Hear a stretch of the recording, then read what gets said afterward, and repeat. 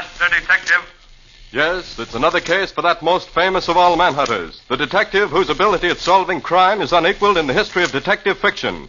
Nick Carter, Master Detective.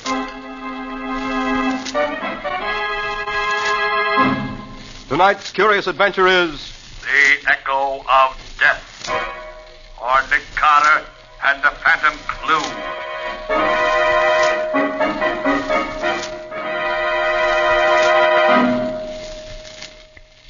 No, please, don't kill me. Don't kill me. Hold him still. They're just like that. This has got to look right.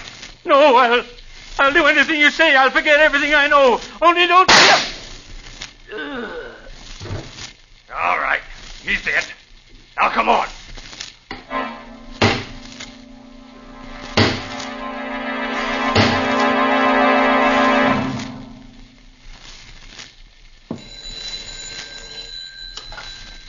Hello?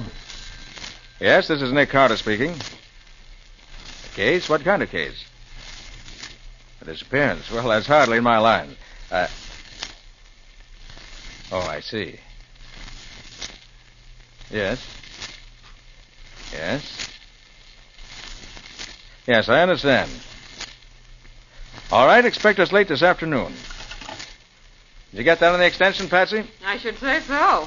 Echo Valley Lodge, private amphibian plane waiting for you at the airport. Come at once, never mind the fee. Who is this Howard Manstead who tosses money around like confetti? A well-known millionaire sportsman, Patsy. But wouldn't it be more to the point to ask about the man who's disappeared? Oh, you mean James Thurlow, the columnist. Why, he's... Hey, who is he, anyway? That's what you get for not reading the financial pages of the paper, Patsy. Well, come along. We've got to find a taxi and get to the airport. Well, aren't we going to take anything with us? Oh, yes, of course. I was forgetting. I thought you were. I'll need my new dress. You'll want Scubby. Call him and tell him to meet us at the airport. He knows Thurlow. They write for the same paper. But why aren't we going to... Oh, and one other thing, Patsy. Bring along Volume 3 of the Encyclopedia, E to H. Scubby Wilson and Volume 3 of an encyclopedia. That's just what a girl needs for a visit to a millionaire's hunting lodge.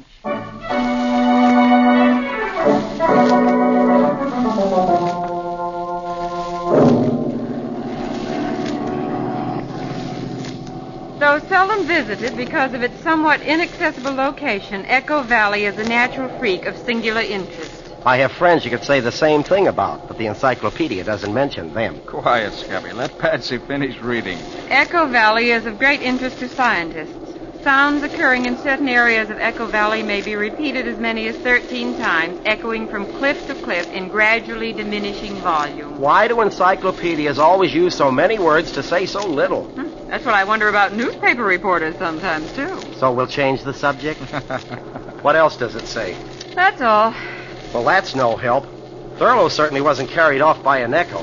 Oh, he's probably just lost in the woods. In any case, I don't see why Manstead insisted on you coming out to look for him, Nick. You're no Indian guide. Patsy, if Thurlow isn't found alive, it may cost the public millions. Millions?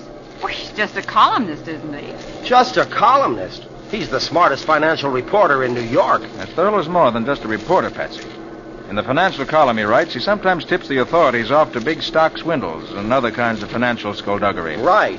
It was Thurlow who broke open the Nemo Bank scandal 3 years ago and sent the whole board of directors to prison. And for some time, Patsy, Thurlow has been hinting in his column that he was on the verge of revealing some kind of tie-up between certain politicians and one or two big operators that would rob the public of millions. Oh, then if anything happened to him now, before he's had a chance to tell anybody what he knew, the scheme would go through as scheduled. Right. That's why he went to Echo Valley Lodge. Manstead, an old friend of his, invited him out so he could work in peace for a few weeks. Scubby. Huh? Is it true that Thurlow was on the verge of a nervous breakdown when he left? Oh, he was walking around in circles talking to himself, Nick. He had almost all the dope he wanted, but he still hadn't got the name of the guy behind the whole scheme. He took along a whole bunch of records of stock transactions. He said they might give him the clue he needed. And, hey, look, ahead of us. Echo Valley. It is, isn't it, Nick? No doubt of it, Patsy. But look, that isn't any Echo flying toward us. A plane. Nick, it's a plane flying up out of Echo Valley. Yes. Yes, it's a private amphibian. I thought this plane of Manstead's was the only one in these parts. Now, the pilot's seen us. Huh. He's turning out of our line of flight. I suppose he wants to avoid us. I'll bet he doesn't want us to see his markings. He is trying to avoid us. Oh, pilot, swing over so we can get a look at that plane down there. Right, Mr. Carter.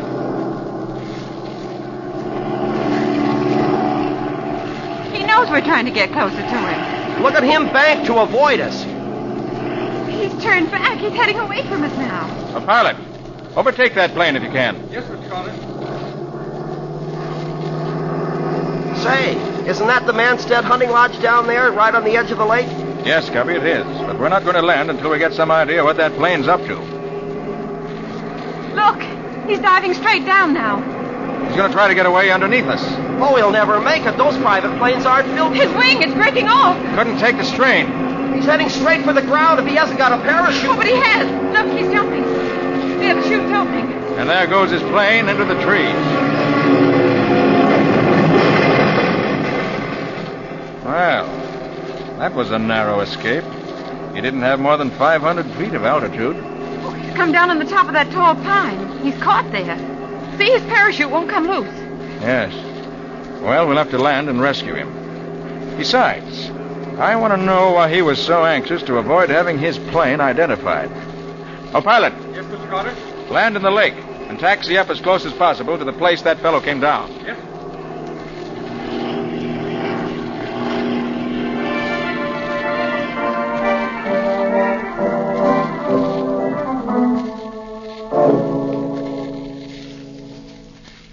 Oh, wait a minute, Patsy. I'll lift this one up for you. There you Watch are. out Okay. that branch doesn't Thanks. snap back in your face, Betsy. Well, aren't we almost there? Yes, there's the clearing. Just ahead. Only a few more steps. Oh, and they say exercise is good for you. Oh, there. There's his parachute. I think I can see him hanging among the branches. He's hurt or he'd call to us. Come on. His shroud lines are caught among the branches. I can see that much. Well, he's just dangling there. Yeah. Hey, you up there. Can you hear us? You all right? He doesn't answer. Look, I'll climb up and see if I can... No. Wait. What is it, Nick? Look at those shroud lines. They're wrapped around his neck. Yeah. Look at the way his head is twisted to one side. Yes. His neck's broken. He's dead. What? Oh. When he landed in the tree, he got tangled in the lines and... I wonder. Nick, what do you mean? Look down at your feet, Scubby. Huh? Cigarette butt. Why, somebody must have been here before us. Maybe. But its position makes me think the cigarette was smoked by him up there. Oh, but that's impossible, Nick. It's been just about an hour, Scubby, since he crashed. He knew we'd come after him. So if he was hurt and couldn't get out of his chute harness, what would be more natural than for him to smoke a cigarette and wait to be rescued? But he's dead. Because somebody reached him before we did. And murdered him.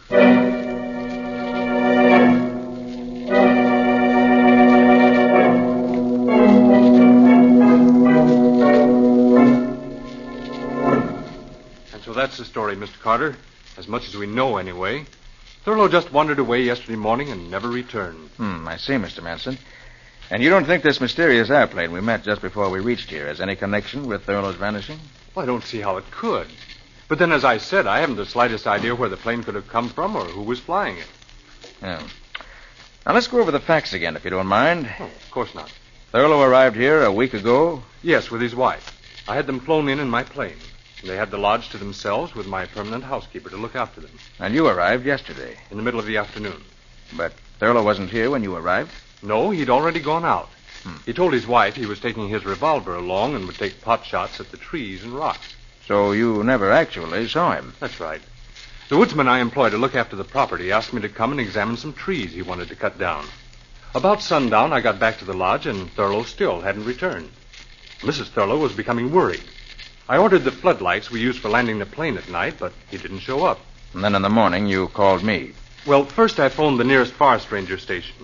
And after that, Mrs. Thurlow was so agitated, I had promised I'd send for you. Where is Mrs. Thurlow? I'd like to ask a few questions. Well, she's sleeping now. She was up all night, and this morning the housekeeper gave her a sleeping tablet. Shall we wake her? No, not just now. There's still an hour of daylight left. I'd like to take a look around outside. Perhaps I'll open it. Mr. Manstead, Johnny, what is it? his hat. We found it. Thurlow's hat? Where? Near the waterfall. Why, that's not far. It's only a mile from here. It's still light. Do you want to come with us and look for him, Mr. Carter? Yes, I think I do.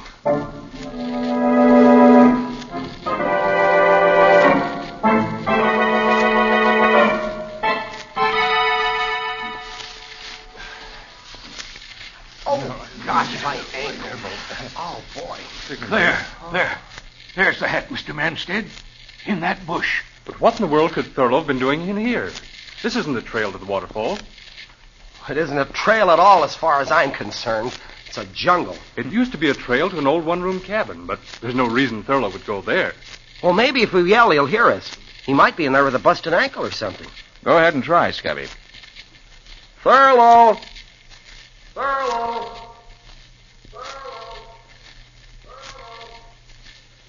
Good gosh, will you listen to that? Well, that's one reason this is called Echo Valley. The cliffs around the waterfall down the trail make a perfect sounding board. Well, if he didn't hear that, he must be dead. If there's a cabin in there, we better take a look at it. Right. I don't see what in the world Thurlow could have come this way for, but maybe he did. Let's find out.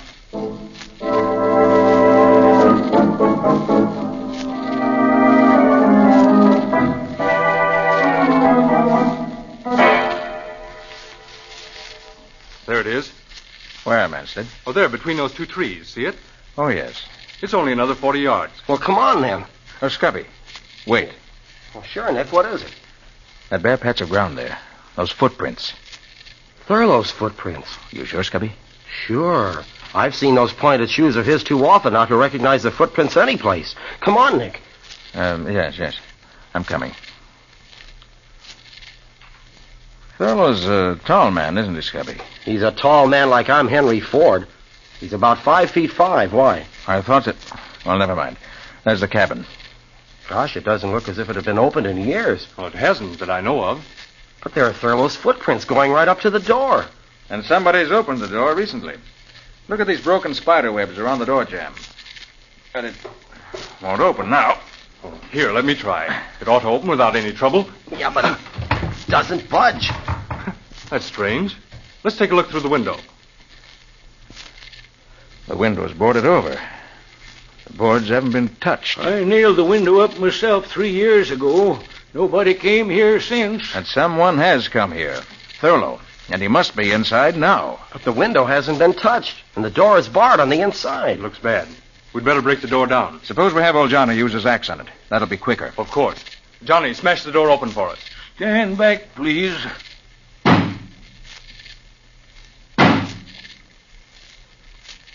That door was locked to stay locked.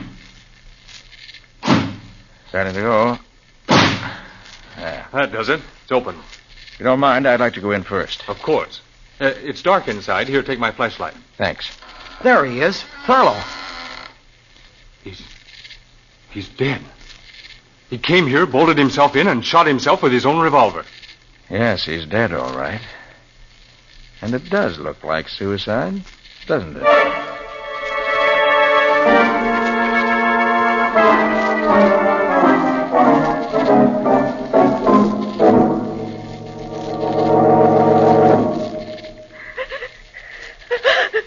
Now, Mrs. Thurlow. Jim couldn't have killed himself, Mr. Carter. He couldn't have. I'm sorry, Mrs. Thurlow. I wouldn't intrude on your grief if it wasn't necessary. Now, first of all, what kind of mood was your husband in yesterday morning just before he disappeared? He was very agitated. Agitated? Well, do you know any reason why he should have been? I think he just found a clue to the identity of the man he was seeking. The one behind this plot to upset the stock market. Did he say who it was? No, he just said he'd stumbled on a clue. And he was so shocked he could hardly believe the evidence. That was why he went out into the woods. He wanted to be alone to think the matter through. And perhaps his notes will tell us what he found. Yeah, I thought of that, Nick. After Mrs. Thurlow woke up and I talked to her while you and Scubby were out with Mr. Manstead, we tried to read his notes. But they're in some kind of a shorthand that nobody can read but himself. I can make out a few words here and there, but not enough to help. Well, we'll have another try at it later. Please go on, Mrs. Thurlow. Well, that's almost all, Mr. Carter. Jim went out about 10 in the morning. I stayed here in my room reading. About half an hour later, I thought I heard a shot. All of a sudden, I was terribly frightened. Frightened? Of what? I don't know. It was just a feeling. Then I heard the far-off echo of somebody hammering. It was... Oh, it sounded like somebody hammering down the lid of a coffin. And I'm positive it meant that Jim was dead. It's probably someone chopping down a tree, she heard, Nick. Anyway, she went back to her reading and forgot about it. Then around 1, Manstead phoned from the village, this little town about 10 miles from the hills, for Johnny to come for him in the station wagon. Manstead phoned? But didn't he fly in by plane yesterday? Seems not. The plane was in New York getting a new propeller, so he took the night train. Is that so? Anyway, Johnny went to meet him. He got here about 2:30. The rest of the story is just the way he told it to us. Nick, Thurlow must have killed himself. There just isn't any other answer. I wonder, Patsy. I wonder.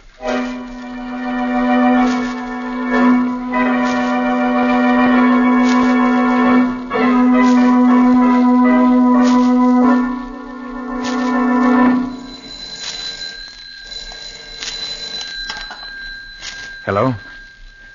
Yes, speaking. Did you get the dope I wanted? He was? And the plane?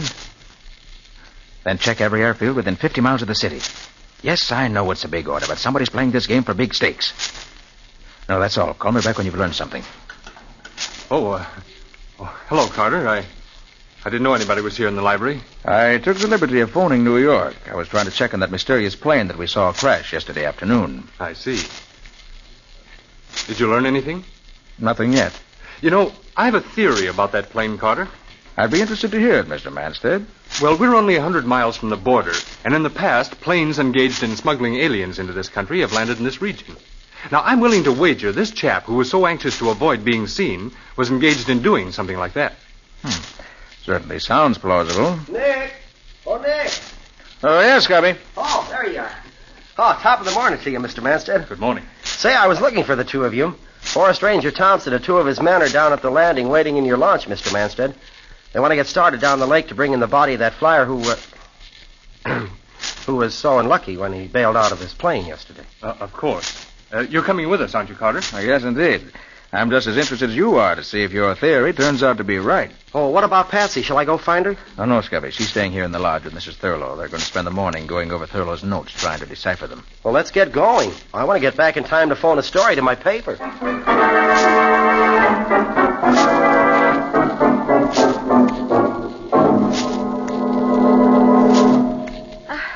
I'm afraid it's no use, Miss. Please, just call me Patsy. It's just impossible to read these notes of Jim's, Patsy. They're not only in his own shorthand, but most of them are in code, too. Here's something that seems as if it might mean something. See, it says, I can HB it.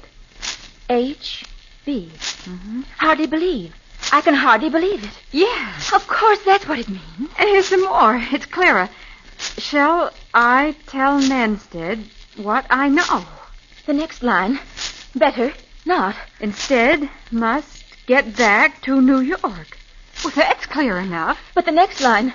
My life, MB, ND. That doesn't mean anything to me. My life, MB, ND.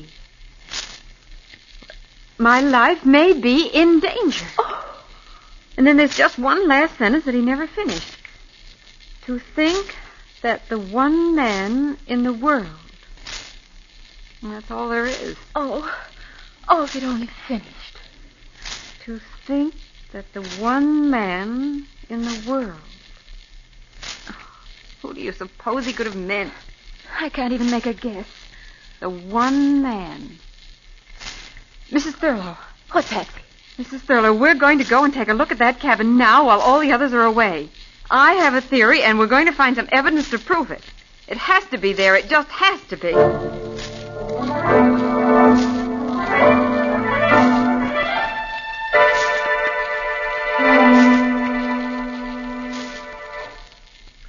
Hello, Nick, my friend. Hey, what's troubling you? You've been sitting out here on this rock for an hour ever since we got back, looking mean enough to bite your grandmother. Scubby, that poor devil of an aviator whose body we brought in was murdered. And Thurlow was murdered. And I can't prove it. But, Nick, couldn't you be wrong? The aviator certainly looked like a natural accident. And Thurlow, if I ever saw a case that looked more like suicide, well, I don't know where it was. Well, that's just it. The aviator I can explain. Someone slipped through the woods, reached him before we did, climbed the tree he was caught in, and strangled him with the shroud lines in his parachute while pretending to help free him. But Thurlow, his own footprints leading into the cabin. The window boarded over and the door bolted on the inside. If somebody killed him, well, how did they get out? I don't know, Scubby. It isn't possible. Yet it was done. I'm going to break the... Hey, Scubby, what's that in your hand? Oh, just a shiny new nail I picked up somewhere. Somebody must have been fixing something. A nail. And Mrs. Thurlow said she heard the echo of hammer blows the morning her husband died. Yeah, said they sounded like somebody hammering down the lid of a coffin. Dames sure have imagination. But that's just what she did hear. Huh? She heard the echoes of somebody nailing down the lid of a coffin.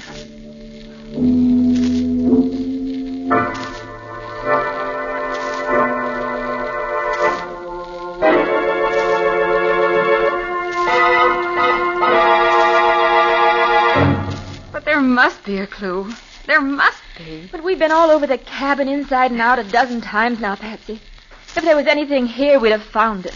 Mrs. Thurlow, somehow your husband was murdered here. And his body left inside this cabin so it would look like suicide. I'm going to find out how the murderer got out, leaving the door and window bolted, or die. I'm afraid you're much more likely to die, Patsy. Oh, Mr. Manstead. Yes, Mr. Manstead. After we returned to the lodge and I learned the two of you had disappeared in this direction, I thought I'd better find out what you were up to. You killed my husband. Of course he did. Who else could your husband have meant by the one man in the world he'd never have believed guilty? But he was Jim's friend. That's what he wanted you to think. He pretended to be a friend so he could always keep checking what your husband learned. And he invited you both here so he could commit murder if he decided it was necessary. A very interesting theory. But I'm afraid I can't give you a chance to tell it to anyone else. Johnny. Right here, Mr. Manstead. Come inside and close the door. What are you going to do to us? He thinks he's going to kill us. He hasn't got that gun in his hand for fun. Johnny, the old mine shaft is close by. Now, if these two ladies out walking had the misfortune to stumble into it, it would be very tragic, wouldn't it? Lots of people fall down old mine shafts. So they do. And I'm afraid another such accident is about to happen. You can't get away with it, Mr. Manstead. Nick Carter won't let you. Oh, well, perhaps even clever Mr. Carter may have to have an accident. Help me silence him, Johnny. Quickly. No, Nick! Quiet! No! Quiet, I say! All right, now, Johnny, knock them both on the head to keep them quiet. All right, Manstead. Let go of her. You, Carter. Nick, look out, his gun! Drop it, Manstead, or... Johnny, kill him! Kill him! Johnny, put down that axe or I'll shoot. Yes, sir. He's dead. I'm afraid so. Patsy, either of you hurt? No, Nick, you came just in time. But how? How did I know Manstead was a murderer? I knew that from the time we found this cabin. But it took an echo to prove it. The echo, Mrs. Thurlow, that you said sounded like someone hammering. But I don't understand. Scubby's bringing Ranger Thompson. Soon as they get here, I think I'll be able to clear up a lot of mysteries. So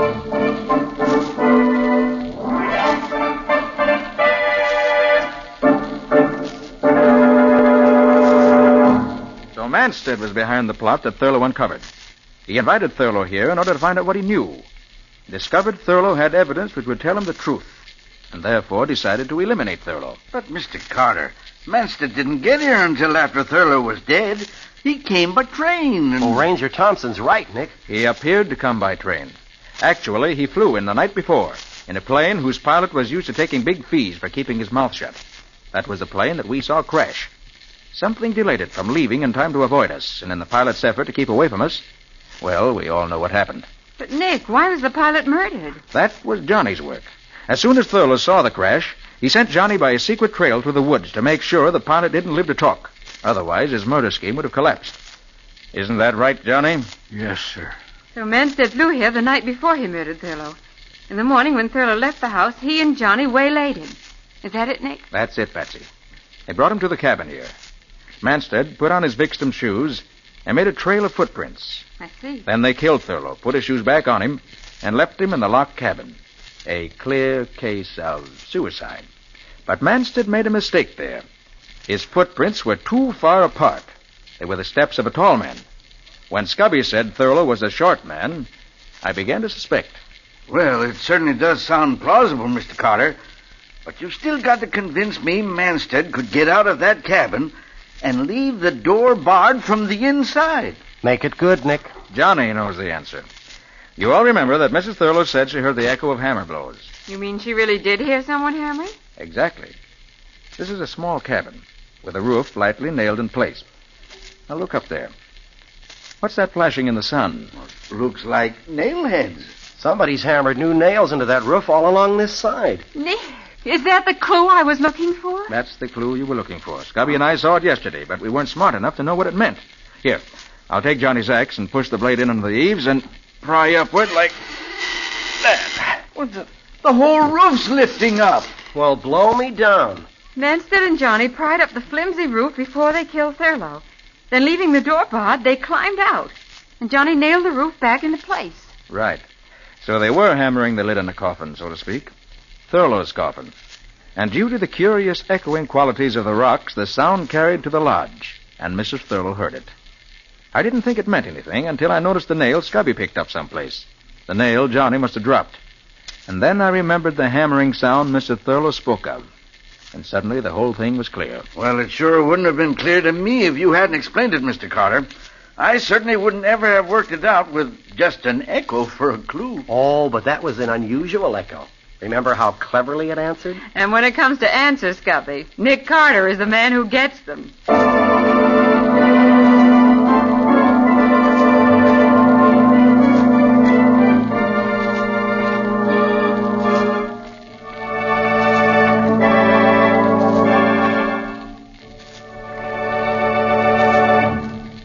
This was another strange experience of Nick Carter called The Echo of Death, or Nick Carter and the Phantom Clue. The curious adventures of Nick Carter, Master Detective, are brought to you every Monday night at 9:30 Eastern Wartime.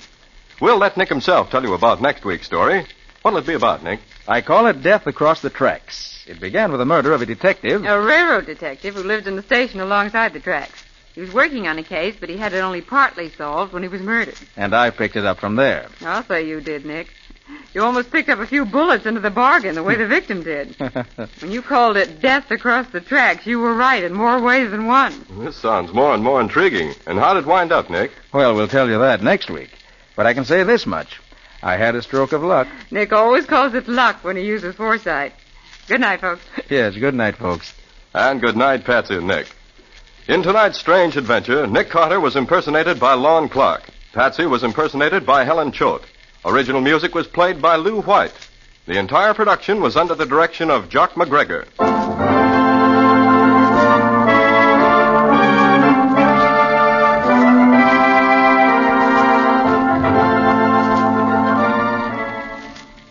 Next week at 9:30 Eastern Wartime, listen to another curious adventure of Nick Carter entitled Death Across the Tracks, or Nick Carter and the Mystery of the Midnight Train.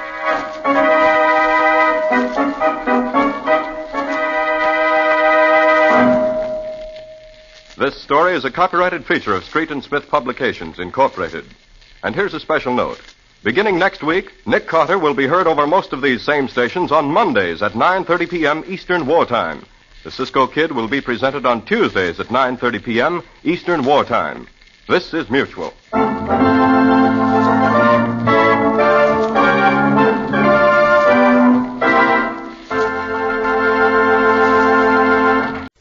The Linux Show, starring Nick Carter, Master Detective. Presented by Acme, America's great producer of fine quality paints.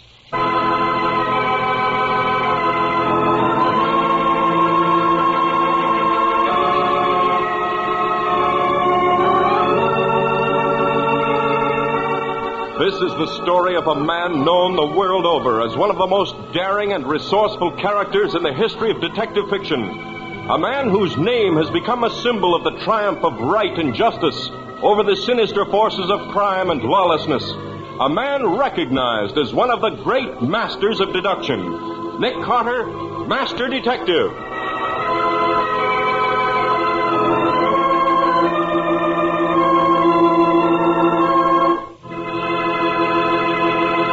Today's exciting case, The Vanishing Lady.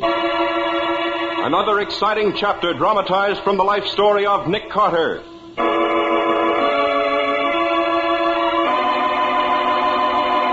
In just a moment, we'll hear how Nick Carter traced a woman who vanished on the steps of the Mercy Maternity Hospital and found out what really happened to her unborn heir. But now, no ordinary phrase is heard oftener than what's new. And this is the answer wise homemakers are giving these days. The three great Linex home brighteners. Linex self-polishing wax, Linex cream polish, and Linex clear gloss varnish. The modern shortcuts to perfect care for floors, woodwork, and furniture. Linex self-polishing wax, the amazing new wax product, beautifies floors with a satiny yet tough anti-skid finish. Linex cream polish cleans as it polishes, leaving no oily film on your furniture. And Linex clear gloss varnish, which is brushed on, dries to an elastic, transparent surface that protects all wood and linoleum in your home. Do as thousands of modern homemakers do. Save hours of work each week. Enjoy sparkling new beauty in your home. Get the three great Linex home brighteners now. You'll find them all at your hardware, paint, or department store. Your headquarters also for Chemtone, the miracle wall finish.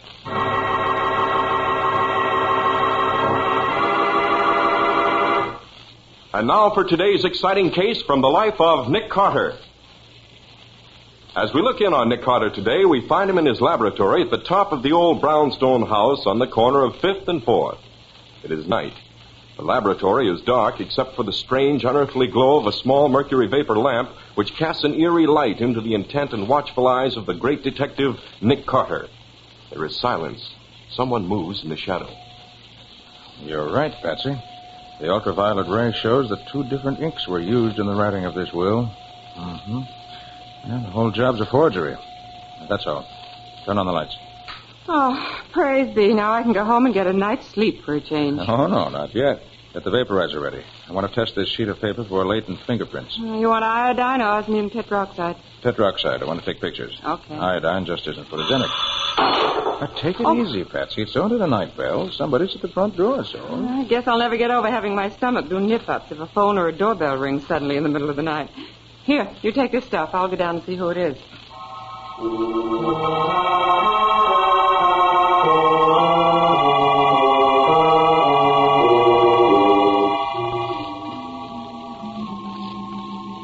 Mr. Carter, you are Mr. Nick Carter? Why, yes. What seems to be the trouble? It's my wife. She's disappeared. We had a quarrel, and now she's gone. I wouldn't be too upset, Mr... Ashford, Harold Ashford. But I am upset. Anyone would be. You see, she's going to have a baby. When? Now, any minute. I mean, any hour. She was on her way to the hospital. That's when she disappeared, right on the steps of Mercy Hospital. Why weren't you with her at the time? I just told you we had a quarrel. Don't you see? Now, look here, Mr. Ashford. Just a minute, Nick. I think we'd get more information if we gave Mr. Ashworth a chance to collect himself. Here, sit down in this easy chair. Thanks. You're very kind, Mrs. Carter. I guess you've been through this yourself. Oh, no, my name's Bowen. Miss Patsy Bowen. Oh, I'm sorry. I apologize. That's perfectly all right, Mr. Ashworth. You see, I was one of a large family, so I do know a little about these things. Mr. Carter, on the other hand... Now, look here, Patsy. Mr. Ashworth didn't come here to... Quiet, Nick. You may be tops when it comes to scientific detection, but how you ever passed in applied psychology? Now, Mr. Ashworth, suppose you tell us all about it, from the beginning. Yes. Yes, of course. Patsy, sometimes I have to hand it to you. Thanks. All right, Mr. Ashworth, you and your wife are expecting a baby. What's her name, by the way? Nora. She was Nora Brent. Mm-hmm. Her 2 uncles own the Brent Tubing and Appliances Company. Then she has money. Oh, no. Her father was a minister. He died before we met. Her uncles never approved of me. You see, I'd been married before. Widowed or divorced? Divorced. That's what her uncles didn't approve of. And besides, Nora's a good 10 years younger than I am. They say I married her on the rebound. You see, she had a childhood sweetheart, Jim Stanley, a boy she'd known all her life. He was reported missing with a carrier that went down in the Pacific. That was 2 years ago. Nora was pretty cut up about it. My first wife had just run away with another man. So you consoled each other. Well, maybe just at first, but it didn't take long for us to realize that we were made for each other. You've got to believe me, Mr. Carter. We loved each other. We were ideally happy. No arguments? No differences of opinion? No, never. That is, not until today. And what happened today? This morning, a letter came for Nora. It was addressed to Nora Brent, not Mrs. Ashford, mind you. And up in the corner of the envelope, the sender's name and address read, Chief Petty Officer Jim Stanley, Tappan Haven Hospital. But that's the man she was in love with. The man who was supposed to be dead. Now he's in a hospital only 5 miles down the bay. I take it she got excited when she saw the letter. I knew she would, Mr. Carter, and, well, maybe it was jealousy. Maybe I was afraid of what might happen. You see, we were expecting the baby almost any time, so... So, what? So I destroyed the letter. Very short-sighted. I realize that now, but I couldn't bear to think of losing her. I'd have done anything to prevent it. It would have been much better to have brought the whole thing out into the open. It's too late now. It's happened. Just what I was afraid of. We were sitting in my den after dinner tonight. I was so worried I just couldn't seem to take my eyes off her. Pretty soon I realized I was making her nervous, so I said I thought I'd go to bed and read. I'd just got into my pajamas when the phone rang. I let Nora answer it because her uncle, Timothy Brent, generally called about that time to find out how Nora was feeling. Oh, so the uncles had forgiven her for marrying you. Oh, yes. Tim Brent's a swell guy. He came right around to see us as soon as Paul, the other uncle, died 5 months ago. But Paul never forgave us. Even cut Nora out of his will. Stubborn old customer, huh? And was it Uncle Tim on the telephone? No. I could hear Nora's voice, but not what she was saying. She was talking on the extension in the dining room. Well, pretty soon she opened the bedroom door. She was sort of quiet and white. Harold, what did you do with that letter? What letter, Nora? The one from Jim Stanley. I just talked to him. But, Nora, there wasn't any letter. You mean Jim's alive? Harold, you've never lied to me before. How could you? How could you? Nora, please, I can explain. I don't want any explanations. I don't want... Nora, darling, what's wrong? What's the matter? Baby, I've got to get to the hospital. I've got... Nora, please, darling, don't be frightened. Just as soon as I get dressed again, I'll take it. It's probably Uncle Tim. Hello? Oh, yes, Uncle Tim. No, something's happened. It's the baby. I'm going to the hospital right away. Please call Dr. Jenkins and tell him that I need him. Tell him to come right away. Nora, for heaven's sakes, wait just a minute until I get... No, Harold, I'm going for good. I don't ever want to see you again.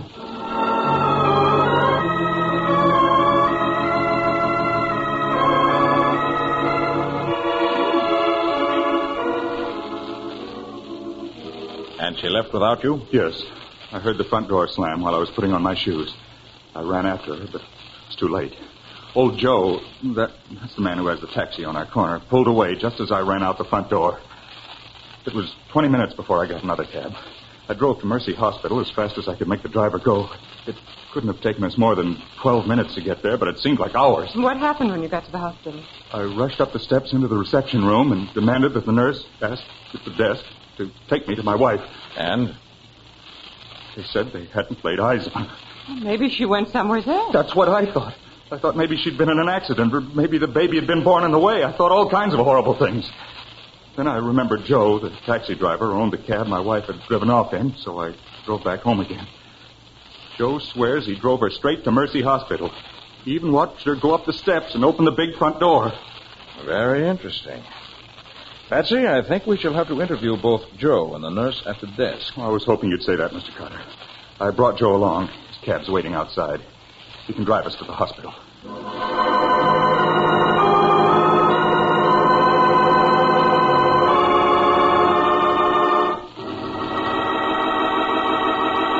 Well, what can Joe tell Nick about the Vanishing Lady that he hasn't already told her husband, Harold? And how could Nora open the big front door of the hospital and yet apparently never enter it? We'll see in just a moment. If you've used new Linex self-polishing wax, then you know firsthand how different, how perfect a quick-drying wax can be. If not, it's high time you tried it, because here at last is sparkling new beauty, new protection, new skid resistance for all your floors and linoleum. Developed by leading research chemists to give you the best, Linex self-polishing wax lends handsome appearance, lasting protection, real anti-skid finish to every floor surface in your home. Yes, Linex self-polishing wax is made from a formula that's completely new. It has the highest possible content of genuine carnauba wax, and it has been proved by the underwriters' laboratories that linoleum, hardwood, and rubber tile are actually less slippery after application of Linex self-polishing wax. When you walk on a Linex surface, you can actually feel the difference. What's more, it dries quickly to a satiny luster without tiresome rubbing, and it takes only a jiffy to wipe on. So do as wise modern homemakers have learned to do. Choose genuine Linex self-polishing wax.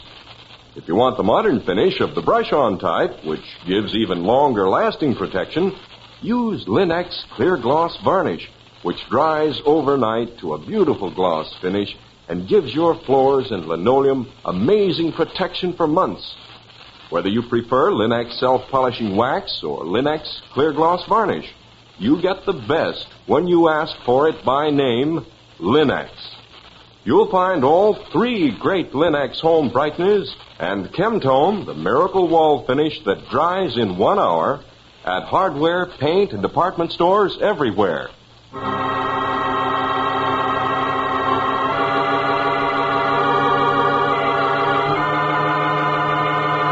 And now back to our story.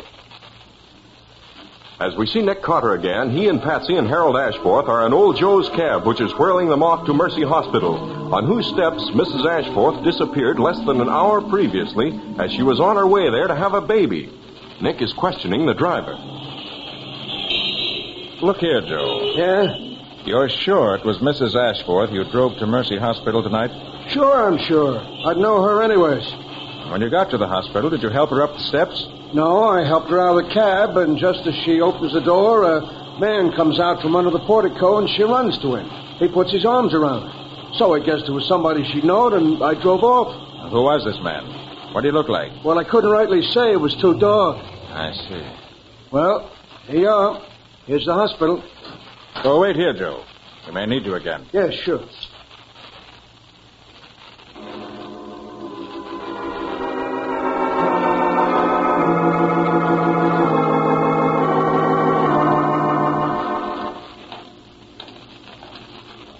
The reception desk is over here, Mr. Carter. That's the nurse that told me my wife was... Well, look who's there talking to her. It's Uncle Tim. What's been going on here, I'd like to know? What if the baby did decide to arrive ahead of time? Attorney Hospital is here to take care of cases like that. But I tell you, Mr. Brent, we didn't turn your niece away. Mrs. Ashford never came here. I swear to you, she never walked in that door. Then why did I just get this wire saying you were full up? Mind if I have a look at that telegram, Mr. Brent? And who in blazes are you? This is Nick Carter, Uncle Tim. He's trying to find out what's happened to Nora. Why in thunder didn't you stick with Nora? You'd done your duty as a father. We'd know where she was. Suppose you let me look at that telegram. See what I can make of it. Oh, yes, of course. Mercy Hospital full. Mrs. Ashforth taken elsewhere. Everything under control. No cause for anxiety. Signed, Mrs. Mary Brown. Who's Mrs. Brown? Never heard of her. You, Harold? The name means absolutely nothing to me. Mary Brown. Nice, indefinite sort of name. Let's see. This telegram was handed in at the Midtown station at 10:45. That was only a few minutes after Nora left the house. Yes, interesting. When did you receive the telegram, Mr. Brent? About 10 minutes ago. I came right over here. I only live 3 blocks away. Why didn't you receive it earlier? Should have had it 3/4 of an hour ago. I suppose I would have if I'd been home, but I went to a late movie. Patsy, Yes, Nick. suppose you go to the telegraph office this wire was sent from. See if you can get a line and who handed it in. Then get hold of a nurse's registry. It's just possible there may be a nurse by the name of Mary Brown. Okay. There is, find out what hospital or sanatorium she works out of. Report back to Mr. Ashforth's apartment. Right, Nick. I'm on my way. And you, Mr. Ashforth, I suggest you go home. I have a hunch you'll get a telegram yourself in the not-too-distant future. You think so? Maybe there's one there already. I'll see you later. Mr. Brent, tell me, you really think your niece is still in love with this fellow, Jim Stanley? It's my personal opinion, Mr. Carter, that she found she didn't love her husband. She took that way out to sort of keep him at arm's length. Well, I guess I'm getting on home. Unless there's something more I can do for you. No, I think you've done everything we could expect, Mr. Brent. But there are still a few questions I'd like to ask the nurse at the reception desk. Good night. Good night, Mr. Carter.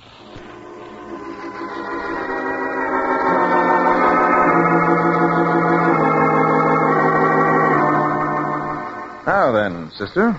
Honest, Mr. Carter, Mrs. Ashford didn't come here tonight. We don't turn away cases like hers ever. Mr. Ashworth's doctor, what's his name? Stevens. He takes care of all the Brents and the Ashfords. Did he show up at any time tonight? Oh, no, sir. He hasn't been here all either. And yet Nora told her uncle to get hold of him. I wonder. Oh, I see there's a telephone down the hall. Suppose you ask the operator to connect me with the ambulatory ward at Tappan Base Hospital. And while I'm getting that call, you might phone Dr. Stevens' house and find out for me why he didn't get round to deliver the Ashworth baby. Oh, let him think it's a routine inquiry from the hospital. Will you do that for me? Oh, anything I can do for you is a pleasure, Mr. Carter, I'm sure. Thanks, sister. I'll take the call down here. Gee. Myrtle, connect the gentleman on the hall phone with the Tappan Base Hospital. Yeah, the Tappan Base Hospital, the ambulatory ward. Yeah, it's Mr. Nick Carter, the detective. Hurry up, will you, Myrtle?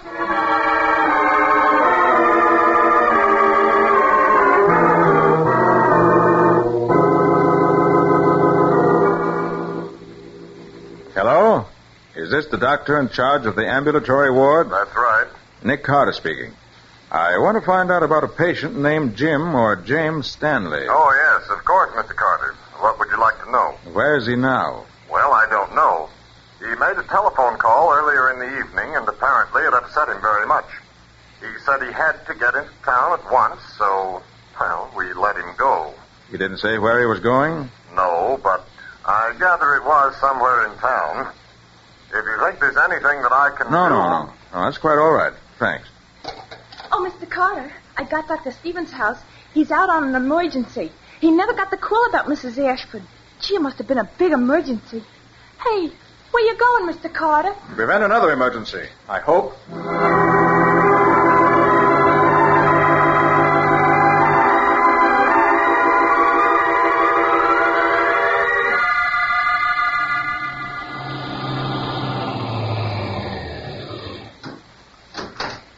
Thanks, Joe. Okay. Which is the Ashforth apartment? Ground floor right, just inside the front door. Thanks. Oh, yes. Somebody there, all right. Lights lit, shades drawn. And what's that? 2 figures. Male. Great Jupiter, one of them's got a gun. Well, Nick, old boy, no time for a door. Here we go through the window. Right up with your hands, both of you. But he shot at me. Maybe, but he didn't hit you. She undoubtedly would have if he meant to kill you. That's right. I was just trying to keep him off me. He's got some crazy idea that I ran away with his wife. I take it you're Chief Petty Officer Jim Stanley. That's right. I found out today this guy had married Nora. Well, she sounded sort of upset when I talked to her on the phone, so I thought I'd just drop around and size up the situation. If he wasn't treating her right, I was going to beat his ears in. Nora and I grew up together. We were like brother and sister. You see, Mr. Stanley, unfortunately, Mr. Ashforth's wife disappeared just after you talked to her. And somehow we rather imagined she might have run away with you. So that's why he jumped me. Oh, but he's got it all wrong about me and Nora. Oh, we had a crush when we were in school, but I married a girl in Australia 3 years ago. I wrote Nora at the time, and she wrote back wishing me luck. Well, she never told me that. We women do strange things sometimes to keep our boyfriends guessing. Oh, Patsy, stay away from that broken window. Wait for me outside. Don't worry, I'm not the one who takes chances. Oh, look, Nick, I found out about the telegram, and there's no Mary Brown, Miss or Mrs. in the nurse's registry. And the telegram was handed in by a man. In fact, I think he sent another. I ran into Miss Patsy coming round the corner. Oh, Miss Brent, hello. Yes, I had a hunch you'd get another wire. Let's have a look. No, don't try to come in. Patsy will hand it up. Here you are, Nick. Thanks. Your grandniece and her mother doing beautifully at Clay Sanatorium. What? Come and bring the papa. Mrs. Ashforth keeps asking for him. And no signature. She wants me. Nora wants me. And the baby's here. I have a little girl. It's wonderful. Where's my hat? Oh, I haven't got time. Come on, everybody.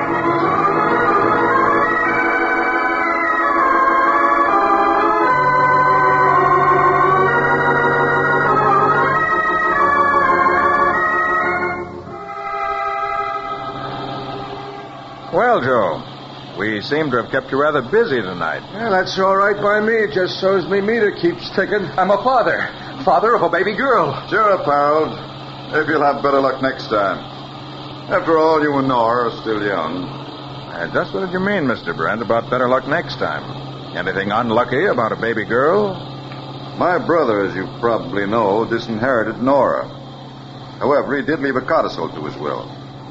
He couldn't bear to think of the Brent factory going out of the family.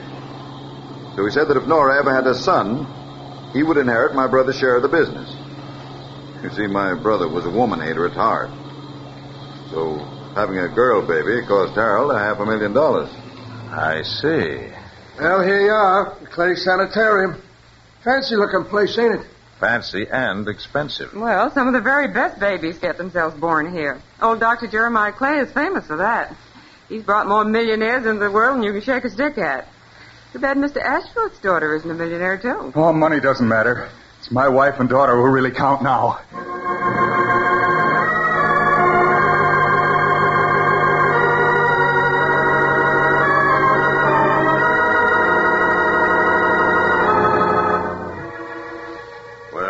Well, I'm glad you come. Welcome, Mr. Brent, and congratulations to you, sir. You must be the father. Sorry, I haven't that honor. This is Mr. Ashford. Oh, yes, of course. This way, Mr. Ashworth, please. The new mother is so anxious to see you. This way, please. Such a curious case. Women are often most unreasonable at these times. Didn't want the family informed. Of course, the minute it was all over, when she saw the baby, complete return to normalcy. Wanted the family at once. This is her room. Sorry, I'm afraid only the father can go in. Just at first, you know. Nora. Oh, Nora, darling. Oh, Harold. Dearest. Oh, my darling. Oh, Harold, don't. Please, darling. It really wasn't so bad. I had a very easy time. It's a girl, you know. I'm sorry. Oh, dearest, I don't care what it is. Just as long as you love me. Silly, of course I do. It's funny when they showed her to me. It's like being introduced to a perfect stranger. Darling, we'll get acquainted with her. Together. Well, come on, Nick. Our job's finished. Let's go home. Oh, Dr. Clay. Yes? I think I'd like to have a look at Mrs. Ashforth's baby. Of course. I'll have her nurse show it to you. Just a moment, please. This is the first time I ever knew you to show an interest in the nursery. I'm playing a hunch, Patsy. Oh? A hunch that may split this case wide open.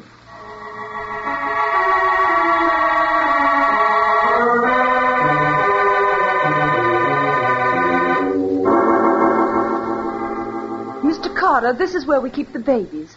I'm sorry you can't go in, but I've asked the other nurse to bring the baby to the window. I'll motion to her. You haven't many babies here, have you? No, this is a small private hospital, you see. Oh, there she is. It's a fine, healthy-looking little girl, isn't she? So that's supposed to be the Ashforth baby. Hmm? What do you mean, supposed? There's her name on a tag. I put it there myself. That baby's at least 3 days old. Moreover, forceps were used at her delivery. Patsy, you heard Mrs. Ashforth say she had a very easy time. Nick, you mean it's been a mistake? Mistake nothing. It's been a criminal substitution. Nurse, how much did Mr. Timothy Brent pay you to substitute a girl for a boy baby? How dare you? I'll call Dr. Clay and have you arrested for slander. No, you won't. Because if you do, I'll insist that the police take a blood test of that baby. And if that test proves the baby's blood does not belong to Mr. and Mrs. Ashforth's blood group, you'll end up in behind bars for a long, long stretch. Oh, no. No, don't. I'll tell you everything. I did it for Timothy Brent. He said his niece would lose her mind if she had a boy baby. He said that... You lie. I had nothing to do with it. You did, Mr. Brent. You brought her here. You arranged for the whole thing. Are you double-crossing little... Easy. You'll wake the patients. Now then, nurse. Where's the real Ashworth baby? The boy? In the first crib by the door, Mr. Carter. You're sure there's no mistake this time? Yes. That's the Ashworth baby. Very well. Patsy, I think we'll introduce him to his mother. We'll talk to you later, nurse. And to you, Mr. Brent. I wouldn't have done it, but Mr. Brent said... I have nothing to do with this, Mr. Later, Brent, later. All right, Patsy. Go get the baby. Don't you want to carry him in, Nick? Oh, good heavens, no. I'm afraid I might break him. Here we are. All right. Come on now. Patsy. Come on. Come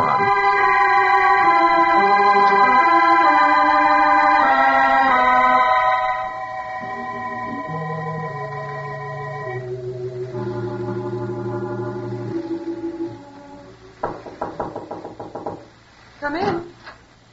Well, Mrs. Ashworth, it seems there's been a slight mix-up. The baby they brought you before belonged to someone else. So we thought you might like to see yours. It's a boy. A boy? Bring him in, Patsy. Okay. Young man, this is your mother. Oh, give him to me, please. Here you are. Oh, Harold. Oh, Harold, look at him screw his face up. Oh, he's so homely and so darling. I'd know he'd belong to us anywhere.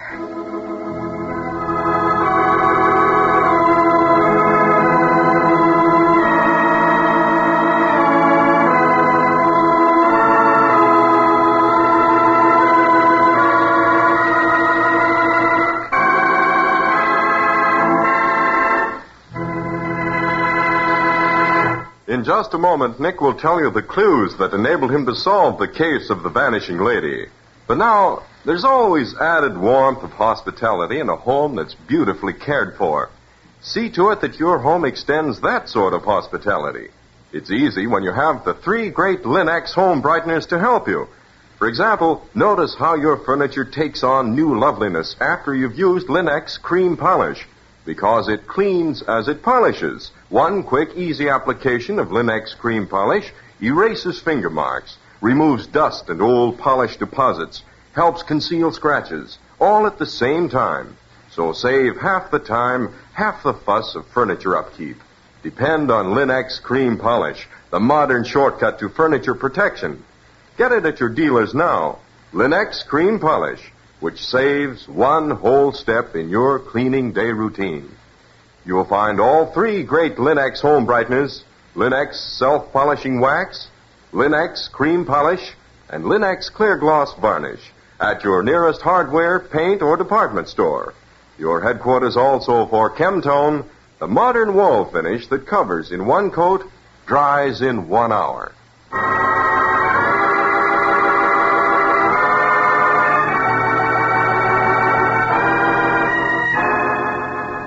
Now let's hear from Nick Carter himself. Nick, why didn't you have that old reprobate Uncle Tim Brent arrested? Yes, Nick. How come you let him go free? Well, when the DA's office goes over his books in order to straighten out the kid's inheritance, they'll do plenty to him without my help. Oh, of course. So that's why he had to change the boy for a girl. He's been up to some shenanigans with his brother's fortune. Obviously. Well, Nick, when did you first suspect the uncle? Right away. Oh, just like that, eh? Well, it couldn't have been anybody else. The man who met Nora on the hospital steps had to be responsible for her disappearance. Only 2 men knew she was on her way to the hospital. Her husband and her uncle. That's right. Her husband was left at the post, never caught up with her. Therefore, it had to be the uncle. Well, Nick, that was quite a story. Now, what can you tell us about next week's case? Well, let's see. Next week, I think I'll tell you about the pompous chemical magnate who rang our doorbell one evening, clad in pajamas, overcoat, and bare feet. And the pajama legs were partly burned off. In fact, that was the 3rd night in a row that the old boy had been thrown out of a hotel because he... Hold it, Patsy, hold it. Let's not give the whole plot away. That comes next week. Well, what do you call that story, Nick? I call it The Strange Case of the Involuntary Firebug.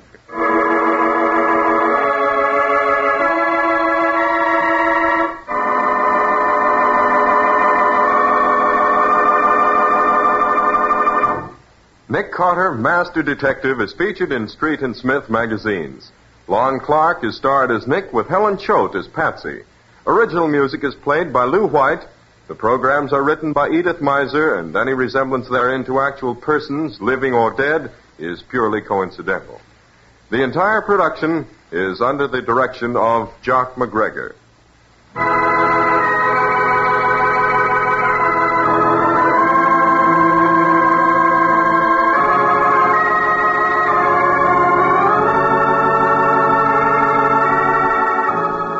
Nick Carter, Master Detective, is presented at this time and over these same stations each week by the 3 great Linux home brighteners. Linux Clear Gloss Varnish, Linux Cream Polish, and Linux Self-Polishing Wax, created by Acme, America's great producer of Acme fine quality paints. This is Ken Powell speaking for the thousands of Linux dealers all over America and saying so long until next week.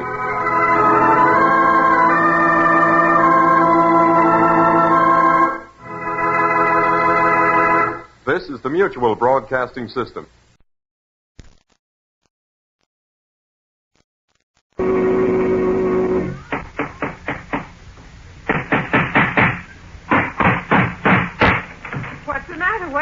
It's another case for Nick Carter, Master Detective.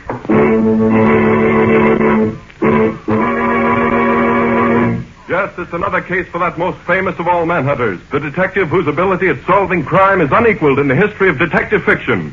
Nick Carter, Master Detective, presented by the three great home brighteners, Linex Clear Gloss, Linex Cream Polish, and Linex Self-Polishing Wax, created by Acme, America's great producer of Acme quality paints. Today's curious adventure, Murder on Mad Mountain, or Nick Carter and the mystery of the opera singer's dog.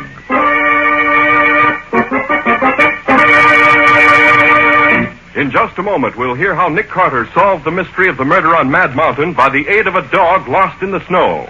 But first, let me tell you something. You and your family take pride in your home, of course. That's why you keep it bright and sparkling with Chemtone, the miracle wall finish that brings new beauty to your walls. With Linex Clear Gloss, the transparent finish that gives lustrous, durable protection to every wood and linoleum surface in your home. Linex Clear Gloss, a favorite in thousands of American homes, flows on easily without brush marks, drying to an attractive gloss that wears and looks beautiful for a long, long time. What's more, it resists damage by hot grease, boiling water, fruit acids, perfume, even alcohol. And Linex Clear Gloss keeps dirt on the surface so that it's easily wiped away. Keep your home looking lovely with Linex Clear Gloss. Available at your paint, hardware, or department store. Headquarters for all three great Linex home brighteners and Chemtone, the miracle wall finish that dries in 1 hour. And now for today's mysterious adventure with Nick Carter. As we open our story today, we find Nick and Patsy in a train which is crossing the hump of Mad Mountain in a raging blizzard. This is a pretty thrilling experience, Nick, riding over the mountain in a blizzard like this. We're just as snug and cozy inside the train here as if we were in our own homes. It may be thrilling, Patsy, but it's pretty dangerous, too. Dangerous? What's dangerous about it? Well, up here on Mad Mountain, there's always the danger of a snowslide sweeping down on us and pushing the whole train down into the canyon. Or we could run into extra heavy drifts and get stalled. In fact, that's where Mad Mountain got its name, and the trouble it's always caused the railroad. Well, I don't care. I'm enjoying it just the same. Wonder how much behind schedule we are. Here comes the conductor. I'll ask him. Oh, conductor? Huh? How late are we going to be? Well, I can't tell you, miss. Depends on how long this storm keeps up. Say, conductor, didn't you used to be on the New York to Miami run in the Pennsy about 10 years ago? Why, yes, I did. Left there 11 years ago next March. I thought so. I used to ride with you often in those days. Is your name Bonner? Robert Bonner? Gosh, what a memory. Sure, I'm Robert Bonner, but I don't remember you. Takes a detective's trained mind to remember names and faces, Mr. Bonner. Nick's a great one for that. Nick? You don't mean you're Nick Carter? Guilty in the first degree. Well, don't that beat all? After 11 years. I would say, Mr. Carter, I'm sort of glad you're riding with us this trip. You want me to help you find the tracks again if the train runs off them? It ain't the blizzard I was thinking of, bad as it is. That opera star we got hitched on the rear of the train. You mean that private car we saw at the terminal belongs to a real opera star?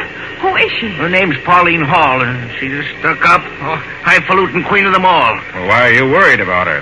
Well, after we hitched her car on, I went back to see if everything was okay. Orders, you know. Sure, I know. Well, out she comes, wearing more jewels than the Russian royal family. She waves her hand at me and she says, "Conductor, please see that no one is permitted to enter my car at all. I'm not to be disturbed before we get to Sacramento in the morning." That fuzzy little chow dog of hers stands there blinking at me. Collar around his neck, studded with diamonds. Well, a chow is a high-class dog, Mr. Bonner. And then, as if there ain't enough trouble for me trying to keep everything straight around here with a blizzard blowing down my neck, I get this telegram from the chief. Says I gotta take care of the dame and her sparklers as if they were my own. Says the stuff she's carrying is worth about 100,000 cash. That's a lot of jewels to be lying around loose. Maybe she won't be disturbed in Sacramento in the morning either if that dumb engineer of ours don't use more sand. We was an hour behind crawling up the other side. Now we ain't even crawling. Why, Nick, we've stopped. We aren't moving at all now. Sounds as if we're in trouble. Yes, sir. We are in trouble. Engineer's whistling for a flag man. Got to get him out fast. Won't he like that on a night like this? What do you need a flagman for up here in the mountains? Well, the second section, this train's right behind us. And this snow, she could plow right into us before she knew we were here. Hey, Carney, wake up, you. What's the matter now, Bob? Get your flag and get going. We're stuck. Oh, look, on a night like this... There's no time to argue, Carney. Now, you get ready and start on your way back. And you'll be sure to get back a full half mile, too, before you set up your flares. Be watching, so shake it up. I suppose I gotta climb out and wade around that Opera Star's car. She won't let me go through. You bet she won't. When you go by her car, don't cuss so loud you wake her up either. I don't want to be hauled on the carpet for disturbing her nibs. Snow must be up to my waist by this time. Yes, and watch out you don't fall over into the canyon. There ain't much room to spare between the track and the edge of that cliff, you know. Of all the doggone dirty jobs on a railroad, this being a flag. He doesn't look very happy. No, and I ain't very happy either. That doddering old throttle pusher up there in the cab was a real he-man. We wouldn't be stopping for a little snow. Well, ain't nothing to do now but wait. Hope the second section don't jam into us.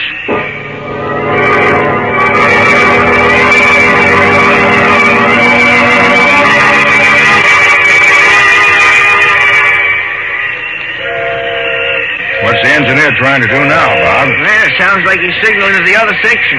That dumb flagman of mine set the flares going like I told him to. They ought to stop the rest of this drag. Then there wouldn't be no need for all that tooting and whistling. Well, why don't you look and see if you can see the flares, Mr. Bonner? They'd certainly show up across the snow, now that it stops snowing. Well, that's just what I'm going to do. You want to come, Mr. Carter? Wait till I get my coat on and I'll be right with you. You ready, Mr. Carter? Take a look out the platform. They have the car here. Now watch out. We'll open up here. There we are. Hey, mighty cold out here. Must be near zero. Yeah, very near. Hey, that's the other section, Mr. Carter. They got the signal. Well, that takes care of that. Hey, wait a minute. What's that? Good gosh, it sounds like... It is. That's an avalanche. Look out. Sounds like a big slide. Yes, sir.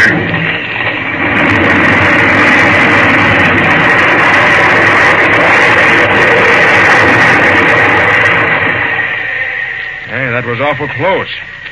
Too close for comfort. Yes, sir, indeed. Missed us, though. Went right by us. And what about the flagman? You suppose that he might have been... Carney. He must have been right in the path. I better see if he... I'll go with you. Come on.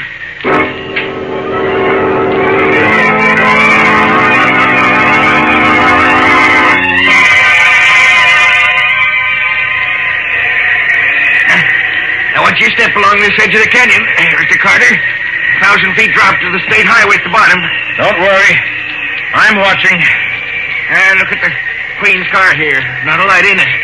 Not a peep out of the old girl. I'd have thought the noise of that slide would have woken the dead. Didn't you say she had a maid and a porter with her, too?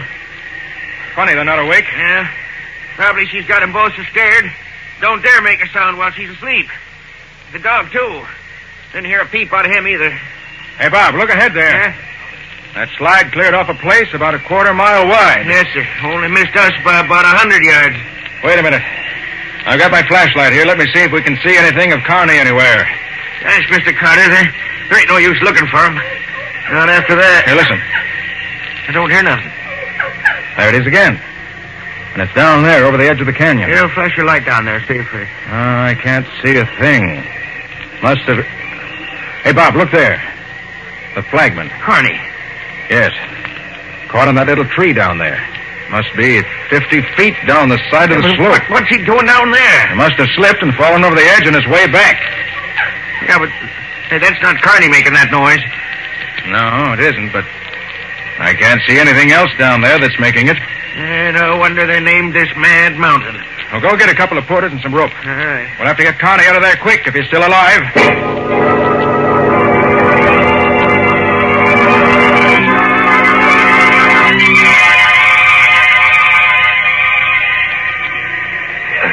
Just a little more now, boy.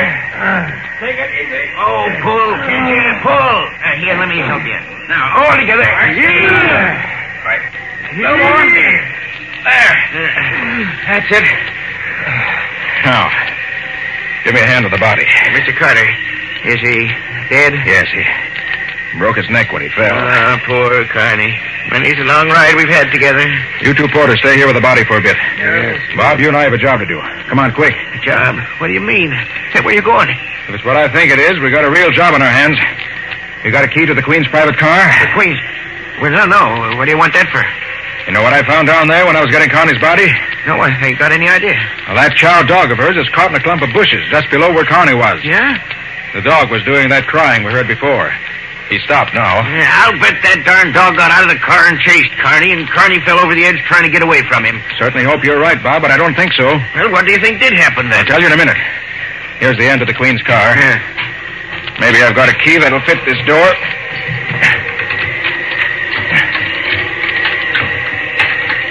Now, they have a special lock on it.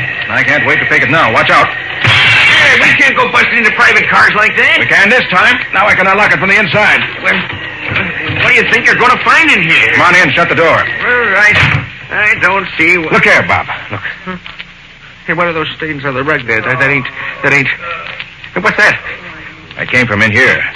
Well, that's her porter all tied up. Yes. And he's been drugged, too. What? I don't understand. I thought so. See there? Oh, look at all that blood. Yes. And the Queen put up quite a struggle for her life, but she lost. Oh, I'll say there was a fight here. Look at this room, everything upside down. Yes. And everything valuable gone. Nothing left but some toilet articles. Where's the maid's compartment? It's over here. Oh, gosh almighty. She's dead, too. Strangled to death, looks like. Those purple marks around her neck couldn't mean anything else. Oh, what a smell. What is it, Mr. Carter? It smells like perfume. Yeah, see there? Broken perfume bottle. Got smashed in the struggle. Whew. The smell is so strong, it's sickening. Oh, I'm going to catch it for this.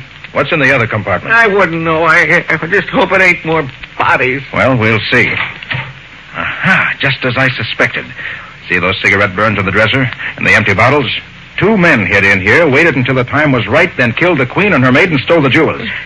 How do you know there was 2 men? 2 different brands of cigarettes here. Oh, yeah. Hey, where do you suppose they got aboard? Probably hid in here before the car left the junction. Well, do you suppose they're still on the train? See if the front door of the car is unlocked. Oh, sure. Yes, Mr. Carter, it's not locked. Well, they probably went out that way and are somewhere on the train now. Bob, they must have figured that nobody would enter this car before it reached Sacramento. Uh-huh.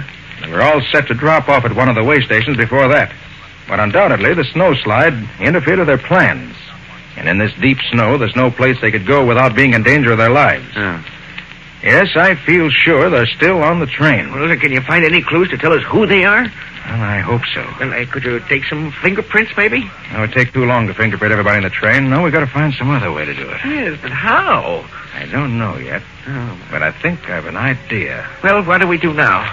Bring Connie's body in here. Let the passengers think he was killed in the slide, but don't let them know he was murdered. Murdered? You say Carney was murdered, too?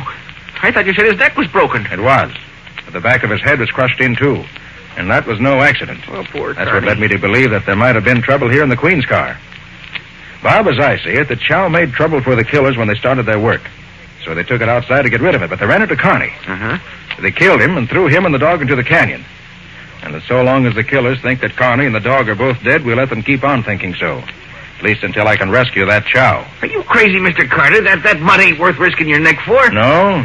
I have an idea. Maybe he can tell us who the killers are. Oh, what the heck? Chows can't talk. I have an idea. Maybe this one can't. At least I'm going to find out anyway.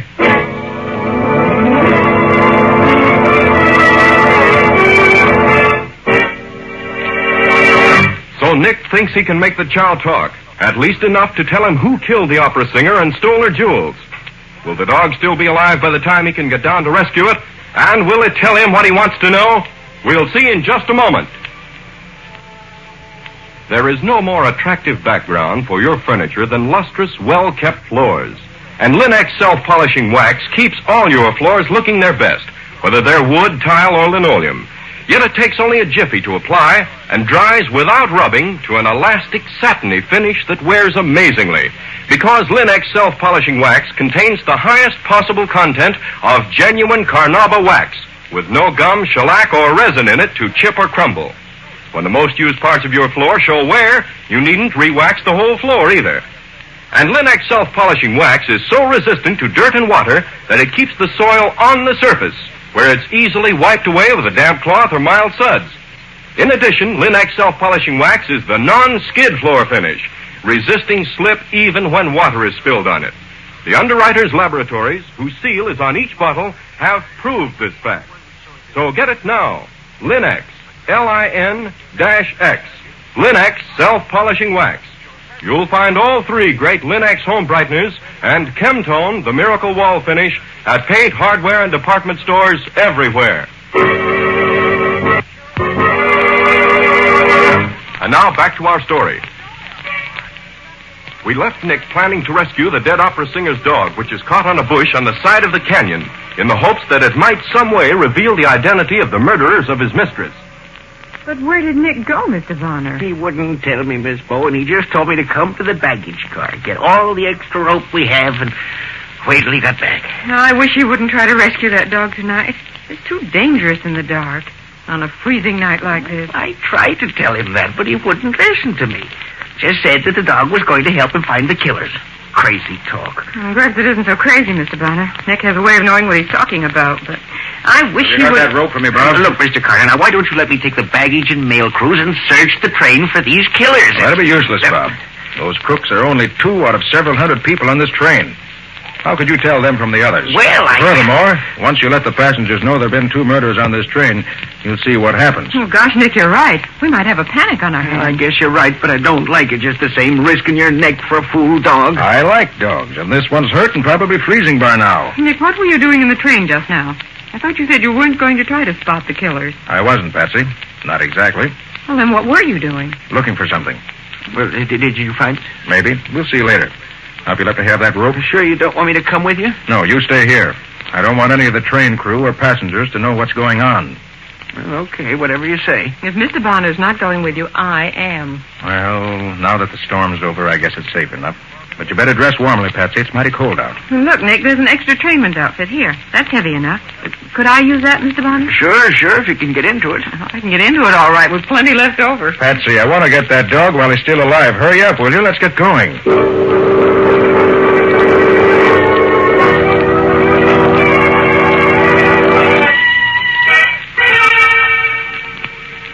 I'm glad that wind died down. Not quite so cold now. That's right. Is this where you found the brakeman? Oh, yes, I can see the marks in the snow. Is the dog here too, Nick? Yes, Patsy. He was caught in a small bush just below where the brakeman was. How are you going to get down to him? I'm going to tie this larger rope to the rail here if I can find it under this snow. Oh. Yes, here it is. Just a second. This rail is cold. That should be a knot that'd hold it. Yeah. Now, I'll let myself down the side of the canyon with it. Mm-hmm. You keep hold of this smaller rope. When I've tied the dog to it, you pull it up. Okay. I can climb back up the other rope myself. It's a good thing we have the headlight from the locomotive on the second section to help us. Gosh, it's bright. Yes, even though it's at least a half mile down the track, it's light enough for us to see by. All right, are you ready? Well, gee, Nick, suppose your hands get so cold you can't pull yourself back up. Don't worry, they won't, Patsy. I'll be getting enough exercise so I'll keep warm. It's you I'm worried about. Are you warm enough? Oh, sure, this outfit I've got on keeps all the cold out. I'm okay. All right, then, I'm off. I'll let you know as soon as I'm ready to have the dog pulled up. I'll be waiting. Take care of yourself, Nick. I'm all right.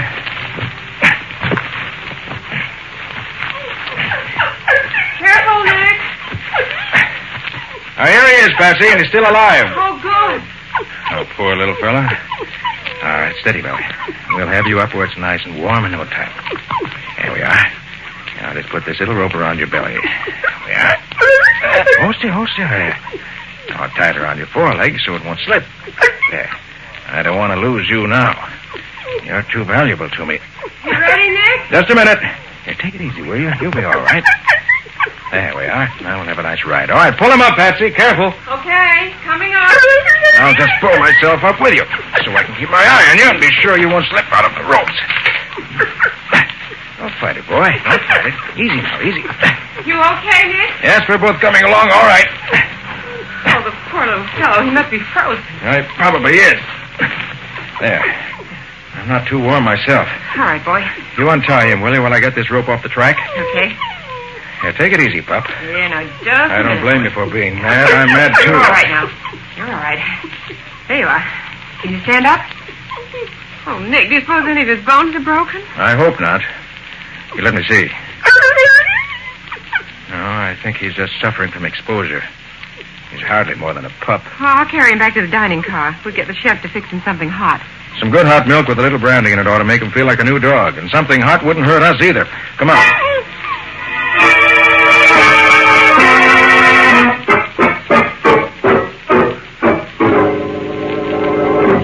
Oh, look, Nick. He feels much better than he did. Why, he walks around almost normally now. Yes, a little something warm to eat fixed him. Here, and that rub down you gave him. Oh, what are you planning to do now, Nick? Let me have that small piece of rope, will you? Want to make a leash for him. You're not going to take that poor pup out for a walk, are you? Take him out? No. Take him for a walk? Yes. But why? Patsy, have you forgotten we're on the trail of two murderers? Of course not, Nick, but... There. That's not much of a leash, but I think it'll serve the purpose. All right, Bob, you ready? I sure am, ready for anything, but... Say, do I smell trouble? You might. We'll know pretty quick now. Well, may I come too, Nick? Not this time, Patsy. Just wait here and cross your fingers for luck. Okay. Where are you going? To the smoking compartment of the first car. I want to show the dog something.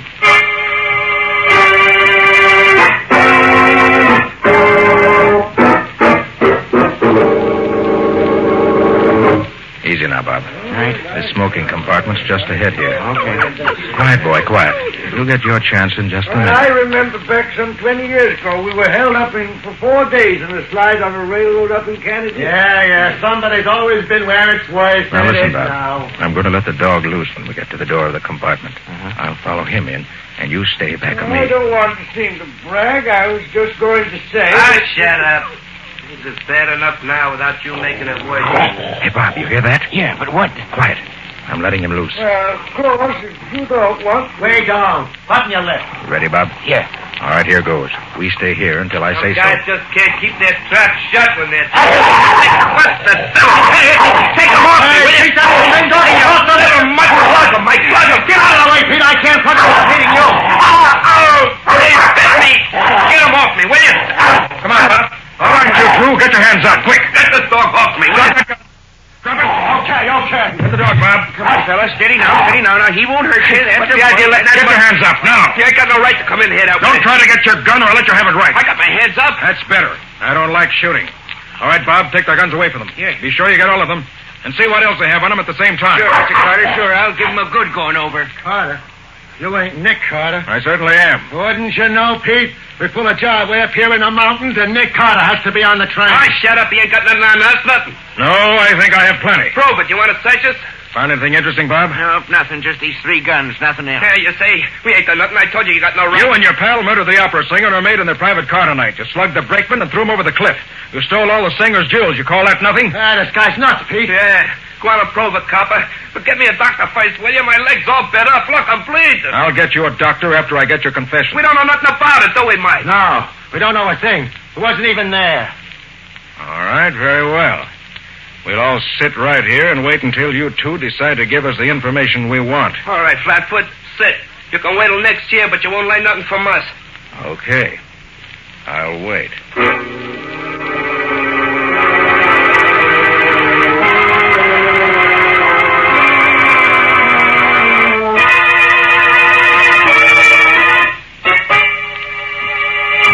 Oh, look, copper, I gotta get a doctor. Hey, Bob. Huh? You know how quick hydrophobia sets in after a dog bites? Why, no, I don't. Pretty quick, I think.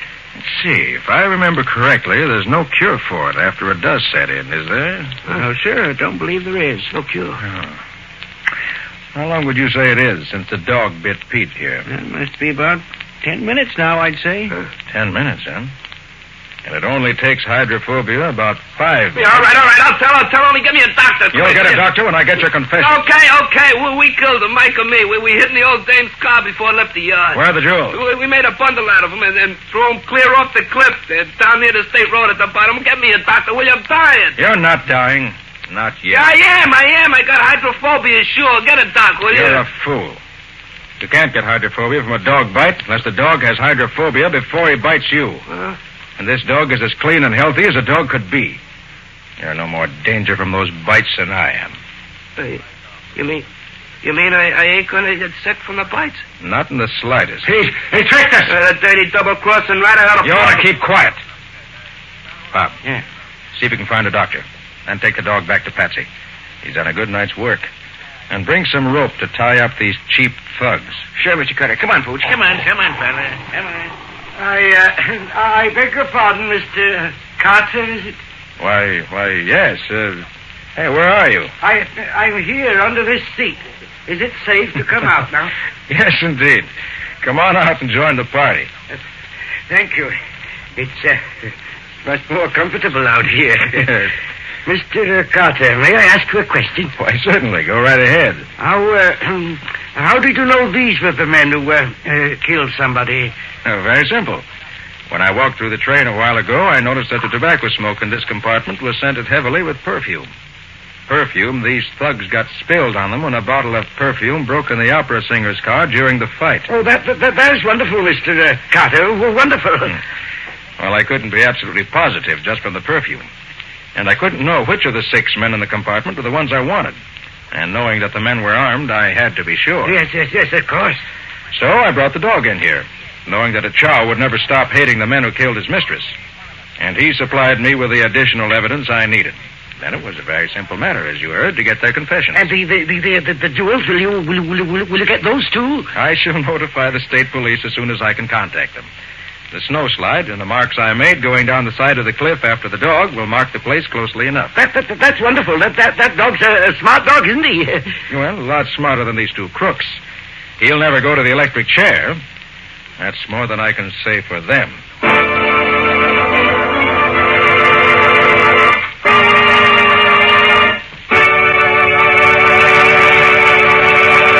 In just a moment, Nick and Patsy will bring you a preview of next week's exciting case. But first, here's a worthwhile thought. These are busy times for streamlined efficiency in everything we do. And American homemakers everywhere are learning how much time they save when they preserve the natural beauty of their furniture with Linex Cream Polish, which cleans as it polishes in one easy process. Linex Cream Polish requires no tiresome rubbing, and in one quick, easy application removes cloudy dust and polish accumulation. It banishes messy fingerprints and helps conceal ugly scratches. Linex Cream Polish dries hard, too, leaving no oily film to attract more dust and make more work for you. So by all means, keep your treasured furniture lovely the easy way with Linex Cream Polish. Remember to ask for it at your dealers. If he hasn't received his supply of the 3 great Linex home brighteners, he'll probably have them soon. Ask him to save one or all of them for you. Acme will see that he gets them, and you get them, as quickly as possible. And now let's hear from Nick Carter himself. How about it, Nick? What thrilling story are you going to tell us next week? Well, next week, Ken, I'm going to tell you a simple little story which begins when a milkman arrives at a customer's house to find the young wife tied up in the kitchen of her home and her young husband shot to death in his bed. The local sheriff couldn't seem to make head nor tails out of the case. But when Nick took hold, he picked up a small clue here and another one there and got the right answer. An answer, I may say, that was somewhat unexpected. Is it an exciting case? Well, tracking down a murder is always exciting to me. Well, what do you call the story, Nick? I call it the 2-pillow murder. For the mystery of the milkman's discovery. And that's all for now. So long, everybody. So long. And so long to you both, Nick and Patsy. We'll be looking forward to seeing you again next week.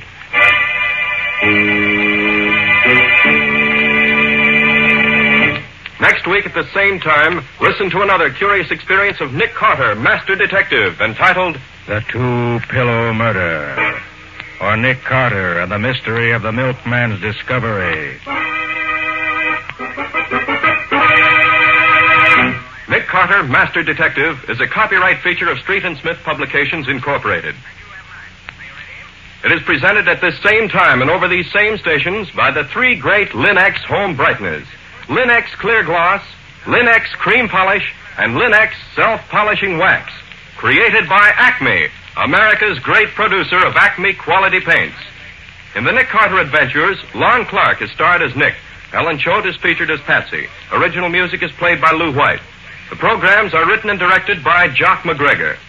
This is Ken Powell speaking for the thousands of Linex dealers all over America and saying so long until next week. This is Mutual.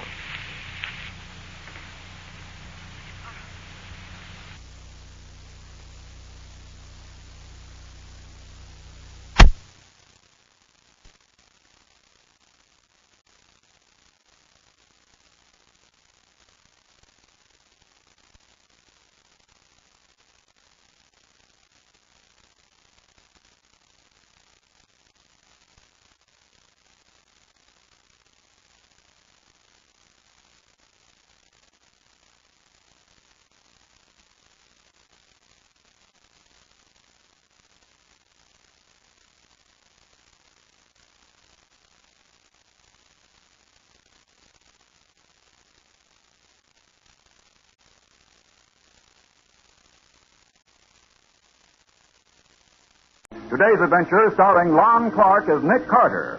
Brought to you by new post-war Old Dutch cleanser. Even though she's 79 years old and confined to a wheelchair, old Mrs. Wright still enjoys picnics. And since her two great-grandnephews, John and Charles, expect to inherit the Wright Pharmaceutical Company one day, they're always willing to go along. One day early last fall, Charles' wife, Janet, wheeled old Mrs. Wright to the picnic grounds in a secluded corner of the estate and stopped the chair near the edge of a cliff overhanging the river. How's this, Aunt Madge? Just fine, Janet. Oh, I've always loved this view, looking down at the river, like being on top of the world. It is beautiful. Where are the boys? They went back into the woods looking for dead branches to build a fire with wine. I wanted Charles to go back to the house for my shawl, but you might know he wouldn't be around when I need him. I'll get it for you, Aunt Madge. Thank you, Janet. I'll be right back. Oh, still wish she'd married Johnny instead of Charles. Oh, well. This is a beautiful spot up here with the sun's... Johnny, take your hand away from my eyes. I know it's you. Where are you wheeling me to, Johnny? Johnny! Charles! Johnny! Take your hand off my eyes. Oh, no!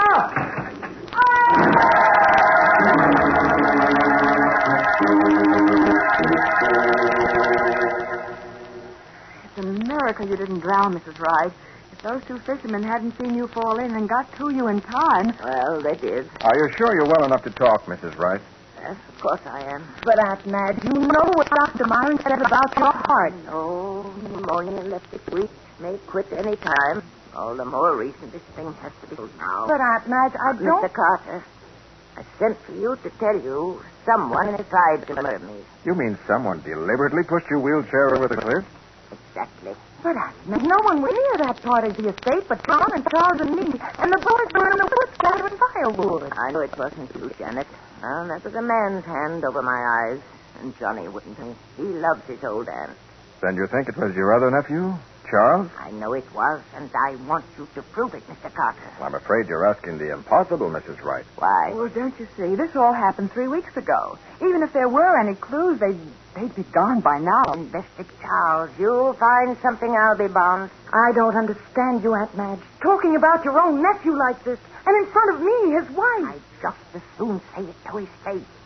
Even as a boy, Charles used to sneak and lie and steal money out of my purse. I could see the difference between him and Johnny even then. You've never given Charles a chance. I put them both through the same school, didn't I? Trained them both chemists so they could take over the business together someday, didn't I? And what happened? Charles went into real estate. With no more reason than that. You're accusing him. Oh, Aunt Madge, you're being unfair. All right. I'll show you whether I'm unfair or not. Mr. Carter, I want you to investigate both Charles and John. Very well, Mrs. Wright. And let me know what you find out as soon as you can. I will. In the meantime, be careful. He won't try it again. I've fixed that. You fixed it? How? My lawyer was here this morning, and I changed my will. You did what? Changed my will. The way it stands now, I'm leaving everything to John. Aunt Madge, how could you? Maybe I'll change it back later. But I want Charles to know that if anything happens to me before I do, he won't get a red cent.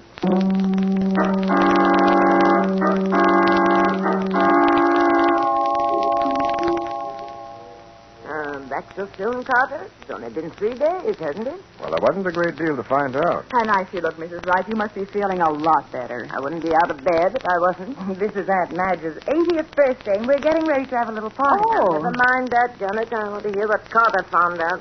Well, frankly, Mrs. Wright, what I've learned doesn't prove a thing. I'll decide that. Okay. First of all, your nephew, John Wright, seems to be a pretty steady young fellow. No bad habits or associates. Lives within his income, saves regularly, and so on. I could have told you that. What about Charles? Well, Patsy can read that part of the report to you. Go ahead, Patsy. Right, Nate. Charles Wright, credit rating very poor. Business heavily mortgaged. Overdue loan at the First Community Bank. Several large personal loans. I don't see any reason for parading Charles' business difficulties. Quiet, Janet. What else, young lady? 3 days before Mrs. Wright's accident, Charles Wright attempted to consolidate his debts with a loan from the Halliday Trust Company, offering as security the fact that he would soon inherit half the estate of his aunt, who was very ill and could not possibly live long. Couldn't possibly live long. Well, he did his best to make sure of it. That isn't true. Charles couldn't do such a thing. Mrs. Wright, it'd be very unfair to condemn anyone on such flimsy evidence. No, it only confirms what I thought before. Janet, if you want to live here with me, you're welcome. But I want Charles to pack up and get out today. But, Aunt Madge, your birthday party. My mind's made up. Mrs. Wright, as a favor to me, go on downstairs, have your birthday party, and don't say anything to either John or Charles until tomorrow. Sleep on it first. Well... Please, Aunt Madge, try to be fair. Oh, there goes that word fair again. All right. I won't say anything until tomorrow.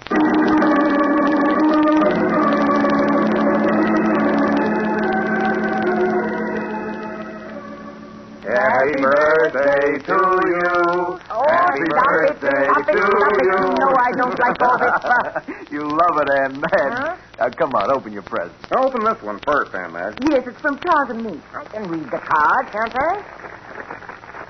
Hey, an amethyst brooch. That's good looking. Very pretty. Thank you, Janet. You too, Charles. I'm glad you like it, Aunt Madge. Don't talk with your mouth full, Charles. I should think 3 pieces of cake would be enough for you anyway. I'm afraid my gift will look pretty sad after that, Aunt Madge. But anyway, here it is, with all my love. You know I like it, Johnny, whatever it is. Well, a music box. It's beautiful, Johnny. Well, open the lid. How thoughtful of you. But where are my chocolates? Your what? Now stop teasing. You know you always give me a box of those special Swiss chocolates on my birthday. Well, you know I have to order them from Switzerland, and this year it just slipped my mind. Oh, I don't believe it. What's that you're holding behind your back? Can't fool you, can I, Aunt Madge? Here, and many happy returns of the day. You scamp. My birthday just wouldn't be complete without these. Aren't they pretty? They always look as good as they taste. Here, I'll put them away for you, Aunt Madge. You know the doctor said no sweets for a while. Oh, Janet, give me those chocolates. But Aunt Madge, They do look good, don't they? Glad I'm not on a diet. Charles, put that back. Those chocolates are for Aunt Madge. No, too late now. I only took one anyway. You ought to be ashamed, Charles. Doesn't taste so hot. Kind of bitter. Hand me that box, Janet, before he eats the rest of them. Well, all right. Aunt Madge, don't eat those. What? Charles, what's the matter? Chocolate. Something wrong. I feel...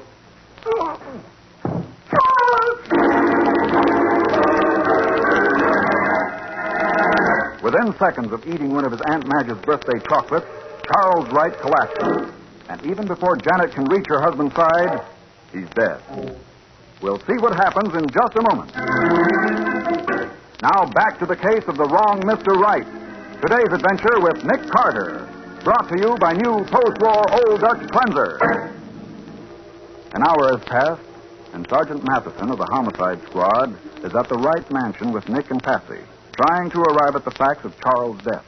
The medical examiner says there must have been enough cyanide in that piece of candy to kill half a dozen men. But it couldn't have been the chocolate, Sergeant. Stop pretending, John. This is one thing you can't blame Charles for. Well, I'm not trying to, If but I Aunt Madge couldn't have... had eaten that chocolate before she put Charles back in the will, you'd have inherited everything. That's what you wanted, wasn't it? Janet, stop. I won't stop. You've always protected and petted us. Now you know who tried to kill you last month. Madge, I swear I don't know anything about it. Liar, liar, liar! Charles always had to take the blame for what you did. And even as he was dying, he tried to warn All right. Now, hold everything just a minute.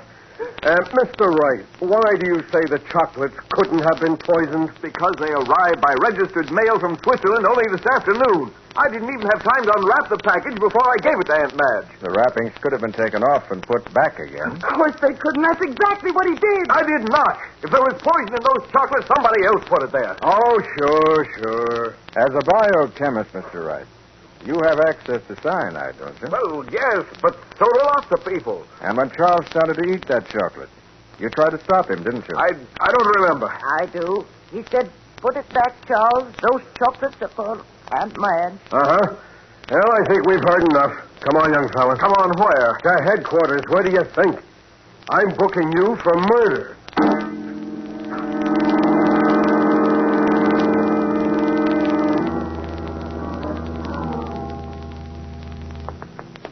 Nick, will we have to wait here at the post office very long? No. Matty said he'd phone ahead and get an okay for us to look at that receipt. Good.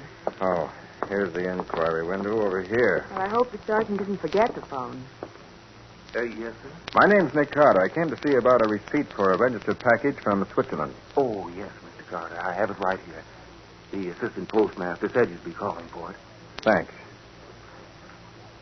Oh. Why, Nick, John Wright didn't sign for the chocolate. Well, the name seems to be Yvette Fouchard. Yvette... Why, that's Mrs. Wright's personal maid. Huh? And look at the date. Yesterday.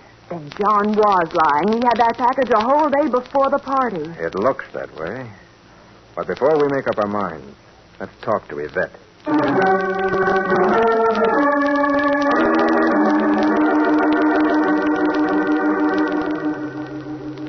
Oui, monsieur.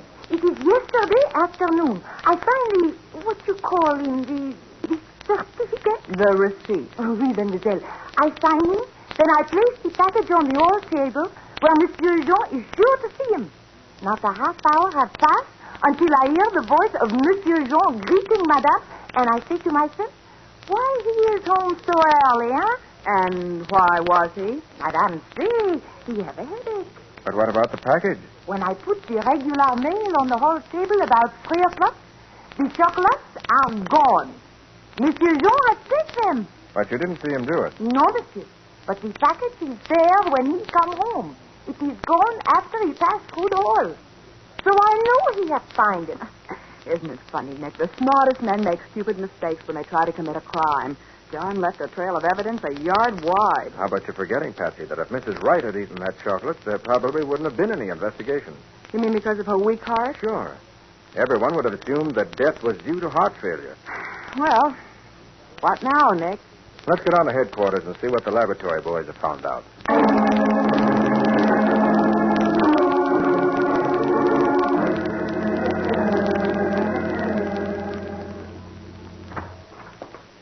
I'm sorry to keep you waiting, Nick. But that box of candy was more interesting than we thought. How do you mean, Sergeant? Well, first of all, Patsy, the poison must have been put in with a hypodermic needle. The lab boys found marks like pinholes in the bottom of every chocolate. Nothing unusual about that, Matty. No, but what was unusual was the cyanide itself, Nick. In the lower layer, he used a solution so weak, it wouldn't have killed anybody but a person with a bad heart like Mrs. Wright. Well, what do you mean in the lower layer? That's just it, Patsy. He gave the top layer a solution 10 times as strong, enough to kill anybody. Hey, that is interesting. Yeah, and that's not all. There were some impurities in that cyanide, Nick. It'll be a cinch to prove where it came from once we locate the original supply. Yeah, sure. Chemical analysis should take care of that. Yeah, but the most important thing of all was a fingerprint. Whose fingerprint? I don't know yet, Patsy, but I bet it's John's. The chocolate must have got soft while he was holding it to put the poison in. Have you checked it against John's print? Yeah, the boys are doing that now, Nick. Matty, where was the chocolate with the fingerprint on it? Top or bottom layer?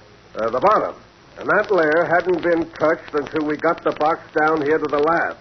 So he can't claim that it got there by accident after the box was open. You're right about that. Could I go down to the lab and take a look at the chocolates myself? Sure you can, Nick. What for? I'd like to find out why the top layer was given a double dose.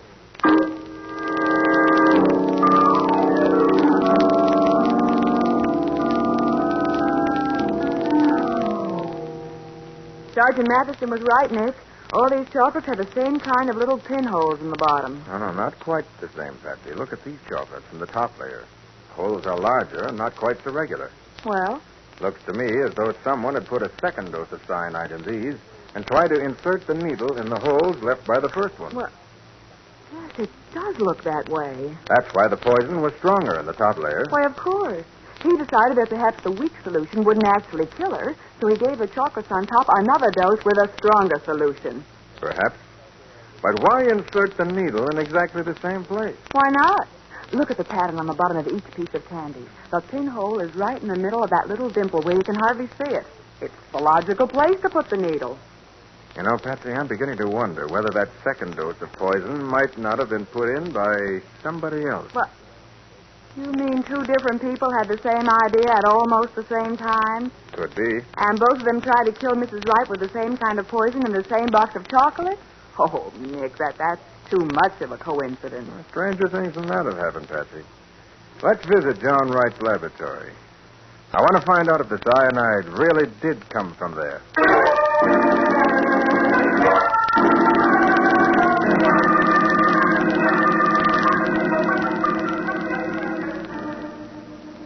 Here's the only bottle of cyanide we have, Mr. Carter, but we don't use it because it's not a very good grade. Some kind of impurities in it. I don't know exactly what. Impurities? Nick, do you remember what the sergeant said? Yeah, I know what you mean, Patsy. Must be an interesting job, Mr. Jensen, laboratory assistant to a biochemist. Oh, the work's interesting enough. You don't happen to be working for a slave driver like John Wright. Oh, don't you like him? John's all right, I guess. It's sure a lot pleasanter working for Charles. You mean Charles used to be a chemist here, too? Oh, yes. Before he went into real estate, I was his assistant then, and Janet worked with John. Then after John broke their engagement and Janet married Charles... Hey, wait a minute. This is getting complicated. Janet and John were engaged? Oh, yes. But he changed his mind. Everybody thinks she broke it off. I know different. John just let her say that to save her feelings. Then Charles was Janet's second choice, huh? Yes, that's right. Have you seen either of them lately? Yes. They were both up one day last week talking over old times. I see. Well, thanks for the information, Mr. Jensen. It helps a lot.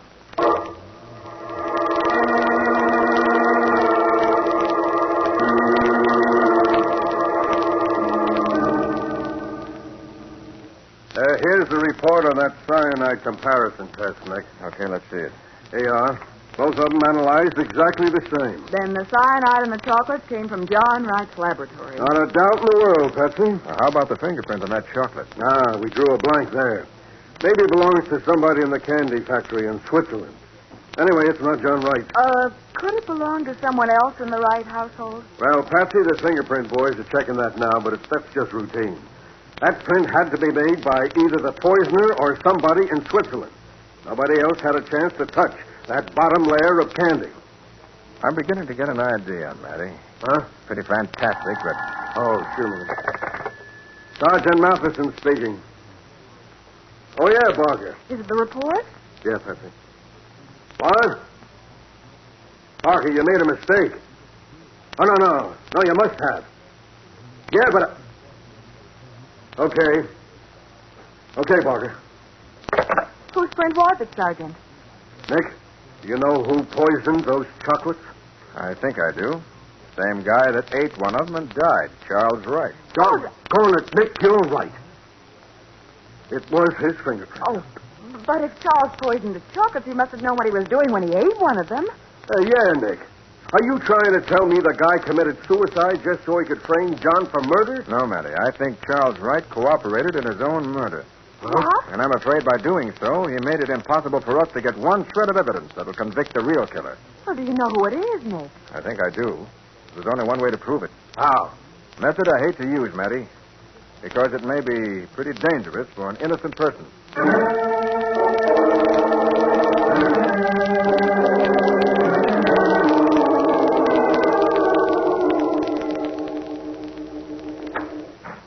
Harvey said you wanted to see me, Aunt Madge, so I... What in the world are you doing with these two laundry hampers here in your room? I'm looking for something with a chocolate stain on it. Here, Janet, you look through this hamper. Chocolate stain? What do you mean? The chocolate was soft, and whoever poisoned those candies must have got some of it on his fingers. It'd be the most natural thing in the world to wipe them off on something without even thinking about it. Aunt Madge, John poisoned them. You know that. All right. Then if we find chocolates on one of his handkerchiefs, that will prove it. Oh, it's just a waste of time, Aunt Madge. Maybe, but... Did you find something? No. No, I didn't find a thing. And why are you looking so funny? I'm not looking funny at all. Janet, would you run downstairs and ask Harvey to bring up some tea? You're just making an excuse to get me out of the room, aren't you, Aunt Madge? I know, Janet. Why should I? Why? So you can make a telephone call to Nick Carter. Oh, what an idea. Why should I want... Because you did find something in that clothes hamper. You're trying to hide it under your robe right now. I'm not trying to hide anything. Let's see. Let go of it. But, Janet... Oh, one of my handkerchiefs. And there is a smear of chocolate on it. I was more careless than I thought. And it was you. You did poison that candy. Of course I did, but you knew that if I died, everything would go to John. That's why I took the candy away from you before you had a chance to eat any of it. And that's why Charles grabbed the piece first. We had it planned very carefully. You mean Charles knew about the poison? Yes, but he thought there was only a tiny bit of it, enough to make him convincingly sick. And make you think that dear Johnny was trying to kill you. Ah, now I'm beginning to understand. You thought that I'd blame Johnny for the other attempt, too. You thought I'd change my will and leave everything to Charles. Exactly, darling. But there was more poison in the chocolates than Charles thought. Because after he finished preparing them, I gave the top layer a second and stronger dose. Ah, can't believe it. You loved Charles. I hated him. That greedy fool. I only married him because I thought he'd be rich someday.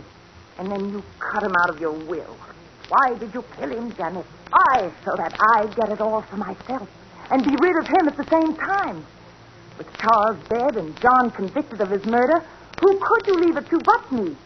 The poor, sorrowing widow. I didn't know anybody could be so evil. Well, you know now, darling. Any more last words? Last words? Yes. You're about to die of heart failure, dear. No, you don't think I'll let you tell the police about finding that handkerchief, do you? But I was just... So if you don't mind, I'll take that pillow from behind your back. No, don't, please. You won't struggle much. Your heart won't last that long. All I need to do is press the pillow over your face. Move. Like this, like this.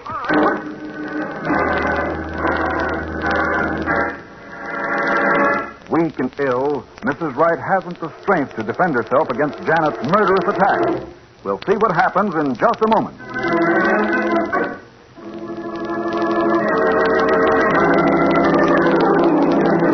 Now for the conclusion of the case of the wrong Mr. Wright. Today's adventure with Nick Carter. Brought to you by new post-war Old Dutch Cleanser.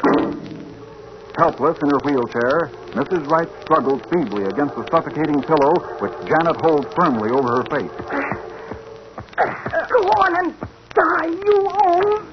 That's enough, Janet. Where did you come from? We've been hiding in the closet listening.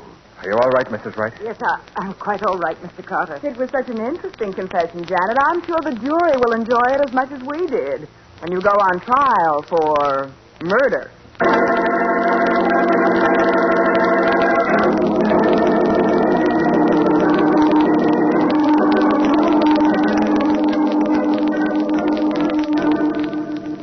Was Charles who pushed my wheelchair over that embankment, wasn't it, Mr. Carter? That's what Janet told us at headquarters. That was Charles' own idea, but the poisoning scheme was Janet's. I began to see through the plan when we found Charles' fingerprint on that chocolate.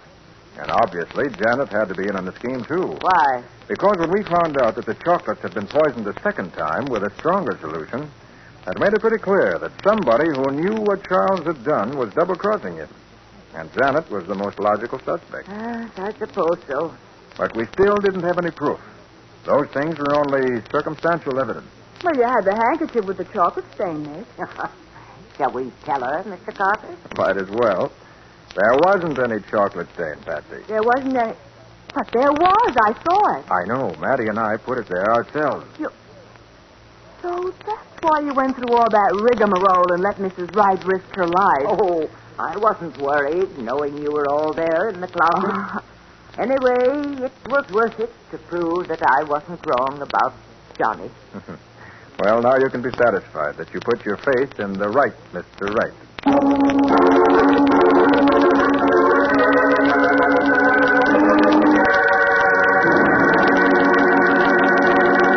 Well, Nick, what sort of man?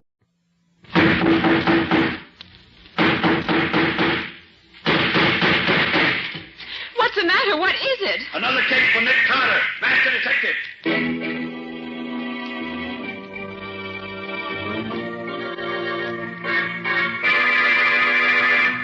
Yes, it's another case for that most famous of all manhunters, the detective whose ability at solving crime is unequaled in the history of detective fiction, Nick Carter, Master Detective.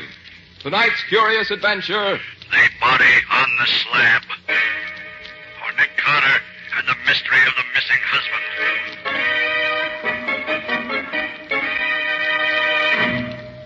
But, Mrs. Wallace, people disappear every day in a big city like this. Such things are really no concern of mine. They're a matter for the police. But, Mr. Carter, it isn't just anybody who's disappeared. It's my husband. I'll pay you anything to find him. Well, I suppose it can do no harm to listen to the story. All right, Mr. Burnett. Where was the last place you saw him? In a sort of saloon gambling house on West Street, down by the waterfront. A two-story house, very run down. Wait a minute, Burnett. That wouldn't be the place that's run by a one-legged soldier they call Bill. Oh, so you know it, do you? Certainly do. By reputation, at least. Here. I want you to look at this picture. You recognize it? Yes, that's the place I'm talking about. I thought so. Mrs. Wallace, I'll take the case. Oh, Mr. Carter, I knew you would. Yes, I have a score to settle with that old rat with a wooden leg, and this may be my chance to do it. All right, Mr. Burnett. Let me have all the details. Well, Vernon, that's Vernon Wallace, my friend, Vernon and I had been making a night of it, and we ended up at this Bill's place. How did you happen to go there? Well, Vernon had heard that it was a great place for a fast poker game, and he was determined to try it. I'd heard it was a pretty tough place, and I attempted to talk him out of it, but I couldn't do it. So about 1:30 or 2 o'clock this morning, we went down there. We were the only ones there. To make a long story short, Vernon and that old guy who owns the place got into a game, and no matter what the old guy did, Vernon won. I was afraid for him in a dive like that, and I tried to get him to quit and go home with me. But he refused. He told me to get out and leave him alone. And Vernon hasn't been home since then. And he hasn't been seen anywhere since then. I'm afraid that he never left that place alive. Well, I see. The place to start looking for clues is certainly the Old Soldier's Tavern. I'm going down there tonight. I know enough tricks with cards so that I can be sure of winning. And maybe old Pegleg will try to treat me as he treated Vernon Wallace.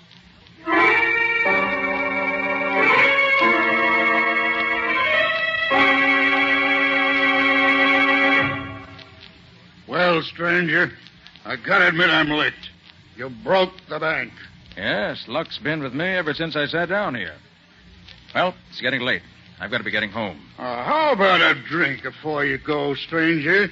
You'll not refuse me that. Why, no. I'll have a drink with you. But only one. Sure. One'll be okay. Hey, Mike, 2 beers and make it snappy. Yeah, coming up. You won all my money tonight, stranger, but I don't harbor no ill feelings. Nice of you. You won fair and square, and that's all there is to it. Here's your beers. Here you are, stranger. Drink hearty. Can I see a minute alone? Sure, Mike. Excuse me, stranger. I'll be back before you can shake a stick. Well, that's all right. I'll enjoy my drink while you're gone.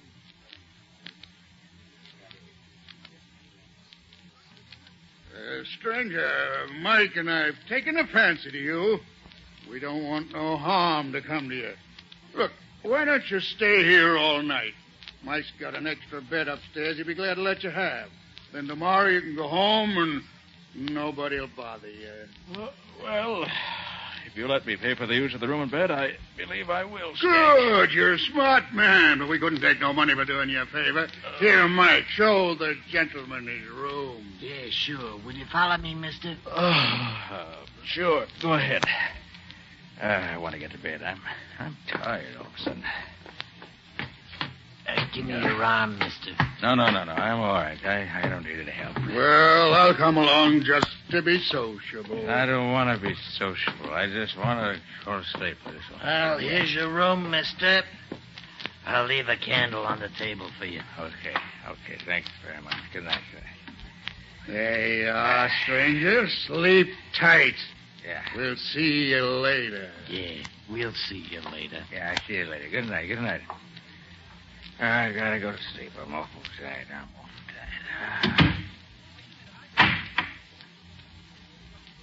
Well, got myself into this easy enough. Hope I'll find it as easy to get out again when the time comes. No light, but a candle. One it'll do to give me a look around. Instead of this bed. It doesn't look too comfortable. But... Oh. Blood. Let's see. The man were lying on this bed. That blood is just about where a dagger would go through his heart. If the man were drunk enough or had been drugged, he'd never know what hit him.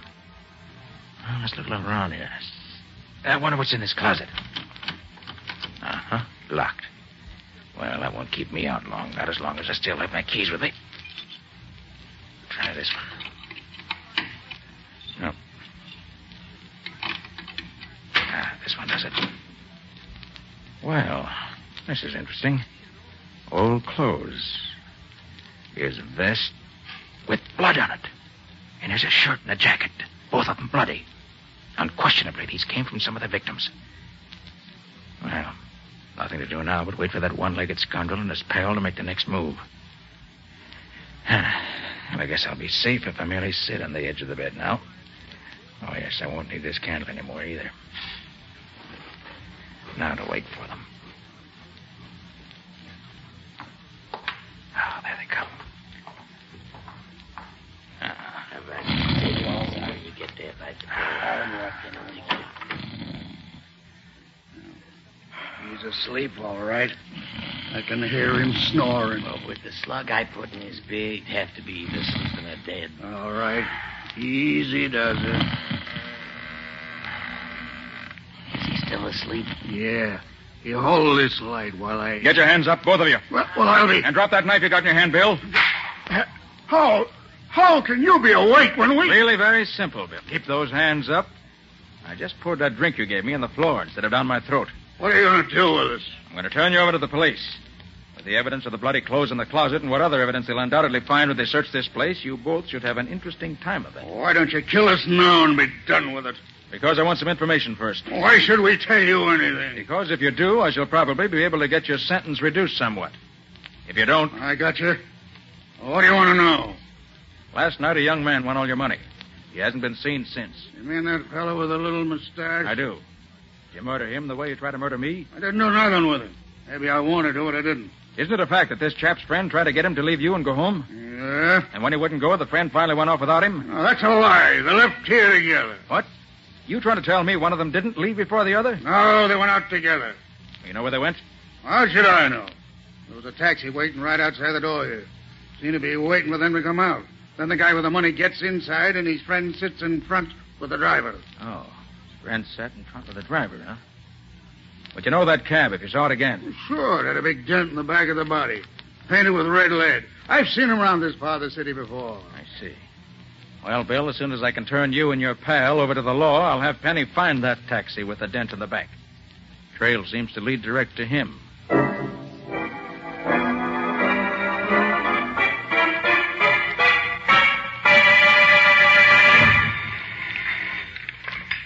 Nick Carter's office. Oh, hello, Patsy. Is Penny there yet? Penny? Who's Penny? Oh, I forgot, Patsy. You were away yesterday when all this happened. Scubby got a rush assignment to cover the Balkan campaign for his paper and had to leave in a boat till it sailed last night. Scubby gone without saying goodbye to me? Well, he couldn't, Patsy. You weren't here. He asked me to do it for him. Oh, Nick, I'm going to miss Scubby. Of course, Patsy, we'll both miss him. But while he's away, I'm having Penny Eagles work on my cases with me in Scubby's place. Who's this Penny Eagles? I never heard of him. Oh, he's an old friend of mine. Very clever fellow. When he was younger, he was an expert forger. How did you happen to get mixed up with him? Well, he was accused of a murder he had nothing to do with, and he had to make it clear. Then he got interested in law enforcement, turned over a new leaf, and has gone straight ever since. You'll like him, Patsy. I hope so. Well, she'll be in a minute now. As soon as he shows up, have him call me at Shermore 31222. Shermo 3, 1222. Right. I'll wait here for his call.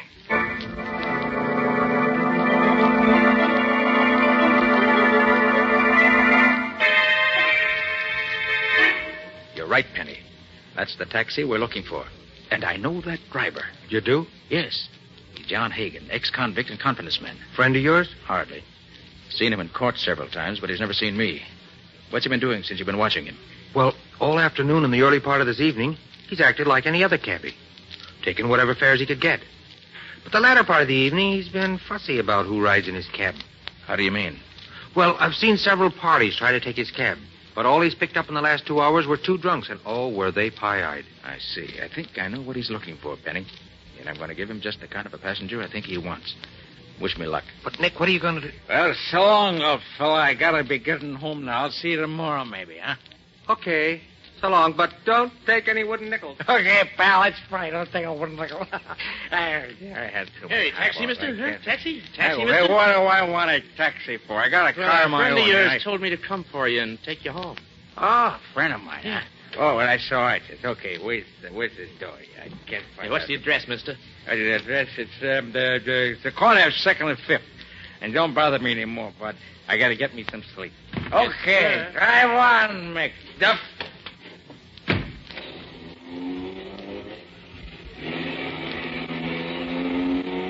And now where? I'll wager it won't be towards 2nd and 5th. Wait a minute. What's that smell? Perfume? I know. That's ether. So that's the stunt. He picks up drunks who are too far gone to know what's happening, then doses them with just enough ether to put them soundly asleep. Well, it won't happen to me. If I open one of these windows a little bit, that'll keep the air clear. There. Now, Mr. Hagen, the next move is up to you.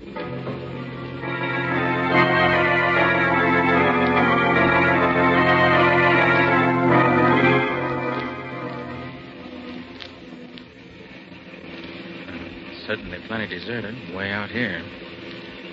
Wonder how much further we're going. And I better get this window shut again so he won't suspect anything.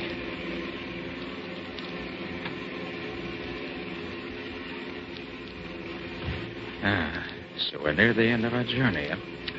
Very well, Mr. Hagen. I'm ready for you.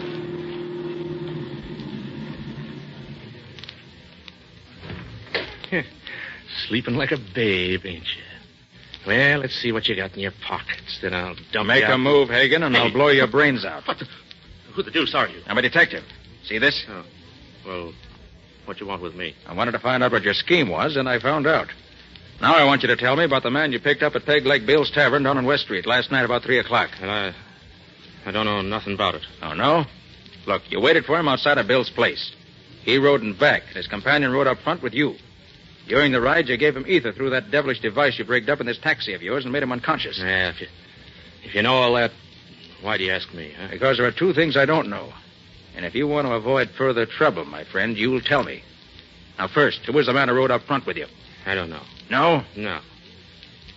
Well, I've done a few odd jobs for him in the past, but... Yeah, I don't know his name. They call him the Captain. He made a deal with me early last night to be outside of Bill's place about 2:30 this morning. Can you describe him? He's sort of an ordinary guy. About my size, maybe. Well, he's kind of good looking if he didn't have a hunk out of one ear. Burnett. Now, what did you do with the man who was in the back? Well, after I quieted him, we took him to a friend of the captain's, other side of town.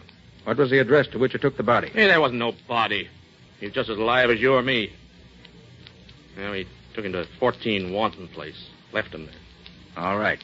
Get back in your cab and drive me to 2nd and 5th. And I'm through with you, unless you've lied to me.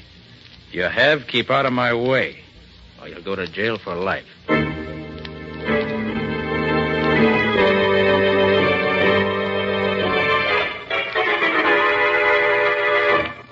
This is where Mrs. Wallace lives, Patsy. Well, I hope she's home. But, Nick, what do you expect to find out here? I don't know, Patsy. The thing that puzzles me about this case is why Burnett wanted to do away with Wallace.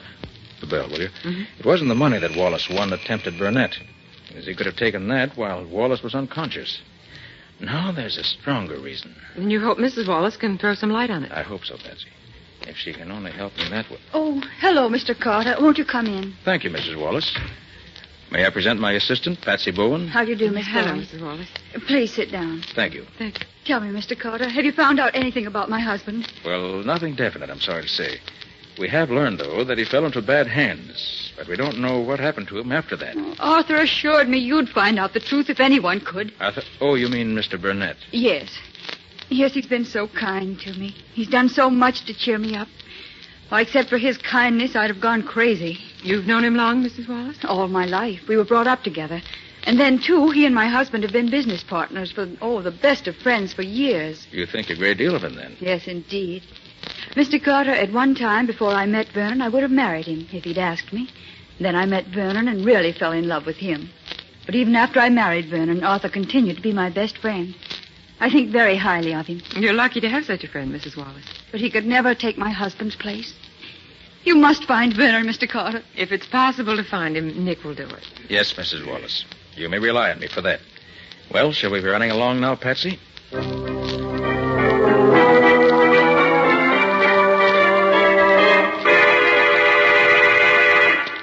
Where did you say you're calling from, Penny?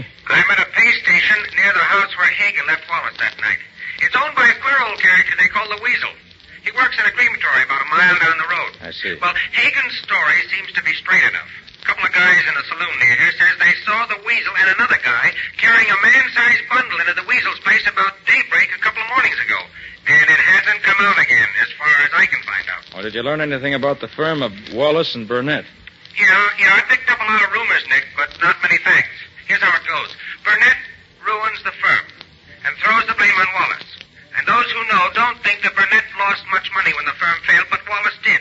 So I was right. What else? Well, Burnett was the one who started Wallace gambling and drinking.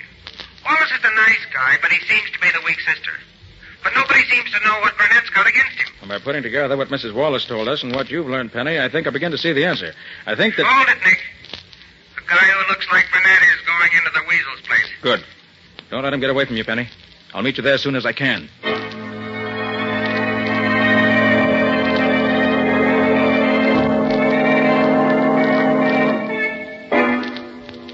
Yep. You're right. You're right, Nick. They did bring that casket here to the crematory. I thought they would. But I wish I could get closer and see what they did with it after they carried it inside. Look, Nick. That window over there is open a little. Huh? Maybe we could hear something from there. Good idea, Penny. Come on. But quiet. Yeah. But, Weasel, are you sure they won't be suspicious? Not a chance, Captain. That's why we're doing this tonight. The owners of the crematory are going to make a test of a new heating fixture tomorrow morning. And they told me to have the ovens hot by 10 o'clock. I'm just getting them hot a little ahead of time. What do you use when you make a test like that? Well, they sent me the body of a dead calf. It's over there in the closet. Yeah, but the test we're going to make tonight will be even better, eh, Captain? Yes.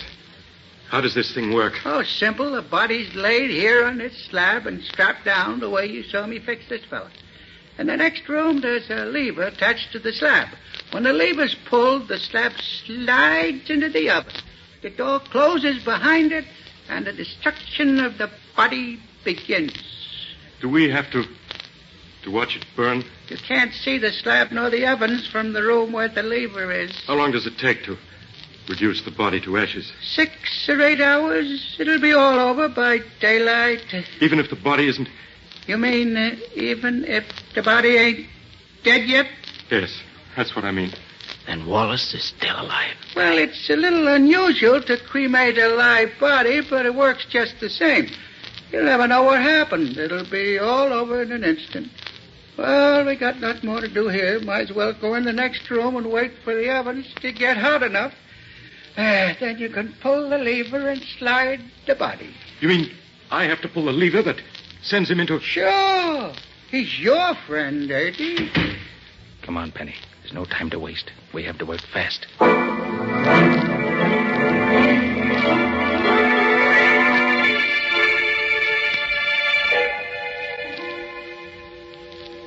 Mr. Burnett to see you, Nick. Oh, yes. Come in, Mr. Burnett. I just want to take enough of your time to tell you that Vernon Wallace's body was found last night. Really? Where was it? Floating in the river. Mrs. Wallace has identified it by a ring and certain other articles found on the body.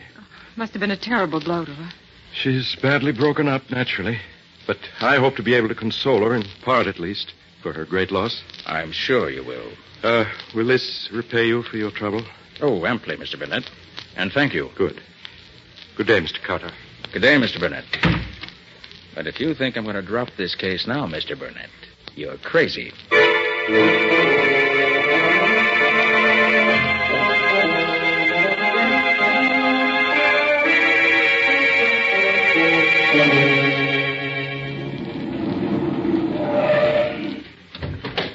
Nick, here I am. Over here. I got here as soon as I could after I got your call, Penny. Brought my new helper, too, as you see. Yeah, so I see. Hi there, helper. Hello, Penny. I hope I'm going to be able to help you and Nick. You'll do all right. Now, in this case. Now, what's the dope, Penny? Well, a couple of hours ago, a taxi pulls up in front of Mrs. Wallace's house. Mm-hmm. The driver goes into the house. About 15 minutes later, he comes out again with Mrs. Wallace and her maid. They get in the cab, drive away. With you after him, of course. That's right. Well, they drive around and finally end up way out here. There must have been a couple of guys in the cab when the women got in. Because when they got out there, they were both gagged and their hands were tied behind them. Well, they took them in the old house. I found a phone to call you. Did they hurt them? Well, not so far as I could tell. Gee, I wish I could see what they're doing now. I hope they're all right. Oh, Millie, this is terrible. My mouth is still sore from that dirty old cloth they used for a gag. Where do you suppose we are? Oh, I don't know, Mrs. Wallace. I've never been this far from town before. Could you see anything out of the window? Oh, nothing I recognize. Oh, I should have known better than to be fooled by such a simple trick. I might have known that old Mrs. Parker couldn't be so sick she had to see us at once. Why, I saw her only the day before yesterday. No, fooled me all right. I thought... I hope you're comfortable, ladies. We are not. We certainly are not. What's the idea of bringing us here? Well, I'll tell you. The Cap says as how he's going to collect some big dough from you two. You mean we're being held for ransom? Yep. Well, how much money do you want? Well, the Cap says he won't take less than $50,000. Oh, Mrs. Wallace, we'll never get out of here. Nonsense. He must be insane to expect me to pay him that amount of money. Well, he says he won't take a cent less. Well, he won't get it. Never. And he's a dangerous man. You better not get him mad at you. I'll be back at 8 o'clock tonight for your answer. Oh, he'll kill us. I know he will. Be quiet, Millie. He won't kill us as long as he thinks there's any chance of getting the money out of us. But what if we get... A man at the window. It's Mr. Burnett. Oh, Arthur. Arthur, I hoped you'd come. Are you safe, Louise? Have they hurt you? No, Arthur. We're both safe. But how did you ever find us? I just climbed up the porch to the roof, then over to your window. Oh. Have they told you why they brought you here? Yes, they want ransom. $50,000. They'll kill us if you don't save us. Not while I'm here. I'll see that no harm comes to you. But what can you do? You're only one against the two of them, and they're both vicious criminals, I know. Do be careful, Arthur. Louise, if I save you from these rats, do you think that you... Ask me later, Arthur. Not now, please. Very well, if you say so. Now tell me, what time are the men coming back again? Do you know? The man we talked to said they'd be here at 8 o'clock. That gives us just over an hour. Now, here's my plan. When they come, I'll be here.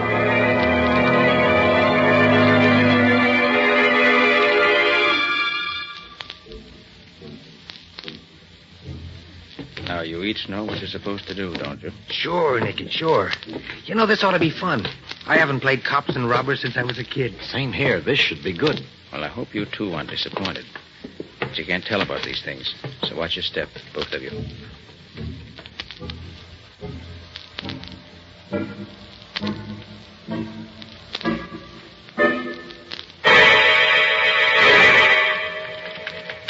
Here they are. Leave everything to me. Well, you made up your mind to pay the ransom the Cap wants? We'll pay you nothing. Not a cent. You know what that means, don't you? It means that you better get your hands up, all three of you, if you want to live. Who are you? I'm here to save these two ladies from you and your gang. Oh, yeah? Let him have it, fella. Oh, I warned you.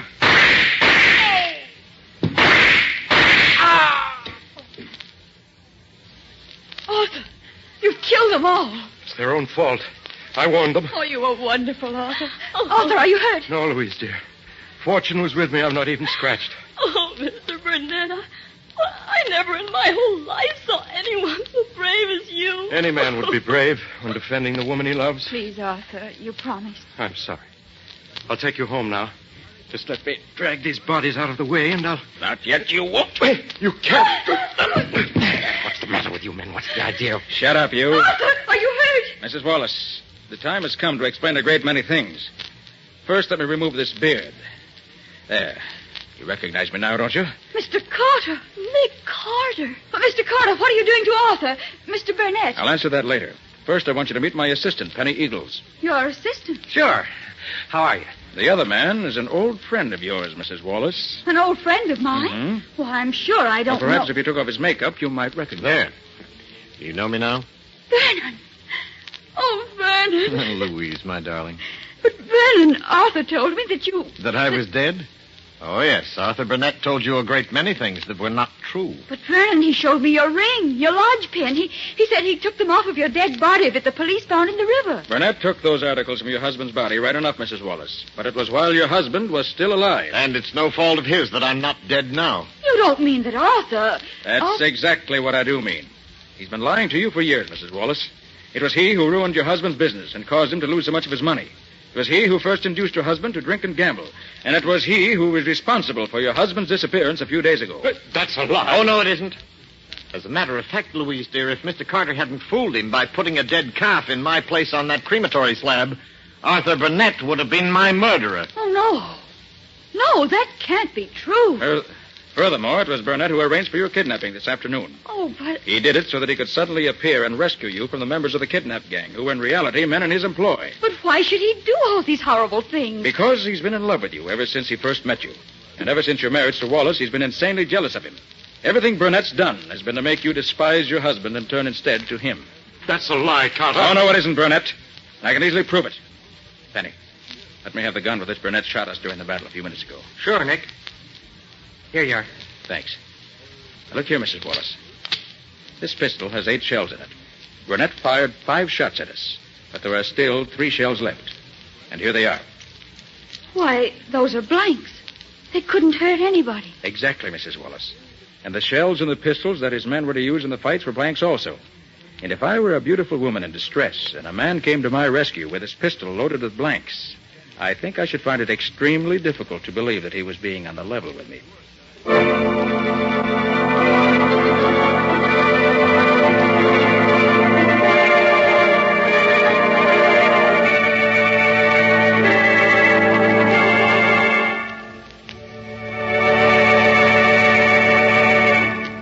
That was another strange experience of Nick Carter, Master Detective, called The Body on the Slab, or Nick Carter and the Mystery of the Missing Husband. Another of the curious adventures of Nick Carter, which are brought to you regularly at the same time by WOR Mutual. And now, Nick, how about a few hints on next week's story? It's a story of a body which was washed up on the beach, tied up in a sack. And the only identifying mark on the body was one of Nick's cards. I had to solve that murder to prove I didn't do it myself. And I found that the real culprit was the killer who used a clue that pointed directly to him to prove that he couldn't have done it. And the killer tried to drown both Nick and myself when the chase got too warm for comfort. But as you can easily see, he didn't succeed. So long until next week. So long, folks. And so long to you and Nick for now, Patsy. In the strange adventure you have just heard, Nick Carter was impersonated by Lon Clark, Patsy by Helen Choate. Original music was played by Lou White. The entire production was written and directed by Jock McGregor.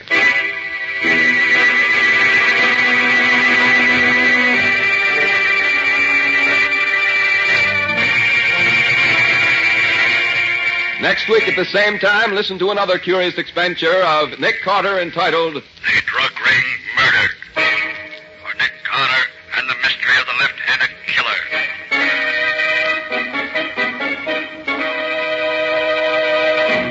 This story is a copyrighted feature of Street and Smith Publications, Incorporated.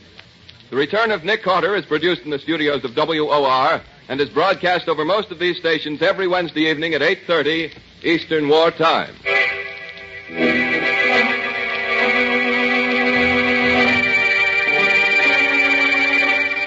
This is Mutual.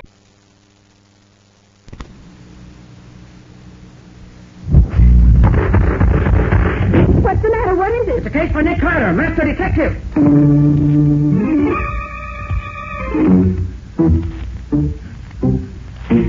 Yes, it's the case of the make-believe robbery. Another case for that most famous of all manhunters. The detective whose ability at solving crime is unequaled in the history of detective fiction. Nick Carter, master detective.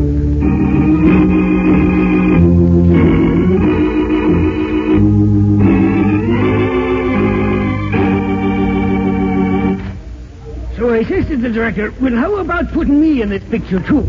Why should I pay you $10, says he? You ain't no cop. Oh, ain't I says to him. I'm Waldo McGlynn, that's who I am. I don't wear no uniform, but I'm the best doggone detective in this town. Well, when he hears that, he says, okay, give the other cops a hand holding back the crowd there. Well, why don't you give it... Quiet, everybody, quiet. Let me have your attention, please. We're ready to start shooting. Each one of you policemen knows the job you're to do. Okay, now here's the layout. The bandit car drives up. The two crooks get out of the car, walk into Rhinegold's jewelry store, and go straight through the store to the offices in the back. The camera will follow them as they go. We're not taking any sound now. That'll be dubbed in later. Then, as the crooks come out of the store again, they'll get in the car and drive up the street.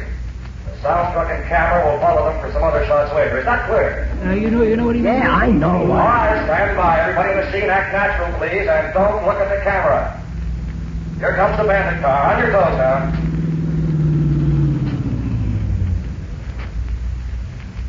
All right, you two crooks, look around. Now walk into the store. Don't hurry. Now, straight down the main aisle to the rear. That's it. Now go into the office. You know what to do there. All right, now stand back. Don't shove. Take it easy, will you? Gee, McGlynn, this is exciting, being part of a real moving picture. Oh, I don't know. It's all right if you ain't never done it before. Have you ever been in a picture before? Have I been in a picture? That's what I said. Have you? You know, this ain't a bad way to make $10, just standing around watching some other guys work. I bet you've never been in a picture. Hey, those were pistol shots. Come on. Hold it, you dope. Those were part of the moving picture, remember? Oh, yeah. I just wanted to find out what you do. Who are you, kid? Look, when I was out in Hollywood, I used to be the top... The two bandits are coming back now. All right, you two, now just take it easy. Nobody's going to stop you. That's it. Now get into your car and drive off down the street. We'll follow you for the other scene. Now get going. We'll be right behind you. You policemen hold back the crowd until we get well down the street, and then you can let them go. You'll get your checks at headquarters tonight. Thanks, and so long. Well, that's that. I sure wish I could make $10. Hey, what is it, lady? The cashier's been murdered. They shot him down. In cold blood. Take it easy, lady. He ain't dead. This was He just is dead, I tell you. Shot through the head. He's really dead.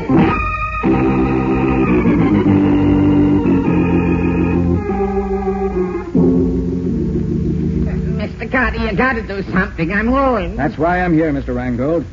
Mary, I'm amazed that at least one of your cops wasn't bright enough to have seen through this phony moving picture business. Oh, don't rub it in, Nick, please. Was headquarters ever approached at all? Never. The individual cops were the only ones they contacted. $1 million worth of beautiful stones they took right out of the main safe and killed my cashier. Well, don't you carry insurance on your jewels, Mr. Rheingold? Sure, I carry insurance, but I lose all my stock stones. Well, did you know about this moving picture business in advance? Oh, sure I did.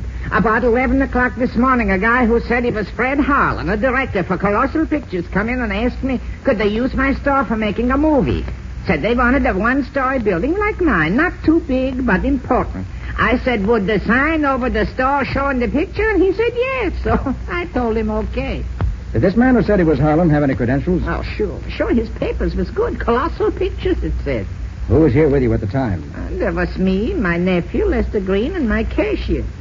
What did this Harlan look like? Well, a little bigger than me. Blonde hair, good looking, about 45 maybe. He was wearing sunglasses, the Hollywood kind. Mm-hmm. You keep the safe open or closed during the day? Always. It's closed. So much jewels it contains.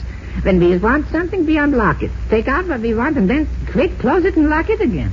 Who had the combination? Me, my nephew Lester, and my cashier, nobody else. Keep the burglar alarm on or off during the day? Always, it's on. We have a button to turn it off when we want to get in. See right here. Look, the alarm is still on. Why didn't it go off when the safe was open? If the alarm wasn't turned off, we can be sure the cashier didn't open the safe for them. Let's see. Huh. Here's why the alarm didn't work. What you got, Nick? The alarm wire's been cut. Piece taken out of it to make sure it would stay cut. Hey, Nick, since the safe wasn't forced open and the cashier didn't open it, that means the crooks had the combination. Mr. Reingold, you say only the three of you knew the combination? Yeah, that's right. And one of you three helped in this robbery. And the cashier's dead, which lets him out, I should say. Well, then you think me or Lester we should rob ourselves? It's been done before. Oh, come in, come in.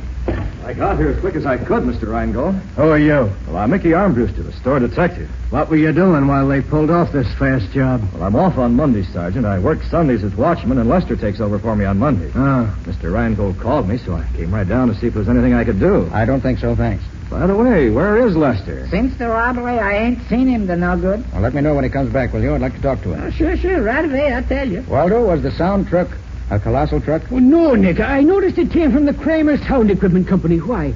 That's strange. Should think that if Colossal was doing the job, they'd furnish their own truck. Colossal had nothing to do with it, Nick. We checked. That part was as phony as the rest of it. Maybe there ain't no Fred Howling either, Nick. That's the odd thing about this, Waldo. There is a Fred Howling. Huh? Well, there was, years ago. He used to be top director in the Colossal lot. Maybe this wasn't that Howling, Nick. That thought occurred to me, too, Matty. Well, we've done all we can here. You said there were no fingerprints? My men couldn't find one anywhere. Oh, it was a slick job. Then let's go. See you later, Mr. Reingold. Yeah, sure. Matty, I suggest you have some of your men check up on this Reingold and this nephew of his, Lester Green. Yeah? Also, check the Kramer Sound Equipment people and see if they can help us. Waldo and I are going to drop in on Scubby and see what he can dig up for us and Fred Harlan. Right, Nick. Be seeing you.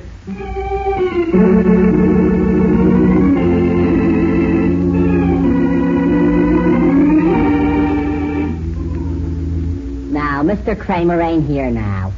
When'll he be back? I don't know.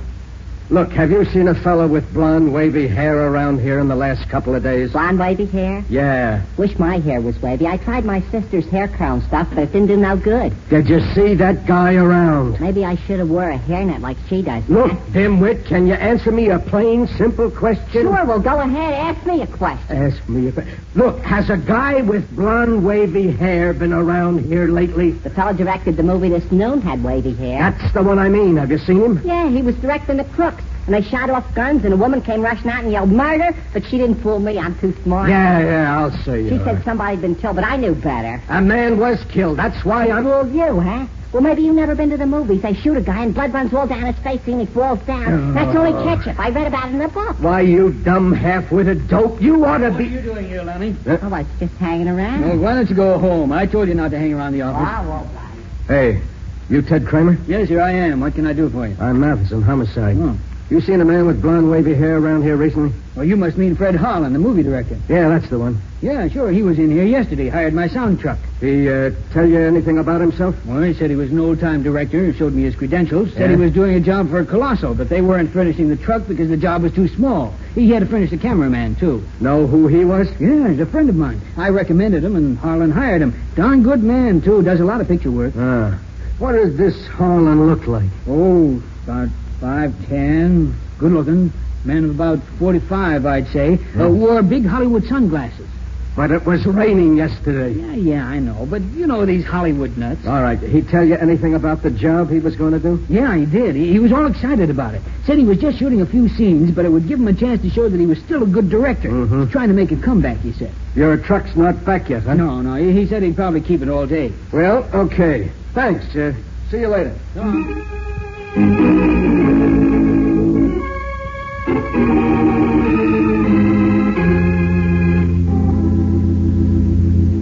Well, here you are, Nick. This is everything I can find in the files about Fred Harlan. Thanks, Cubby. Hey, look at the bunch of stuff he's got there. That Harlan must have been quite a guy. Well, he sure was. Here, Waldo, you take these clippings. Okay. Scubby, you take these. Yep. I'll go through these others. Okay. Oh, here's a picture of the guy, Nick. Oh, let me see. That's the guy, Nick. That's the lad who directed the movie this morning. Sure as you're a foot high. Yes? The date of this? Taken 15 years ago. No change in his looks in 15 years? I wish I could do that. Nobody can do that, Scubby, and that's what interests me. And he had his horoscope told, too. Oh, anything for publicity, Walter. Yeah, I see. And here's an article about him and his fingerprints, too. He didn't miss a trick. Let me have that, Waldo. Yeah, sure. Oh, here are the last ones, Nick. Reports of his accident and the follow-up stories. Accident, huh? Serious? Almost fatal. Doctor said he suddenly cracked up while he was driving. Went over an embankment and was badly broken up. Well, let me see those, will you? Oh, sure. Here you are. Thanks. Ribs broken, arm broken 2 places, leg cracked, bad cuts on head, long jagged cut under right ear.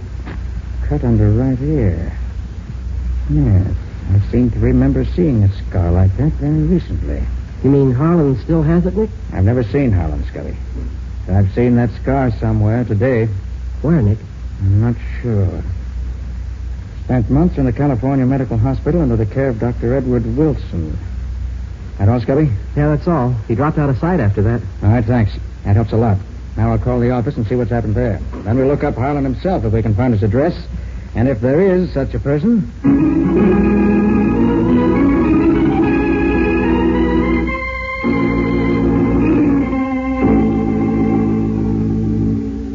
Sergeant, anything new? Not much, Patsy. The boys are... Oh, one moment, Sergeant. Nick Carter's office, Patsy Bowen speaking. Patsy, Nick. Have you heard anything from Matty yet? Oh, he's right here. You want to talk to him? Yes, put him on. Nick wants to talk to you, Sergeant. Oh, thanks, Patsy. Hello, Nick. Matty, anything new? Well, the boys just found the sedan the crooks used about 6 miles out of town near the river.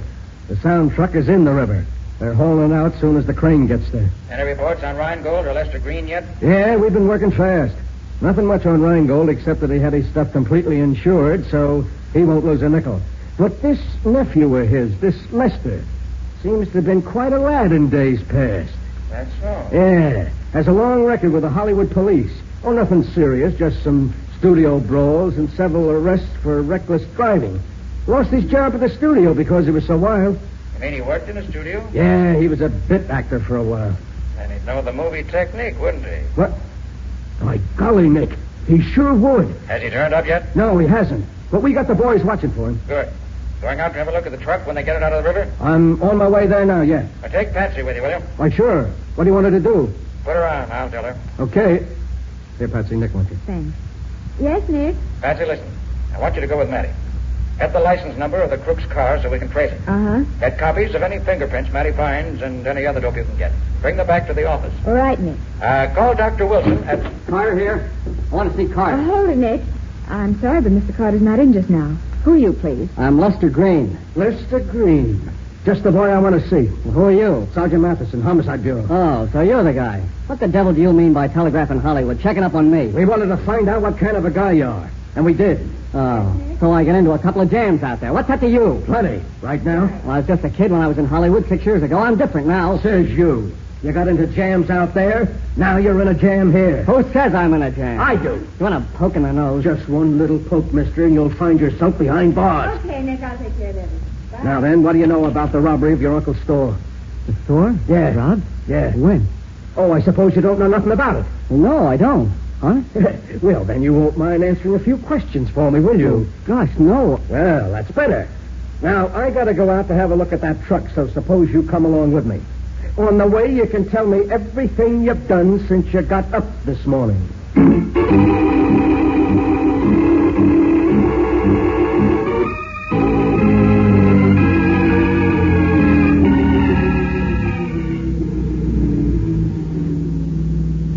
Nick, we must be way out in the sticks by now. Are you sure we're going right? That's what the cop said. Straight ahead to the next gas station and turn right. Yeah, maybe this address we're going to is a phony, Nick.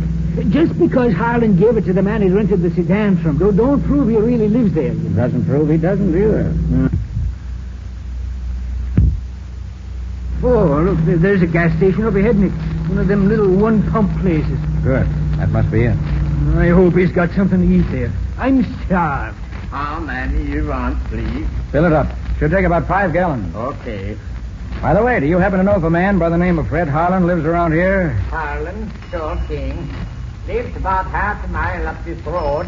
Seen him lots of times. good-looking feller. Blonde, wavy hair, about my height, wears big sunglasses. Yup, that's the feller. Does he always wear those sunglasses? Oh, sure, all the time. Oh, once he took them off to wipe them. I seen he had a bad cast in his left eye. Guess he don't want nobody to see his bum eye. Anybody live up there with him? Or never see anybody. Always alone when he come in here. You want anything else? Well, you better look at the oil. Okay. Do you know anything about his business? Oh, yeah, he was here a couple of days ago. Told me he was movie director. Said he was going to have a chance to make a picture and get his yacht back again. It's the same guy, all right, Nick. And it is Howling. Maybe. Have you seen him in the last few hours? No. He went out of here this morning early. I ain't seen him since. Well, his dog is still there, though. I hear him barking a while back. The mean creature, that dog. Harlem told me once I better keep away from his place if I didn't want to get that up. I see. Well, how much do I owe you? Well, 6 gallons gas is $1.20. Your oil's all right. Here you are. You got anything to eat here? I got some hot dogs and some candy bars. Hot dogs. Them's for me. Give me 2. You want mustard or coleslaw on them? Yeah, put them both on. I ain't fussy. And a pickle, too. Give me 2 hot dogs. No mustard or anything. Not even a roll. Just the plain Franks. 2? Without no rolls? No nothing? Just plain? That's right. Well, it seems to me you've been crazy, but it's your business. I thought you never ate them things, Nick. I don't. I'm buying them for a friend. I hope he likes them.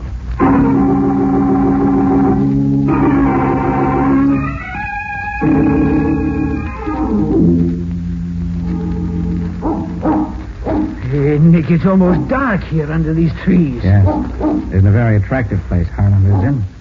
That must be the dog you told us about. Yeah, the dog. I hope he don't decide to take a bite out of my leg. Well, if my plan goes right, Walter, this dog won't take a bite out of either of us. Now, let's see if Harlan is home.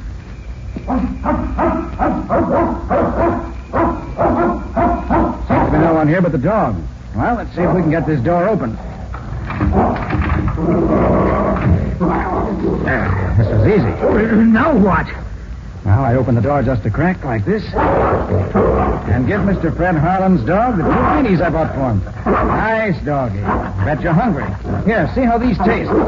You think you're going to be his pal for life because you brung him a little hot dog? You're crazy, Nick. Perhaps, and perhaps not. You feeling tired, doggy? Well, lie down, take a little nap. That's the way. Now close your eyes. Hey, what are you doing, Nick? Hypnotizing him? There, now we can open the door all the way and walk in. Well, holy mackerel.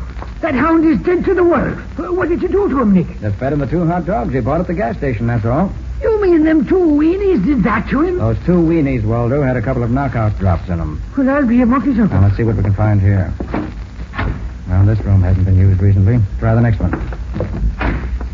No, this one ain't either. Dust is thicker than the rug. What's this, the kitchen? Yeah. You used this room, all right. What a mess. If you start hunting for clues in this place, you got yourself an all-night job. And I can't spend that much time on it. Well, let's have a look upstairs. Yeah. You know, the guy at the gas station said he never spent much time here. Well, maybe he just lived in one room in the kitchen. I think you're right, Waldo. Yes. And this is undoubtedly the room he used when he was here. Nick, do you suppose the crooks talked Harlan into a deal and then bumped him off when they were through with him? Waldo, the fact that the man who ran this show looked like the Harlan of 15 years ago leads me to believe that there's been an impersonation. Yeah? But who impersonated who? That's what I'm trying to find out. Well, first, let's pick out some good fingerprints. Should be plenty of them on this dressing table. Yes, here. And here. Lift them off for the files. You mean the way you showed me the other night, huh? Yes, use the clear Scotch tape. Okay, Nick. Hey, did you notice all the makeup he's got here? Yes, and there's several pictures here that look like those taken 15 years ago. You notice? Yeah. Looks as if they've been used as models for making up. And here, what's this? Hairs. Blonde, wavy hair. Hey, that's what we're looking for, ain't it? Yes. Uh-huh. Now we're getting somewhere. Waldo, these hairs didn't come out of a head. They came off a wig. Off in a wig? How do you know? Have no roots on them. Made up in a wig, huh? Now, I know that was an impersonation. Oh, Nick. Just happened to see this here in the wastebasket. What is it? It's a piece of wrapping paper. From Rheingold's jewelry store. And do you see what it says on it here? To be called for. Yes. And look at the name of the one who was to do the calling. Yeah. Well, what's the connection between him and Howling, Nick? A very strong one, I believe. You got any ideas? I have. Right now, we're going back to the office to gather up what loose ends we can. And you're going to bring Harlan's dog along with you. Bring the dog? Are you crazy, Nick? Maybe I am. But bring him along just the same.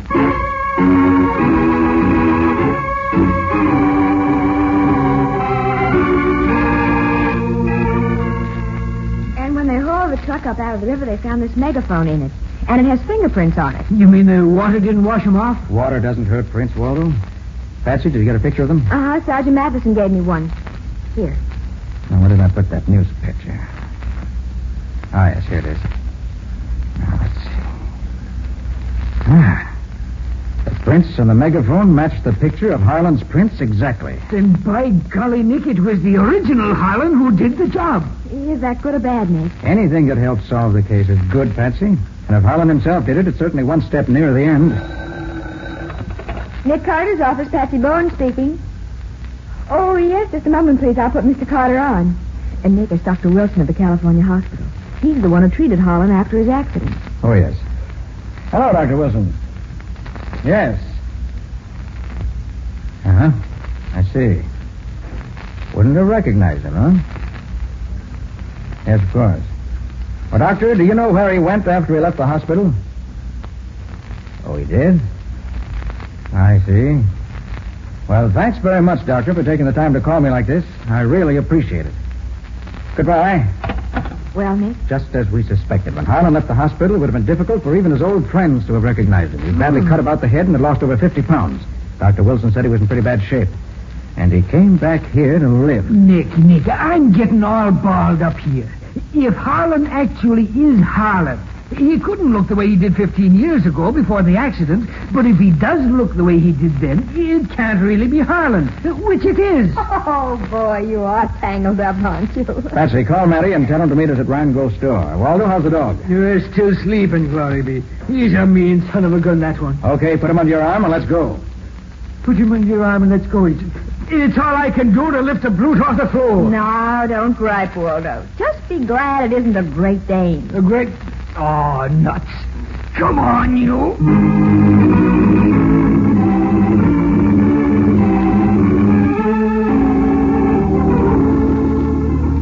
Hi, Matty. Hello, Nick. Ah, so you brought Lester, too, huh? Excellent. Yep, I thought we might as well all be here for the fireworks. So, Mr. Carter, you got news for us, yes? I have, Mr. Rheingold. I have news, the solution of the case, and the name of the murderer. You hear that, Mickey? That's the kind of a detective you should be. The way you should catch more people stealing in my store, maybe. Well, how'd you do it, Mr. Carter? I don't mind learning something when I can. I studied the facts and found out more facts. I discovered that this robbery today was the result of years, probably, of careful planning, of leading a double life, of the killer being himself half the time and somebody else the rest. I learned that a man was so badly broken down through a nervous collapse in an automobile wreck that his own friends wouldn't have known him. And he traded on that fact, got himself a job of trust and confidence. In fact, he became an employee of a jewelry store. He was a store detective. Well, what do you know about Carter, are you insinuating that? I'm insinuating nothing. I'm giving facts. You got yourself this job here, watched and schemed and planned, and when you were ready, pulled this phony movie setup and robbed the safe. Well, that's hard to believe, Nick. Have you got proof? Waldo, let the dog in. Okay, Nick. I'm glad I am to do it. Hey, what's all this, Nick? Why the dog act? That dog belongs to Harlan. He also belongs to Mickey, as you can see by the way he greets him. For a while, I thought somebody impersonating Harlan had done this robbery, but I finally realized that the man who impersonated Harlan was Harlan himself, now known as Mickey Armbruster. Well, I'm mixed up. You got more proof than a dog, Mr. Carter? I have. When Matty takes Mickey's fingerprints, he'll find that they match these prints of Harlan's I found in a newspaper. And they'll match the prints found on the megaphone the phony movie director used. And you'll find Mickey knew the combination of the safe also. It took time to get it, but he was in no hurry. When he was here in the store Sunday watching, he cut the burglar alarm wires as a safety precaution. And he wore the dark glasses while he was playing Harlan to conceal the cast in his eye, which, as Mickey, is so plainly evident. Well, Mickey, am I right? Yes, Carter, you're right. Thought my plan was foolproof, that by impersonating myself as I looked 15 years ago, I'd throw you all off the track. My jewels, Mickey, you bum, they're my jewels. Why, you'll never see them. My pals will take care of me when the time comes. Who'll work with you, Mickey? You don't really expect me to tell you that, do you? They're friends of mine. I'm going to need friends before this is over. You don't have to tell us who they are, Mickey. We'll find them without your help. As a movie director, you should know better than to take moving pictures of your pals and then not destroy the film. That's the best evidence in the world. The camera was on the soundtrack when we drove it into the river. It was, but it just happens that the camera was watertight and the film is still good. It's being developed right now. And when we get a look at it, we'll be able to pick up your pals and recover all of Rheingold's jewelry.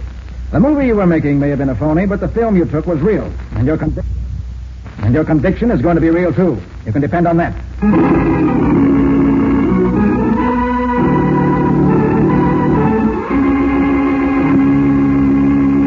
Well, Nick, before you give us a peek into your story for next week, I want to talk for a moment to the young men of America. You know, it is no longer true, if it ever was, that men join the Army only if they can't get jobs anywhere else, or if they're not fitted for some other job, or if they're too lazy to look for one. The new American Army of today is a compact, carefully chosen group of skilled technicians with brains and ability. Young men seeking to enter the Army today must be able to understand and profit by technical training that is second to none. The skills that the men in the new American Army acquire, no matter what branch of the service they may be in, equals and often exceeds that demanded by many of the best-paid civilian trades. You can do no better for yourself and your country than to join the new American Army and become an informed technician in at least one of the many specialized fields offered. Excellent advice, Ken. Well, Nick, what about your story next week? Well, next week, Ken, I'm going to tell you about an adventure I had recently when an explosion of unknown origin burned down a warehouse. An alarm clock missing from an ex-soldier's trailer proved that the fire was incendiary. And a bit of green paint on a crowbar led us directly to the firebug himself. Who wasn't a firebug at all, but a crook who wanted to get rid of some very incriminating evidence. What do you call this story, Nick? I call it The Case of the Missing Alarm Clock.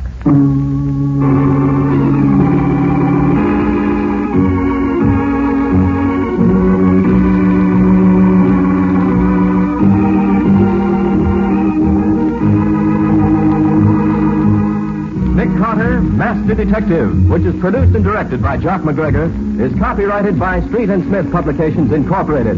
Pictured stories of Nick Carter appear in every issue of the Shadow Comics. In the broadcasts of Nick Carter, Master Detective, Lon Clark is starred as Nick, Charlotte Manson is featured as Patsy, Matty is played by Ed Latimer, Waldo by Humphrey Davis, and Scubby by John Kane. Nick Carter, Master Detective, is presented over most of these mutual stations each week at the same time. This is Ken Powell saying so long until next week.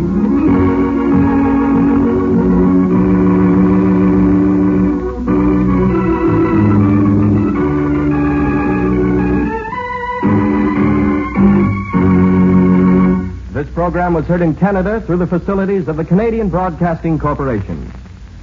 This is the Mutual Broadcasting System.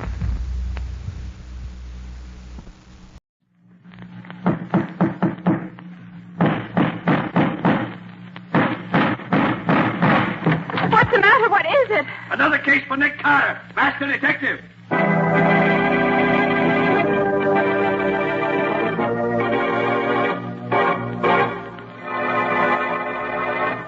Yes, it's another case for that most famous of all manhunters, the detective whose ability at solving crime is unequaled in the history of detective fiction, Nick Carter, Master Detective.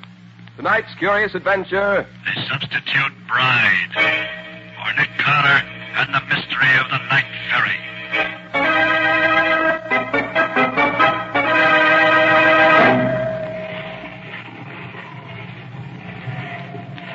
Here, take your hands off me. No, what are you doing? Let me go. Put me down. No, stop it.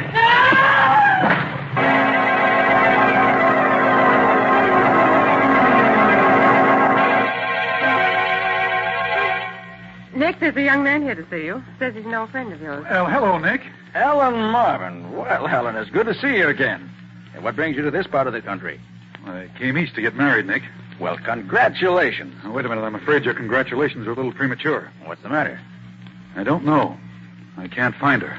Can't find her? Well, what on earth do you mean by that? Well, look, it's like this, Nick. Alice Evans and I have been engaged for about 4 years.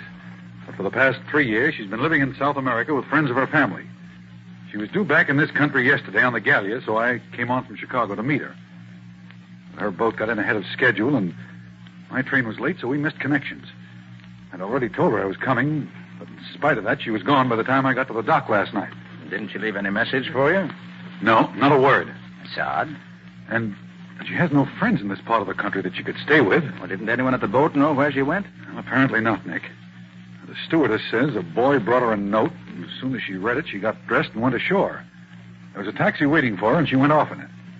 An hour later, an expressman called for her trunks. Perhaps she went to a hotel. Hotel? But why should she do that when I told her that I'd meet her at the boat? No, Nick. Something has happened to her, I'm sure of it. Nick, the morning paper says that there's a Miss Alice Evans registered at the Hamilton Park Hotel. What's that? Would that be the same girl?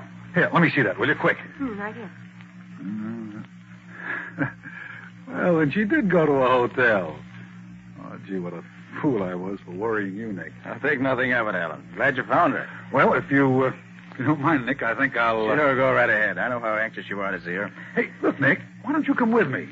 I'd like very much to have you meet her. Well, Alan, this seems hardly the time to... Oh, come on. No, Nick, come on. I want you to meet her. You'll like her. Well, all right, if you insist. But I've heard it said that three is usually a crowd, especially after two of them been separated for 3 years.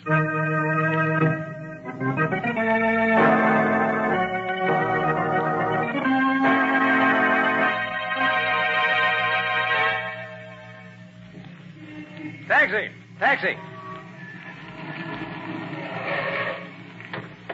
Second and fifth driver.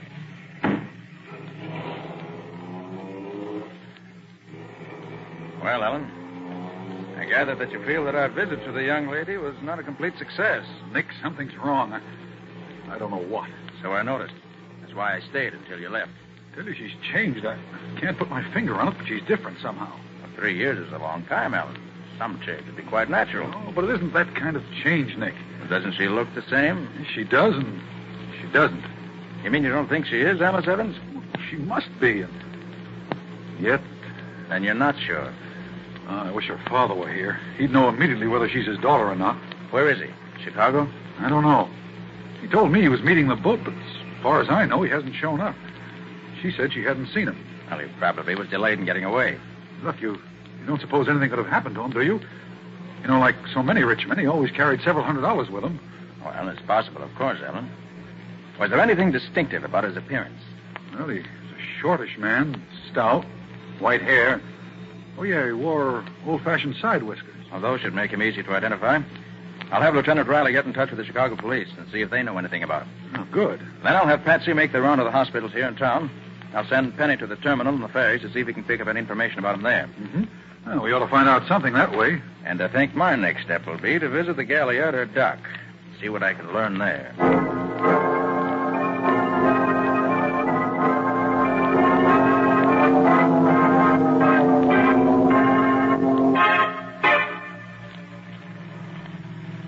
The main reason I'm taking you to see Miss Evans first is that I want you to tell me whether or not she's the girl who made the trip up from South America with you. I understand, sir. Now, you, the purser of the Gallia, probably had as good a chance to see her as anyone. Oh, why, yes, sir, but none of us saw her very much. She took ill right after we sailed and stayed in her room almost the entire trip. But you say you'd be able to identify her positively. Oh, yes, sir. I have an excellent memory for faces, and she was a real looker, she was. Here's her hotel.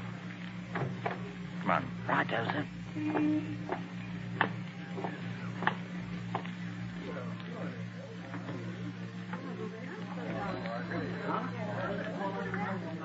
Here, we can take this elevator. 3, please.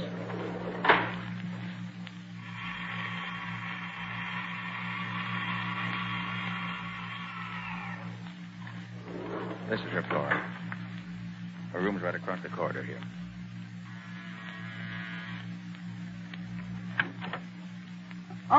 Oh, come in, Mr. Carter. Thank you, Miss Evans. You, of course, know this gentleman, Miss Evans? Why, well, let me see. Oh, it's hardly fair to expect her to remember me, Mr. Carter. She was so ill every time I saw her that I doubt if she'd ever really got a good look at me the whole voyage. Oh, why, of course. Now I know who you are. You're one of the officers off the Gallia. We came up from South America together. That's right, Mum. See, sir, she knows me right enough. Oh, I knew I'd seen you somewhere. If If I hadn't been so sick, I'd have remembered you at once. I see. Well, Miss Evans, our call is really in the nature of business. The purser found a valuable lot of jewelry left behind in the ship, and I was called in to help find the owner. As it was near your cabin, we come to you first. I haven't missed any of my jewels, but I'll let you know if I do. Thank you. Have you had any word from your father yet? No, not a word. Do you suppose anything's happened to him? What did he look like, Miss Evans? Why, he was... Here. I'll show you his picture. You can tell better by that. Here you are, Mr. Carter. That's my father. Are you a detective? Yes, Miss Evans. I am. Then you must find him for me. I don't care what it costs. Very well. I'll see what I can do. Shall we go, Purser? Oh, yes, sir. Good day, miss, and good luck to you. Goodbye, and thank you. I'll let you know as soon as I learn anything, Miss Evans. Good day. Well, Purser, was that the Miss Evans who made the trip with you in the Gallia? Oh, positively, sir. I'd know her anywhere. You're sure? There's no question whatever, sir. I'd swear to it on a stack of Bibles afoot, I would.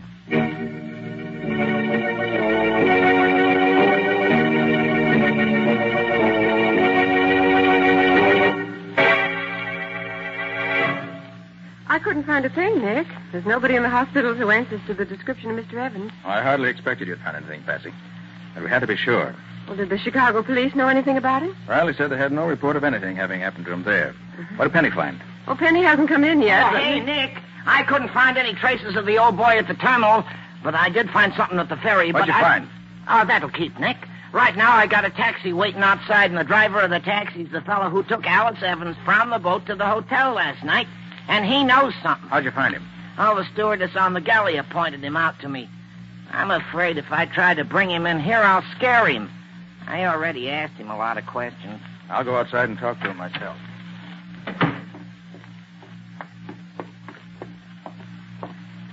Oh, driver, I'm Nick Carter.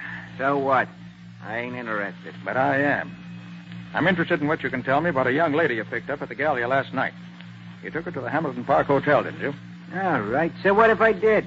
Look, you'll save yourself time and trouble if you'll answer my questions. You picked her up about 8 o'clock, didn't you? Yeah, about that. How long a drive is it to the hotel? About a half hour. Maybe if the lights was against you, 45 minutes. And how does it happen that you didn't register in at the hotel till nearly 10 o'clock? Well, Where'd you go between the time you left the Gallia and the time you reached the hotel? I stopped over the house on 22nd Street for a while. Did Miss Evans leave the cab? Yeah. She said she wanted to see Winslow's daughter. Said they went to school together. You mean it was David Winslow's house you stopped at? Yeah, I said so, didn't I? Yes, you did.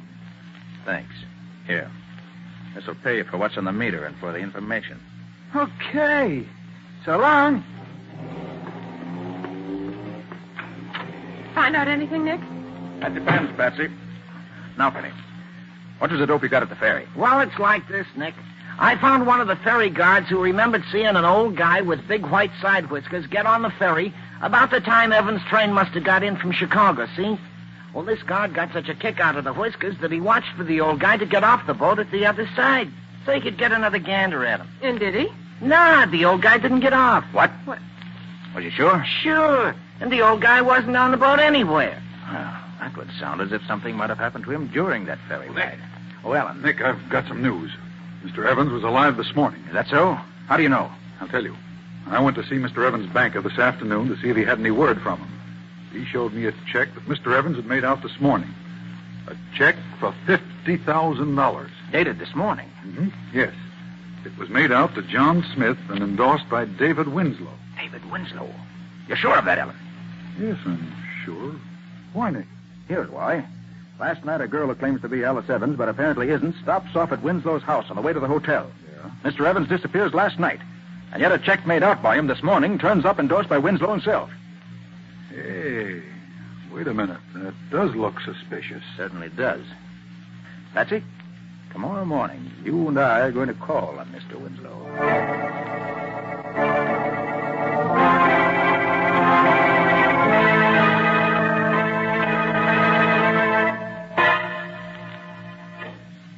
Very good of you to see me, Mr. Winslow. I'm Nick Carter, the detective. Yes, I've heard of you, Mr. Carter. Miss Bowen, my assistant. How do you do, Good Miss morning, Bowen? Mr. Winslow. What can I do for you, Mr. Carter? Mr. Winslow, do you know James Evans? only very slightly. Are you acquainted with his daughter, Alice? No, Miss Carter, I'm not. I see. Did a check of Mr. Evans recently pass through your hands? Why, yes, it did. I cashed one of his checks yesterday. Did you know that Mr. Evans disappeared the day before the date on that check? Didn't. Well, he did. You don't say. Would you be in a position to know if the signature on the check were a forgery? Well, the signature was genuine, all right. When Mr. Smith presented for payment a check in the amount of $50,000, I naturally sent the check to Mr. Evans' bank for verification. They said it was good, so I paid Smith the money. I see. You said a few moments ago that you didn't know Alice Evans. Yes, I did. But didn't she call here night before last? Why, yes, she did. She called to see my daughter. They were classmates at school. My daughter was not at home, so she talked to my wife for a while and left. I thank you for your trouble, Mr. Winslow. Not at all. Come on, Patsy. Time for running along. Okay, Nick. Good morning, Miss Winslow. Good morning. Good day, Mr. Winslow. Good day to you, sir. Patsy, I'd be tempted to believe what he said, even if I didn't know that he has an excellent reputation in banking circles here in town. Well, what he told us certainly sounded straightforward enough to Hold allay... it, Patsy. See that man going in the house next door? Oh, yes. What about it, Nick? I saw that man in court a few weeks ago, charged with murderous assault. What? And now we found him going into the house next door to Winslow's. Patsy, I want you to get back to the office immediately. Tell Penny to see what he can find out about that house. The address is 832 West 22nd Street. Yes, Nick. I want to know more about that place.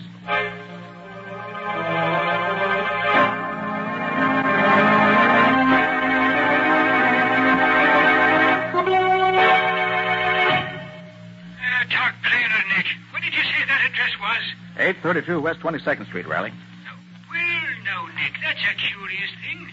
One of the boys picked up a bum this morning, and when we searched him, we found a slip of paper in his pocket with that same address on it. Swell, Riley. Hold him. I'll be right down.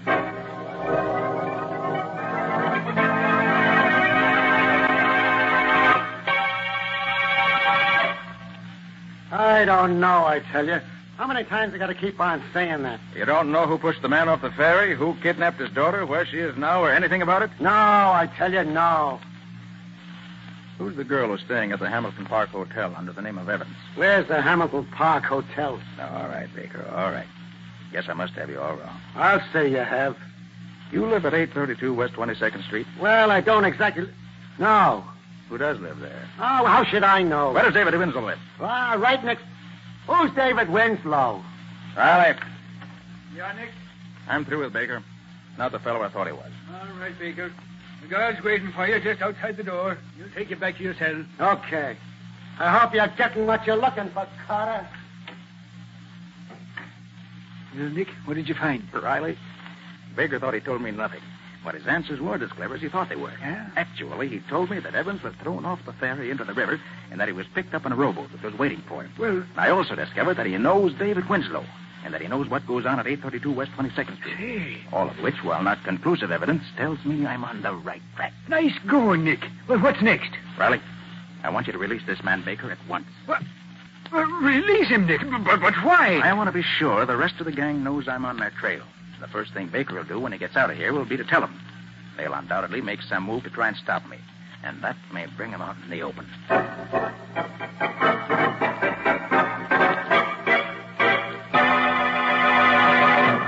Penny, what'd you find out?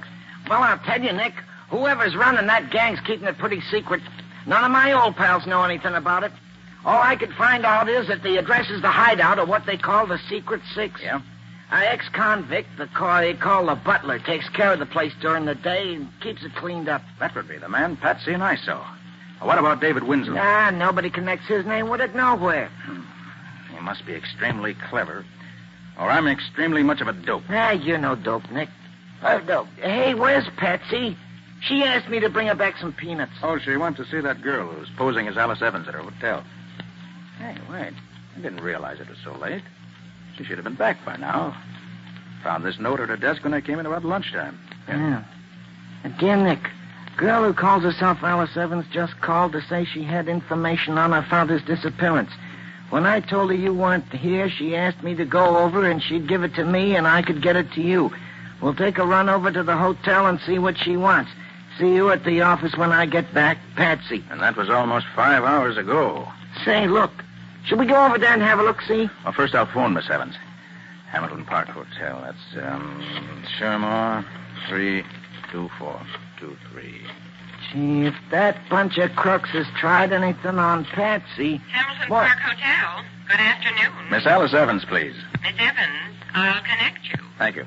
You know, I ain't known Patsy long, but she's a pretty swell kind of dame for... I'm sorry, Miss Evans does not answer. Thanks. Nobody home? No, Penny. And I don't like it. I think we better get going and... Wait a minute.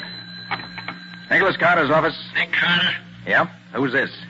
If you want to see your girlfriend Patsy again, Carter, keep out of the Evans case. What do you mean? If you make another move to try and find out what happened to old man Evans or his daughter, you can kiss your girlfriend goodbye. It'll be curtains for her.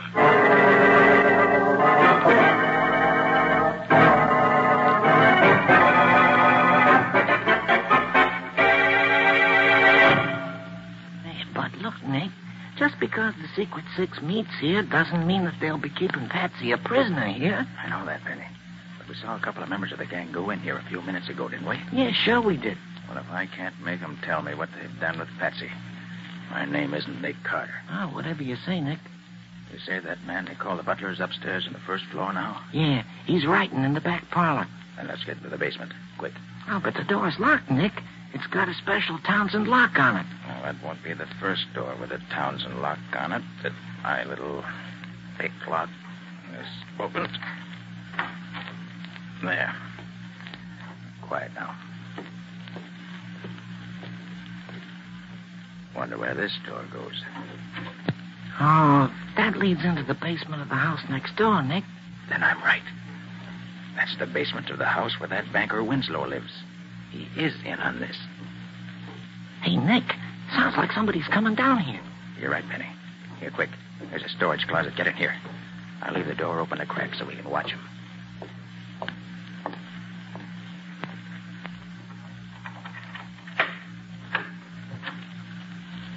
It's that butler, Penny. You're not going to gag me again, are you? That must be old man Evans. What's that stuff you have there? If you call that food, you can take it away. Penny, if one of us stands on each side of that door, we can grab the butler when he comes out. But don't let him call out. Those other guys might hear him. No, whatever you say, Nick. Like this? Go on. That's Get the out idea. of here. Go on, get out. Here he comes. Now.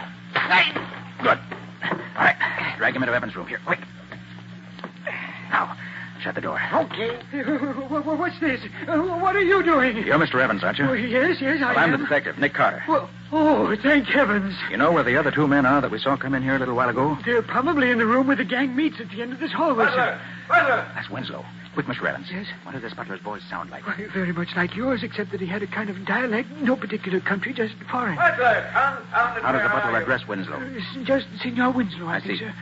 Yes, Senor Winslow. You call me? I've called you several times. Where have you been? I've been trying to find something in the back of the storage closet. You wish something, Senor? Yes. When the boys come in for the meeting tonight, tell them not to leave until I get here, no matter what time it is. You understand? But of course, they must not leave until you come. I will tell them. All right, and don't forget. Wait, that was amazing, Mr. Carter. It was almost a perfect imitation. All right, Penny. You better get this butler chap tied up and gagged before he comes to. Well, whatever you say, Nick. Mr. Evans. Yes? You know why you were kidnapped and brought here? Why, yes, Mr. Carter. They want my fortune. I know they've kidnapped my daughter and substituted in her place a girl who looks enough like her to be her double. They plan to have her get possession of everything she can, sir. Then they forced you to write that check for $50,000, didn't Yes. But, Mr. Carter, do you know where my daughter is? I'm sorry, Mr. Evans, I don't. But I expect to know very soon. Oh. Come on, Penny. Let's get down the hall and let those thugs tell us where Patsy is. Whatever you say, Nick. What do I do then? Yeah, all right. Hold it, Benny. I'll turn the knob on the door very gently. Then when I give the word, we'll rush them, just in case there may be more than two in there. Whatever you say, Nick. Easy now. Yeah, all Right. Get your hands up, all of you. What is it? Nice shooting, Nick. He should have known better than to pull a gun on you. All right, you get up. It's only your wrist that's hurt. Come on, get up. Now, drop your guns on the floor. Come on, let's have 'em. Now then. What have you crooks done with my assistant, Patsy? You heard what I said. What have you done with her? We don't know nothing about her. No? Well, maybe you don't know it, mister, but when I get mad, I can be dirty and mean, and somebody gets hurt. Now, where is she? I tell you, we don't know anything. Butler! It's Winslow again. Penny, keep a gun on these two. They open their mouths, let them have it, and shoot to kill. Butler, why don't you answer me? Pardon, senor. We are having a conference. We did not expect you until later. You are coming in here? I just wanted to tell you that I don't expect to be... Put him up, Mr. Winslow. I'll do the telling from now on. Why, what's the meaning of this, Mr. Carter? You can't... Shut up. Where's Patsy? Where's who? You heard me. What have you done with my assistant, Patsy Roan? I don't know anything. No, about... Where is she? No, don't. Where is she? Don't. You'll break my arm. Stop. For the last time, where is she? Oh, stop it. Stop it, I'll tell you. Oh, my arm. Well? Oh, she's upstairs. Second floor, back bedroom. Door locked, I suppose. Oh, I'll get her, Nick. I took the butler's keys away from him. Good boy, Penny. Make it snappy. I'll watch these two for a nickel thugs. Yeah, whatever you say, Nick. All right, Winslow. Get over against the wall with the rest of you cheap bums. And if you've hurt one single hair on Patsy's head, you'll be lucky if you live long enough for me to turn you over to the police. She's all right. We did nothing to her at all. Lucky for you. Tell me, Winslow, why'd you throw Evans off the ferry boat? Wouldn't it have been easier to have kidnapped him someplace else? I had the ferries watched for several days and found at the time of night, in the bitter cold weather we've been having, the rear deck of the ferry is almost always deserted. So we planned it that way. We had other plans ready in case that didn't work out. Oh, Nick, am I glad to see you. Patsy, are you all right? Anybody hurt you? No, Nick. They're a little rough, but they got as good as they gave me. Look at that black eye on the guy on the left.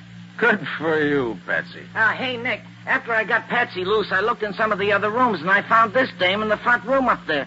Say she's Marion Blake. My name is Marion Blake. You're not Marion Blake. You're Alice Evans. No, I'm not Alice Evans. I'm Marion Blake. Aren't you saying that you're Marion Blake because you're afraid the gang will hurt your father if you admit you are really Alice Evans? What? Well, you're quite safe now, Miss Evans. Oh, Mr. Evans. Yes? Will you come in here, please? Yes, Mr. Carter. My father here. And free. Yes, Miss Evans. Here he is. Oh, Alice, my dear. Penny, you better go get Riley. You'll find him waiting just around the corner. He can take over now. Tell me where you were. Mr. Carter, I can never thank you enough for what you've done. We owe you our lives, Alice and I. You don't owe me anything, Mr. Evans. Getting rats like these out of circulation gives me more satisfaction than anything else ever could.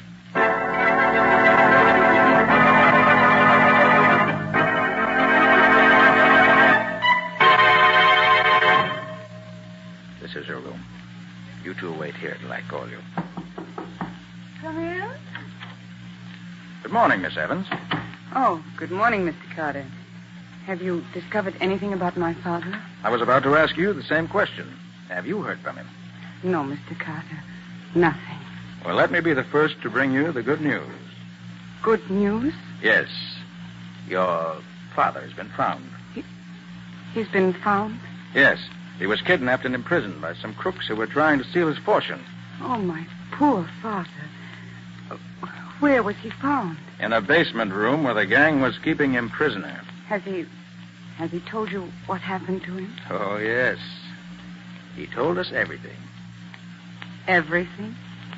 Oh, by the way, Miss Evans, I brought a friend with me this morning. I thought you might like to meet her. May I ask her in? Yes. Yes, of course. Ellen, will you bring the young lady in? Okay, Nick. Do you recognize this young lady, Miss Evans? All right, Mr. Carter. You can drop that Miss Evans stuff now. I see you know the whole story. Practically the whole story, yes. Oh, Alice, have you met the real Marion Blake? No, I haven't. My goodness, she does look like me, doesn't she? Yes, but you didn't fool me, dear. No, I suppose I was crazy to believe that I could fool a man who was as much in love with you as he is, Miss Evans.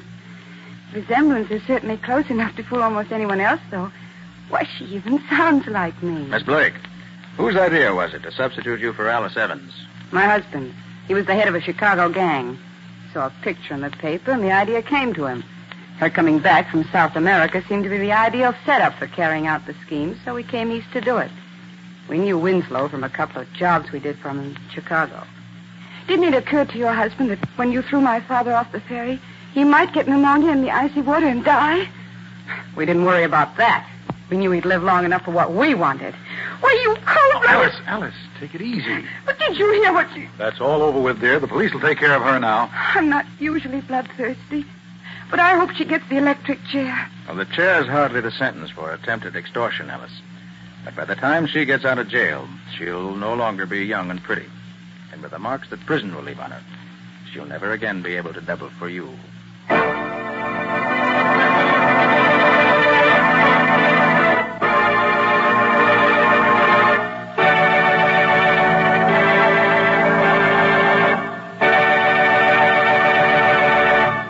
This was another strange experience of Nick Carter, Master Detective, called The Substitute Bride, or Nick Carter and the Mystery of the Night Ferry.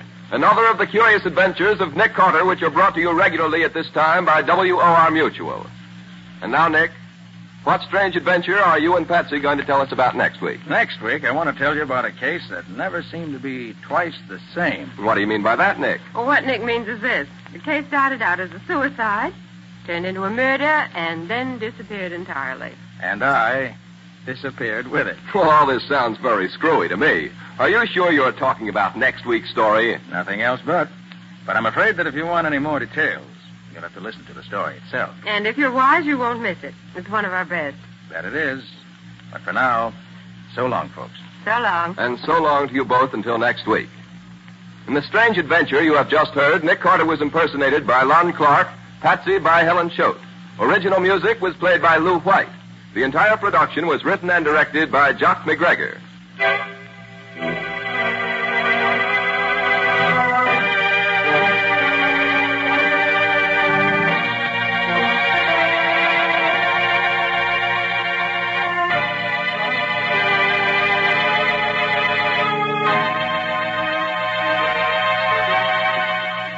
Next week, at the same time, listen to another curious experience of Nick Carter entitled... The Disappearing Corpse. Or Nick Carter and the Mystery of the Apartment House Murder.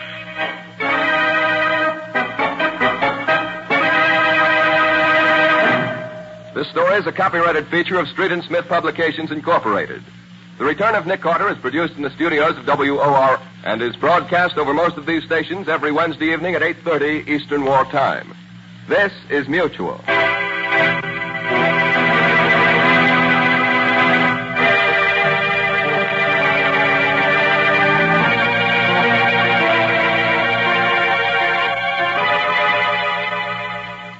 The Linux Show, starring Nick Carter, Master Detective.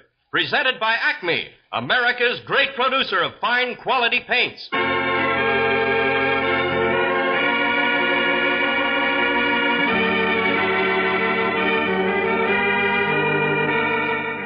This is the story of a man known the world over as one of the most daring and resourceful characters in the history of detective fiction.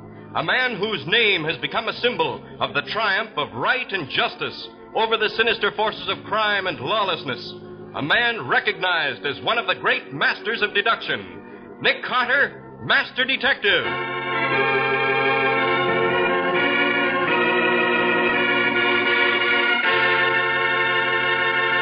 Today's exciting case, The Unwritten Letter. Another exciting chapter dramatized from the life story of Nick Carter.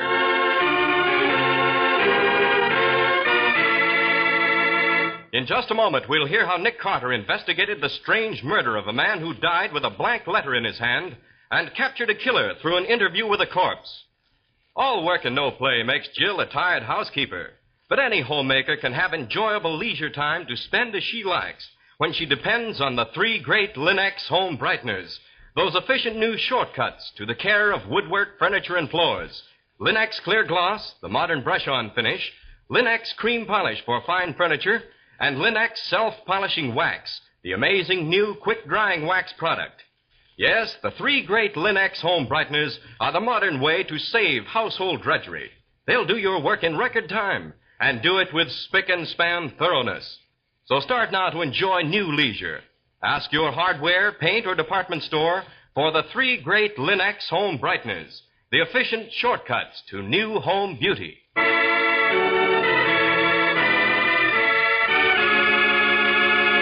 And now for today's exciting case from the life of Nick Carter. Breakfast is over in the old brownstone mansion at the corner of 5th and 4th, and Patsy and Nick are on their way into the master detective's study to begin the morning's work, when suddenly... Oh, bother. I might have known there wouldn't be any peace today, just when we need it.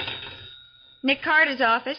Miss Bowen, Sergeant Matheson. I hope this is a social call, Sergeant. We've got a whole morning's work ahead of us. Yeah? Ask Nick if he'd like to be interrupted. Nick, Sergeant Matheson wants to know if you'd like to have your work interrupted. Ask him for what? For what, Sergeant? I don't think Nick will settle for anything less than murder. Ask him how he'd like to be haunted this morning. Haunted? Yeah. That sounds interesting. Let's have the phone, Patsy. Hello, Matty. Aha. Gotcha, hey, Nick. What's all this about haunts? Some dame called up this morning from an old loft building down in the village. 23 Blaine Street. She claims she's being haunted. Not at night, mind you, but during the day. Daytime ghosts. That's a new one. Yeah, she claims they rumble at her all day long. I'm just on my way down there. You want to come along? For spooks that rumble by day, you bet. Meet you in front of the building in 20 minutes. Right. Bye.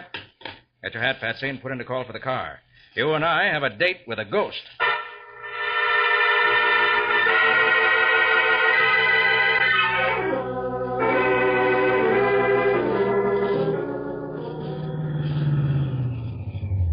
This is it, Patsy.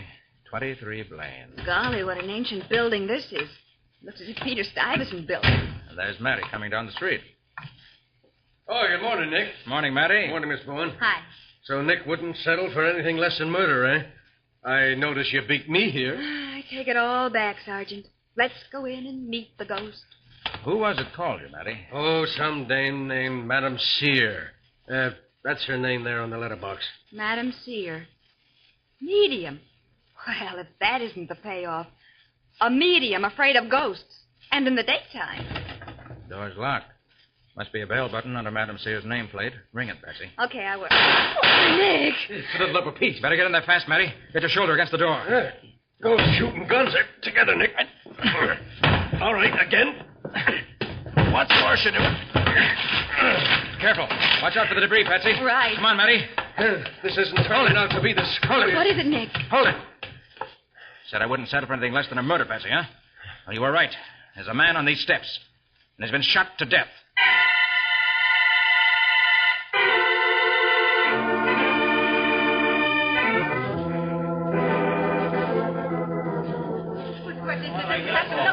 All right, quiet, everybody, please. Quiet. Quiet. Matty, I'm not ready to examine the people in this building yet. I want them to be taken to a room and kept there. Right. York, get him out of here. Yes, sir. All right, all of you, get going. Go on over here. Just follow the detective there. Go on, follow him. Okay, Nick. Now what's the score? I've searched this man's pockets. His name's Joe Kane.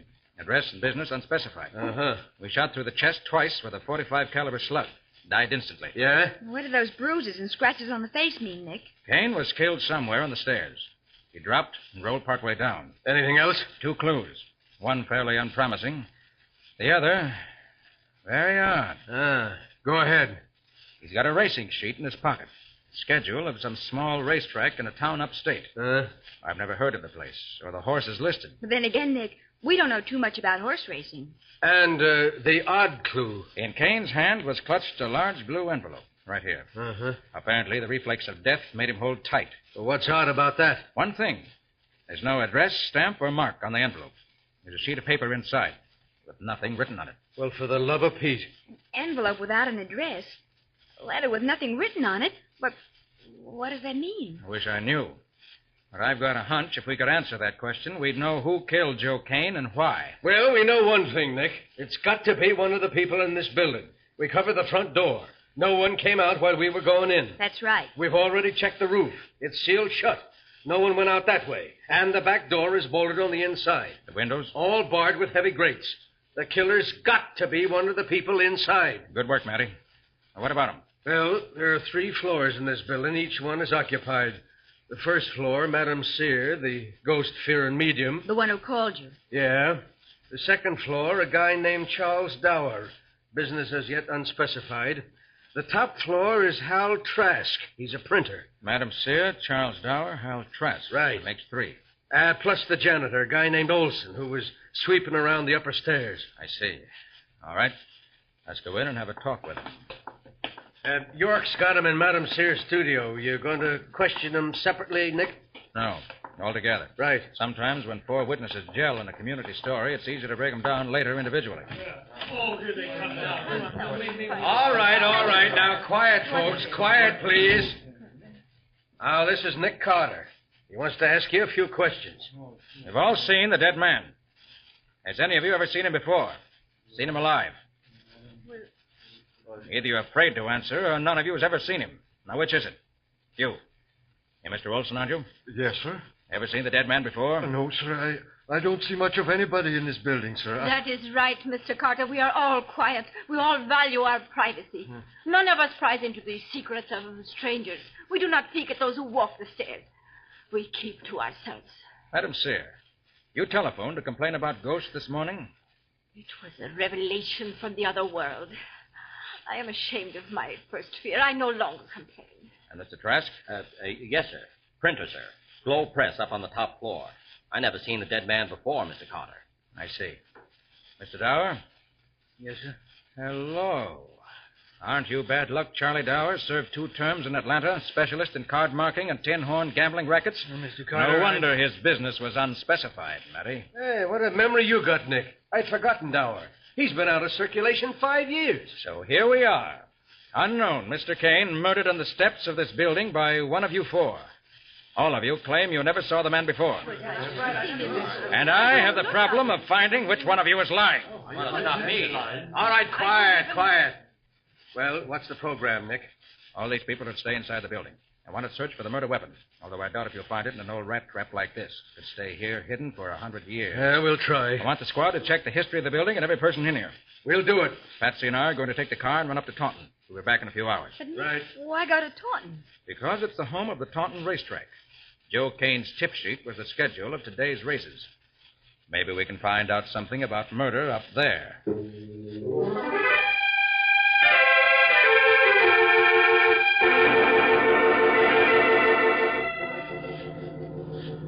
Just another few minutes, Nick. That sign said Taunton half a mile. Right.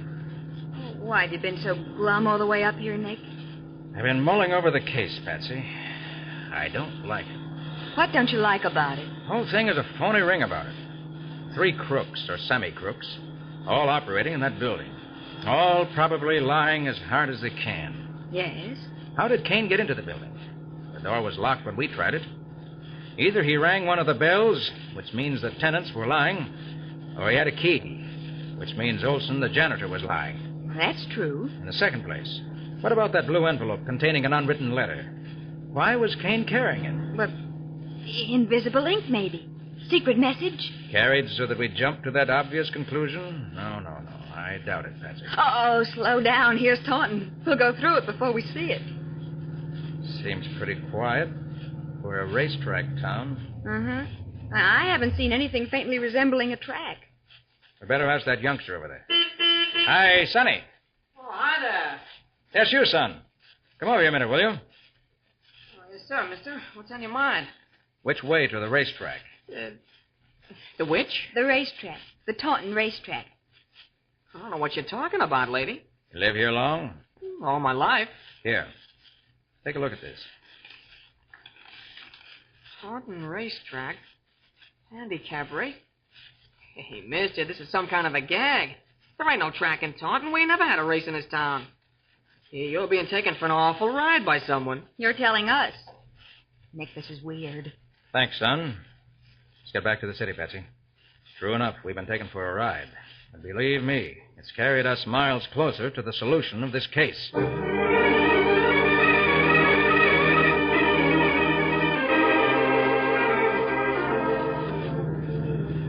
Nick, I wish you'd explain. Oh, don't act so mysterious.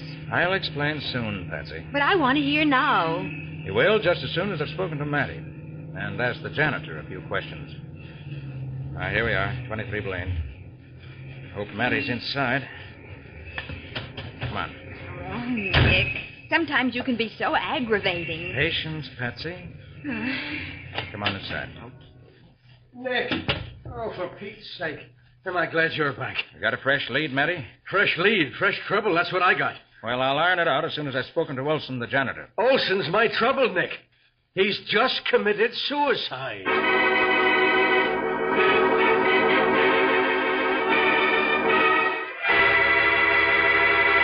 An unwritten letter, a non-existent horse race, and now the suicide of a key witness.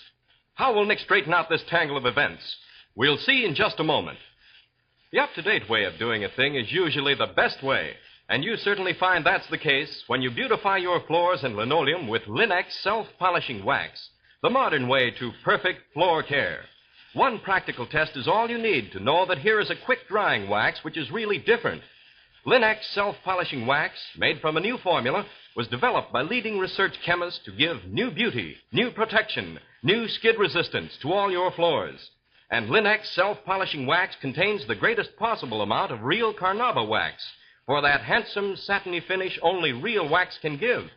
What's more, the underwriters' laboratories have proved by test that any linoleum, hardwood, or rubber tile floor is actually less slippery after Linex self-polishing wax has been applied.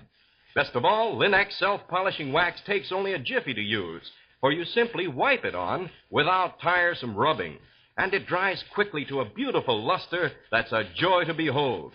So choose genuine Linex self-polishing wax, one of the finest products of its kind. Ask your dealer now for all 3 great Linex home brighteners to give your home new beauty the easy Linex way.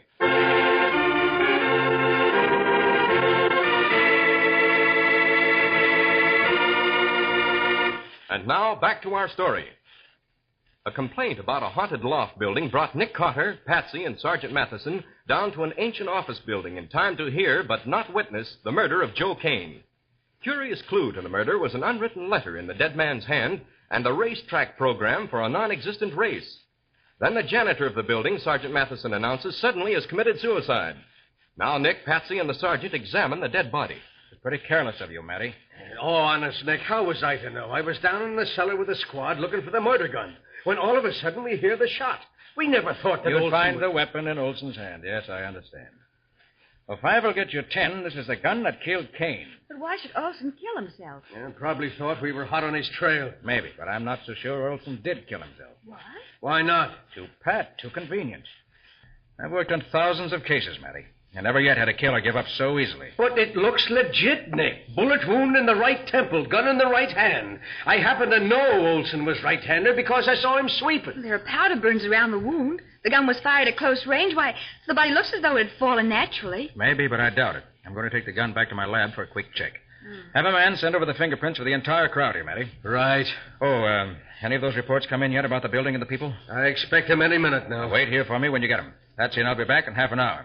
All right. Oh, and by the way, Matty. Yes, Nick. How much would you like to bet that Olson never was janitor of this building? Oh,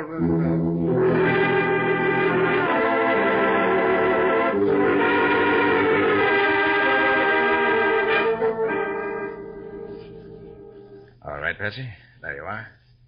Every print on this gun dusted and brought up, and all of them sharp and clear as crystal. Now what? Now we compare. Let's have that sheet Matty sent over. Here you are. Thanks. What are you looking for, Nick? Oh, I found it already. Just checking to make sure. Found what? Oh, don't be so mysterious, Nick. Look for yourself, Patsy. Every print on this gun belongs to Olson. You can't miss it. Yes, I see, Nick. Well, doesn't that prove suicide? Think hard, Patsy. What happens when you shoot a .45 automatic? Why, it fires a bullet. And then what happens to the gun? It stays in your hand, I guess. Gently, quietly, without a fuss? Oh, no, it kicks. Exactly. And will you explain why Olson's prints on the gun are sharp and clear as crystal? Oh. Obviously, if he'd held the gun and shot himself, his prints would have been smudged and smeared by the recoil. But they aren't. Nick. Uh-huh. You get it now, huh? Olson was murdered by the same person who killed Joe Kane. Then the gun was wiped clean and carefully placed in Olson's hand. That's why the prints are so clear. Oh, that just mixes the case up more than ever. Oh, no, Patsy. It's becoming clearer than ever. Let's hustle back to Matty. I only hope there haven't been any more murders while we were gone.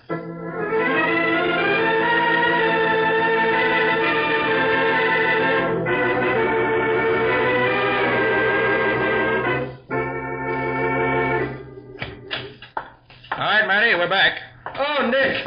Hey, Nick, you're fantastic. How did you know, man? How did you know? About the murder? No, about Olson. Reports just come in. You were right. He was lying. He wasn't the janitor of this building. Golly. The janitor of this place is a guy up on the corner. He takes care of this whole row of buildings. Then everybody in here was lying when they accepted him as the janitor. I don't think so. This is a dark little place, and the real janitor probably doesn't spend more than a few minutes a week here. Yeah, just about. They're all pretty careless. The few times he was seen wasn't enough to make an impression. So when Olson said he was a janitor, he was accepted. But the killer? The killer was lying, naturally. Hey, wait a minute, Nick. How did Olson get in here? Oh, Joe Kane let him in. Joe Kane? The dead man? Yes. When? Probably a few seconds before we arrived. Olson followed Kane into the building. Uh-huh. How did Kane get in? Pretty sure Kane let himself in. How? With a key. Nick, you sound as though you got the whole business washed up and finished. Think I'm pretty close to it. You know why Kane carried that blank letter? I do. And about the non-existent horse race? Yes. And why Olson killed himself? He was murdered, and I think I know why. Well, then will you please talk? One more little test, Matty, and the murderer will talk in person. What's the test? We've got 3 people left. Madam Sear, Trask the printer, and Dower the gambler. Yeah. All of them claim they don't know Joe Kane. Well, one of them's lying, and I want to find out which. How? I'm going to make some arrangements with Patsy. And then we're going to meet around Madam Sear's crystal globe, all of us. Holy smoke. More ghost stuff? So to speak. The body of Joe Kane is going to walk into the room, and we'll see who recognizes it. Oh, but that's silly, Nick. They all saw Kane's body. There's a tremendous difference between recognizing a living man and a dead body, Patsy. Totally dissimilar people look identical when they're dead. We've had hundreds of cases of husbands identifying dead strangers as their wives in the morgue. Mm-hmm. And vice versa. It's true, Patsy. I see Nick's point. Now, those suspects who really don't know Kane will not recognize a living imitation after having seen the body only once.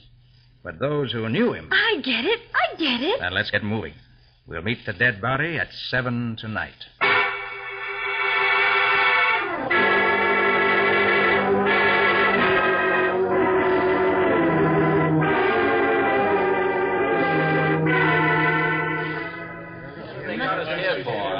All right, everybody. All right. We've gathered together in Madam Sear's studio for a last attempt to solve this murder. You do well to trust the world of the medium, Mr. Carter. It is capable of miracles far beyond your mere earthly effort. Quite. I've requested Sergeant Matheson to have present the only surviving occupants of this building. Mr. Trask, Mr. Dower, and Madam Sear, of course. Miss Bowen, my secretary, will act as witness. Sergeant Matheson will preside. And I'll ask the question. Will you all be seated, please? Everybody down, folks. Come on. I presume you work best with the crystal in the dark, Madam Sear. Oh, that is correct. Lights out, please, Matty. Right. Thank you. And now, Madam Sear, with your help, we will try to recreate the murder scene in the magic crystal. First, there must be silence. And silence you shall have. The crystal is cloudy tonight. There is much antagonism in this room. The veil can be parted only with difficulty. Now the clouds begin to vanish from the glass. I see faint lights, faint forms swirling in the blackness. I see a figure. It is a man. It is the dead one. He walks through night followed by shadows. There is one shadow I see with a gun. Sergeant Matheson, I hear it again. The spirit's talking. Oh, for the love of Pete. Do you hear it? All right, the groaning and the rumbling of the dead. And this is what made you telephone this morning? In heaven's name, protect me. You hear it, don't you? You hear it? Wait, listen. Someone's coming to the door. It is the other world coming to us. In the name of heaven, do not let that thing in here. It's Joe Kane. The dead man. Yes, Joe Kane, all right. I thought he was killed. And that, ladies and gentlemen, winds up the seance in our case. Lights, please, Matty. Oh, but... No excitement, please. Quiet. The show's over. But I... Mr. Dower, Madam Sear, please be calm. It's not Joe Kane. Merely an actor appropriately costumed and made up. Nick, they both recognized him. They were both lying. Madam Sear and Mr. Dower. Trask never batted an eyelash. He told the truth. Yes, Patsy. And I might add, It's because Mr. Hal Trask told the truth about not knowing Joe Kane that he'll be executed for his murder. You'll never prove anything. Oh, no, you don't, brother. A very clever crime, Mr. Trask, and for an unusual racket. Yes, Patsy, you were right. Trask told the truth. He did not know Crane. Dower and Madame Sear lied. They knew him. They'd seen him in the building frequently, but they didn't know he ran the Globe print shop upstairs. We figured it'd be better to say we never saw him before. Naturally. Both of you are afraid of the police. Try to keep clear of murder by lying. You didn't know that Joe Kane's racket was printing phony programs of non-existent horse races, and that he used these to induce innocent victims to book bets with him, bets which he pocketed and disappeared with. You're right, Carter. Kane had a hot racket. We heard about the dough he was making. It was a good thing. So good that you and Olson decided to come up and acquire a piece of his money. A big piece. Only Olson acquired nothing but death. And you've acquired a one-way trip to the chair.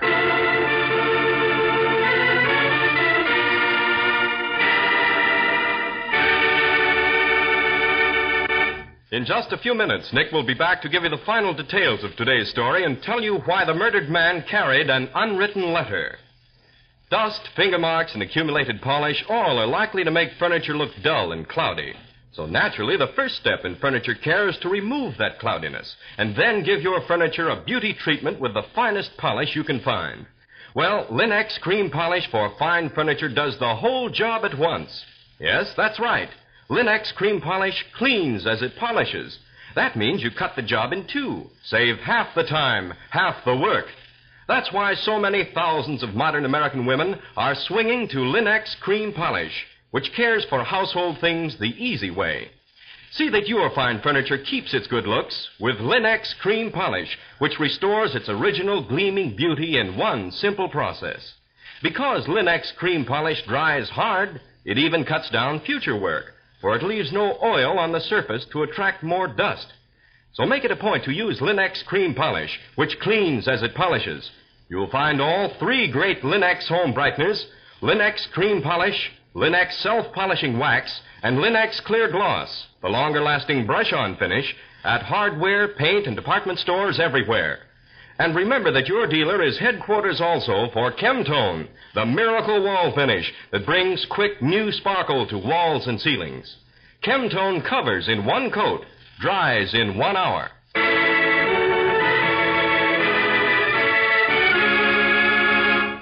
And now let's hear from Nick Carter himself. Nick, I understand the motive for Joe Kane's murder, but what about that unwritten letter? Well, get the picture, Ken. Trask and Olson decided to rob Joe Kane. They'd heard he was making a fortune out of his racetrack fraud, and they wanted a piece of it. But neither of them knew him. So? Obviously, they couldn't take a chance of Kane arriving in his office while they were rifling the place, so Olson remained downstairs to watch, while Trask went up to rob. But how could Olson watch for Kane if he didn't know him? By a simple thug's trick. He placed a large blue envelope in the Globe print shop letterbox. All he had to do was watch that. He knew whoever took the blue envelope out of the letterbox would be Joe Kane. Well, that's clever enough. So when Kane arrived and picked up his letter, Olson quickly followed him into the building, first signaling upstairs on the buzzer to Trask. Olson followed in case Trask couldn't get away in time. And evidently he couldn't. Right. Kane saw Trask leaving his office. He pulled a gun, the .45 automatic. Olson closed in from behind. Kane was killed and rolled down the steps. I doubt if Trask ever got a really good look at Kane. Then, as we pounded on the door below, they thought quickly. Trask pretended to be the proprietor of the print shop. Olson grabbed a broom and played janitor. Golly. But later, Trask realized Olson's pose would be uncovered. So the first chance he had, he murdered his partner to keep him quiet. He tried to get rid of the gun by planning it as a suicide weapon. But how about the ghosts that Madame Sia thought she heard? We heard them, too, when you kidded her into staging a seance. Well, that's the strangest thing about the case. If it hadn't been for Madame Sear's ghost, we'd never have entered the case and never have broken it. And if it hadn't been for the ghost, there wouldn't have been a case in the first place. Why not? Because Madame Sear's ghost was the distant rumble of a new printing machine Joe Kane had just had installed so he could print more of his phony race sheets. I had an officer turn it on to haunt the seance. Well, Nick, I hope you have as exciting a story for us next week. What's it going to be? Well, Ken, next week we're going to meet the champion apple pie maker of the East, who, fortunately for me, also happens to be an old friend of mine. She came to complain that her landlord papered her walls without her permission. Well, unfortunately, when we arrived, we discovered that the paper hanger had not only hung the wallpaper, he'd hung himself, Sounds like a strange story. What do you call it, Nick? The Case of the Hanging Paperhanger.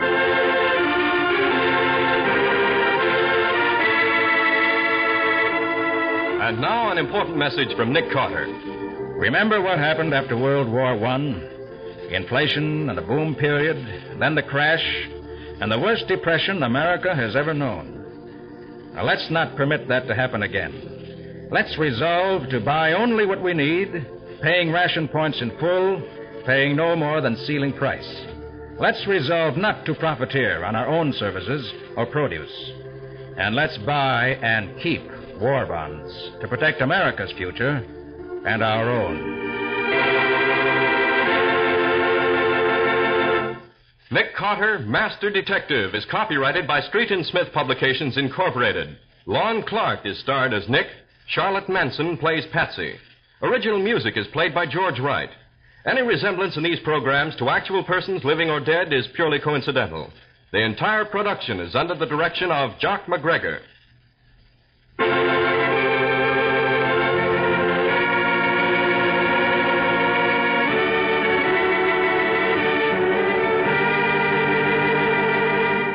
Nick Carter, Master Detective, is presented at this time and over these same stations each week by the three great Linex home brighteners: Linex self-polishing wax, Linex cream polish, and Linex clear gloss, created by Acme, America's great producer of Acme fine quality paints.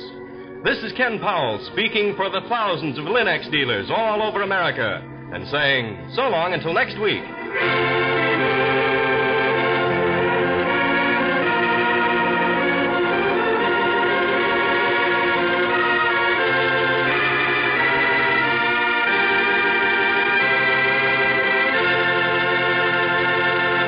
This is the Mutual Broadcasting System.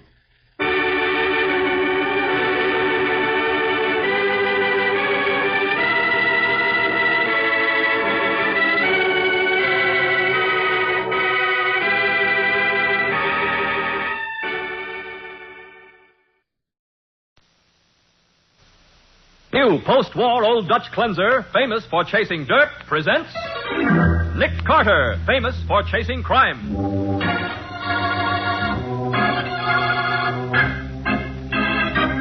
Every week at this time, two great names are joined as new post-war Old Dutch cleanser brings you one of the most resourceful and daring characters in all detective fiction, Nick Carter, Master Detective.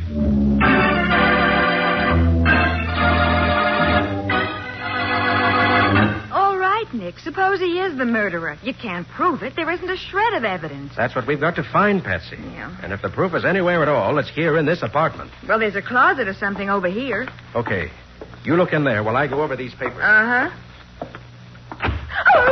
Don't try to struggle, Miss Bowen. This is a knife I'm holding at your back.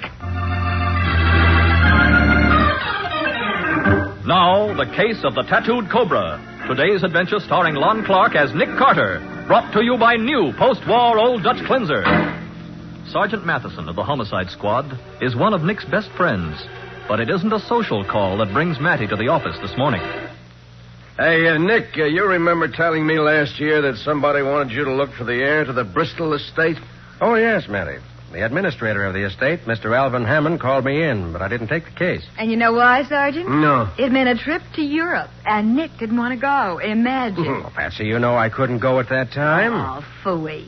Nick, Bristol's wife was a Polish girl, wasn't she? Yeah, she was. When she divorced him 20 years ago, she took their son back to Europe with her. Uh-huh, and that's the last anybody ever heard of them. Oh, no, not quite, Patsy. Mr. Hammond had some French detectives working on the case. They reported that the mother was dead and that the boy, Alex, supposedly died in a concentration camp during the war. So, who gets the money now? Well, if Alec Bristol isn't found by the end of this year, the $3 million goes to a distant relative in this country named George Davison. You don't happen to have a picture of Alec, do you, Nick?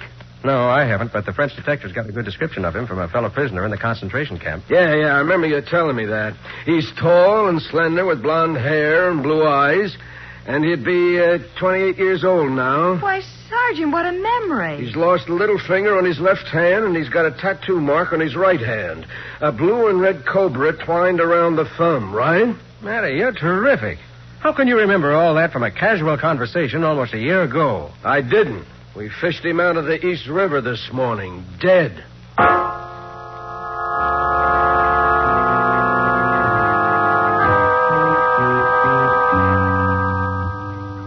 Well, there's the body, Nick.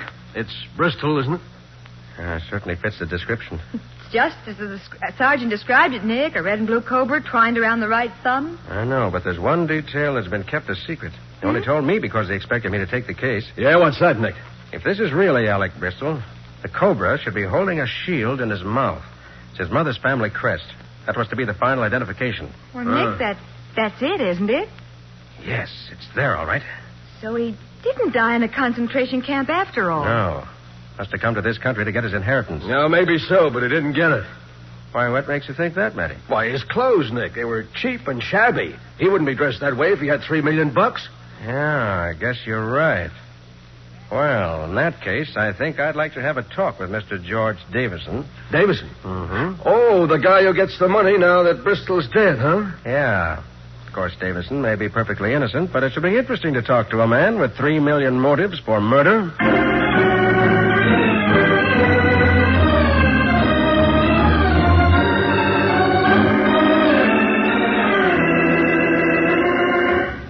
Davison will be here in a moment, Carter. He's upstairs in his room. So he's already moved into the Bristol home, has he, Mr. Hammond? Why, yes. As administrator for the estate, I saw no reason to let the house stand empty, especially since I expected to turn the property over to him at the end of this month. That is, I did until I got a letter from Alec. Oh, you really heard from Alec Bristol? Yes, last week, Miss Bourne. We've been running advertisements in European newspapers, 15 different countries, hoping that Alec was still alive. And he saw one of the ads? Yes, he was living in Marseilles. He wrote that he was taking the next boat for the States. What a break. The minute he gets here, someone stabs him in the back and throws his body in the East River. I can't understand why he didn't get in touch with me as soon as the boat docked. I'll bet George Davison is glad that he didn't. Yes. Oh, I like George well enough, but, well, Martin Bristol and I were lifelong friends. And I did hope I could turn the estate over to his boy. Oh, I say, Hammond, you didn't tell me we had guests. Oh, come in, George. Come in. Miss Bowen, Mr. Carter, this is George Davison. Hello. How do you do? Well, what's everyone looking so serious about? Don't tell me the long-lost son and heir has finally arrived. Yes, George. Alex has arrived, but he's dead. Dead? Oh, I say, not really. Alec Bristol was murdered last night, Mr. Davison. Murder? Well, the estate comes to me, after all, eh? Yes, I suppose it does, George. Well, who popped him off? Do you know? That's what I'm trying to find out. Mr. Davison, the medical examiner says the murder took place sometime between 10 p.m. and 2 this morning. Where were you at that time?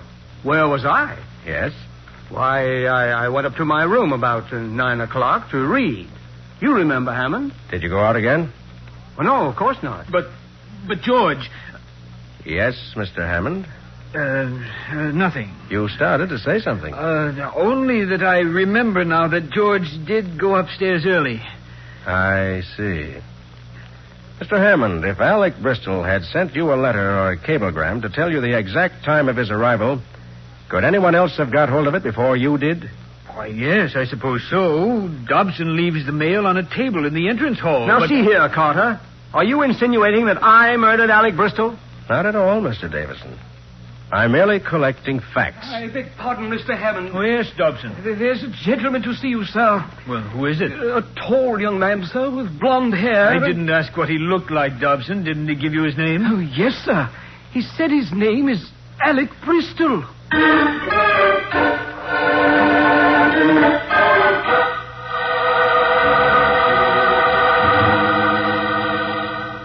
I do not understand. Why have you sent for the officer? Because we're investigating the murder of Alec Bristol. But that cannot be, Mr. Carter. I am Alec Bristol. With that accent?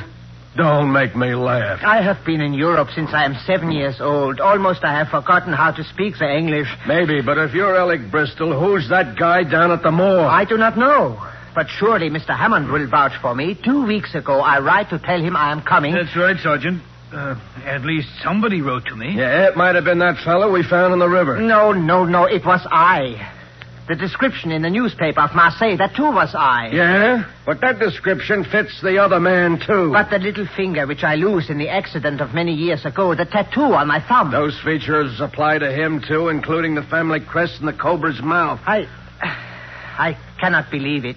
It is fantastic. I can figure it out easy enough. You read that description in the paper, realized that it fitted you perfectly, so you had that finger and thumb fixed up to complete the identification. Then you hopped a boat for America expecting to collect $3 million. Now, wait a minute, Matty. You're forgetting one thing. What?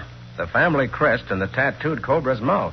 He couldn't have got that out of the newspaper notices. It wasn't there. Okay, so maybe he knew Alec Bristol a long time ago in Europe.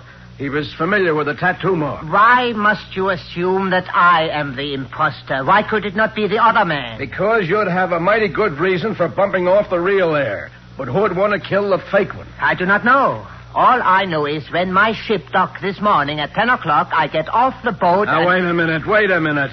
You going to tell me they didn't send you to Ellis Island before they let you go? Why should they do that, Sergeant? I am an American citizen. My papers are all in order. The consul at Marseille checked them before he let me get on the boat. Matty, let's take him down to the pier. See if the captain of the ship can identify him. Yeah, and we'll stop off at the morgue, too. Maybe you'll recognize the other Alec Bristol. Then may I return here? You may if the captain of the boat knows you. Otherwise, you're going to the city jail.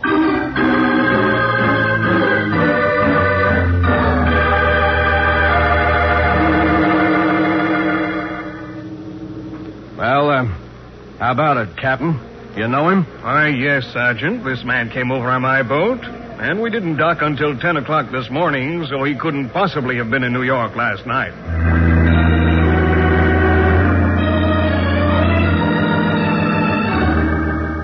Well, there's the body, Mr. Bristol. Did you ever see that guy before? No, Sergeant. I am positive I never see that man before in my life.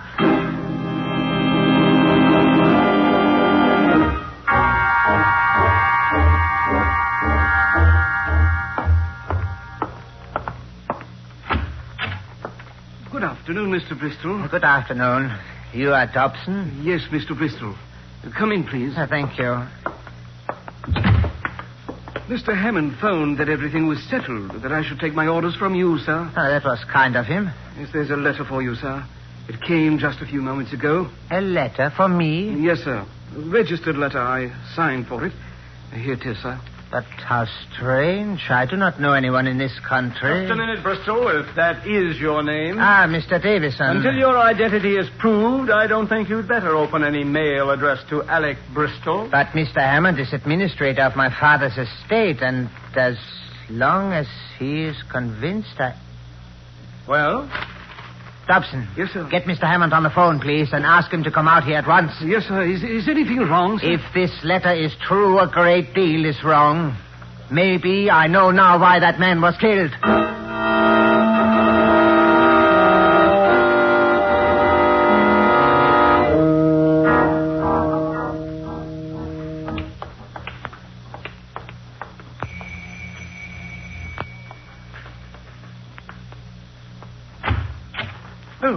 Good afternoon, Mr. Hammond. Is Mr. Bristol in, Dobson? Oh, yes, sir. He's waiting for you in the library, sir. Mind if we go in with you, Mr. Hammond? Oh, not at all, Carter. In fact, I'm glad you're here.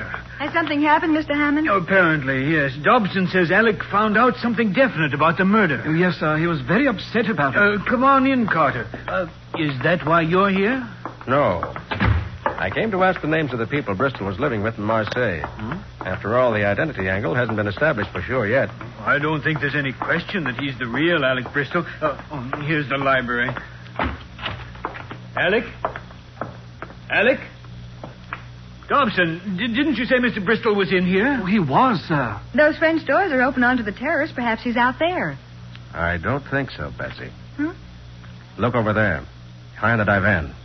Why, it's a man's feet, sir. Carter, is it Alec? It's Alec, all right. And he's dead. Dead? Stabbed in the back. Oh. Just as the other one was. Better call the police, Dobson. Oh, yes, sir. I beg your pardon. No one answered the front door, so since it was open, I thought Who are you? Where did you come from? What's the idea of walking into other people's houses without... Did you say other people's houses? I did. Unless I'm mistaken, this is my house. Your house? Yes. I am Alec Bristol.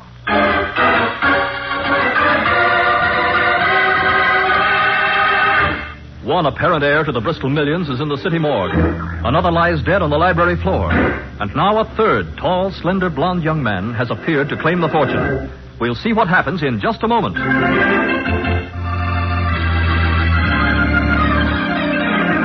Now, back to the case of the tattooed Cobra. Today's adventure with Nick Carter, brought to you by new post-war Old Dutch cleanser. Alec Bristol, heir to $3 million, can be positively identified only by a cobra tattooed on his right thumb. But one man with the secret tattoo has been found dead in the East River. Another has been stabbed to death in the library of the Bristol mansion. And now a third stands in the doorway, introducing himself. I beg your pardon. I'm Alec Bristol. But perhaps I should have advised you of my arrival, but the plane arrived from Portugal only a short while ago. Nick, look at him. He's tall and blond. All slender blondes named Alec Bristol seem to be a dime a dozen today. What's that? May I see your left hand? Oh, the missing little finger. Of course. Uh-huh. Now the right hand. You mean the right thumb, don't you? With the tattooed cobra? There. It's there, Nick. Naturally. And the shield is in the cobra's mouth. My mother's family crest. Carter, I don't understand. Nobody knew about that crest except you and me and... And? Who else, Mr. Hammond? Well, George Davison. But 3 men have shown up with that tattoo. How did they find out? Who told them? The police will be here in a few moments, sir. Thank you, Dobson. Is Mr. Davison here? Why, no, sir. He left half an hour ago. Said he was going into the city for dinner and the theater. Did you see Mr. Bristol? I mean the dead Mr. Bristol, after Davison left. No, sir. After I phoned Mr. Hammond, I went back to the pantry and stayed there until you arrived. What do you mean, the dead Mr. Bristol? Look, don't you think someone should tell me what's going on? Sure, I'll tell you. Over here. I want you to look at something behind the divan. There. Alec? Alec?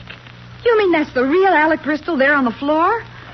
Yes, but I thought he was dead. He is. I mean, 5 years ago in the concentration camp. They took him away and... So that's how you found out about the tattoo. You knew Alec Bristol in the concentration camp. Yes. He was my best friend. Friend? And you tried to steal his inheritance? I tell you, they said he was dead. What difference could it make to Alec? When I saw the notice in the Lisbon papers with the description... You realized that it fit you as well as it did him, huh? Yes, except for the missing finger and the tattoo. So I found a doctor who agreed to perform the operation and keep his mouth shut. I got forged passports... Why, you swindler! How do I know you didn't murder Alec? If he had killed Alec Bristol, seeing the body wouldn't have shocked him into admitting that he was an imposter. But you're not going to let him go free. The police will take care of him. The man I want to talk to is George Davison. Speaking of Davison, Carter, there's something I didn't tell you this morning about him. I'm sure it doesn't mean anything, but... I know. You started to say something and then lied out of it. Well, perhaps you'd better tell the truth now. Well, it's only that... Well, I knocked on George's door during the evening, and he didn't answer. Of course, he may have been asleep. Or he may have been out of the house committing a murder. Is that it? Well, I don't believe it, but it's possible Nick, that... the real Alec Bristol was going to tell Mr. Hammond something about that first murder. That must be why he was killed. Do you know, Mr. Carter, it might help if we could only find that letter. What letter, Dobson? A registered letter that came from Mr. Bristol, sir. That's where he got the information he wanted to tell Mr. Hammond. You know whether he brought that letter into the library? Yes, sir. It was in his hand when he came in here. But it isn't here now? No, sir. I've searched the room thoroughly. Who else knew that he received that letter? Why, no one, except Mr. Davison. And me, of course. Davison again. Yes. Come on, Patsy. Let's get back to town. What's on your mind, Nick? Just one thing, catching a murderer. And I don't think it'll take very long now.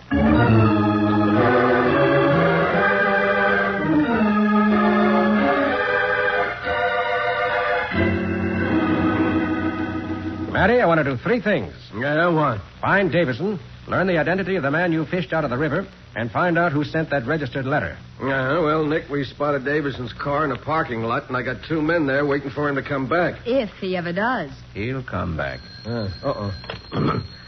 Sergeant Matheson, homicide. Oh, yeah. Yeah, Mullally. It's the guy I sent to trace the letter, Nick. Good. The postal clerk went down and dug out the receipt, huh? Yeah. Get a pencil, Nick. I have one. Okay, go ahead, Mullally. Sent by William Jenkins, 440 Winton Avenue, apartment 5D. Got that, Patsy? Got it. Okay, Mullally. Good work, yeah. Thanks. William Jenkins. That name mean anything to you, Nick? No. And I think Patsy and I'll go around to 440 Winton Avenue and see Mr. Jenkins.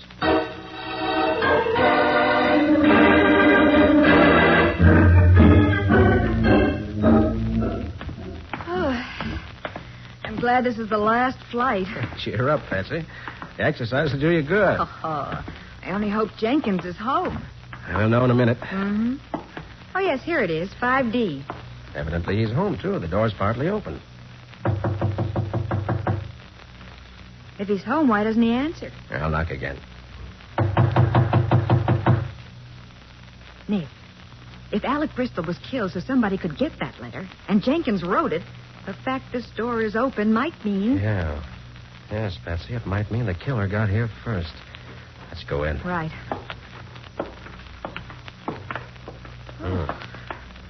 Nobody here. Yeah, but look at this room. It's been turned upside down. Been thoroughly searched, all right.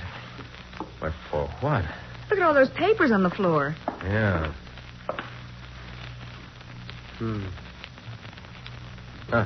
Here's a Social Security card made out to William Jenkins. And here's a letter postmarked Chicago, which may... Hey, wait a minute. Huh? What is it? Wait. Here's an Illinois chauffeur's license. And look at the picture on it. What? Why, that's the first Alec Bristol, the man they found in the river. Right. So William Jenkins was going to pass himself off as Alec Bristol. Obviously. And that brings up a very interesting point. What? Don't you see, Patsy? This whole thing was planned months in advance, so the amputation and the tattoo would have time to heal. Why, of course. Then last week, the real Alec Bristol wrote to Hammond, and the deal was off. That must have been a blow to Jenkins. Yeah. But how did Jenkins know about the letter? Why, And another thing. The tattoo on Jenkins' thumb included the final detail, the shield and the cobra's mouth. How could Jenkins have known about that? Well, the other imposter knew about it because he was a friend of Bristol's. But Jenkins wasn't. Yeah. Bristol looked at Jenkins' body and swore he'd never seen him before. And no one else knew of that shield except Davison, Hammond, and me. You think Davison and Jenkins were working together? Not Davison, Patsy. Hammond and Jenkins. Hammond and Jenkins? But Yes. why, Nick? What would Hammond get out of it? If Alec Bristol weren't found by the end of this month, Hammond would have to turn the estate over to Davison. Naturally. But if a fake Alec Bristol turned up, Hammond could turn the estate over to him, then he and Hammond could divide $3 million between them. Why, of course. All Hammond had to do was to find someone who answered the general description, then arrange for the missing finger and the tattoo. Oh, but, Nick, you haven't any proof. None at all. Well, that's what we've got to find. Something to show that there was a connection between Hammond and Jenkins. There might be something here in Jenkins' apartment if Hammond has already found it and destroyed it. Well, from the looks of this room, I should say the chances are good that he has. There's a closet or something over here. Maybe he overlooked that. Okay, you take a look in there while I go through these papers more carefully. Uh-huh. Don't reach for your gun, Carter, unless you want the young lady to die. Make him let me go, Nick! Stay still, Miss Bowen. I'm holding a knife at your back. Don't struggle, Patsy. Hammond, if you hurt her... I won't as long as you both do as I say. Okay. First, toss your revolver over here. There you are. Good. You're a sensible man. So, you were hiding in that closet all the time, huh? I had to. I came here to destroy the receipt for that registered letter Jenkins sent to Alec, and before I could leave, you two arrived. What was in that letter, Hammond? The whole story, just as you figured it out. And when I told Jenkins that the real Alec Bristol had turned up and our deal was off, he threatened to get even with me by telling Alec about it, so I had to get rid of him. But you didn't know that Jenkins had already written Alec until Alec faced you with a letter. And then you had to kill him, too. That it? Quite right, Mr. Carter. Nobody saw me enter the house or leave it afterwards. And when I came back, you were just arriving. That gave me the perfect alibi. Yeah. Well, what's next? Don't think you can kill us, too. Not both of us. Of course not. I have enough cash hidden away to get me out of the country. And you're not going to say a word to the authorities until I'm safely gone. You seem awfully sure of that. I am, because I'm taking the young lady here with me. Oh, Nick, don't let him. Wait, Hammond, you can't take her. If I leave her, Carter, I'll leave her dead. I promise you that. Oh, no. Now get into the bedroom, Carter. I'm going to lock you in there before I leave. Nick, you can't He just... can't help himself, Miss Bowen. And Carter, if I hear you trying to break out or call for help before we're out of the building, I'll shove this knife right through Miss Bowen's back. Locked in the bedroom of William Jenkins' flat, Nick hears Hammond leave with Patsy. And he knows that Hammond won't hesitate to kill her if any attempt is made at a rescue. We'll find out what happens in just a moment.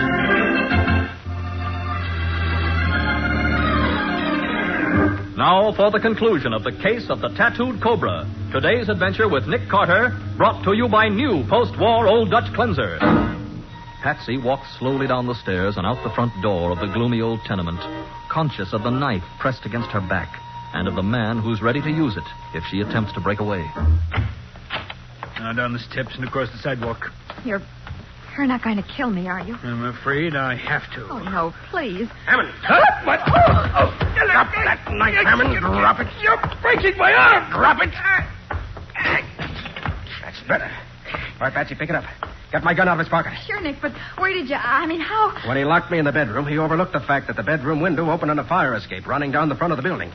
So I climbed down the fire escape and waited on the first floor platform until you walked across beneath me. Then I jumped him. He was going to kill me. Well, his killing days are over. Find the nearest police call box, Patsy. We'll hold him here until the police arrive.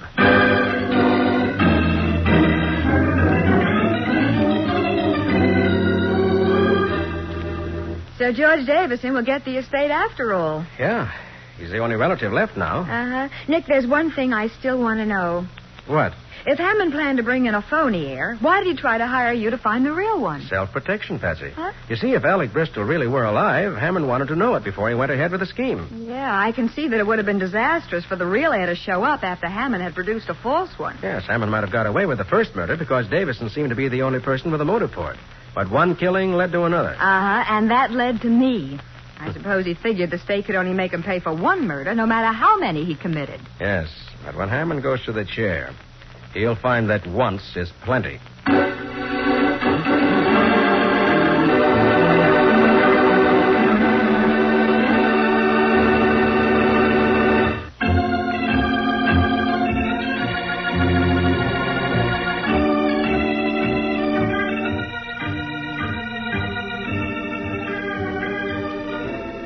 Nick Carter, Master Detective, is presented each week at this time by the Cudahy Packing Company.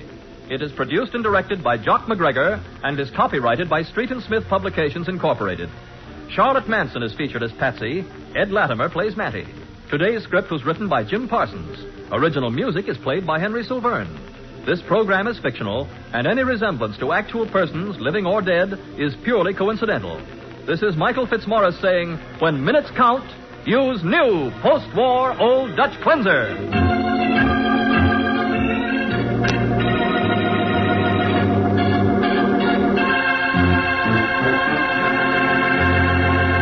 This is the Mutual Broadcasting System.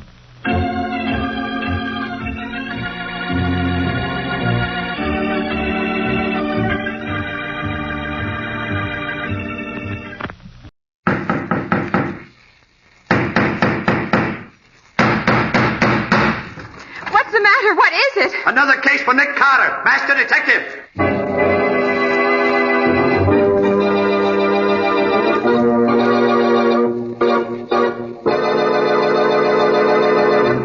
Yes, it's another case for that most famous of all manhunters, the detective whose ability at solving crime is unequaled in the history of detective fiction, Nick Carter, Master Detective. Tonight's curious adventure, The Drug Ring Murder. Or Nick Carter and the Mystery of the Left-Handed Killer.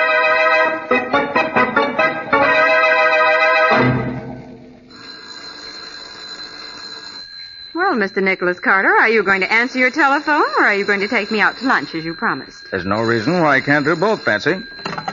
Nick Carter speaking. Dick, this is Riley at headquarters. Oh, how are you, Lieutenant? There goes my What's on your mind? right. Murder. And you're right in the middle of it, Nick. Meet me at the city morgue as quick as you can. I'm waiting here. What's the matter, Riley? Can't headquarters solve this case without me? Who said anything about your solving the case? You get yourself down to the morgue right away, and that's an order. An order, Riley? What are you talking about? The body of a man was washed up on the beach this morning, only he didn't die from drowning. It was murder. Yes? There was no identification on the body. None at all. except one of your business cards. Nick Carter, private detective. What? I hid the card in my pocket as soon as I laid eyes on it. But there's a chance one of the reporters saw it before I did. Now, do I have to draw you a diagram? You've already done it. I'll be there in the double rally. Bye. What's up, Nick? Plenty. Look, Patsy, hold on the office until you hear from me. I'll call you within an hour. I knew you shouldn't have answered that phone. Business before pleasure, Patsy, and right now I've got business at the city morgue.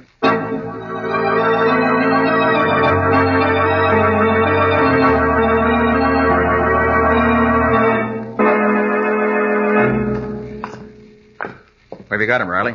On a slab out here? He's on ice, in the box at the end of the room there. And I'm telling you one thing, Nick Carter. It's lucky for you that I was here when he was brought in. Now, look, Riley, surely you aren't trying to pull me into this thing just because the fellow was carrying one of my cards. Why, there are probably hundreds of people I never heard of who are carrying my name in their vest pockets. Well, if you'd rather be explaining to the captain how your card got on a corpse... Oh, now take it easy, Riley. You know what it means for an officer of the law to conceal evidence, Nick.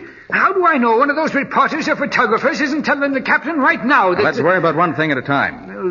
You said the body was washed up on the beach on the north shore of Long Island? Yes, it was. Stuffed in a gunny sack with every bit of identification removed. Everything was ripped out except a concealed pocket. Yes, I know, with my card in it. Yes. Here we are. Last box here. Now, take a good look, Nick. Yeah, did you ever see him before? Oh, yes. That's Stanley Phillips. Huh? Dr. Stanley Phillips. He's a research chemist. Sort of an eccentric.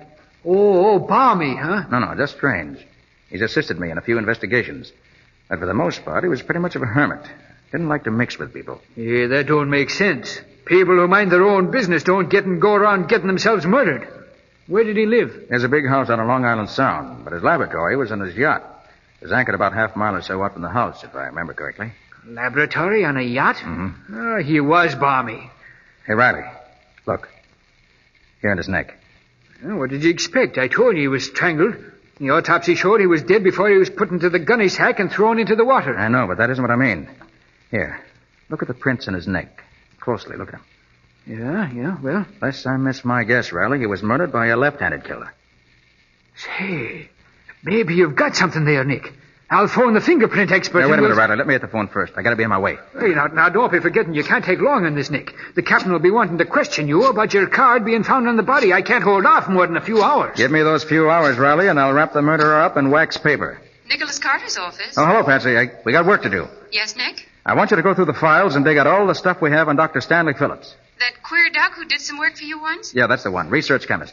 Get all the dope on him and meet me down in front of the office in 10 minutes. I'll pick you up. All right, Nick. That's all.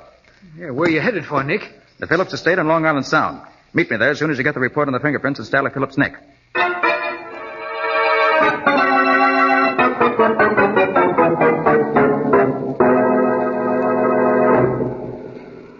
And apparently neither he nor his sister ever married. After the parents died, they continued to live in the big manor house. What did you say the sister's name was? Rose Phillips. Rose. Go on. You know all about his laboratory being on his yacht. Mm-hmm. It's supposed to be one of the best private laboratories in the country. Used to do a lot of research work for big companies. As a laboratory assistant, Tom Marks, young man. And let's see what else. His hobby was writing. Scientific articles they were. Usually about the effects of habit-forming drugs. He had an article in Popular Research last month entitled Morphine Exposed. So he wrote about habit-forming drugs, huh? You know, Patsy, this case might turn out to be more than just an ordinary murder.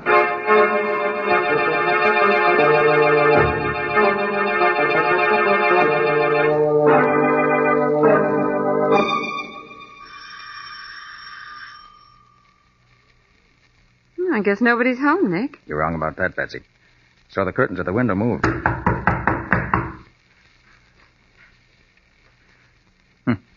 Pounding on the door isn't going to do any good either.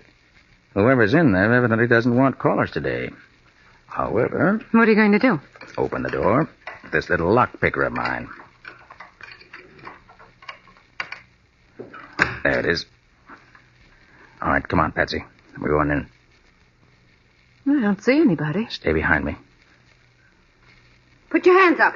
Over your head. She's got a gun, Nick. You're Rose Phillips, I take it, miss? Keep your hands up. I'm asking the questions. Who are you? I'm Nick Carter, and this Nick Carter? Yes. And this is my assistant, Patsy Boone. Nick Carter, the great detective. Well, my brother often speaks of you. He thinks you're wonderful. Nick, she doesn't know yet. Miss Phillips, I'm sorry to have to tell you like this, but your brother is dead. He's dead? Yes. I'm afraid he was murdered. Murdered. Stanley murdered. Now, if you'll just put that gun away, Miss Phillips, we'll talk things over. Of course, Mr. Carter, I'm sorry. This is all such a shock. It was a fiendish killing, and I'm going to do all I can to bring the criminal to justice. You may be sure of that. Oh, Rose. Rose. I'm in here, Richard. Oh. Well, who are these people? I thought Stanley told you never to let strangers in the house. It's all right, Richard. This is Nick Carter, the detective, and his assistant. Oh. Well, that's different. How do you do, Mr. Carter? I'm Richard Coles. I take it you've already heard about Dr. Phillips. Yes. Ghastly, isn't it? I can hardly believe it. The police say it was murder. For the life of me, I can't imagine who would want to murder Stanley. He was a strange man, Mr. Carter, very strange. He had a phobia about not letting anyone in the house when he was away. You seem to manage an entrance all right, Mr. Coles. Well, Mr. Cole is a very old friend of the family and has always had a key to the house. He's our lawyer. Look out, Nick! There's someone at the window. He's got a gun!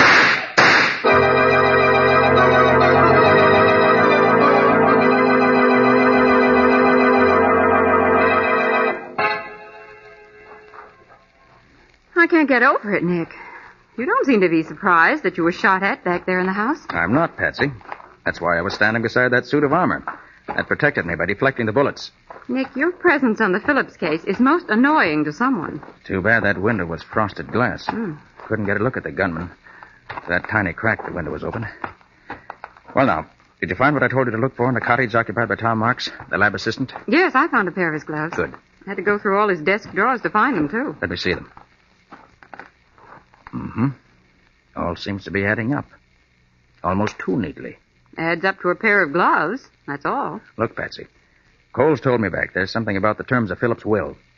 If he lived to be 50, his estate was to go to a foundation. If he died before that, Rose was to inherit all the estate. But that makes Rose the... No. I don't suspect Rose.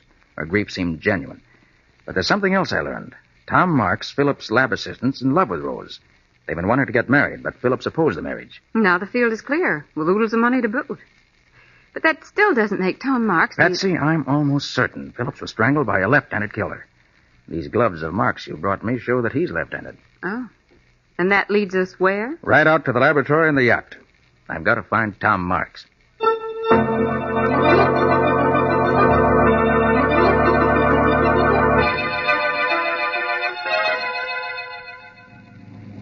Nick, why in the world do you suppose Dr. Phillips had his laboratory way out here in the middle of the Sound? There's no mystery to that one, Patsy. He told me why once. Well, why? So people couldn't bother him. I'd have used his technical knowledge a lot more often on cases myself if it'd been more accessible. Well, here we are. This is the Phillips yacht. I'll tie up here. I've never climbed up a rope ladder before. And you're not going up now either. Not until I look around the boat myself. Oh, Nick, am I helping you on this case or not? You are, but I don't want you taking unnecessary chances. Nick, please. Now, quiet a minute, Patsy. Let's see if we can raise somebody from here. Hello up there. Hello aboard the Phillips yacht. It's funny. Tom Marks is aboard. He's keeping quiet about it. Well, we'll find out right now. You better stay here in the motorboat. And let you solve this case alone? Not a chance. Okay. But stay directly behind me, remember? Phew. Climbing this rope ladder's no cinch. I'm glad I'm not a sailor. Can you make it? I'm coming. What do you think you'll find, Nick? Tom Marks, I hope. Here. Let me give you a hand over the rail. All right. Oopsie daisy. Oh, thanks.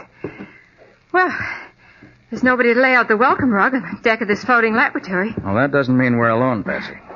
Come on. We're going down this companionway. Okay. If I'm not mistaken, it leads to Phillips' laboratory.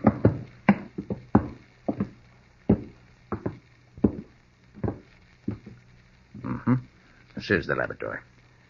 All right, Patsy, stay behind me. I'm going to open the door. Hey, Marks. Tom Marks, you in there? All right, Patsy. We can go in. Tom Marks seems to have vanished. But he certainly left a mess behind him. Yes. Overturned retorts, Bunsen burner knocked over. Look here on the floor. Broken bottle. Sulfuric acid spilled and eating into the floor. Yes, this is where Dr. Stanley Phillips met his death, all right. And when the killer came at him, he was sitting at this desk writing. Well, how do you figure that? That bottle of ink tipped over. Wonder if he has any papers here that'll tell us what we want to know.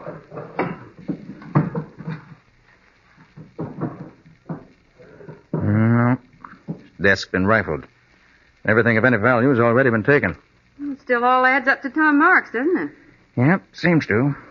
We'll know for sure as soon as Riley gets the report from the fingerprint expert. Nick. Nick, come here. Look what I found in the sink. What? This piece of paper. Let's see. Now, that's in Dr. Phillips' handwriting. Well, somebody tried to burn it out. Then they threw it on the drain board of the sink here. Part of it didn't burn. Let's see if I can figure it out. Like you to know, the man whom I have trusted and worked with these many years is, I have discovered, the head of a giant dope peddling ring. Been using my premises to carry on his business. This man is... Nick, the lights have gone off! Oh.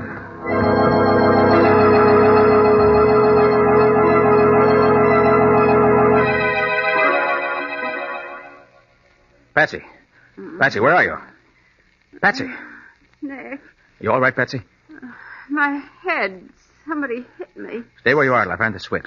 Do you have your flashlight? Yeah, I'll find the switch in just a second. Oh, the lights won't work. They must have been turned off at the master switch in the engine room. And that means there's more than one person on this boat besides us. One of them turned off the lights, and the other one shot at us in here. You were right when you said you felt everything wasn't okay on this yacht. You able to get up, Patsy? Oh, sure. I'm all right now. Just a big hen's egg on my head, that's all. Okay. Come on. Nick, did they take the note? That's just what I want to find out. Let's see. Flash a light down in the sink. Yeah, it's gone. Yeah, but wait. What are you going to do? Clean up the sink a little. Ashes don't look well scattered around in a white sink. Carefully now. There we are. Now we're ready. Ready for what? To search this yacht from stem to stern.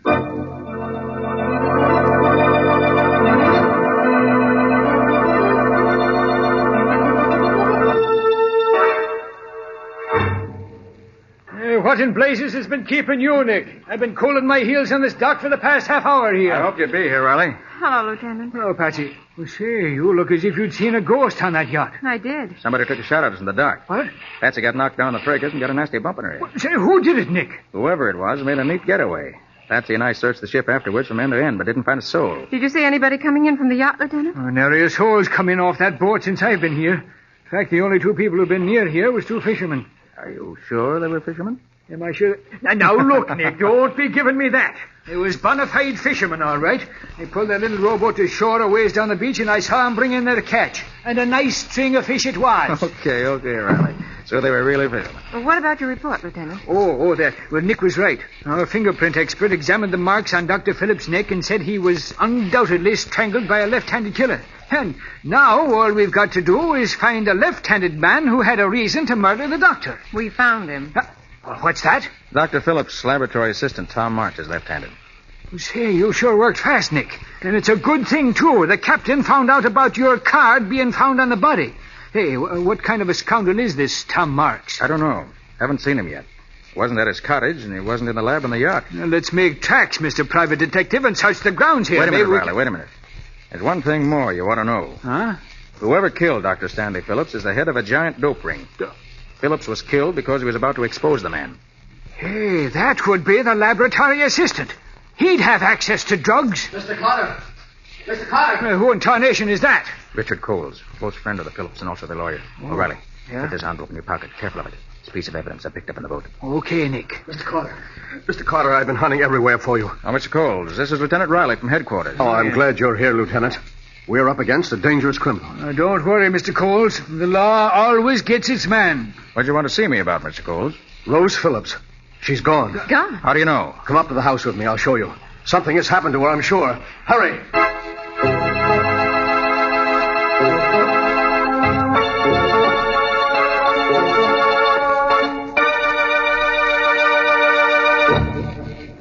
Here.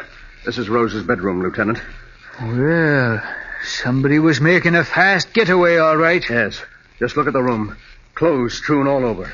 One of her suitcases is gone, and this suitcase, half packed, was left behind. She and the laboratory assistant must have been in on this together. If she wasn't guilty, she wouldn't have run away. Oh, she must have been out of her mind. Of course, Rose was in love with Tom, and... Nick, What's the matter, Patsy? What are you frowning at? Rose Phillips didn't run away. What, didn't run away? What are you saying, Patsy? No girl would run away voluntarily and leave all her makeup behind.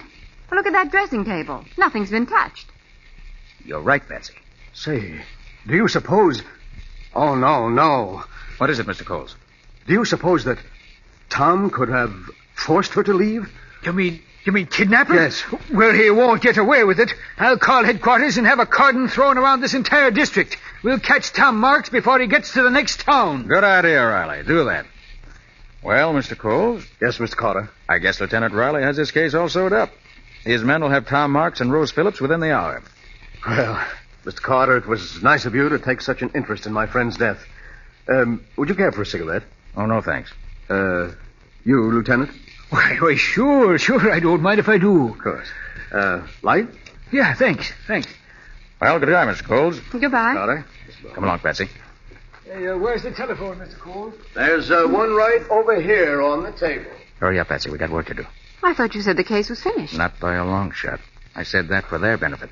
You and I are going over this estate with a fine-tooth comb. I'm not satisfied yet.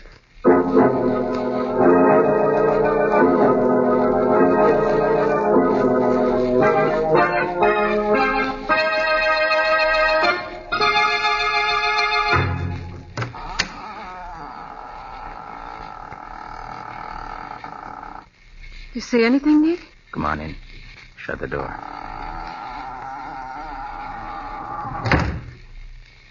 Do you think anyone saw us headed for this boathouse? I hope not. Oh, be careful here. Don't step off in the water. Nick, there's a small speedboat in the water. Wouldn't you think they'd put it in dry dock so late in the season? Depends, Patsy. Look up there, mounted in the bow. A machine gun? Mm-hmm. This boat was used for business. Gee, who'd ever think a quiet little chemist like Dr. Phillips kept a mounted machine gun on a speedboat? I believe this setup down here was news to Dr. Phillips, too. Hold on to my arm. We'll look around. Oh, Nick, don't step on the fish. String of fish, huh? Oh, dear. Nick, those fishermen Riley saw must have come in here. Patsy, this catch isn't fresh. What?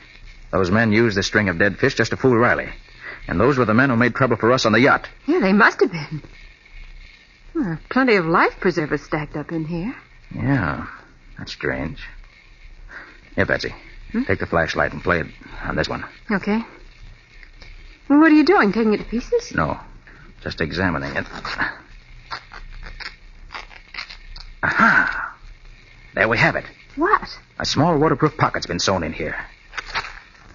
Yes, and it extends all the way around inside this life preserver. Pretty clever. Look, Patsy. What is it? These secret compartments are filled with dope. I bet every one of these life preservers is filled with drugs. Nobody would ever think of looking in a life preserver for evidence. I think Dr. Phillips did. And that's why he was murdered.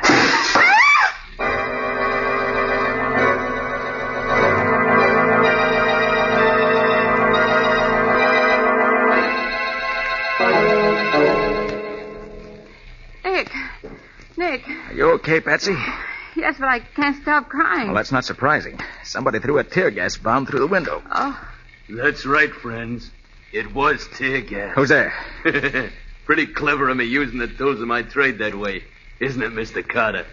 But Tom Marks is always clever. So you're Tom Marks, huh? I've been waiting to set my eyes on you. It's too bad your eyes are filled with tear gas, because now you'll never have that pleasure. Okay, Pete. Come in and get the lady. Right. I'll take care of Mr. Carter myself. Sister, come on. Come on, sister. Come on, the noise. Let her go alone. Here, let her go alone.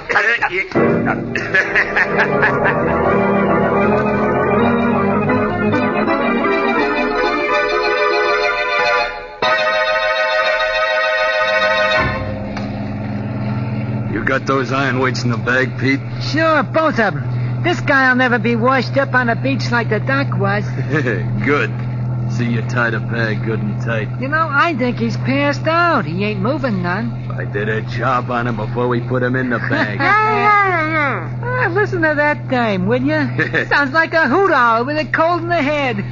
Shut up. Oh, tighten the gag, Pete. Okay. That'll do it.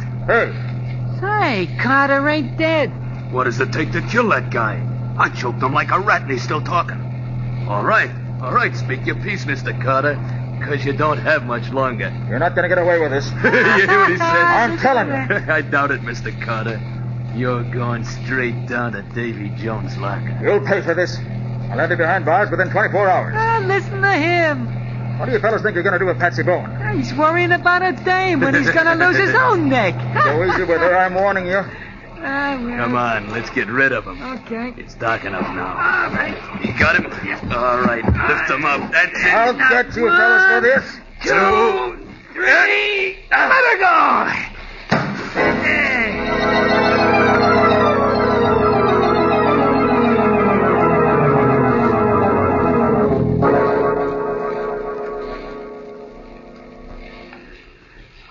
I came as soon as I got your flashlight signal from the shore, Nick.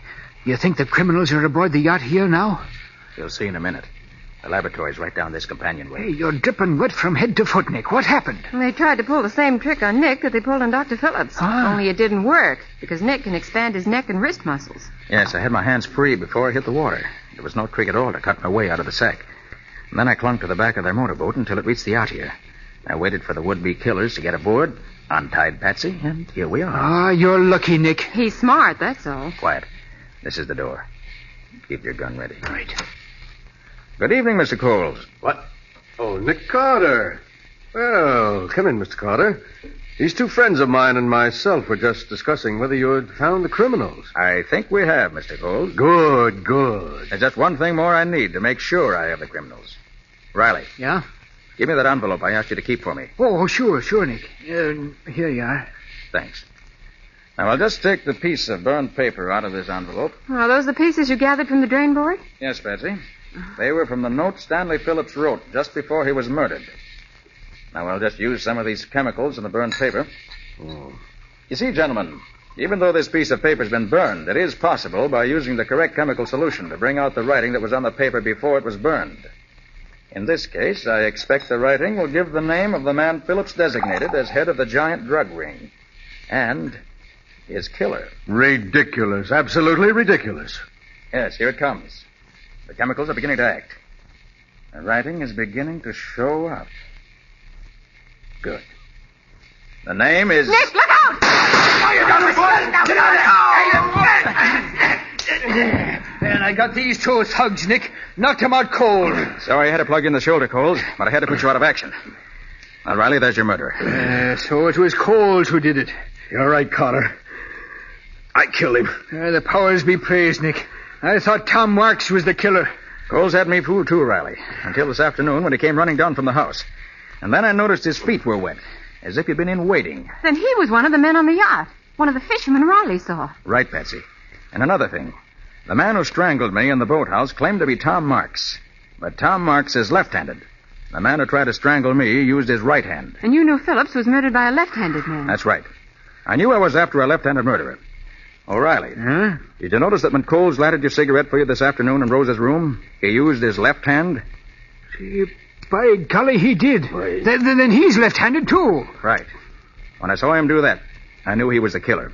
But I had to make him prove it. Oh, you did that all right. That business about making the writing stand out on a piece of paper after it's burned is a new one to me, Nick. Nick, can you actually do that? Well, it can be done under ideal conditions, but this time I was just putting on an act for Mr. Coles' benefit.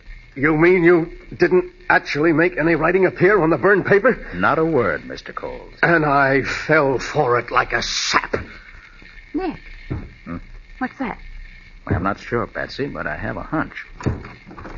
It's locked, Nick. Oh, Patsy, since when did a locked door ever stop Nick Carter? Quite right, Riley. When did it? This is no time for it to start. So, this one ought to do the trick.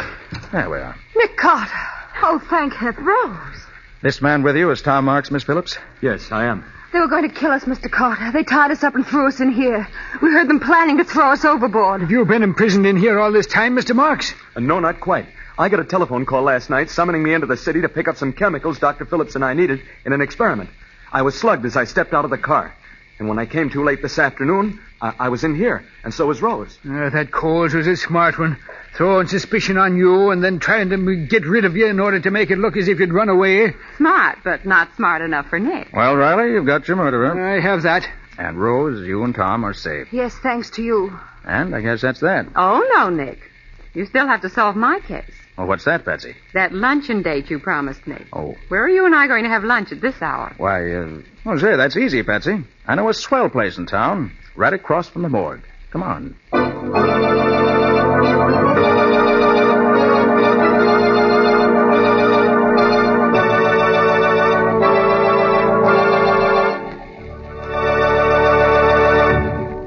This was another strange experience of Nick Carter, Master Detective, called The Drug Ring Murder, or Nick Carter and the Mystery of the Left-Handed Killer. Another of the curious adventures of Nick Carter, which are brought to you regularly at this same time by WOR Mutual.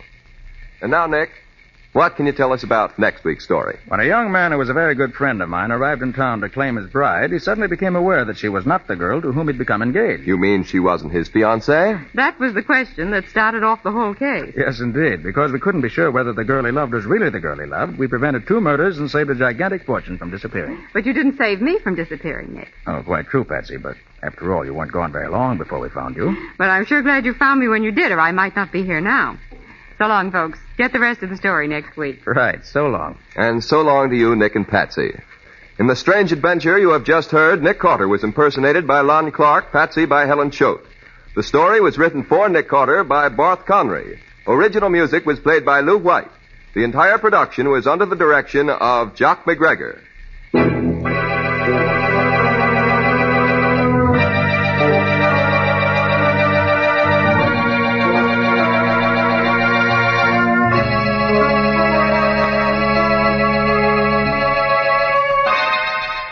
Next week at the same time, listen to another curious experience of Nick Carter entitled The Substitute Bride, or Nick Carter and the Mystery of the Night Ferry.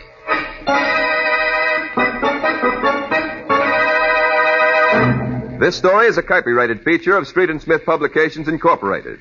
The Return of Nick Carter is produced in the studios of WOR and is broadcast over most of these stations every Wednesday evening at 8:30 Eastern War Time. This is Mutual.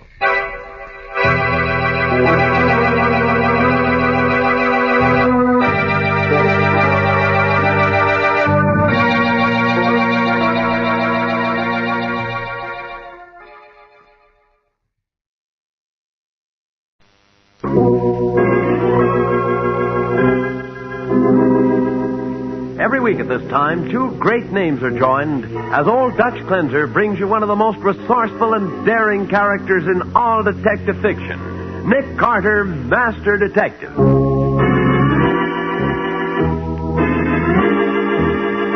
Finding that imitation diamond in the crook's pocket is certainly proof that he was in on the robbery. Certainly would be, Patsy, if I had found it there. But you must have. I saw you take it out of his pocket. You did. I was trying to start something. Well, oh, I don't understand you at all in this case, Nick. You're doing the craziest things and not getting anywhere. Ah, that's where you're wrong, Patsy. I expect to catch the robbers before I go to bed tonight. And that's a promise.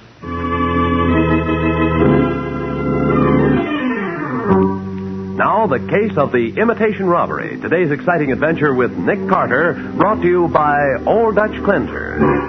As our story opens, Nick and Patsy are in the jewelry shop of Nelson Stroud, talking to the proprietor. It is late fall, and there's a hint of snow in the afternoon air. The Jewelers Protective Association tells me you reported that you're being systematically robbed, Mr. Stroud. It must have been going on for weeks, Mr. Carter. So many of my best unset stones have been stolen. Then it wasn't from hold-ups, Mr. Stroud? Hold-ups? No. It's a lot slicker than that. Oh. You see, it's like this. Day before yesterday, Saturday, I happened to see an imitation diamond in the tray with a dozen or so real diamonds. So I became suspicious. Uh-huh. You say you just happened to spot the phony stone? Yes. So yesterday, Sunday, I came down to the store and checked through all the trays.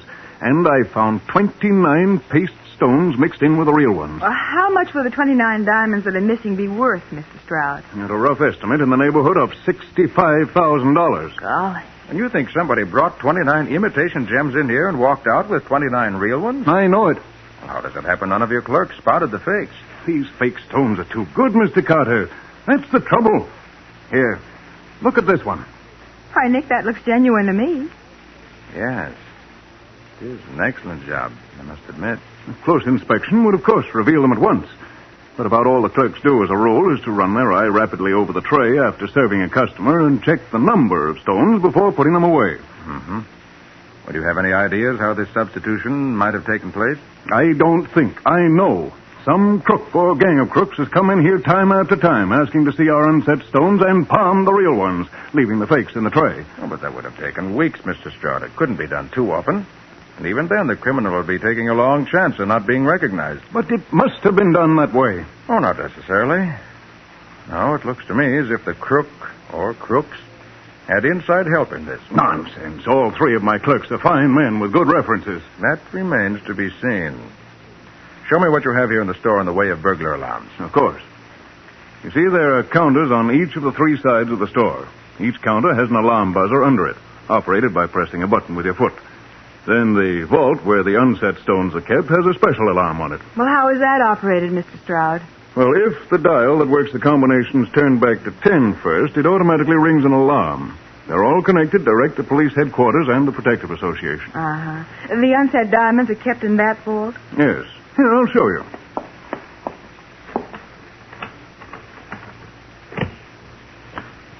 There. You see, this vault is filled with little trays, only about an inch high. Each tray is numbered to identify the different grades of stone. Oh, golly, Nick, look at that. There must be 100 trays in there. Just about. Mr. Stroud, I think I have a plan that'll test the reaction of your clerks. Tomorrow afternoon should be a good time. I'll let you know definitely the exact hour because I'll need your cooperation. Of course, Mr. Carter. What are you planning to do? It's a little unconventional, but it's been done before. Now, here's the plan. About 4 o'clock, I'll send Miss Bowen here.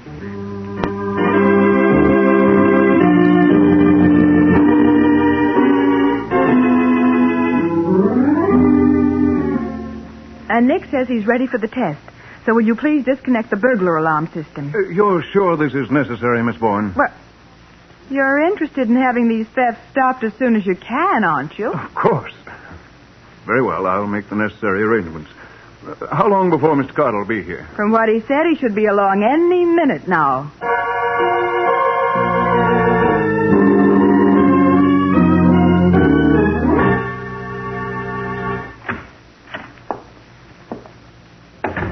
Something I can do for you, sir? Oh, a gun. Put your hands on the counter. All three of you. And keep them there. But This is a stick-up. No monkey business. Hands on the counter there, you with the black hair, and quick. That's better. Now, you two. Get her on the other side of the store with Goldilocks. Now, look here, you can't... Shut up, Goldie. And keep your trap shut. All right, you other guys, get over with Goldie, I said. And walk slow. So nobody looking in will think there's anything wrong. Okay. Now, you, Baldy. Me? Yeah, you. Open up that vault. I can't. I don't know the combination. Open up vault, I said. But I said For the last time, will you open up that... All right, all right.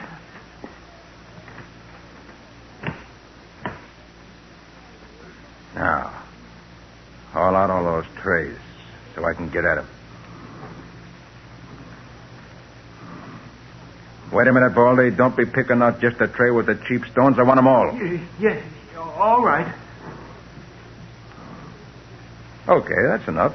You can put them back now. What do you... All right, Mr. Stroud. Well, Mr. Carter, I hope you learned something. Yes, all three of your clerks passed with high marks, Mr. Stroud. Baldy here turned the vault dial the wrong way, which would set off the alarm. The other two stepped on their alarm buzzers. I watched their feet. Then if the alarms had been connected, there would have been 3 separate alarms rung in headquarters, Nick. Right, Patsy. Oh, by the way, Mr. Stroud, you better connect the alarm system again, just in case. Mr. Stroud, what's been going on here? I don't get it. This is Mr. Nick Carter of the Jewelers Protective Association. He just wanted to be sure you boys were on your toes in case of real trouble.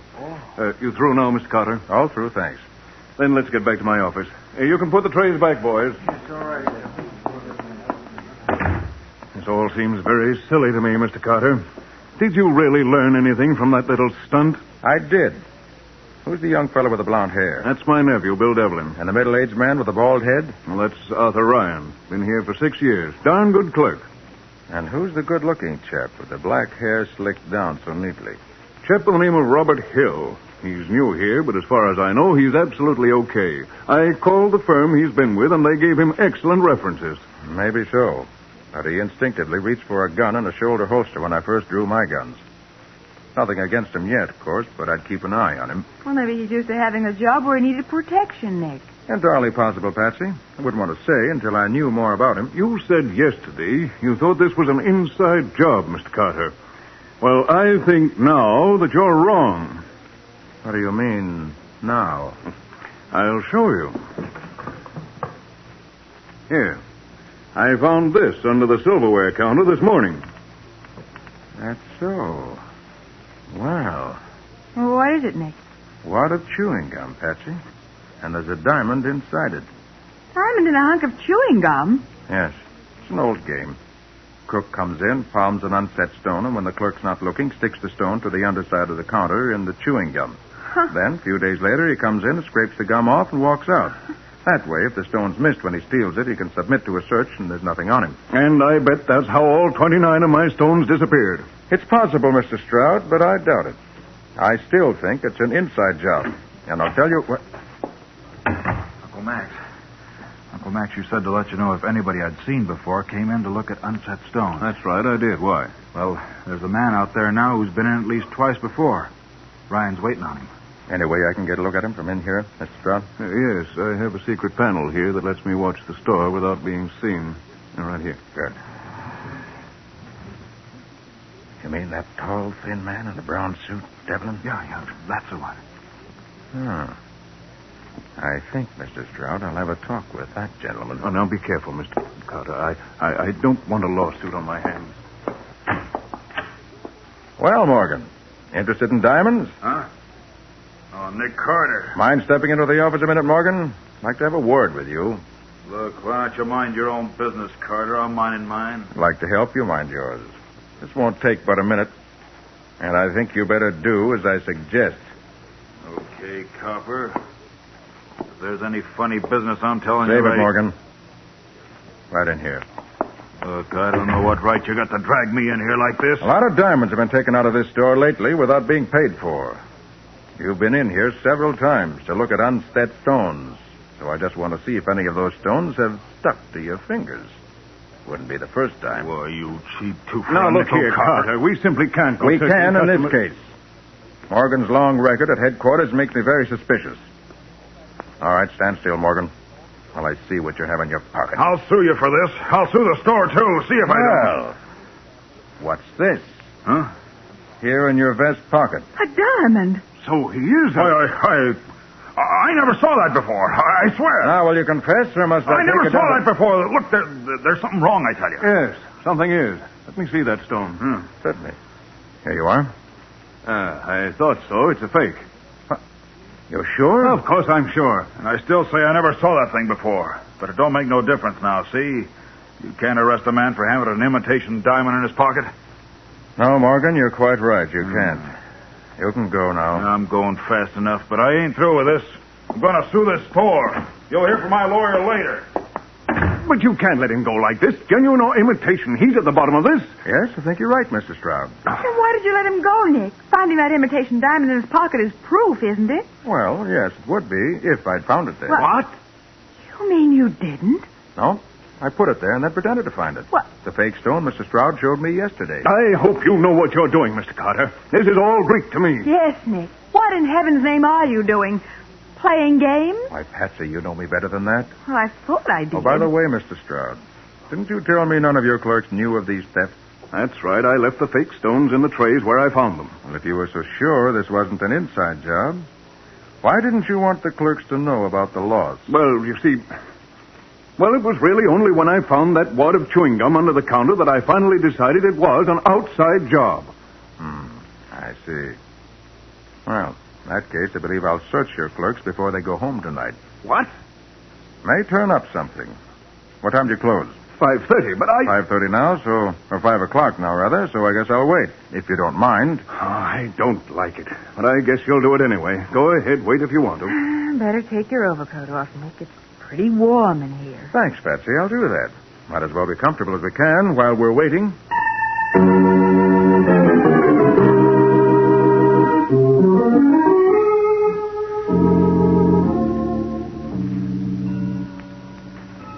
They ought to be through in the store by now. I told them to come in here when they were ready to go home. I can wait. I still say this is the craziest way to find out... You wanted to see us, Uncle Max? No, I did. Gentlemen, a number of unset diamonds have been stolen from the store recently. Mr. Stroud says you're all okay, but just as a matter of routine, I'd like to search each of you before you leave tonight. Any objections? No. All right, Devlin, I'll take you first. Yes, sir. You're clean. Now you, Hill. Yes, sir. Nothing on you? All right, Ryan, you're next. No, I don't... Well... Right? You can go now. Thank you. All right. Oh, Nick, that was the silliest exhibition I've ever seen you give. Why, those men could have a dozen stones concealed in their clothes and you'd never have found them. The girl's right. That was no search at all, and you didn't really think one of them would be fool enough to try to walk out of here tonight of all nights with a diamond hidden on him? Perhaps I was looking for something else. Huh? Something else.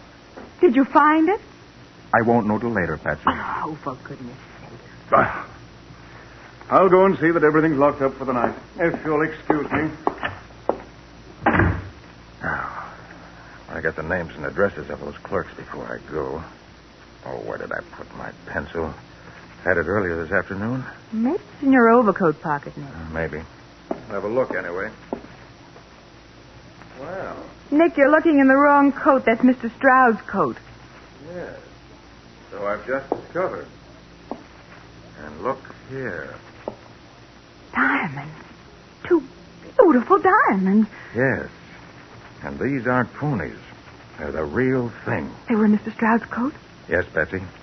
2 genuine unset diamonds in Mr. Stroud's overcoat pocket.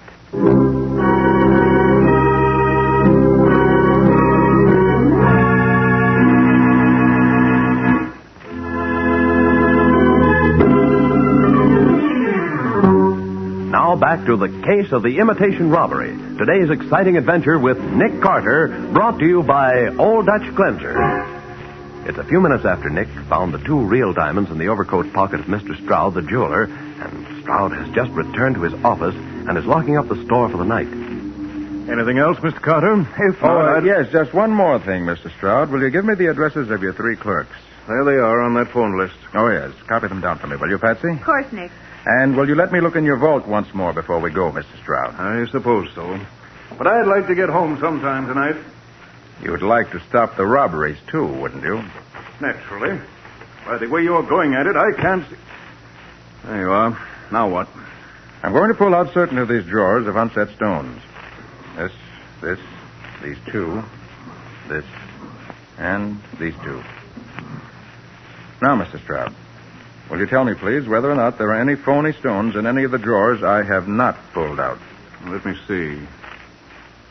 I know you pulled out every tray that has a fake stone in it. How did you know? I have a good memory, Mr. Stroud. You can close the vault now.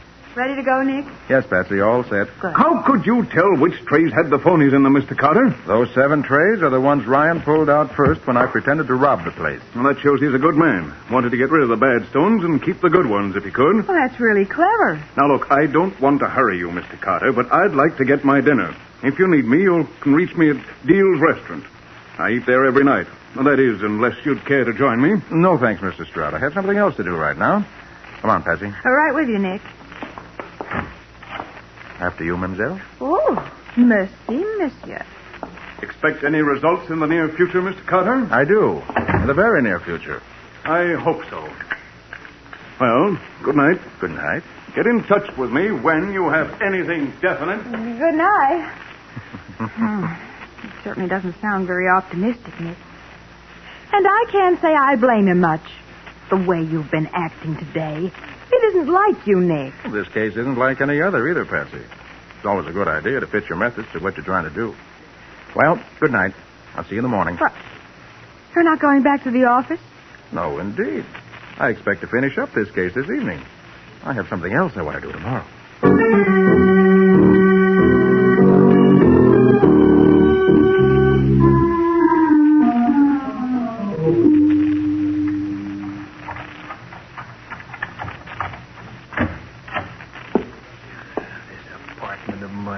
Darkest hole. Wish they'd put that doggone light switch Don't right turn on the lights. That you, Morgan? Yeah. Oh, she gave me a scare. For a minute, I thought you were a cop. So you're getting scared at last, are you? It's about time. Been trying to tell you we can't keep this up forever, but no, you knew it all. Now look where we are. What are you doing here? Why'd you come here to my apartment? I came here for my share of the ice. I'm through. Washed up. After what happened in Stroud's office today, I ain't sticking around. What did happen? That copper, Nick Carter, searched me. But so what? He didn't find anything, did he? That's the beauty of the way we got this racket fixed. They can search any time they like and find nothing. Yeah, you know so much, Ryan. Carter did find something. What? He found a fake diamond in my vest pocket. You blundering fool. Why the devil did you have one of the I didn't have it. Carter planted it on me. I was framed. Framed? Why? I don't know. But I do know he wouldn't have framed me if he wasn't on to me. Now on, I'll be watched like a hawk, so I'm leaving town on the first train out. Anybody follow you here? Not a chance. A bloodhound couldn't have trailed me the way I came here. And I climbed up the fire escape in the back, and I got in through the kitchen window. And I ain't had a light in here either, in case somebody might be watching from the next door roof, maybe. I hope you're right, Morgan. Don't worry. You're in the clear. But I ain't, see? So I'm getting out of here as soon as I get my half of the stuff. Can you find it in the dark? Sure. I can find it all right with the lights off, but a dozen detectives couldn't find it with the lights on. In the base of this lamp right here. Very cleverly concealed in a hollow special wall. They're packed in cotton so you can shake the thing, not hear anything. Come on. Never mind the lecture. Let's have the stones. I've got to get them first, don't I? There they are. I'd count them. Let me see. There ought to be 28 of them. 29 we got away with when we left in the gum for a phony clue. Yeah, I'm going to have to have some light to see how we're dividing them. I'll get a blanket. If you want some light, I'll give it to you. How's this? Nick Carter. Oh, the deuce. Don't let my gun scare you. You play pretty, I won't have to use it. But if you get rough, so do I. Okay, Carter. What do you want? So a dozen detectives couldn't find the diamonds, huh, Baldy? I thought you'd have them hidden away pretty well, so I've been waiting in the bedroom until you found them for me. You mean you was here when Morgan, you passed within 2 feet of me when you came in. I wish I'd have known you was here. I don't doubt it. Well, boys, that was a very interesting conversation I heard you two having. You can put it in writing later when we go down and see Sergeant Matheson. He'll be very happy. Get him, Ryan. Yeah. Oh, you want to play? All right. Come on. What? Now, stop. All right. Didn't want to shoot you guys if I didn't have to. And it looks as if I didn't have to.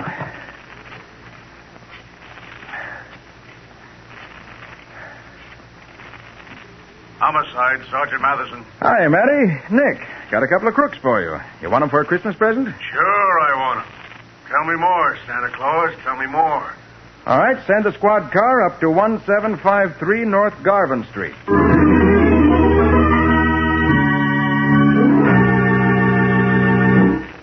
And now we return to Nick Carter.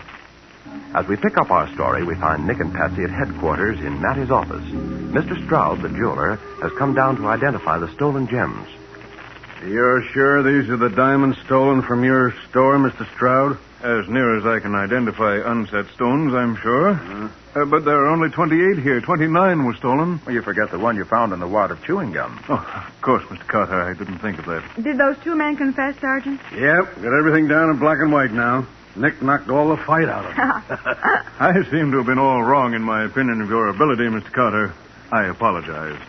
I thought you were just fooling around today. Well, I almost thought that myself, but knowing Nick, I should have had more faith in him. Look, Nick, don't fool around without he's got some idea in mind. But you have to admit, Mr. Carter, you would have been stuck if this accomplice of Ryan's, this Morgan fella, hadn't come into the store while you were there.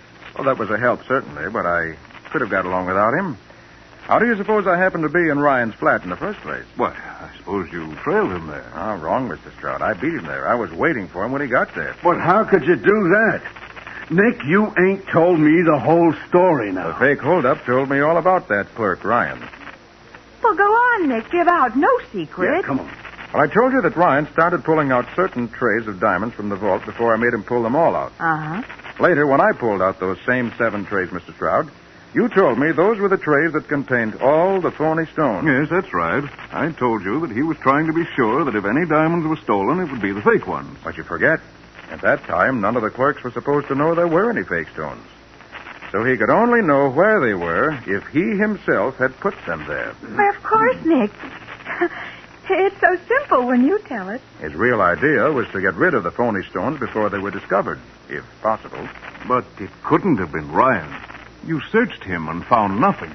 Well, Mr. Stroud, you really wouldn't expect him to walk out of there with a diamond on him when he knew he might be searched any time, would you? No. No, he was too clever for that. Well, for the love of Pete, who did take them out of the store? It couldn't have been Morgan, could it? That would have been just as dangerous. Quite right, Matty, quite right. Neither of them carried them out. Huh? Mr. Stroud took the stones out for them. Now, look here, Carter. If you're insinuating that I... Easy, Mr. Stroud. I'm not saying you knew you were taking them out. Huh? Now, here's what happened. Morgan came in the store every few days, always being sure Ryan was free to wait on him. He gave Ryan the phony stones. Ryan substituted them for the genuine ones.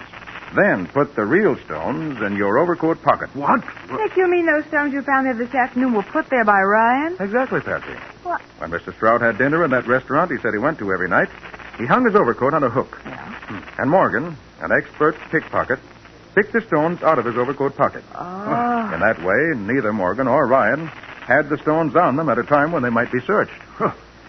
No wonder I never felt them in my pocket while I was on my way to the restaurant. You wear heavy gloves, don't you? Oh, yes. And you put them on as soon as you leave the store, don't you? I do. Well, see, practically no risk.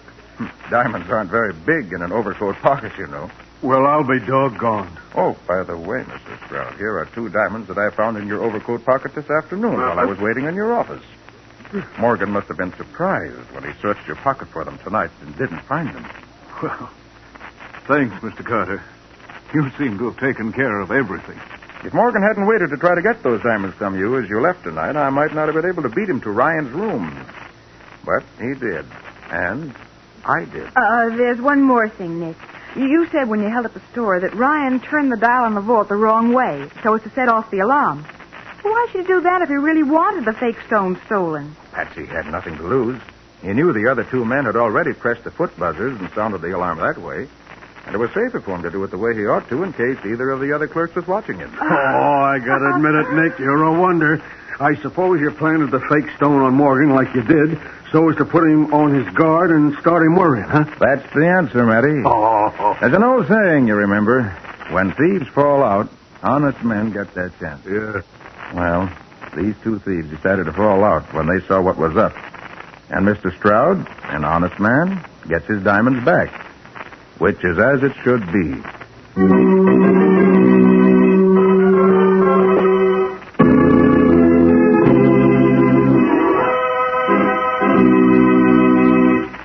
Quite a tale, Nick. What happened to Ryan and Morgan? They were brought to trial, Bob, and sentenced to spend many long years behind bars. And believe me, they'll be a lot older than they are now when they get out.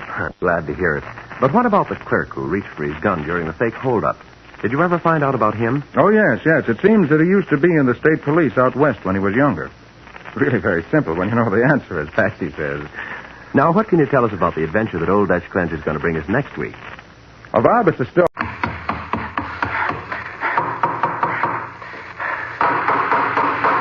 What's the matter? What is it? It's a case for Nick Carter, master detective.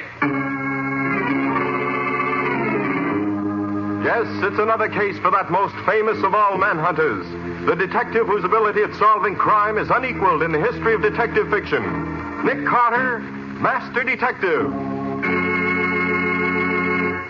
Fact of the matter is, Mr. Carter, that I've quite accidentally stumbled upon evidence that a horrible murder has been committed. But, Mr. Field, why come to me? That sort of thing should be reported to the police. But to what police? Where was this murder committed? I don't know. Well, then how can you be sure there was a murder if you don't even know where it was done? That's what makes this particular crime different from any other. Somewhere, sometime, a woman has been brutally murdered. Yet I don't know when or where. As a matter of fact, I doubt if anyone in the world knows of it except those who did it, and me. Really? Well, how does it happen that you alone know all this? Because the victim has told me so in her own words. I heard the horrible story from her own lips. Ah, then you talked to her. No, never. But you just said But she has talked to me. See here, Mr. Field, are you trying... Mr. Carter, here's the story. About a month ago, at one of those sales of unclaimed packages that the Express Company holds twice a year, I bought a box. About one-third the size of a steamer trunk. When I took it home and opened it, I found it contained a blood-stained dress, a photograph of a beautiful woman, and 8 phonograph records. What kind of records? Well, they were the small record blanks you buy when you want to make your own recordings at home. And it was from these records that I learned about the crime. Well, Mr. Field, if you wanted to arouse my curiosity, you've certainly succeeded. How soon can I hear these records? Immediately. They're in my rooms. If you care to, we can go there right now. Excellent. Patsy? Yes, Nick? Get your hat. We're leaving at once to listen to a murder.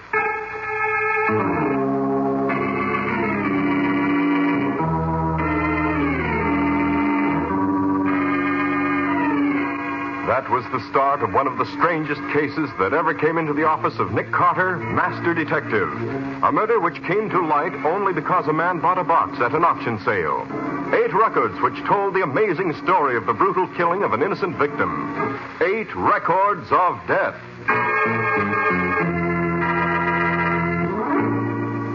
This is the box, Mr. Carter. How long ago did you say you bought it, Mr. Field? Oh, about a month ago. And the Express Company holds things for a year before selling, which means the murder's at least a year old. Were the wrappings on the box when you bought it? Yes, but I'm sorry to say they were destroyed before I knew they might give me a valuable clue to the mystery. Oh, too bad. You recall the name to which the box was addressed? Oh, yes, I do. It was addressed to Alex Delano, New York City, no street address. The rest of the label was obliterated. I have searched every city directory, every telephone book, every place where names are listed, but no such name anywhere. When are we going to get to the records, Nick? Right now, Patsy, I hope. How about it, Mr. Field? Right away. I'm very curious to get your reaction to them. Are they numbered? No, but I've played them so often, I'm sure I have them in order. Here's the first one. I don't suppose anyone will ever hear this record, but it's the only way I can think of to tell my terrible story to the outside world. I'm being held a prisoner in my own house. Held prisoner without any hope of rescue, except death. And I know that will be the end for me. All I ask of you who are listening is to avenge my death by putting my murderers where they belong. My name... It sounds as if she really meant it, doesn't she?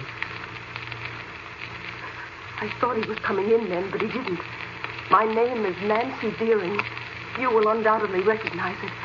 As you know, I'm very rich, but all my money is no good to me now. I've tried to escape, but he keeps too close a watch on me. I only hope they don't kill me. Oh. That's all on that. He apparently came back unexpectedly. She certainly had trouble getting a story on the record, didn't she? Yes, she was interrupted many times, generally in the wrong places. Oh, what a terrible feeling. To expect to be killed any minute. Here's the next one. I don't know where I left off last time. I don't dare play it back. If they should ever hear what I'm trying to do, they'd take the machine away from me. From the way they talk, the end is very near. They may... I'm sure Ralph was listening outside the door, so I switched on the radio till he went away. Ralph is the one who will kill me when the time comes. Bad as Olive is, I don't believe she could kill her own cousin.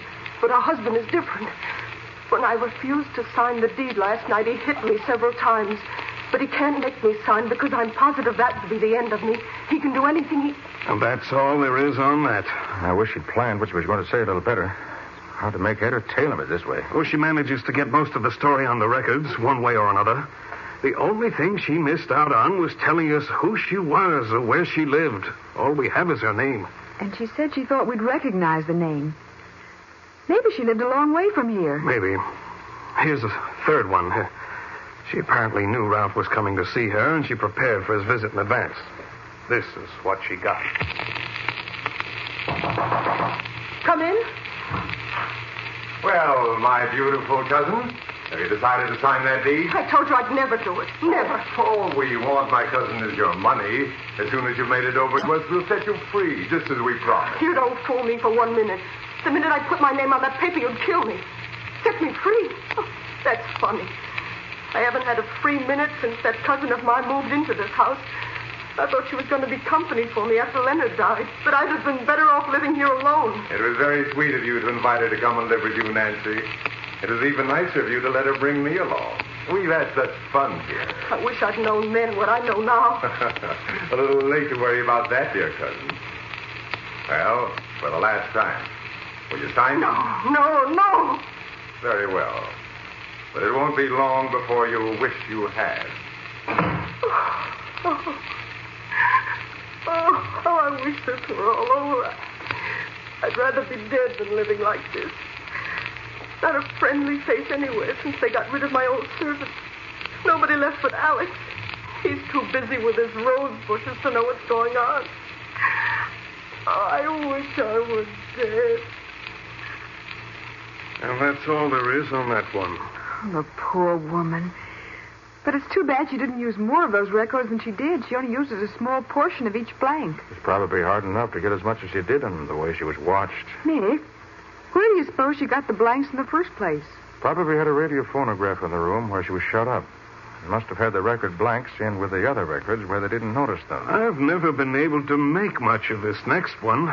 Maybe you'll have better luck. The whole first part is just scratch. Here, I'll start it where the voices begin.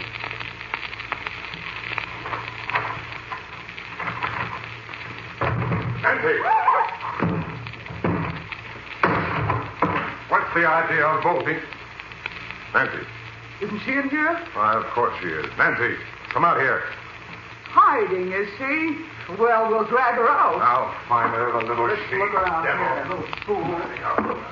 Hiding, fool. Find her. Aha! Look there. Ah, come out of there. No, go away. Come Let me alone. out of there, I tell you. Let me alone. Come on. Try to kill me, will you? And with my own gun. Too bad for you didn't succeed. You devil. Why, Ralph doesn't... Not very clear, is it? I think so. Nancy locked her door and started the recorder. For some reason, she waited before saying anything. Then Ralph and Olive came to the door, found it bolted, and broke in. Nancy hid, and they dragged her out. She grabbed Ralph's gun and took a fast shot at him. It's too bad she missed. It's clear enough when you tell it. Well, here's the next one. I must hurry, as I may be interrupted any minute. They seldom leave me alone anymore. Maybe they're afraid I'll kill myself. But to get on with the story. When my husband was killed in Italy, I invited Olive, a distant cousin, to come and live with me. She asked if she could bring her husband. I foolishly consented. Everything went well for about 2 months. Then one after another, my servants left. I know now that Olive and Ralph drove them out. Then Ralph suggested that I put him in charge of my estate. I refused, of course. The next day, I was shut up in my rooms. He told me that when I made my fortune over to him, he'd let me go anywhere I wished. But I could tell he was lying. I knew. Someone is listening outside the door. Yesterday, I wrote a letter to Alex, the only one of my servants left, and threw it out the window. If he finds it, maybe he can... And that's that. Well, we didn't get much out of that except a few background details. Oh, it all pieces together, Patsy. A little at a time. This next record is more interesting, you'll find. Good. Let's have it.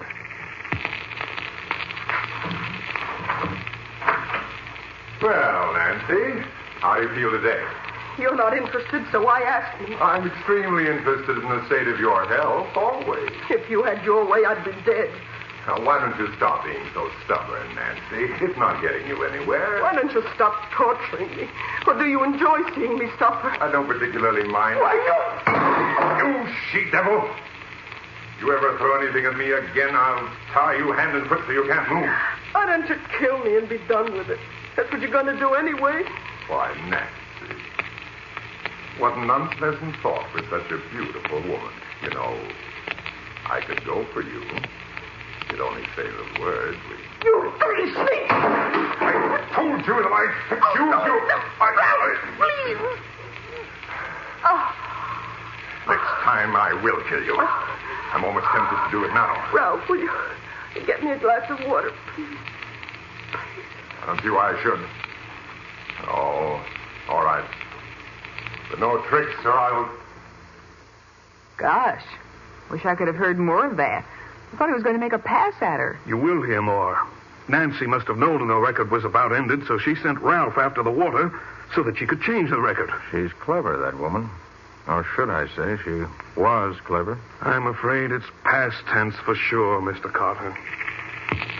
What a terrible thing. Quiet, Patsy, please. Thank you, Ralph. I think I should tell you, Nancy, that Olive and I have decided that we'll give you one more day to do just as we want. Just one. Do you think death frightens me? That's the only way I'll ever get away from you two. At least that way my fortune will go to my sister and not to you two murderers. Are you sure? Of course. My will leaves everything to her. But we have a new will, leaving everything to us. Properly signed, sealed, and witnessed. No, you can't get away with it. Oh, yes, we can. Of course, we'd rather not have to use it, but if we must, we must. And I assure you, it's a masterpiece of forgery. I can't believe two such inhuman creatures as you and Olive actually exist. Well, we do. And we shall continue to exist long after you've gone. Look forward to tomorrow, Nancy, dear. You heard what he said. It was practically a full confession of everything. Oh, I beg you, whoever you are who may hear these words, see that those two monsters get their just deserts for what they've done to me. I shall feel... If you didn't know she was in deadly earnest, you'd think she was putting on an act. Truth is generally more effective than fiction, Patsy. There's one more, the eighth and last. How she managed to get it, I'll never know. But here it is. The first two-thirds are blank. It starts about here. Keep away from me, both of you. As you see, I have a gun, and you both know I can shoot. I'll kill the first one of you who comes near me. That's my gun. Where'd you get it? Olive gave it to me so I could defend myself. That's a lie, and you know it. What if it is? Nancy. Give me that gun. Give me that gun, Nancy. Give it to me, I say. Wrong. Raise your wrist. Now, come on. Give it to me. Well, that takes care of you, you stubborn fool. You all right, Olive? Yes, I guess so, Ralph. The bullet just grazed my head. Good. Is she dead? She's dead, all right. Even Nancy Deering can't live with a bullet through her heart. Well, I'm glad it's over at last. You say you've arranged with a doctor to... Poor Nancy. What a tough break she got. I truly believe that's the most remarkably told murder story in the history of crime. Well, Mr. Carter, do you have any ideas? I think so. But I'm not ready to talk about them yet. What's your first step going to be, Nick? First, I want to take these records back to the office and play them over and over until I know them by heart. Then, I'll be ready to go to work.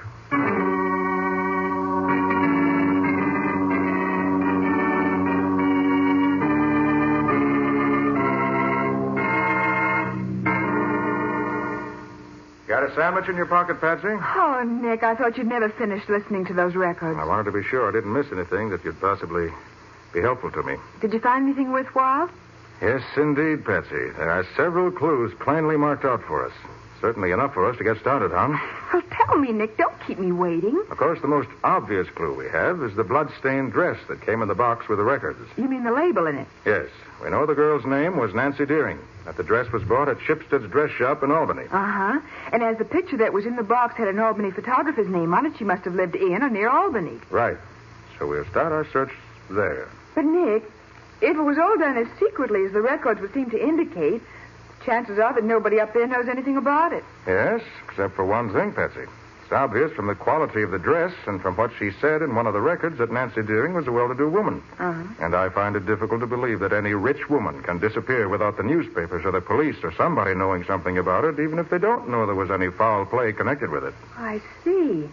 And when they give you the facts as they have them, you can give them the inside story you got from the records. That's what I hope will happen. So pack your bag and order a taxi. We're flying to Albany immediately.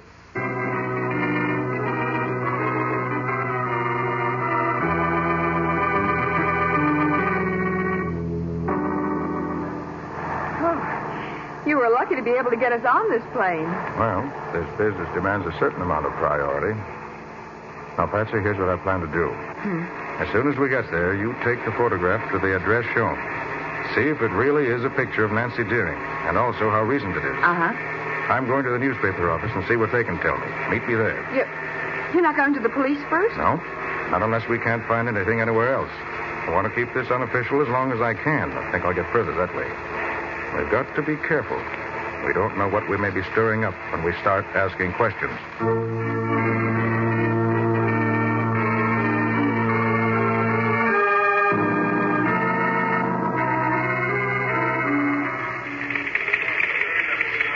The chief's office? Oh, right over there. Thanks. Come in. Yes? What can I do for you? Mr. Brown, I'm Nick Carter. I hope you can give me some information. Oh, sure, Carter. Glad to help you if I can. What's on your mind? As the editor of a big paper, you must run into things every now and then. Would your files have any dope on a woman called Nancy Deering? Well, what sort of dope you looking for and why? I'd like particularly to know when and how she died. And I'd rather not tell you why just yet. Carter, I smell a story here. If I give you the information you want, I want that story. I don't know that there is any story, but in return for your help, I'll promise to give you first crack at anything I may find that's worth your attention. Okay. If that's the way you want it, I'll play along with you. Nancy Deering, you say? Yes. How and when she died. Well, Nancy Deering and her husband Leonard Deering were pretty prominent people here in town, so I can answer your question offhand. Deering, a colonel in the engineers, was killed in the big push through Italy. His wife died of pneumonia a little over a year ago. Pneumonia, huh? You're sure of that? I am, but I'll check it for you. Give me the morgue. Now, Bill, when did Nancy Deering die and what was the matter with her? I'll wait. Get the name of the attending physician, too, will you? Now, look here, Carter. You got any reason to think that... Yes? December 14th, 1944. Right. Pneumonia, yeah. Who was the doctor? Fred Windsor. Say, wasn't he the guy whose license was taken away a while back for malpractice? Uh-huh. I thought so. Well, okay, thanks. So this Fred Windsor was disqualified. Any idea where he is now? No. Wait a minute. I'll have a look in the directory. Let's see. Yep, here he is. Fred Windsor, 57 Telfer Road.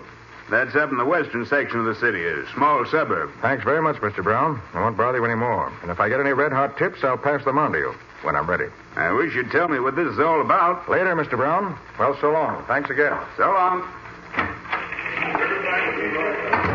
Oh, there you are. I was just coming to find you. What did you find out? The photographer says it's a picture of Nancy Deering, all right, taken about a year and a half ago, just before her husband left for the war. That's her husband with her in the picture. They had a big house out on Lincoln Avenue in the West End. Good. I found what I wanted, too. We going out to the Deering house now, Nick? Not just yet, Bessie. Huh? What she said on the records is true. The ones living there now, her murderers. They'd hardly be likely to tell us anything we'd want to know. Oh. No, we'll wait till we have more definite information before we tackle them. And what do we do now? We're going to call on a doctor, or rather an ex-doctor.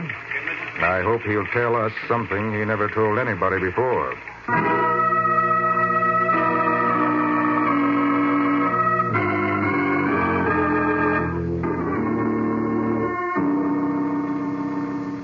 Well, now you're in. What do you want? And make it brief. Mr. Windsor, I'll come directly to the point. A little over a year ago, a woman named Nancy Deering died.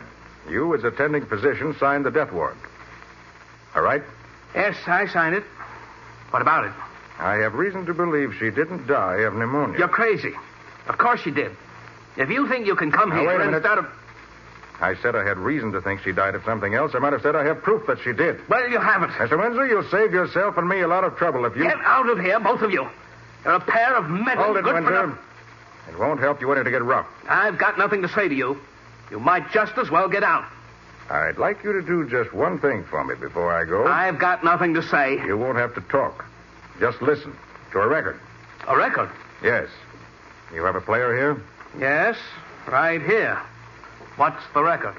Let me play it for you, and you'll see. I can promise you'll be greatly interested. Well, go ahead, play it. But be quick about it. Put it on, Patsy. You mean the last one of the series? Yes. Okay. Keep away from me, both of you. No. As you see, I have a gun. You both know I can shoot. I'll kill the first one of you who comes near me. That's my gun. Where'd you get it? Oh, that's Ralph. Olive gave it to me so I could defend myself. That's a lie, and you know it. What if it is? Can't be possible. What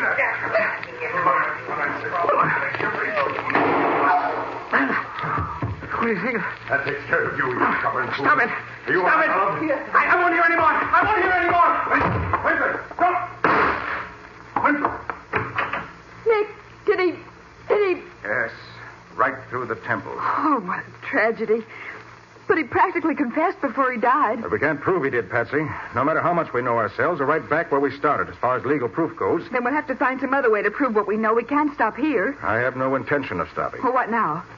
I'm going to put an ad in the paper for Alex Delano, the man who sent the box to New York originally. He isn't listed in the city directory or the phone book, so we'll have to try it this way. Won't that be dangerous, Nick? How do you mean, dangerous? Well, suppose this Ralph should see it. Mightn't he get suspicious? That's one reason I'm using the ad, Patsy. Hope Ralph does see it, and I hope he does something about it. I want to smoke him right out into the open. And this may be one way to do it.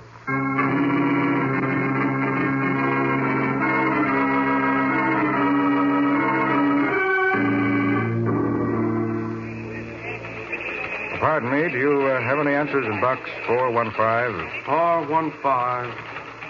Yeah, one. Here. Well, results. What is it, Nick? Let me get it open and I'll tell you. From Alex himself. Oh. We'll be looking for you at my residence at 84 Green Court about 8 tonight. Alex Delano. You going, Nick? Of course I'm going. But you're going to stay in your hotel room and wait for me to call if I need your help. Oh, Nick, I want to go, too. Nothing doing, Patsy. As you yourself said, this may be a trap, and I'd rather deal with it myself.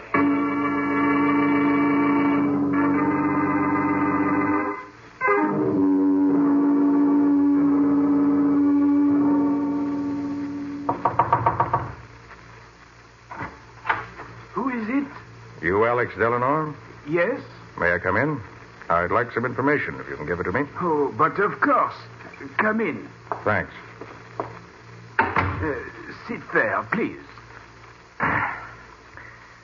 Delano, you used to work for Mrs. Nancy Deering, didn't you? Oh, Mrs. Deering. Oh, yes, I worked for her for many years. It was only after she died that Mr. Morgan fired me. Mr. Morgan. Yes. Tell me, Delano, after she died, did you pack up a box of records and send them to New York? Oh, you have found the records? Oh, I've waited so long for that. Yes, we found them. And why did you send them to New York like that? Well, her letter asked me to prove she was murdered. Her letter? Yes. It says she is being kept prisoner, and she is afraid she will be killed at any time. She say if she die quick, I must pack the records I find in her radio cabinet and take them to the police. It will prove what she say. And why didn't you go to the police with that letter? She have died the day before I find the letter. It is too late. She threw the letter out of the window to me a few days before, but I find it behind a rose bush, too late to help. So I do what she say. And you didn't take the records to the police? Me, I am afraid of police. So I put them in a box and send box to New York. Then I write police to get it and find out what have happened. Do you have her letter now? Oh, yes. I keep it in my pocket always. Here it is. Thank you, Delano. With that letter and the records, I'll take that letter, Mr. Carter. No, I have a gun here covering you. Put your hands up over your head. That's it. So it was you who arranged this meeting? Yeah, I was curious to know what you wanted with Alex. And I find he knows much more than I thought he did. I should have got rid of him before this. And what do you intend to do now? Dispose of you and Alex. The records are still in existence. They'll prove you murdered Mrs. Deering. With this letter in my possession and the doctor dead, oh, yes, I know about that, too. The records will prove nothing. Now, come on, I have my car outside. You and Alex and I'll take a ride to my house where you'll stay until I decide how best to get rid of you.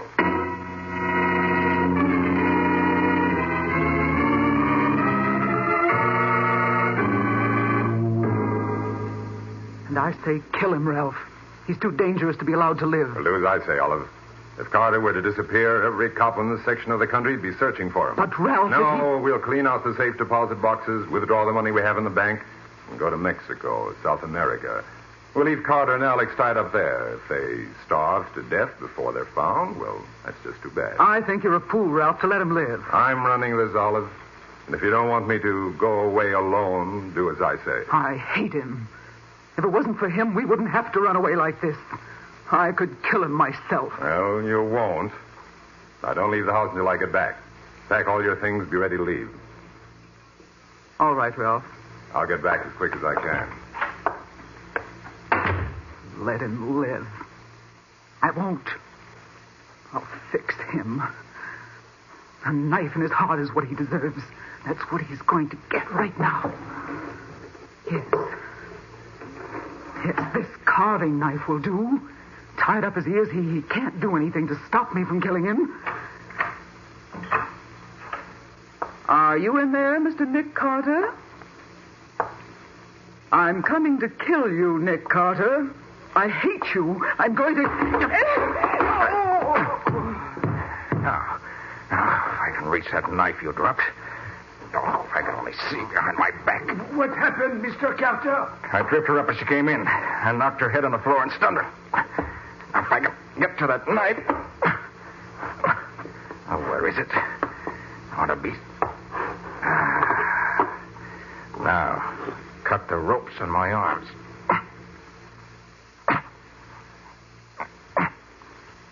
There. I'll have you free in a minute, too, Alex. Oh, look out, Mr. Carter. She's coming, too. It's all right. I'm free now. I'll take care of her. What happened? Quiet. Don't make a sound. But I... You try to cry out, I'll fix you so you can't. Ralph isn't here anyway. Wouldn't do any good. Where is he? He's gone to town. You're lying to me. Olive. That's he calling. Must have come back for something. Olive, why don't you answer me? Call to him. Tell him to come in here. That you don't think my ropes are tight enough. I won't do it. Ouch! That's the carving knife you feel between your ribs. Now call to him. Carefully. Ralph? Yes? Ralph, I'm in here. Please come in. Oh, what are you doing in there? Get your hands in the air. Why, what? Get him up high. That's it. Olive, how did Carter get that gun? Did you... You overlooked this little pistol I always carry in my shoulder holster, Ralph, but it's deadly even if it is small. What are you going to do with us now? Round up whatever existence I can find in this house, including Alex's letter, and hand you both over to the police. With what Alex and I can tell them and the evidence I can turn over to them, you'll both of you pay for Nancy Deering's life by forfeiting your own.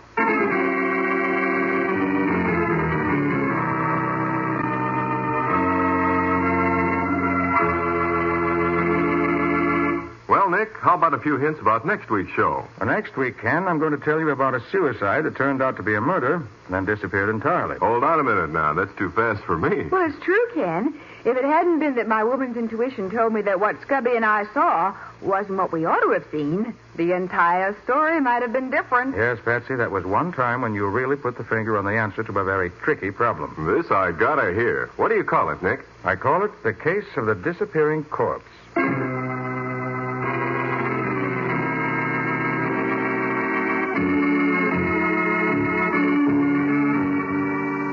Nick Carter, Master Detective, which is produced and directed by Jock McGregor, is copyrighted by Street and Smith Publications, Incorporated. Pictured stories of Nick Carter appear in every issue of the Shadow Comics magazine. In the adventures of Nick Carter, Master Detective, Lon Clark is starred as Nick, Charlotte Manson is featured as Patsy. Original music is played by George Wright. Script is by Jock McGregor. Any resemblance in these programs to actual persons, living or dead, or to actual places, is purely coincidental. Nick Carter, Master Detective, is presented over most of these stations each week at this same time. This is Ken Powell saying so long until next week.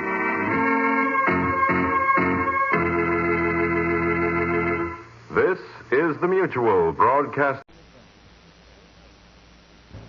Old Dutch Cleanser, famous for chasing dirt, presents Nick Carter, famous for chasing crime.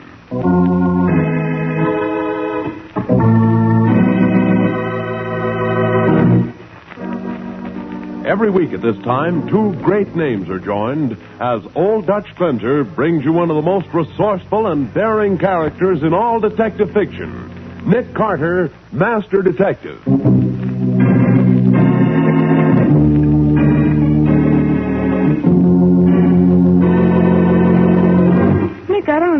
understand this. Why did I have to get dressed up like a bobby soxer and meet you in front of this candy store?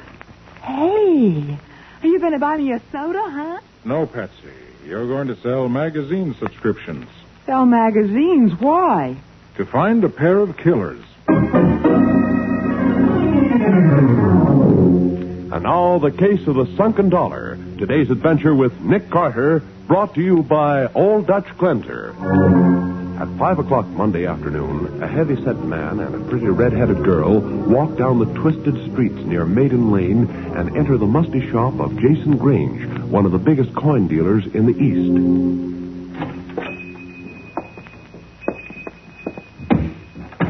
Mr. Grange?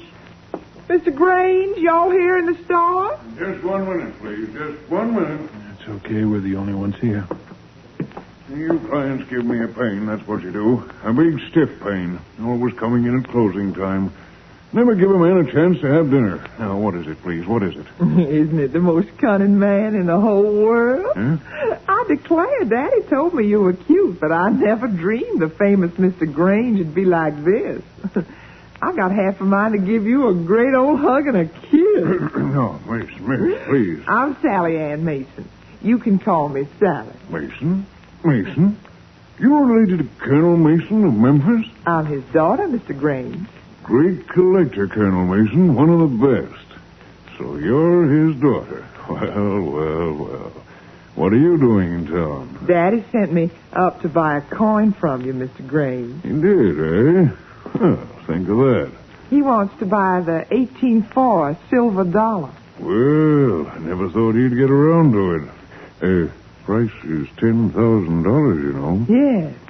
I brought the cash with me. Cash? Yes. This is Mr. Brown from the bank. He was sweet enough to chaperone me around the city. Show Mr. Grange the money, Mr. Brown. Got it right here, Mr. Grange, in 500s. But if you don't mind, I've got the responsibility for this little girl.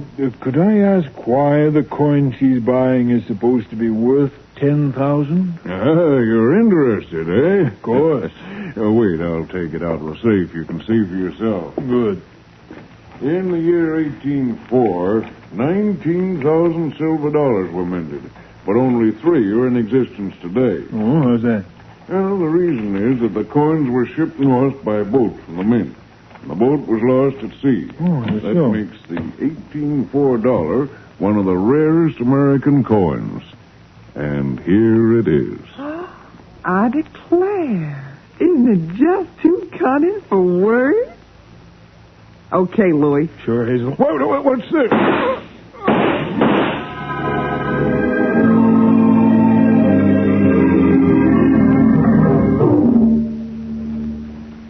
Well, Matty, I hope this is really urgent. You've interrupted 3 reports and a lab analysis with your hurry-up call. Not to mention making me miss my dinner. Nick, this is really a mess. Murder with assorted trimmings. Oh? Yeah. This is the body of Jason Grange, coin collector and dealer. Murdered about an hour ago. 3 bullets, dead center through the heart. I see. Well, what are the trimmings? In the first place, Grange was shot with the craziest-looking bullets I ever saw. Huh? A medical examiner just extracted them. Here, take a look. Conical slug with the point squared off. Huh? Yeah, you know what it is? Sure. The square-pointed 9mm Luger bullet, Matty. It's unusual in this country. What else? Well, whoever murdered Jason Grange stole only one single coin. What coin? An antique silver dollar dated 1804, worth $10,000. Oh, yes, the famous lost dollar. Most of them are supposed to have been lost by shipwreck. Well, how do you know the dollar was the only thing stolen, Matt? Oh, we checked on that. Checked his stock against his inventory. The only thing we could find missing was that sunken dollar. Sounds logical. Mm-hmm. And here's another trimming. Before Grange died, he scrawled the numbers 1804 in blood on the floor. You see it? Oh, yes. Gets curiouser and curiouser. Yeah. Anything else? Yep, and this'll kill you. Under the counter, we found the corner of a $500 bill. Looks like it was torn off accidentally. Here. This is very interesting. Happen to notice that the engraving is rather fuzzy, Matty? You got quick eyes, Nick. Took me 10 minutes before I noticed. What are you two talking about? This is a piece of counterfeit money, Patsy. Well, Nick, let's see you put it together. Why did the killer only steal the $18.4 when he could have taken a fortune in money and rare coins? And how come the counterfeit $500? There's just one answer, Matty. This was murder for advertisement. Murder for what?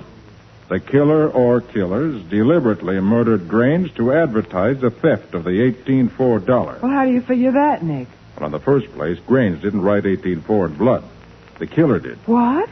Grange was killed with 3 bullets through the heart. He must have died instantly. Oh. He couldn't have written that date. Why, sure. That's right. The killer wants the world to know that the $18.4 was stolen. Why? So he can sell it. No, I don't think so. Don't overlook the counterfeit money, Patsy. Well, what's that got to do with it? The killer probably got Grange to show him the dollar by flashing phony money and pretending to be interested in buying. But why?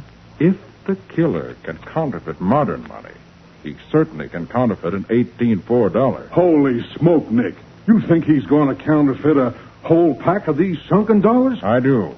And with a theft well advertised, he can sell dozens at $10,000 each, pretending each one is the original stolen dollar. Then what do? We got nothing to go on. Oh, Matty, you've got plenty. That Luger bullet is a rare bullet. There aren't many dealers in this city who carry it. No, you're right, Nick. Then get your squad out. Check every dealer. Try to get a line on recent purchasers.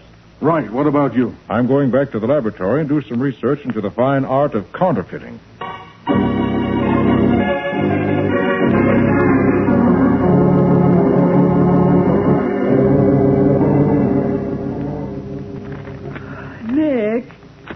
Nick? Oh, it's past midnight. Aren't you ever going to quit? I'm almost finished, Betsy. What have you got?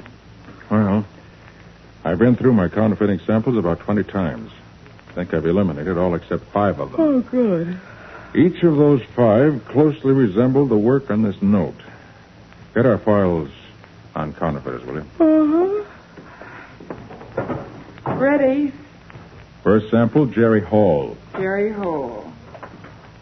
Jerry Hall, at present serving 20-year term in Atlanta.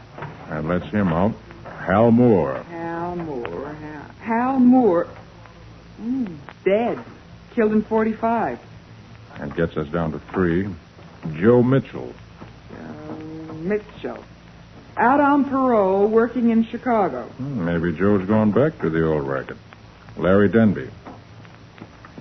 Alcatraz. Peter Baker. Baker. Peter Baker, at Lodge, this city, last known address 28 East 2nd. And it's between Pete Baker and Joe Mitchell. Uh-huh. All right, we'll check Joe later. Maybe he's still in Chicago. Right now, we'll run down to 28 East 2nd and see what we can... Oh, the phone. Nick Carter's office, Patsy Bowen speaking. Patsy, this is Matty. Got a report for Nick. Oh, just a minute. Nick, it's the sergeant. Right. Yes, Matty? Just finished the check on the Luger bullet, Nick. Only person who bought a 9mm slug in the past 6 months is a woman. A woman? Yeah. She bought it last week. Couldn't get anything much in the way of a description. She's a pretty redhead, that's all. Huh. All right, Matty, thanks. Maybe I'll have something to report to you in an hour or so. Yet, such as what? I'll know as soon as I've spoken to Pete Baker.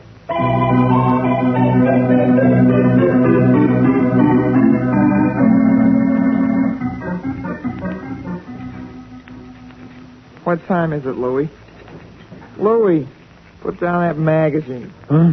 What'd you say? What time is it? 1 o'clock. Hey, Pete. Pete Baker. Yeah? How much longer, Grandpa? Just a couple of minutes, Hazel. Well, hurry it up. You know, Hazel, you sound like a pretty cute kid when you put on that southern accent of yours. Yeah? You mean you don't like me this way? Oh, sure. You better. Hey, Grandpa, I'm tired waiting. All right.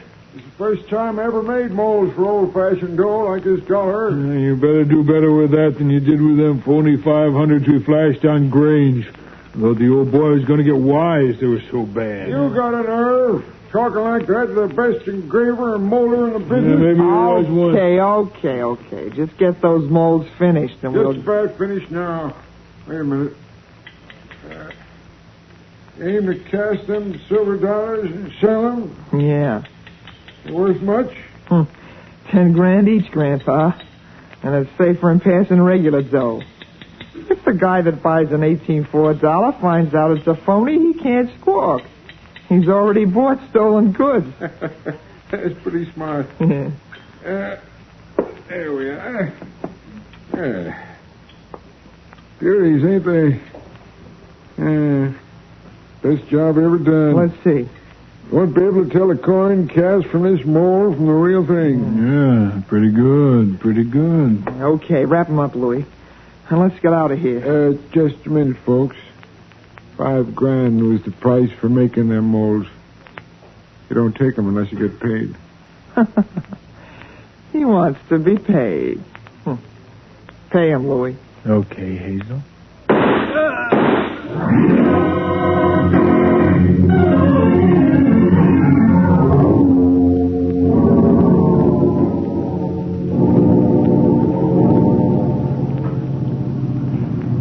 This is 28 East 2nd, Patsy.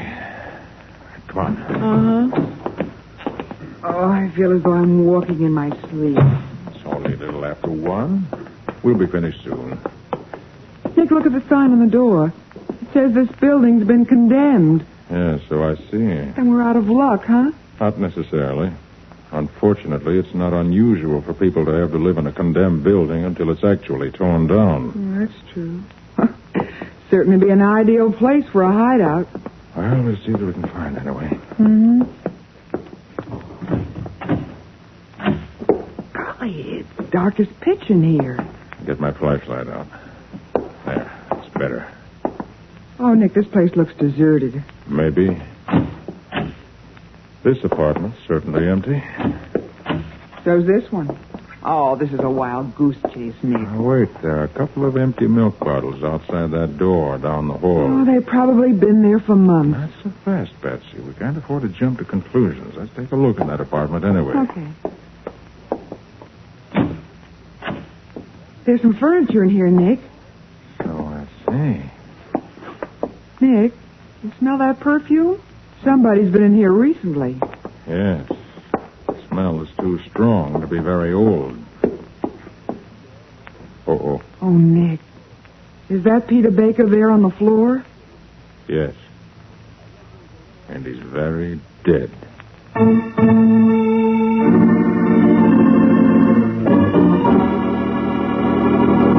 In the glare of the flashlight, Pete Baker's body is outlined, sprawled on the cluttered floor.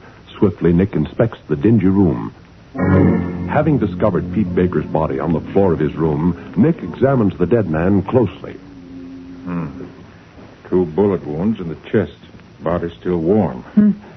Patsy, Baker was killed only a few minutes ago. Nick, that perfume we smelled. Maybe the woman who wore that perfume killed him. Possible. Wonder if there's anyone else living in this house who might have seen or heard anything. Well, there's one way to find out, Nick. Yeah, I'll see what I can find in here. While I do that, suppose you go through the building. Cover every apartment. Right. See if you can find anyone who heard shots about 5 minutes ago and what they did about it if they did.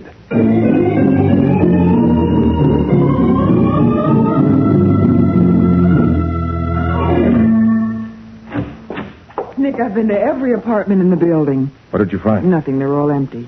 You find anything? I did. There was a woman in here with Baker. I found this long red hair. Oh. And I think there was a man with her. Well, why do you think that? Found the cigar butt under that chair. Probably where he sat. See all the cigar ashes on the floor there? Yeah, but couldn't Baker have left it there? No, I doubt that. Baker smoked a pipe.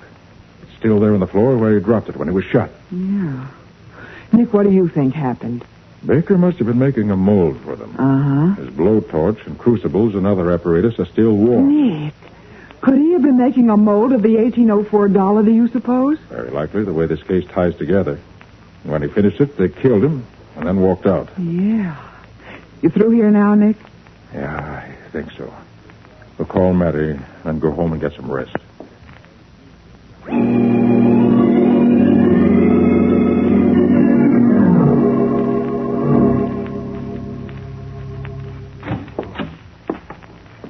Okay, Nick. Here's the final report from the lab. Fine, Mattie, let's have it. Well, you figured it out just about right. There apparently was a man and a woman in the place with Baker, and she was a redhead. And chances are she's the same redhead who bought the Luger bullets. By Jove, Mattie. I've forgotten about that. No, well, we got the man's prints, but the woman wore gloves. Did you identify the man? Yeah, we checked the prints he left on this magazine, Nick. He's Louis Larkin, hijacker, gunman, and all-around crook. 2 terms and a state pen. Here's his file photo. Ah. That helps. Yeah? Hey, what's this slip of paper in the magazine, Matty? Something of yours? Huh? No, just an ad the dealer must have stuck in before he sold it. Says if you want your newspapers forwarded to you while you're on vacation, leave your name at the store. Matty? You say you found Larkin's prints on this magazine? Yeah. Look at the date line. What? This magazine was put on the stands only yesterday. Yeah? How does that help? Well, you see the name on this ad? Oh, Rogers Candy Store, 100 Park Road. So what? Oh, Matty, don't you see? That's the store this magazine came from. Well, what was it doing in Baker's place then? Hey, that's right. Park Road is way across town from where Baker lives. Sure. Maybe Baker didn't buy the magazine. Maybe Louis or the girl bought it. Yeah. Maybe Louis and the girl are hiding out somewhere near this Rogers Candy Store. That's what I was thinking. Well, if they are, Patsy and I will find them.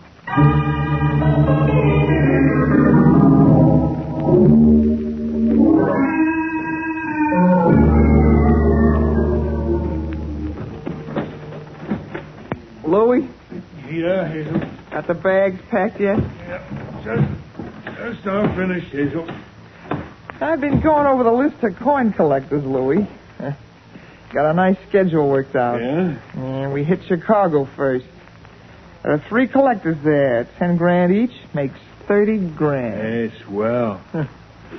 And St. Louis, Cleveland, New Orleans, El Paso, L.A., Frisco, and Seattle. The way I figure it, we'll split 300 grand. Easy. Yeah, we sure should. Pretty cheap for knocking off a couple of punks, huh? You said it, Hazel.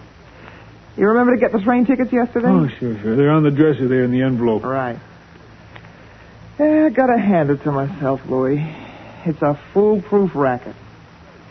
Some of these collectors are crazy guys. If they're daffy enough, they don't mind buying rare coins, even when they know they're stolen. What I like about it is that they gotta keep it secret because they're buying stolen goods. They gotta cover up for us. It's foolproof, Louis. 100% fool. Hey. What's the matter? Come to the window, quick. Well? Down on the corner in front of the candy store. Yeah. See that tall guy standing there with magazines under his arm? Yeah, I see him. That's Nick Carter. Nick Carter? Yeah. Hustle up with that packing, Louis, and let's get out of here. Yeah, I'll say. Maybe Carter's around just by accident, or maybe he's on to us. Either way, we're taking no chances. Not for 300 grand and a murder rap, we ain't.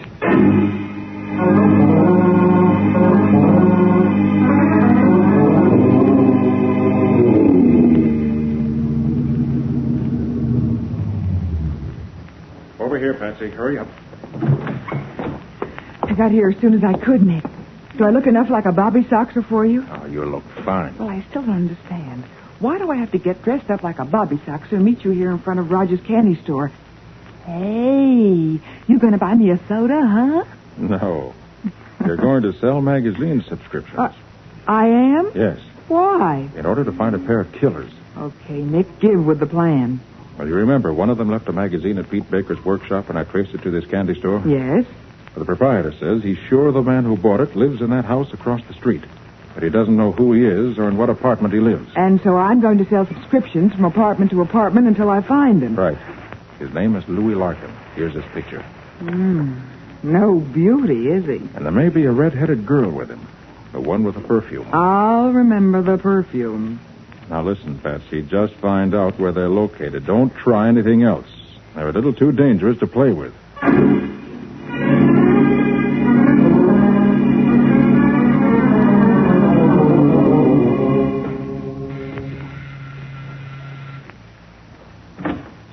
Yeah? Good morning, sir. I represent the All States magazine. Beat it. Well, that wasn't Louis Larkin. And no perfume yet.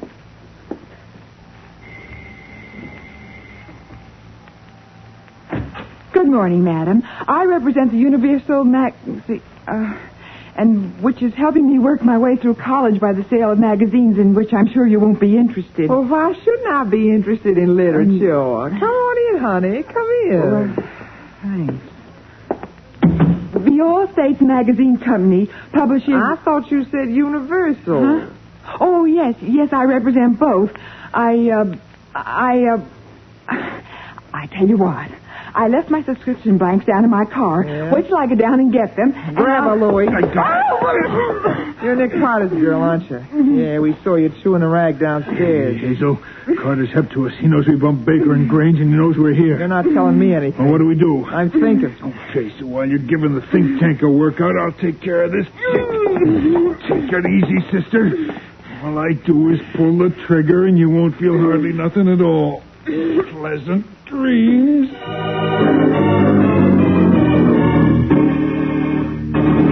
Patsy struggled helplessly as Louis Larkin aims his Luger automatic at her heart. We'll see what happens in just a moment.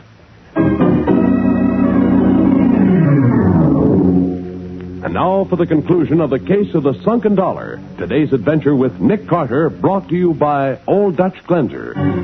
As Louis Larkin's finger tightens on the trigger of his automatic and Patsy struggles helplessly, Hazel suddenly knocks the gun aside. Cut it out, Louis.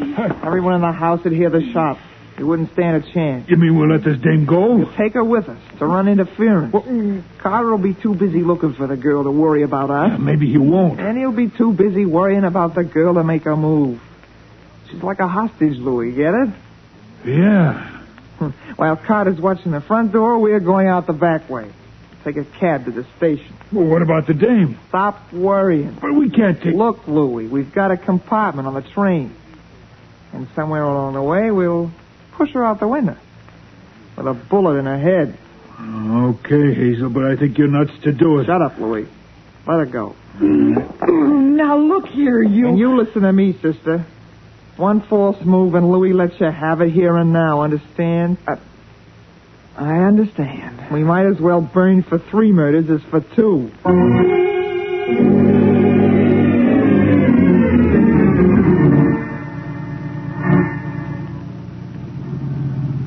There's a hack coming, Hazel. Hey, taxi! Taxi! Get in, honey. Okay. The train terminal driver. And will you please close the glass partition? I'm awfully cold back here. Terminal?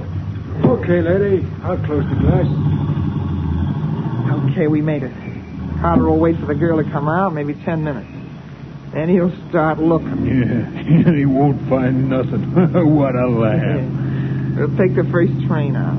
Hey, maybe that don't go to Shy. And we can always get to Shy later. Maybe we'll start on the West Coast for now, huh? It's okay with me. The further from Carter, the better. Look, I'll make a bet with you. $100 to 1 cent that you don't get away from Nick. We've already got away, sister. Is it a bet? It's a bet.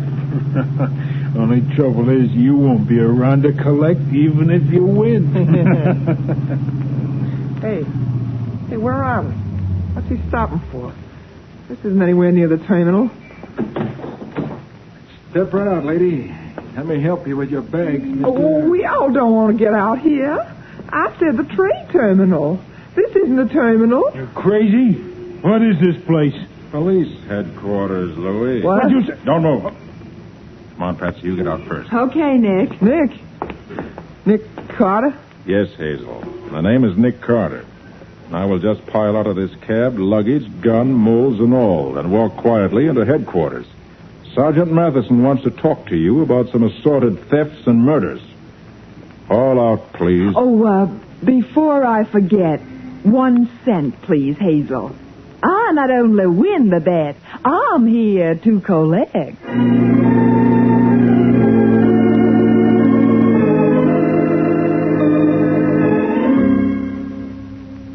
Oh, it was a beautiful job, Nick. Beautiful. But there's just one thing I don't figure. What's that, Matty? How in blazes did you know enough to get around to the back street and borrow that cab? I have ears, haven't I? I heard Hazel and Louis making their plans. You heard them? How? I was outside the apartment door. You don't think I'd let you walk into that murderer's den alone, do you? I was right behind you all the way. You were right behind me? Yes, Betsy.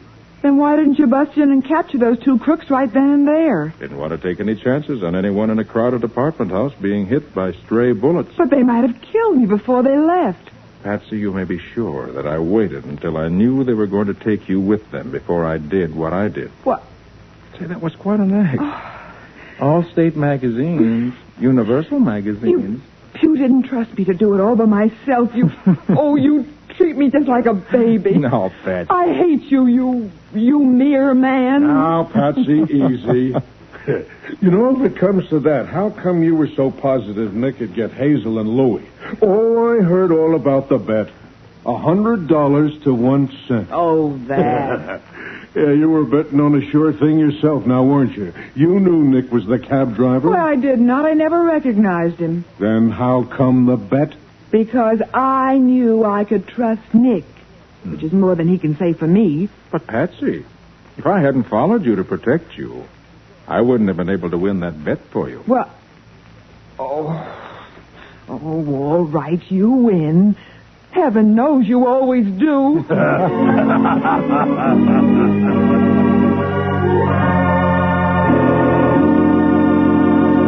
Nick Carter, Master Detective, is presented each week at this time and over these same stations by the Cudahy Packing Company, makers of Old Dutch Cleanser.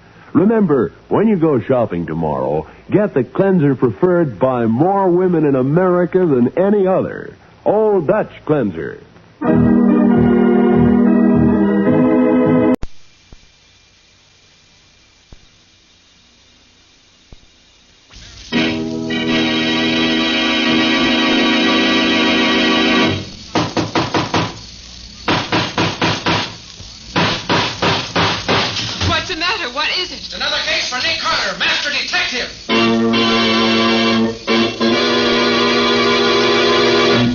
It's another case for that most famous of all manhunters, the detective whose ability at solving crime is unequaled in the history of detective fiction. Nick Carter, Master Detective, presented by the three great Linex home brighteners.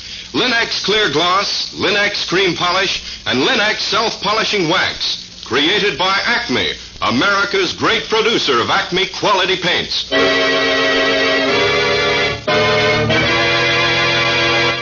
Today's curious adventure... Murder in a Decanter. Or Nick Carter and the mystery of the missing body.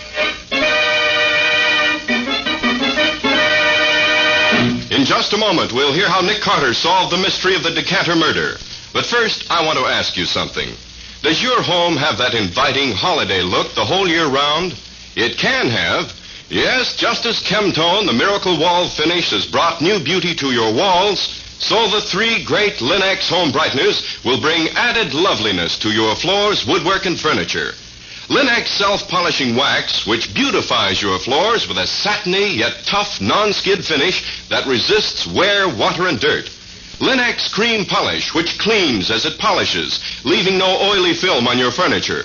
And Linex Clear Gloss Varnish, the durable super varnish that dries to an elastic, transparent surface which protects all wood and linoleum in your home.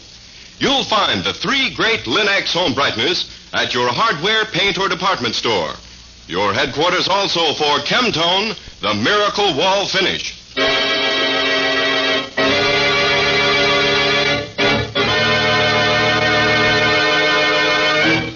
And now for today's mysterious adventure with Nick Carter. As our story opens, we find Nick and Patsy at a New Year's party talking to their host. I'm sorry, Mr. Carter, but the man I asked you here to meet has been unavoidably detained. You and he would have had a great deal in common, I know. Yes, Nick's been looking forward to it for a long time now, Mr. Corey. And I can keep looking forward to it for a while longer, I guess. Well, Mr. Carter, you'll probably find all kinds of people at my parties. I'll be seeing you. Well, there are certainly all kinds of people here, Patsy. But I can't see anyone I care about talking to. The trouble with you, Nick, is that all you think about is business. Well, true enough. But in my business, I meet people who are interesting and frequently intelligent, even if they are crooks. But here... There are probably interesting characters here if we only knew which ones they are. Yes. Now look at that man just coming into the room. If you can call him a man. Mackley, I believe his name is. typical gigolo if I ever saw one. And he's not contented with drinking at the bar. He's carrying his own private decanter of whiskey right along with him. Yes, he's hardly an attractive type. To me, that is. I understand that he's considered very attractive by many women, however. Do you know him? No, but I know something about him. For one thing, I understand that he and our hostess are pretty thick. And that he... Uh-oh, he's coming over here. I hope he doesn't want to stick around. Having fun, Carter? Great party, isn't it? Yes, if you like it. Well, I've just been giving a bit of extra attention to our lovely hostess. She's almost out.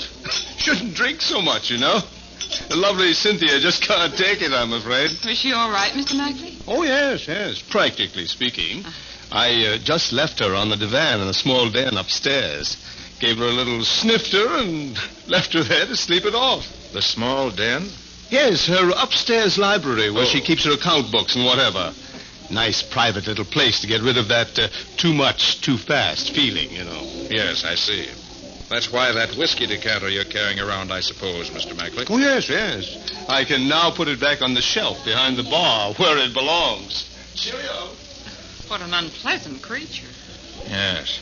If Cynthia wants to two-time her husband for a thing like that, I certainly don't admire her taste. Well, I've had enough of this anytime you have, Nick. Shall we leave here? You're Mr. Carter, the detective, aren't you? Why, yes, I am. It must be thrilling to be a detective. Well, I suppose that's all in the point of view, Miss... Bentham, Carla Bentham. My brother's Wallace Bentham, Mr. Cord's private secretary. Oh, yes. Mr. Carter. Yes, Miss Bentham. Will you please help me find my brother? Find your brother? Why, what do you mean? I'm sure he's here in the house somewhere, but I can't find him. I'm really terribly worried. But why? He was to have taken me home an hour and a half ago, Mr. Carter, at 11 o'clock. We both work, and he knows I have to get up early for my job. But isn't it just possible he's simply forgotten it? He may be sitting in a corner somewhere with some... Wallace isn't like that, Mr. Carter. I know he'd have met me unless something serious was detaining him. Quite frankly, Miss Bentham, I can't get very worried about your brother. He'll turn up, I'm sure. Mr. Carter, I've searched all over the house. He simply isn't around. You mean you've looked in every room in the house? Every room but one, literally. But the door of the small den on the second floor is locked. I couldn't get in there. So I don't know if he's there or not. Did you knock? Yes, and nobody answered. Nick, that's the room where Mr. Mackley said he left our hostess. Probably, Betsy.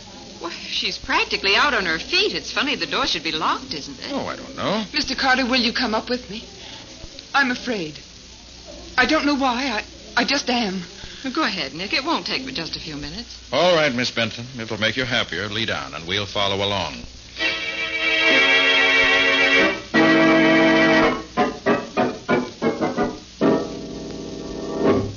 It's right over here, Mr. Carter. Huh? Is this where the 40 thieves hung out? How do you mean? Look at the size of those jars or urns or whatever you call them. 2 at the head of the stairs and 2 more on the landing. Boy. They're Oriental, I believe. Brought back by one of Mr. Cord's ancestors. This is the room. Here. The door's locked, all right. Well, let's try knocking. You see? No answer. Well, detective's supposed to look through keyholes, so I might as well live up to my reputation. Yes, I think I will have a look in there after all. Well, something is wrong, Nick. Mr. Carter, what is it? You'll see in just a moment. And it won't be pleasant, I warn you. And let me get this door open. There.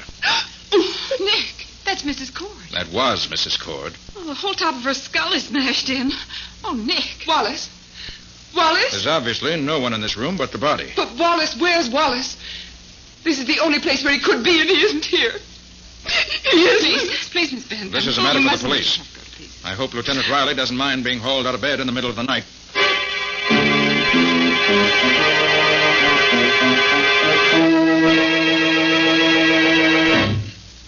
You sure nobody's touched anything since you found the body? Positive, Sergeant Kilroy.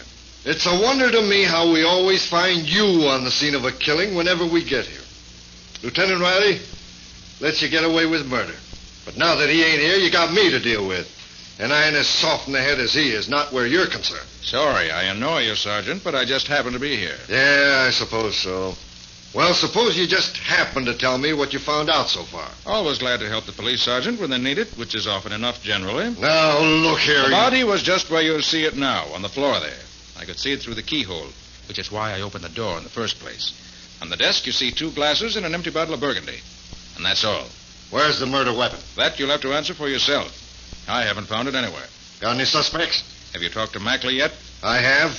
He says he was up here in the den helping Mrs. Cord get over a bad spell.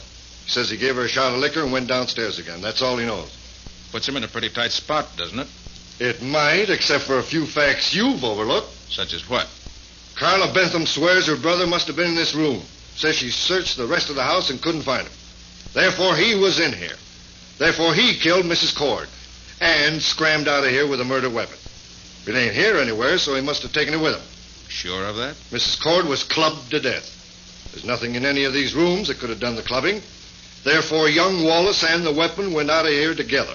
Kilroy, sounds like a pretty feeble story to me. You don't even know Wallace was in this room.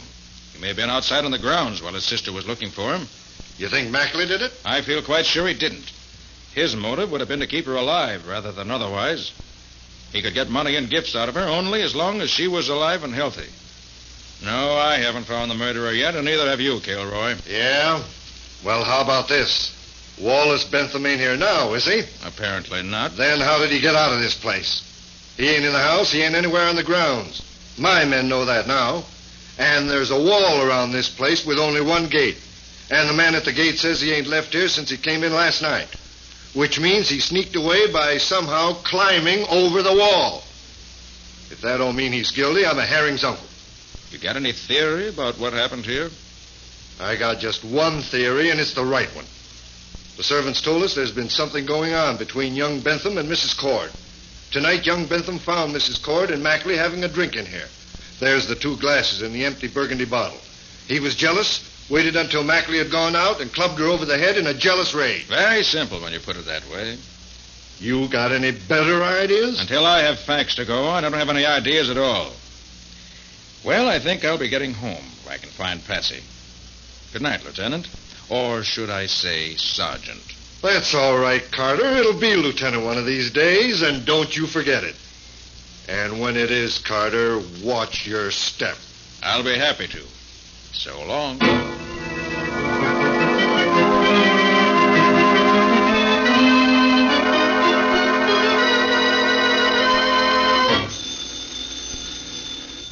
All right. Nick Carter's office. Mr. Carter, this is you-know-who. Don't mention my name. Oh, yes, I recognize your voice. Can you come to 2343 Aldine Street at once? I'm in terrible trouble. Terrible. But what's the matter? I can't tell you on the phone. For the love of heaven, come. All right. Lucky you caught me. I was just going out to dinner. Be right over.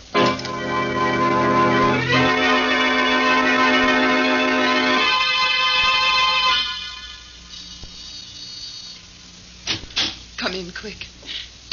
Look, there. Why, that's Mackley. With the top of his head crushed in, too. Yes, there's what did it. Heavy glass bookend, I found him like that when I came home. You just got in when you phoned me? Yes. I opened my door, and there he was. Been dead less than an hour, I should say. Oh, what will the police say? And after what happened to Mrs. Cord last night? Yes, Sergeant Kilroy will undoubtedly have plenty to say. How do you suppose Mackley got in here? He may have picked the lock. Or what? My brother Wallace had the only other key to my apartment. If he were here and opened the door to find Mackley there instead of you, you might have swung with the bookend. I wonder. Miss Bentham, how well do you know Mr. Mackley? I only met him once before last night. If he's almost a stranger, why should he come here to see you? I don't know. And that's the truth. Let's see what he has in his pockets. Maybe that'll tell us something. Usual junk man carries around. Pencils, pen, receipted bill, check for his car in a parking lot around the corner. Oh, see here. This is addressed to you. What is it? It says, Dear Miss Bentham, I phoned all day to try to get in touch with you. Finally, I came in person as I could wait no longer. I must see you. I have something to tell you about last night and your brother. Also, I want your help. I want you to keep... And that's all. That's a funny way for a note to end, Mr. Carter. Yes. That and the ragged way the note is folded makes it obvious. He was scribbling this note to you here at your table when something startled him and he crammed it in his pocket. And then he was killed. But who killed him and how did they get in here? Let's see what's outside this window. Ah, here's the answer. Marks of shoe nails on the windowsill. The flat roof only 6 feet below your window here. Looks as if somebody got out here. Probably the killer. May have heard your key in the lock and dashed out this way. Maybe I'm lucky he didn't wait and kill me, too. Miss Bentham, does your brother drink wine? You're thinking of the empty bottle and the 2 glasses in Mrs. Cord's room last night, I suppose. Yes. Yes, Wallace drinks only wine, nothing else. But what does that... Open up in the name of the law. The police. Open up, Carter. I know you're there, and the girl, too. Quiet. Let me handle this. Just a second. So, another killing, eh? And you are in on this, Carter. Last night I thought you weren't, but now I find you here with this girl and a dead man. What I told you last night was the truth, Kilroy. I know nothing about this except what you see here. Miss Bentham came home tonight and found Mackley dead. Sure, I know. Hold out your hands, Carter. What are you figuring on, Sergeant? What do you think? You're in this thing up to your neck. I'm taking you in and locking you up.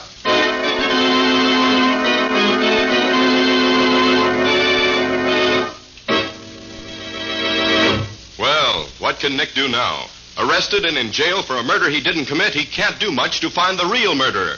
What's going to be his next step? We'll see in just a moment. No matter how careful we are, we're all likely to track in mud, snow, and slush from out of doors these winter days. Save time and energy by protecting your floors. Use Linex self-polishing wax, the non-skid finish, to give your wood and linoleum floor surfaces protection plus beauty. Because Linex self-polishing wax contains genuine Carnauba wax, it wears well and may be renewed at any time without re-waxing the whole floor. Linex self-polishing wax resists water, too, so that it may be wiped up easily. And it lessens your work, because Linex self-polishing wax keeps dirt on the surface, where it's readily wiped away. What's more, Linex self-polishing wax gives all your floors a beautiful, satiny appearance you'll be proud of. Best of all, Linex self-polishing wax requires no tiresome rubbing or polishing. You simply wipe it on in a jiffy. So depend on the modern way to keep your floors looking their best with a minimum of work. Get Linex, Lin-X, Linex self-polishing wax now. You'll find all 3 great Linex home brighteners and Chemtone, the miracle wall finish, at hardware, paint, and department stores everywhere.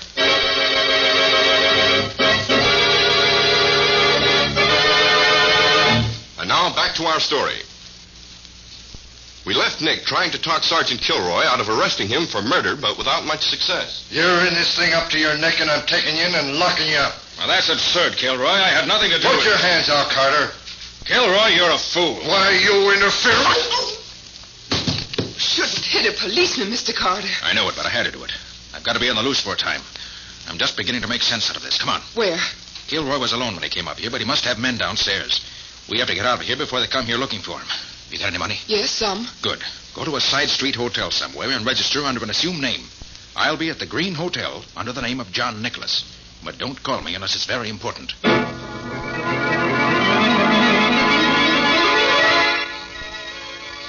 Casey's parking lot. Yes, this is the one. Will you get this car for me, please? Here's the check.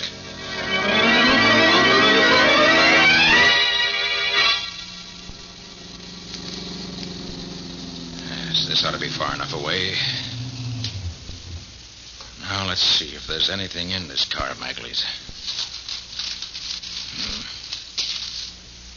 Nothing inside here. Well, maybe he has something in the rear compartment. Now, which one of these keys unlocks this? There. Ah, hat box, huh? But that's a whole lot heavier than any hat box I ever... Uh-oh. I'll have to postpone this investigation for now. I better get out of here.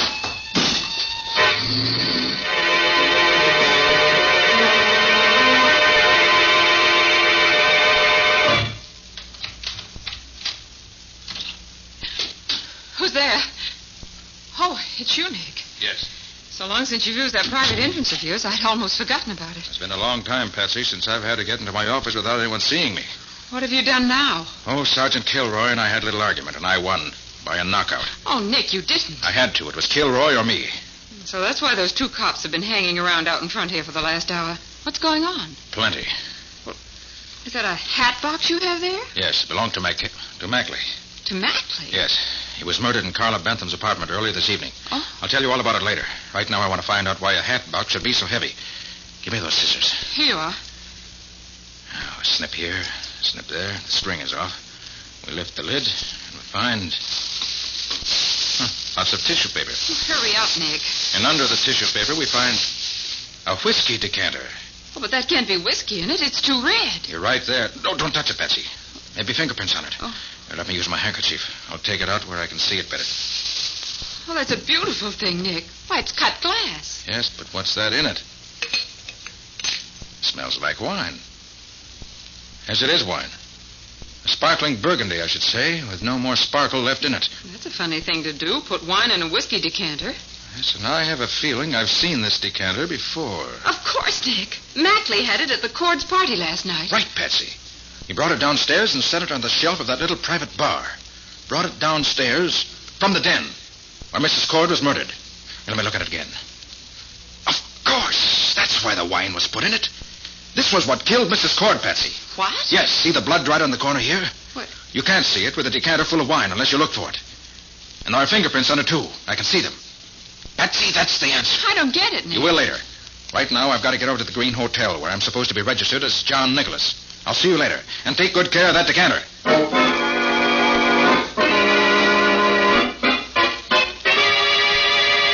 Oh, I wonder why I ever picked out such a dump to come to. Should at least have picked a radio. Yes? Can you come to see me again? Right away? What is it this time? Something special. Wallace is coming to see me, and I thought... Wallace? Your brother? Yes, and I thought he could get some advice from you. How do you know he's coming? He just phoned me. Said he'd be here in 5 minutes. But that's utterly and completely impossible. That's what he said. How do you know where to phone you? I guess he must have been near my hotel when I left and followed me here. Can you come? You bet I'll come. I wouldn't miss it. Where are you? The mall. Ask for Helen Laughlin. I'll be there in 10 minutes.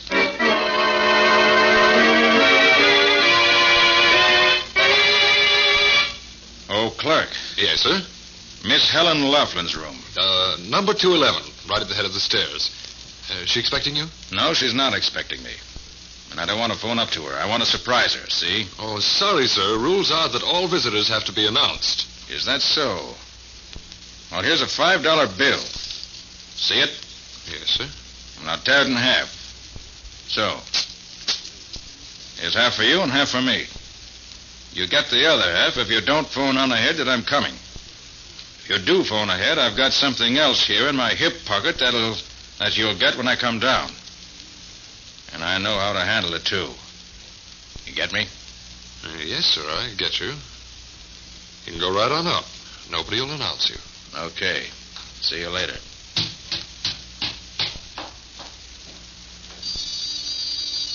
Come in. Get your hands up quick, Carter. Close the door, Arthur. Yes, Father. Oh, very nicely done. Mr. Cord and son Arthur, if I'm not mistaken. I'm sorry, Mr. Carter. They made me phone you. We did. A few twists of her arm, and she was glad to oblige. I knew they'd be here, Miss Bentham. So I notified the cops on our way up here. They should be along any minute. They hear that? We've got to get He's out. lying. The police would never believe him now. He's wanted himself. Besides, why should he expect to find us here? For the simple reason that Miss Bentham's brother Wallace just couldn't be coming here to see her. It's a physical impossibility. What do you mean by that? The dead can't walk. Oh. He's just talking, Carter. Come, Carter. Where's that decanter? Suppose I told you it was at headquarters. Fingerprints, blood and all. I wouldn't believe you. You couldn't know anything about it. It couldn't be much plainer. Blood in two places on the decanter. Where your wife was clubbed once, and the other place must have been where you clubbed Wallace. Oh, no. No. I'm sorry, Miss Bentham. These two killed your brothers who? Father, he knows. Just what do you know, Carter? Plenty. You caught Wallace and your wife together and killed them both by slugging them with a whiskey decanter. I imagine that Mackley was close enough to see you do it without being seen himself. Then you had the idea that if young Bentham disappeared, the police would blame the murder on him. So you and your precious son carried his body out and hid it. But while you were gone, Mackley got his big idea. Blackmail. Here in front of him was a decanter with blood and fingerprints on it. And you, Mr. Cord, were now a very rich man, having inherited your wife's fortune at her death. So Mackley got the decanter, poured out the whiskey, and filled it with the wine from the bottle on the desk. The blood didn't show up that way. Then he took it down to the bar, carrying it carefully so as to preserve the valuable fingerprints. Father, how can he know all this? Go on, Carter. Anything else? Plenty. Judging by the note we found on Mackley's body a while ago, he must have gone to Carla's apartment to let her in on the blackmailing scheme, too. Maybe he wanted to hide the decanter there for safety. But you trailed him there, Cord, and socked him with the bookend, figuring you don't hang any higher for 3 murders than for 2. But Carla came in just then, and you had to leave before you could search Mackley's body. Then I got into the case. You trailed me and saw me get hold of Mackley's car in which the decanter was hidden. Meanwhile, your sweet son trailed Carla here, and the rest was easy. Force her to call me and then force me to produce the incriminating decanter. You're a fool. Why should I kill my own wife? Because she had money and because you were broke. That and a jealous disposition are motive enough. Okay, so I killed her. Now I want that decanter. You'll call the messenger on that phone. Tell him where to bring it to you at once. If you don't, we'll start working on Carla again. Okay, Cord, you win. For Carla's sake, I'll do it. Let me have the phone. That's more like it, Carter. Call Cranston 1365. That's the nearest messenger office. Here, take the receiver. I'll dial it for you. Very well.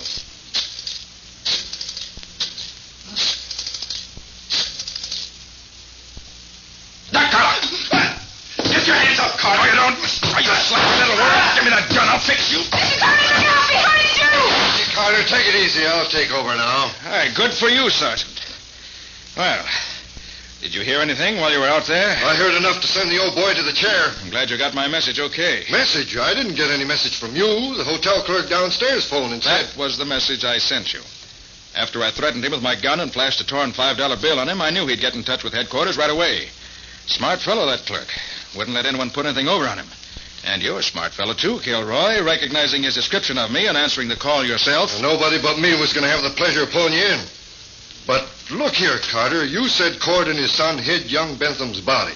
We went all over the house last night, and he isn't hidden there. Did you look in one of those big urns that Cord's place is decorated with?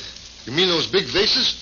Heck no, never thought to look inside them. I'll send someone up right away. Well, how about me? I haven't forgotten you wanted to arrest me a while back. I ain't forgotten it, Carter, and I ain't forgotten about that sock in the jaw you gave me. But, look, suppose we decide that I broke this murder case myself. Would you have any objections? Why, no, Sergeant. Tell you what I'll do. I'll swap you a decanter complete with fingerprints and bloodstains in return for letting bygones be bygones and no hard feelings anywhere. Agreed? Okay, but in the future, keep out of my way. I don't want to have any more arguments with you. Your arguments have too much punch behind them for me.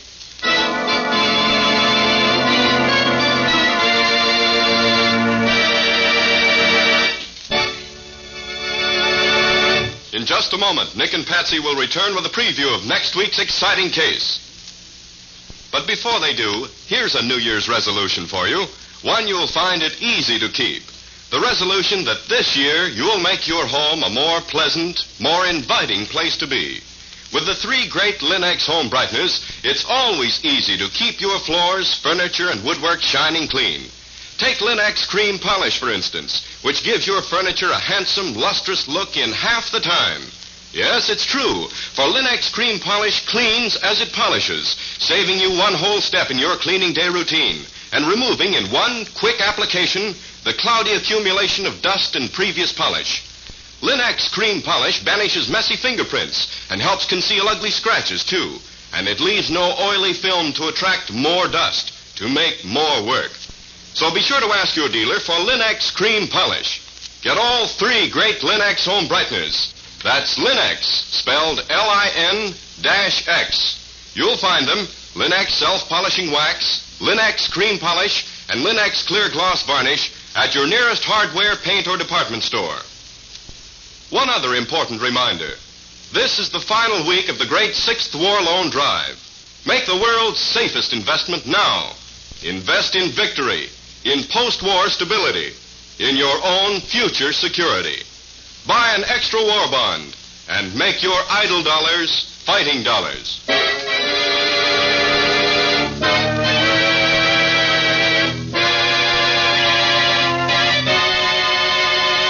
And now let's hear from Nick Carter himself. How are you going to start the new year off, Nick? Have you got a good story for us? Well, I think so, Ken. A friend of mine, a college professor, was shot in his own home just a few minutes before I got there to see him. The motive was not robbery, but we couldn't find any other motive either. And as Nick didn't take me with him on that trip, he didn't have the advantage of my experience and training as a super detective. Which was a great mistake, Patsy, as Nick undoubtedly found out. Another murder followed on the heels of the first, and a third victim was nearly added to the list. The said third victim being Nick himself. Yes, I came nearer the end that time than at any other in my life. What do you call it, Nick? I've called it Monkey Sees Murder. Or the mystery of the Peruvian red mark. Well, listen next week for further details. So long for now. I think you'd be interested to hear Nick Carter as the guest detective on the Quick as a Flash program this evening at 6 o'clock over most of these stations. Why not tune in? And now, so long. And so long to you both, Nick and Patsy. Be seeing you again next week.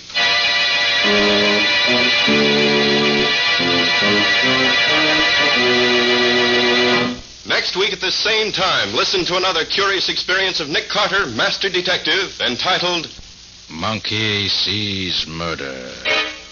Or Nick Carter and the Mystery of the Peruvian Red Mark. Nick Carter, Master Detective, is featured in Street and Smith magazines. Lon Clark is starred as Nick with Helen Choate as Patsy. Original music is played by Lou White, and the programs are written and directed by Jock McGregor. And now the three great Lin-X home brighteners, Lin-X Clear Gloss Varnish, Lin-X Cream Polish, and Lin-X Self-Polishing Wax, created by Acme White Lead and Color Works, America's great producer of fine Acme quality paints, wishes every one of you real contentment and success during the new year. Ken Powell speaking. This is Mutual.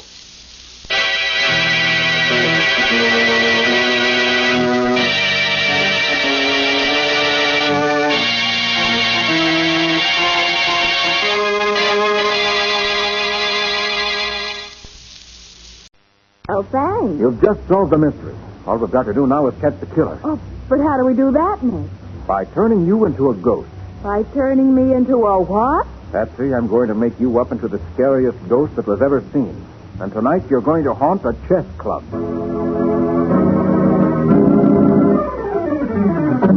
Now for the case of the Jeweled Queen. Today's adventure starring Lon Clark as Nick Carter, brought to you by new post-war Old Dutch Cleanser.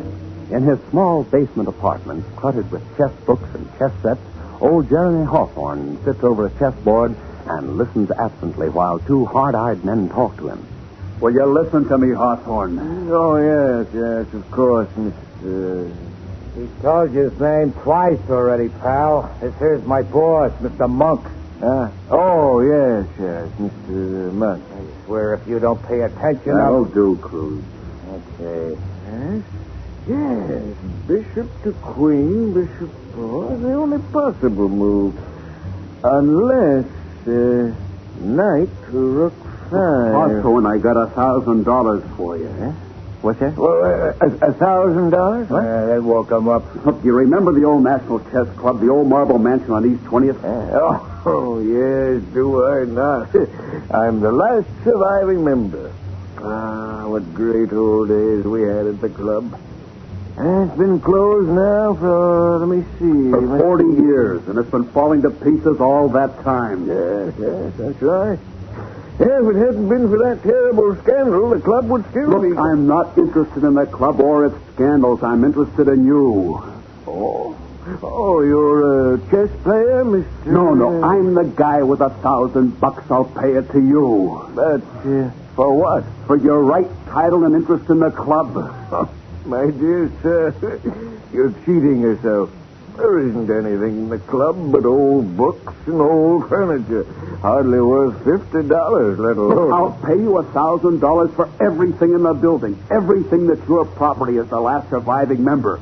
All you have to do is sign this release. Mr. Monk, this is ridiculous. The place is a liability. But maybe so, Hawthorne. You just sign the paper and take this $1,000. I'll take the liability.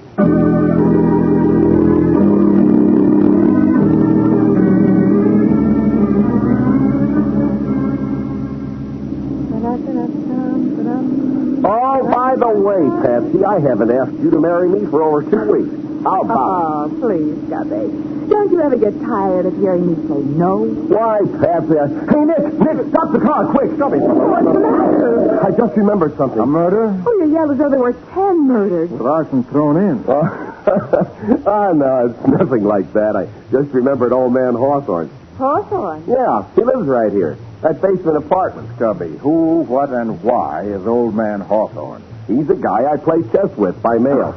Oh, now I've heard everything. No, not kidding, Patsy. I'm up to my neck in a red-hot correspondence game with Hawthorne. And I just remembered I forgot to mail him my latest move. Hey, get back in the car, chess champion. We're late for dinner already. I'll lend you a postcard. Won't take a second, Nick. I'll be right back. You'd probably fling open the door and howl, check. And scare old man Hawthorne to death.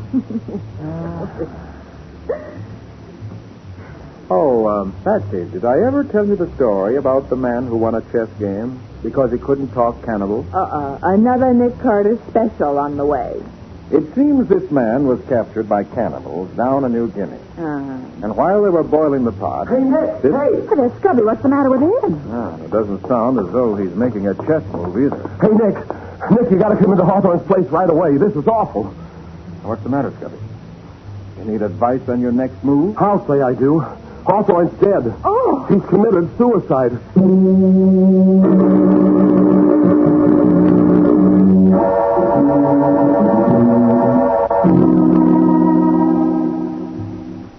Yeah, no doubt about it. Hawthorne's dead, all right. He climbed up on a chair and hanged himself from one of the water pipes. But why, Nick? Scubby says he didn't have a problem in the world. Well, not outside of chess. Well, he just lived for his chess problems. The old guy was happy. He was. That's what's bothering me. What? Look at this note Hawthorne apparently left here on the chess table. Neatly printed in ink. I'm 80 years old and I'm tired. Chess is a bore. There's nothing left. Nick, why did you say Hawthorne apparently left the note? Because the note is printed in ink. So what? Hawthorne's got an ink stain on his forefinger. True enough, Scubby. But tell me this. Where's the ink bottle? The what? The bottle of ink. And the pen Hawthorne used. Or the fountain pen. Or anything that'll write in ink. Holy smoke, you're right. I've been through this room thoroughly, and there isn't any ink. So how could Hawthorne write that note? Well, maybe there's a pen in his pocket. No. I've searched him. There's nothing on it but some small change and a handkerchief. Then he didn't write that note. No, Scubby, he positively did not. Some kind friend obligingly wrote that note for Hawthorne with his own pen, and then kindly helped Hawthorne commit suicide. What? You mean that someone murdered him? Go to the head of the class, Betsy. But he was harmless. Why would anyone want to kill a nice old man like that? That, Scubby, is what I'd like to find out. So would I. Where do we start?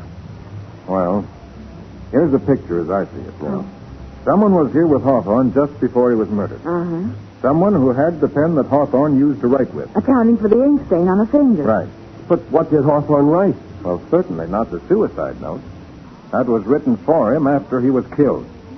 Now, when this This is interesting. What? Here on the floor under Hawthorne's feet. The rhinestone medallion, see? With a letter M in the center. A medallion with a letter M. Recognize it, Scubby? Sure I do. That's from the Club Monk. The nightclub on the west side? Yeah. There's a dancer there named Jenny Valentine. She does a solo tap dance and throws the souvenirs to the customers. Oh, what would an old chess player be doing in a nightclub cashing souvenirs? You mean, what would a nightclub dancer be doing in Hawthorne's rooms playing chess? Nick, maybe that medallion's the key to this murder. Could be, Scubby. Hey, look, you kids stand by and wait for Matty in the homicide squad. Well, what are you going to do? I'm going down to the Monk Club and try to catch a souvenir.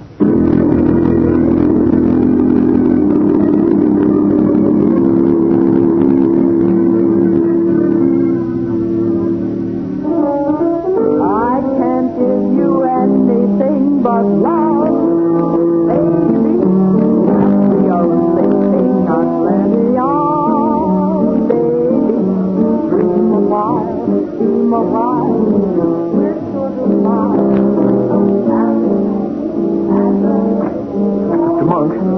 Mr. Monk. Oh, hiya, Hopkins. Come on in.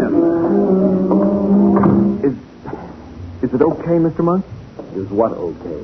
Well, the money I owe you, the $5,000. Oh, No. But I told you how to get the queen. Didn't you believe me? Yeah? Well, did you see Hawthorne? Did you buy it from him? Yeah. You owe the club $6,000 now. Well, what do you mean? Now, listen, Sonny. You come here to the club and you drop $5,000.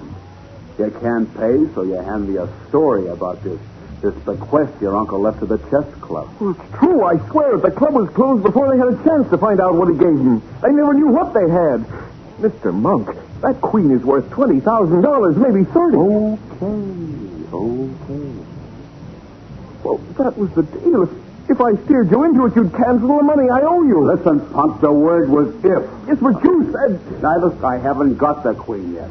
It cost me another $1,000 already. If I get it, you're clear. Get that through your head, Hopkins. I don't sucker so easy for fancy stories. Well, sure, but after all, I went to... Mom!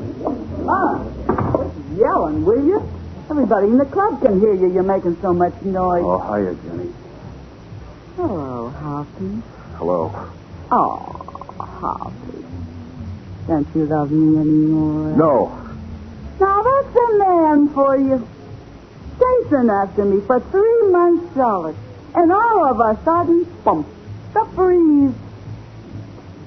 Don't be mad at me, Hopkins. You played me for a sucker, Jenny. $5,000 worth of sucker. Why, Hopkins? Go ahead and grin. I'm going to the bar, and I hope I never see you again. Go ahead. Monk, baby. Yeah? Got the dope from Hawthorne? Everything's okay, honey. And we got the queen. Tonight, baby. I'm going over with Cruz. Are you gonna take care of it? You just leave that to me, honey.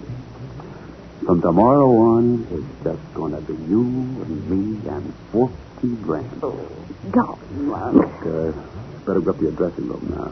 Cruz may get ideas if he sees us. Say it again. Say it again about you and me, Monk. You and me and $40,000. Oh, honey. You say the sweetest things.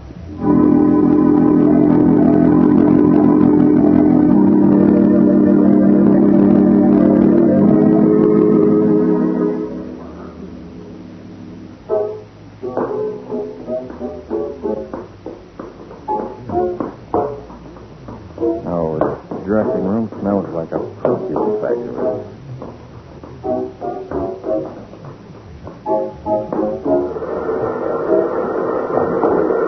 Hope I don't asphyxiate before she's through with her dance.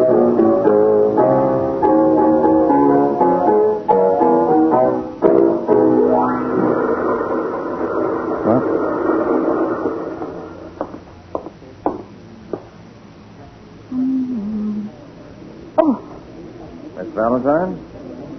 Yeah. The doorman told me it'd be all right to wait in your dressing room.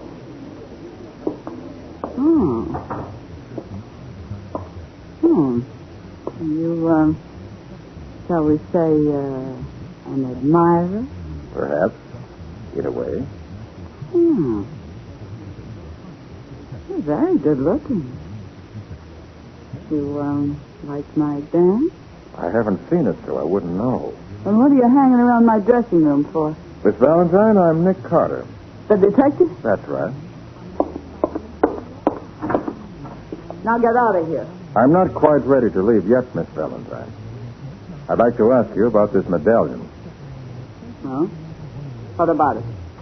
Why'd you give it to Jeremy Hawthorne? Jeremy hey, look, I throw hundreds of those things around every night, but how should I know who catches them? Of course, Miss Valentine, but you do know Hawthorne. But I throw... Don't deny it. You showed it on your face when I mentioned his name. Get out of here. I came up here to ask you what you know about a chess player who had the misfortune... Janet Carter, I'll ask the questions around here. Oh, hello, Monk. Do I also say hello to the 45 you're playing with? Make one fancy play, Carter, and you can get intimate with a slug. Don't you knock when you sneak into dressing rooms? No. Besides, you and I are going to sneak right out. Monk, I think... Now, look, this is my play, Jenny. Let me tell you. Okay, but listen... Get on your feet, Carter. We're going up to my office. All right. It's nice and soundproof up there. We can play just as rough as you want to. And if you want to play some parlor games, that's all right, too. There's just one game I'm not in the mood for, Monk. Oh, what's that? 2 men played with a gun or a rope. It's called murder.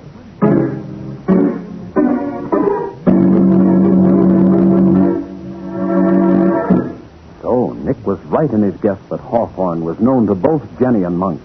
We'll see where that leads him in just a moment when we hear what Monk has to tell him in his private soundproof office.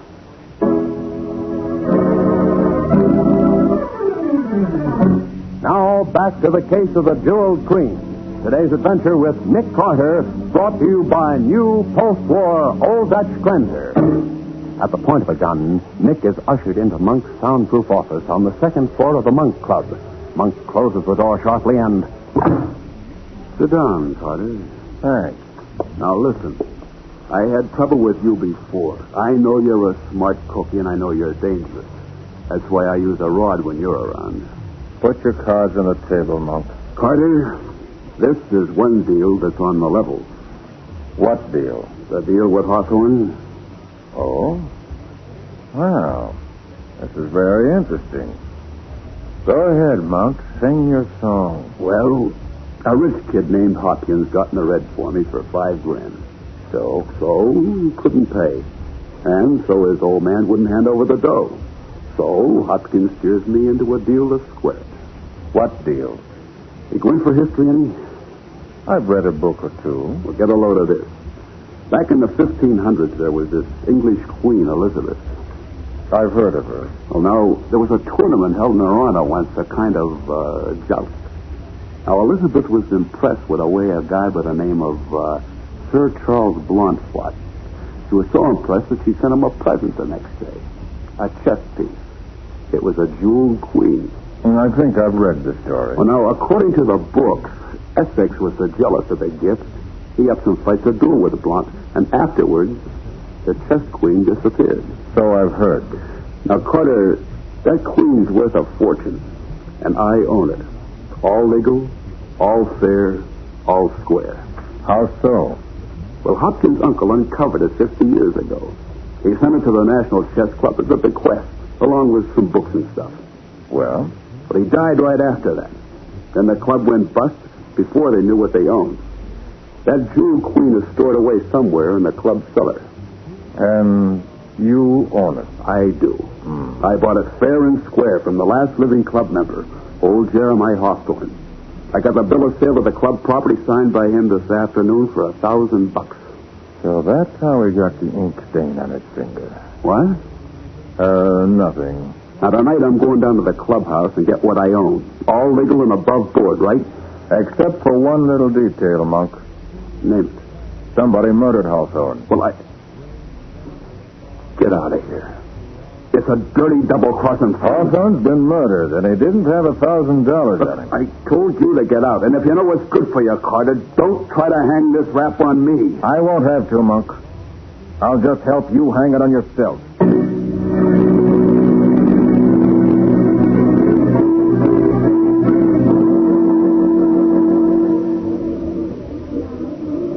Your hat, Mr. Carter? Thanks. Don't you like the Monk Club, Mr. Carter? Sure. Like it fine. But I don't like the people in it. Good night. Good night, Mr. Carter. Come again soon. Just a minute. What? Well, Mr. Alfred Cruz, isn't it? How are you, Alfred? Last time we met... Carter, what do you want with Jenny?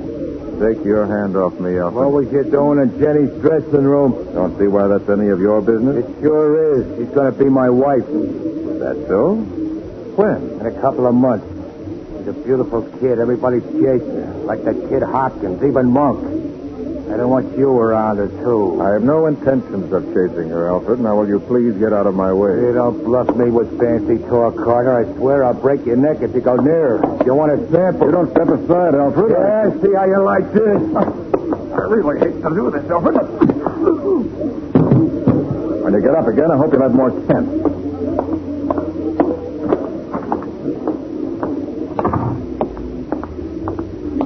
Hey, Nick, come over to your car. car, quick. What's the matter, Scubby? I was coming down to meet you, and I saw your car just now, and we'll take a look inside. Don't tell me you've discovered it. Good heavens. Jenny Valentine. Dead.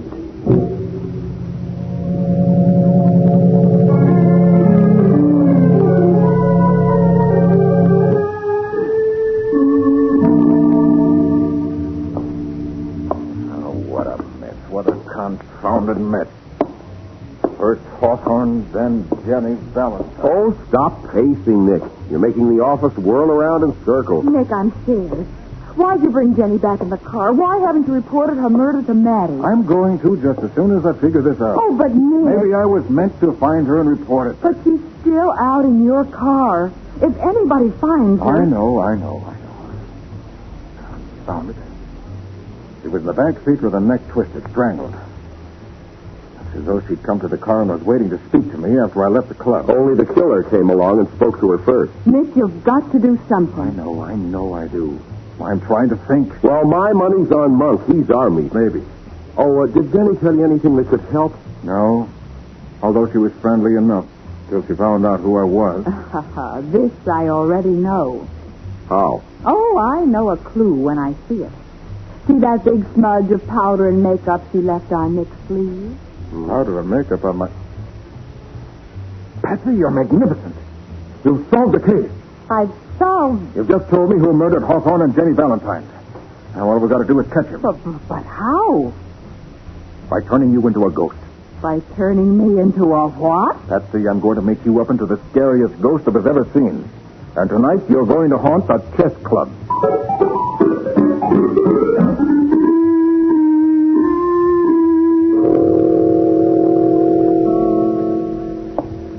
I guess Hawking gets right, Cruz. And all through this old chess club. Stuff must be stored down in the cellar. Okay, come on.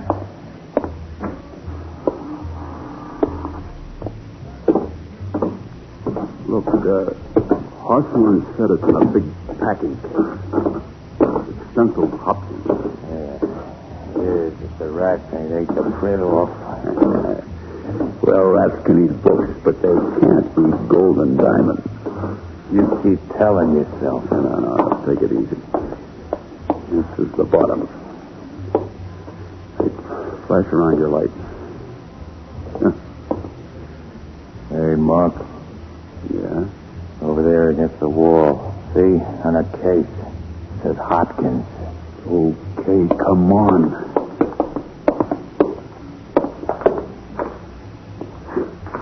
It's falling to pieces. Come on, get it open. Easy, Monk. I'll just take this second. A blue velvet box. That's what the kid said. The size of a cigar box. Sure. I'll find it if it's here.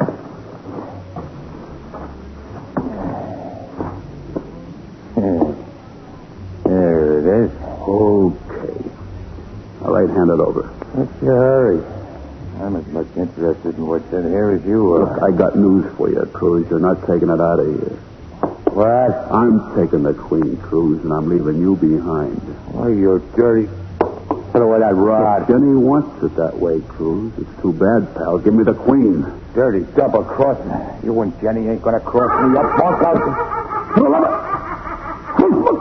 At the top of the stairs, Cruz, look!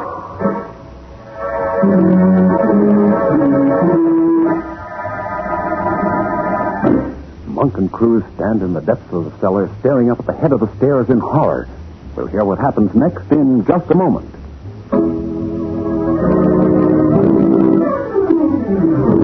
Now for the conclusion of the case of the Jeweled Queen. Today's adventure with Nick Carter, brought to you by new post-war Old Dutch Cleanser. As Monk and Cruz stand transfixed in the cellar of the National Chess Club, Nick whispers to Patsy, who stands at the head of the stairs in a glowing green drape. And Patsy... Cruz, look! At the top of the stairs, look! It's the same. She's coming down the stairs. She's coming down towards us. Hey, wait a minute, Monk.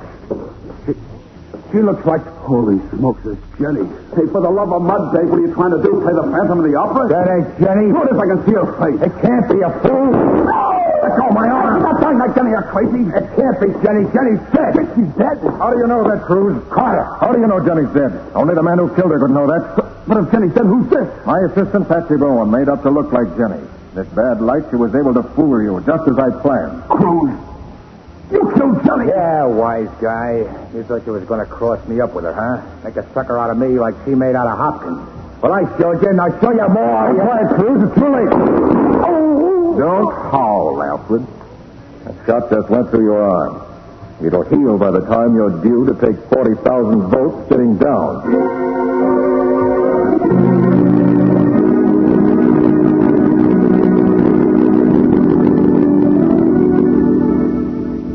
That's right, Patsy. The old story of thieves falling out. Huh? So what do you mean, Nick? Well, Cruz knew he was being double-crossed by Jenny and Monk, so he decided to return the favor and double-cross them. Oh. Well, is that why he went back and killed Hawthorne after Monk made the deal? Tried to frame Monk by dropping that medallion. Mm-hmm. Then to fix Jenny, he strangled her and left her in my car. And in that way, he figured Monk would take the rap for Hawthorne's murder, and Jenny would be dead, and both would be out of his way. Exactly. Oh. He selected Jewel Queen and lived happily ever after. Golly. Nick, I still don't understand how I solved the case. Why, Patsy, you did it when you saw that smudge of makeup on my arm. Will you please explain? I most certainly will explain. Patsy, the only person who could have touched me while I was in the Monk Club who had makeup on his hand was Cruz. Remember I told you how he knocked my arm? Yeah, just before you hit him and knocked him down. That's right. Well, he must have smudged my arm with makeup, which means he must have got it on his hands from Jenny's neck. Well, I'll be darned. So he had to be the man who strangled her. Yeah, but what about the Jewel Queen? The Jewel Queen goes to Monk. He bought it legally, so he's entitled to it. Oh, shucks. Oh, don't feel bad, Patsy. If you want one, I'll buy you a dozen tomorrow. A dozen? Monk is out $6, dear. The velvet box contained one very elaborate chest queen made of wood. Value, about $1.50. You're not going to get her in It wasn't the real Jewel Queen? No, Patsy, it wasn't. Queen Elizabeth's chest piece is still at large, somewhere in the white world. Maybe Cruz will be able to ask Her Majesty where it is after he sits down on the hot seat. Patsy, that's not a nice thing to imply. It isn't? Why not? Well, I certainly hope good Queen Beth isn't in the same place Cruz is going to. Besides, by then it'll be too late to do him any good. New post-war Old Dutch cleanser, famous for chasing dirt, presents Nick Carter, famous for chasing crime.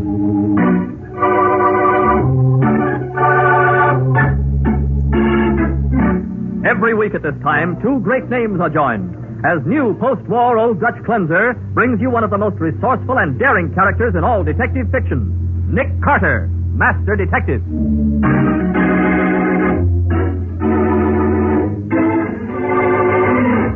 What's the reason for the water seeping under that bathroom door, Mr. Nigel? Well, I don't know, Mr. Carter. Then we better find out. Great Scott, it looks like the Johnstown flood. Good heavens. Oh, Nick, look. Yes. There's a girl in the tub, and she's been weighted down with a suitcase.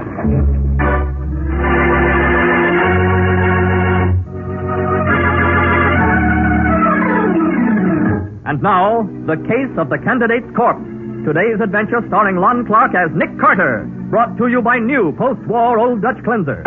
Although it is only 10 o'clock in the morning, Nick Carter has a prospective client in his office, a client whose pompous dignity is a bit startling.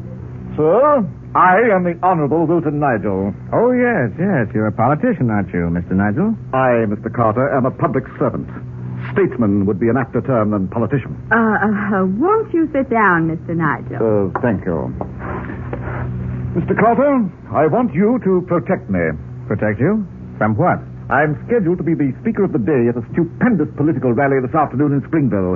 That's about 20 miles from here. Oh, I read about that. It's going to be an all-day celebration. There'll be a carnival and barbecue and fireworks. Yes, indeed.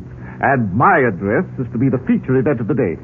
About 50,000 constituents are expected to hear me. And you want me to protect you from them? Certainly not. Mr. Carter, there's a plot afoot. The Honorable Leonard Squire, my opponent, is tied up with a gangster element. And they'll stop at nothing to discredit me.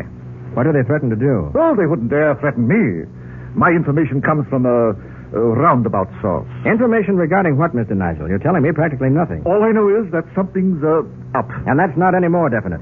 You'll have to trust my judgment that you're needed, Mr. Carter. And I'll pay you $5,000 to keep me from being discredited at this rally.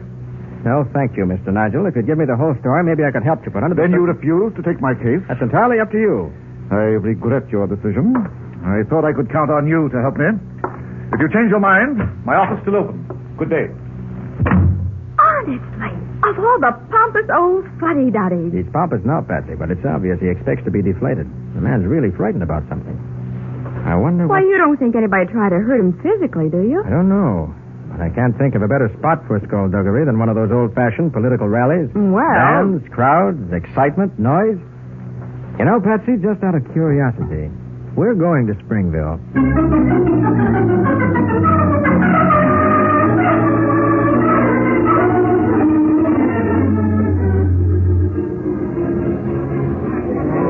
Is this a political rally or a country fair? Well, it's supposed to be a political rally. Oh, look. They even have a sideshow. Yes, with an Oriental dancer who certainly should draw the crowd, even if the Honorable Mr. Nigel doesn't. Oh, gee. He must be some politician if he has to resort to shows like this to get folks to listen to him. Yeah. Hey, come on. All right, Let's listen to this Barker. He's just starting his spiel. Gather up closer, gentlemen. On the inside of this tent, you will see Rosita, that dainty little Oriental dancer doing a famous landslide dance. It's a sensation, gentlemen. It's daring. It's delightful. Okay, Rosita, go on inside. All right, gentlemen, step right up to the ticket booth. Have your money ready. All right, I'll take two, please. How much? I'll take one, miss. Go on, Rosita, hurry up. No, I ain't going in, Harry. Not till I get the money you owe me. I ain't got it. You got more dough in your pocket today than you ever had in your life before. Now, look, I'm tired of being a sap. I'm leaving, Harry. What? Why, I ought to slap you silly. Where do you think you're going? I'm going to the hotel to see a guy with real money. You're bluffing. Yeah? Ask the Honorable Wilton Nigel if I'm bluffing, you cheap chiseler. But you can't do this to me. What am I going to do? There's a couple of costumes in my dressing room, wise guy. Do the dance yourself. Hey, Patsy, did you hear what that dancing girl said about Wilton Nigel? I heard it, but I still don't believe it. You know, I think I'll go and have a talk with Mr. Nigel myself. But I thought you weren't going to take his case. Oh, I might have known you couldn't resist. Uh-huh. Other words, you don't want to come to the hotel with me? And listen to old Windbag Nigel? I should say not. I'll amuse myself here where there's something interesting going on. Okay. Where'll I find you when I'm through talking to him? I'll be somewhere near here. Oh, if you meet Rosita there, give her my regards.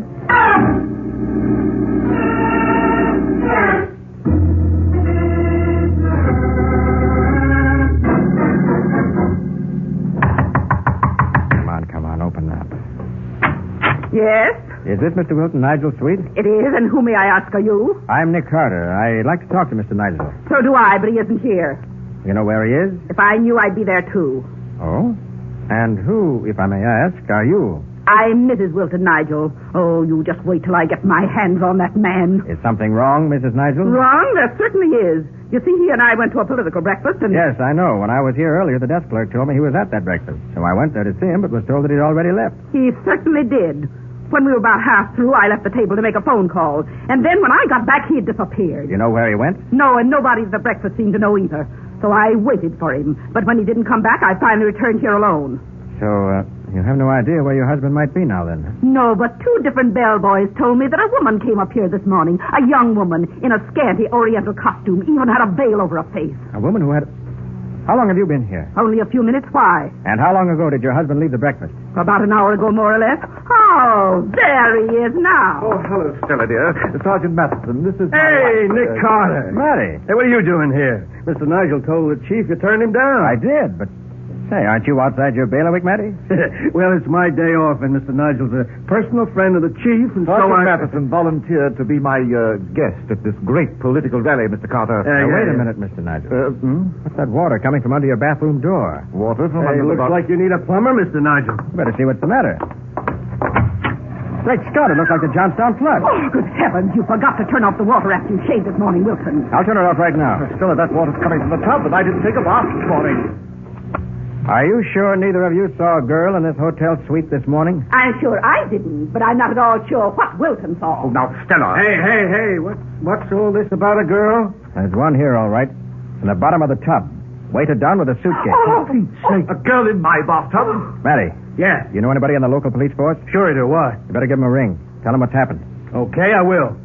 Look, Nick, what do you figure killed her? That'll be up to the coroner, but whatever it was, it's obviously murder. Murder? Mr. Nigel, will you come here, please? Well, all right. Ever see this girl before? Well, never. Most decidedly not. Mrs. Nigel. Oh, dear. I can't. Oh, what a disgraceful costume. Looks like she was a dancer from that outfit she's got on. Yeah. Yeah. Well, I'll go see the local police chief, Nick. Oh, but if there's any publicity about this, it can ruin my whole campaign. Oh, yeah? Well, you got more in the campaign to worry about now. This is murder. Dear, dear. Oh, Mr. Carter, who on earth could have done a thing like this? I don't know, Mr. Nigel. Both you and your wife had the opportunity to kill this woman. That's preposterous. You think I'd have anything to do with a woman like that? Why, she's from the carnival, isn't she, Mr. Carter? She is.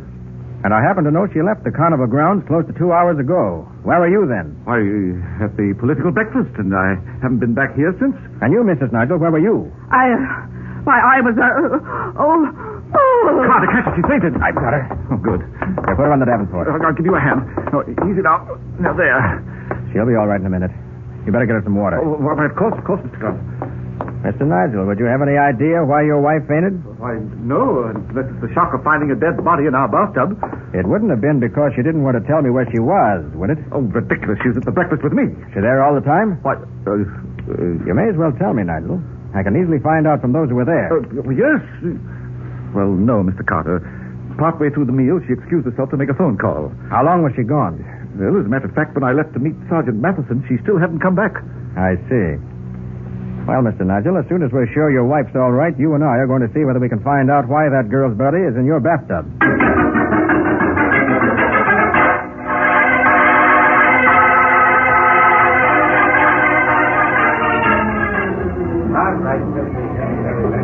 You're going to this carnival sideshow? I am, Nigel. But, Carter, I can't be seen in a place like this Palace of Oriental Wonders. Don't worry. We aren't going in. Thank heaven. The man who runs the show can give us the information I want. Oh, pardon me, mister. Did you have a girl named Rosita working for you earlier today? Did I? Why, I still got a chance. Rosita, the snappiest little Oriental dancer this side of Panama. There'll be a new show in just a few minutes, boys. Listen, mister. I had Harry Hall, boys. Outstanding producer, high-class, educational, and refined entertainment. And you're sure Rosita's still here? Why, sure, I'm sure. You'll see the little lady in all her glory in just a minute, boys. Give the music the needle, Louie. All right, looky, men. I'm about to show you the most beautiful bit of feminine pulchritude you've ever seen. Rosita, the famous Oriental dancer. Come on out, Rosita. Why, Mr. Carter, isn't that your... It's Patsy.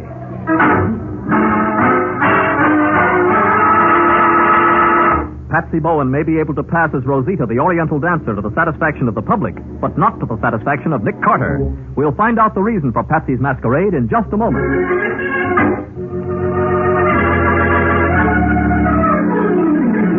Now back to The Case of the Candidate's Corpse.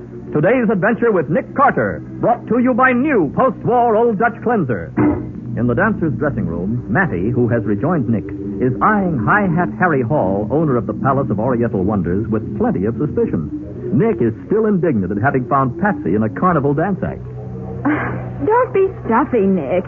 I was trying to help you. But, Patsy, I don't see how Look, after his dancer left, Mr. Hall was going to close up his show and leave town. And I thought you wouldn't want to let him get away, that's all. And you did right, Patsy. Thanks. Now, Hall, suppose you start talking. Why did Rosita leave your show? She was just a dame with ideas, I guess. Yeah? You didn't owe her any money. Who, me? Owe the help money? She said you did. And she also said you had more money today for the first time since she'd known you. Where'd you get it? Oh, listen, smart guy. No, you listen.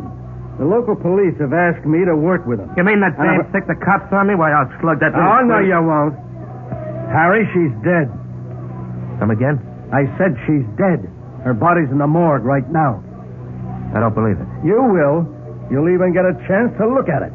Meanwhile, I'm going to take a look through Rosita's stuff. You won't find anything, Sergeant. No, why not, Patsy? Well, that's another reason I took Rosita's place. I wanted to see whether there were any letters or anything that involved her with Mr. Nigel. Well, good for you, Patsy. What did you find? Nothing. Just extra costumes, makeup, the things you expect to find. Oh, it's Speaking of costumes, Patsy, you better get into your street clothes. That Oriental costume. Oh, what's the matter? Don't you think I look cute in this outfit? You sure do, baby. As a matter of fact, Patsy, it doesn't look well on you at all. Well, I like that. Why not? Because the suntan pattern on your back doesn't match the lines of the costume. Oh. The Oriental costume is cut very differently from your bathing suit, around the shoulders. Say, I guess you're right. I noticed the same thing on another girl just a short time ago. Look, Hall, what's this Rosita's home address? Well, you got me there, Sarge. Oh, come now, Hall. She worked for you. Didn't she have any references? On a show like this, you don't ask for references. You take whoever you can get. Matty? Yeah, Nick. I think we'll give Hall a chance to spend some time with Mr. and Mrs. Nigel. What do you mean? I mean he's going back to the hotel and stay with them while you and I go to the city. Oh, for the love of Pete, Nick. There are labels in the girls' costumes, and the costumer may have a record of the sales. Of course. A good idea, Patsy. We can start our search there. Yeah, but look, what if Hall here tries to take a powder while we're going? Have one of the local policemen keep an eye on him, Matty, and see that he doesn't get away. Patsy. Yes, Nick? For the last time, will you get out of that costume and into some decent clothes? You've got work to do. A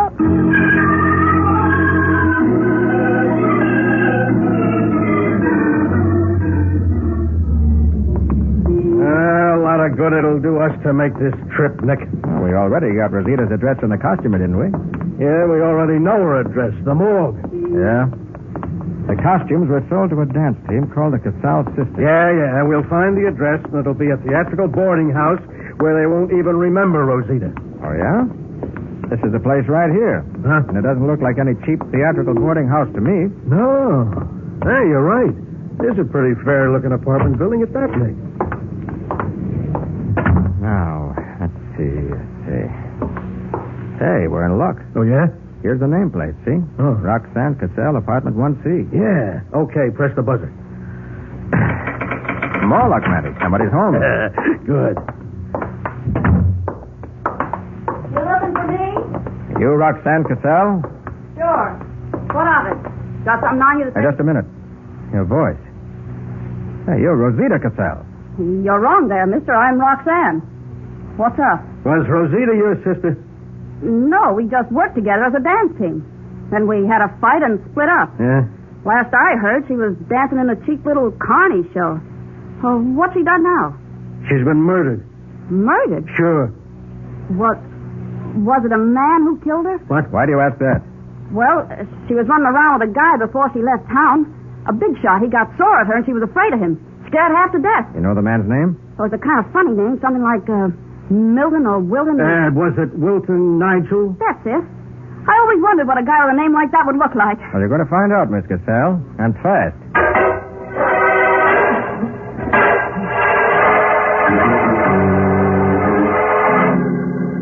Patsy, I thought I told you nobody was to leave this hotel room. Where are Mrs. Nigel and Mr. Hall? They're with the local police, Nick. How come? Well, they wanted Hall to identify the body, and they wanted to question Mrs. Nigel about leaving that political breakfast before it was over. Sergeant Matheson, are the police questioning Stella because they think that she... Look, Mr. Nigel, this is a murder case.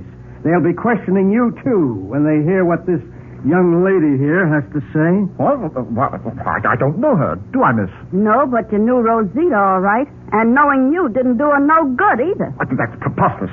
They brought you all the way out from the city just to accuse me of murder? Nobody's accused you of murder, Nigel. All I know is what Rosita said about a guy named Nigel. Oh, please, if Stella should come back and hear... Oh, Stella, dear, Why, what's happened to your hat? What's happened to my hat, indeed? What's happened to me? Mrs. Nigel, where's Hall? Oh, where is he? When we got out of the car and from the police station, that man literally threw me against the police and got away. Got away? The crazy fool. I only hope the police don't find him. What? Oh, now see here, Matty, if they catch up with him, they may shoot to kill. You couldn't blame him either, except that he isn't guilty. He isn't? No. And Miss Roxanne Cassell is going to help me prove it. Me? I don't get it. You will. We're going to open his Palace of Oriental Wonders show with you taking the part of Rosita. Well, no, I'd be afraid. You needn't be. Matty and I'll be there. And I have a hunch Hall will show up, too. His curiosity won't let him stay away. But is he the murderer and thinks I'm trying to trap him? You'll be protected. Patsy, is the costume you wore still in the tent dressing room? It should be. Let's go then. Mr. Carter, you want Stella and me to come, too? No, it's not necessary. Now, look, Nick, a guy like Hall won't fall for that stunt. He's been around too much. Maybe not, Matty, but it's worth a trial. Now, look, he ain't going to be thinking about the carnival. He'll be trying to get out of town fast. In his car? No, the police will be watching that. My hunch is he'll head for the freight yards. And that's where I'm going right now.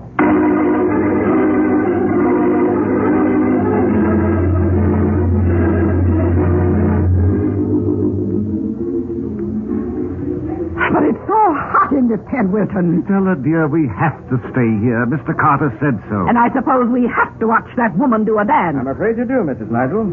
She should be about ready. Patsy's helping her get into the costume now. I don't see why anybody would need help to get into a skimpy thing like that. Oh, Mr. Carter, look. Coming down the aisle. Sergeant Matheson and... And Mr. Hall, oh, wait till I get my hands on that man. Come on, Hall, come on. Bring him back alive. That's me. Okay, Nick. Now, who was right? Look, what's the idea? I ain't done nothing. No? Hall, who paid you to bring your show to Nigel's political rally? Nobody. The police are going to search you, Hall. If they find any substantial sum of money, you'll be in a spot. What do you mean? I heard your dancing girl say you hadn't been able to pay her, but that you had some money today for the first time in weeks. Okay, so what if I was paid to bring the show here? I wasn't told to do nothing crooked, just bring in the show and play here at the rally. Why? Look, I don't ask questions. If somebody wants to give me $1,000 with no strings tied to My it... opponent was responsible for that. He wanted to make my political rally look cheap and discredit me. Mr. Sal's all ready, Nick. Fine, I'll signal you when to start. What goes on here? We're going to have a private performance, Hall. All right, sit down, everybody. Go ahead, Patsy. What about the music? Look, Hall, now that you're here, suppose you play the organ, just the way you did for Rosita.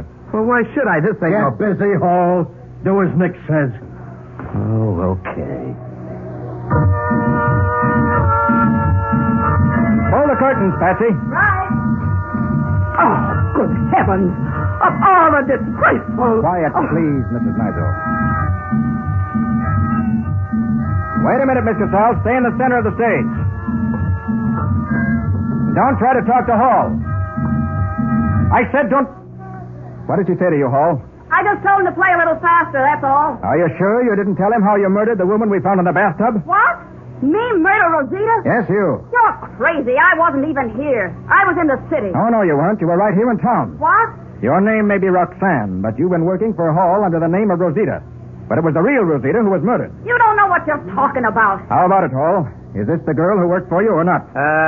No, this ain't the one. I think she is. And now, look, Nick, if Harry says she ain't the one, how are you going to prove different? Nobody else ever saw that dancer without her veil but him. Yeah, go ahead, Mr. Carter. Prove I was the one who was working for Hall. All right, I will. Your costume's a dead giveaway. What The suntan pattern on your back. It fits the cut of your costume perfectly. Come again? Standing out in the sun every afternoon doing the ballyhoo on your show, Hall, Roxanne got a tan that fits the lines of the costume she wore. The same costume she's wearing now. But the girl in the bathtub wasn't tanned that way. The pattern of her suntan didn't fit the costume. The dead girl never worked for you, Hall. Okay, you're right, Carter. No use trying to bluff any longer. No, you fool. I told you while I was dancing I'd split with you if you'd stick with me. I was giving you a chance to... You'd have given him the same treatment you gave Rosita the first chance you got. I've got a treatment for all of you if you try to stop me. A lead treatment. Under this veil that's draped over my right hand, I'm holding a gun aimed at Miss Bowen's back. Can I let her have it, Nick? Not if you want Miss Bowen to live. She's going to leave with me. And if any of you try to follow her, she gets shot. So if you want me bad enough to have her killed, come right ahead.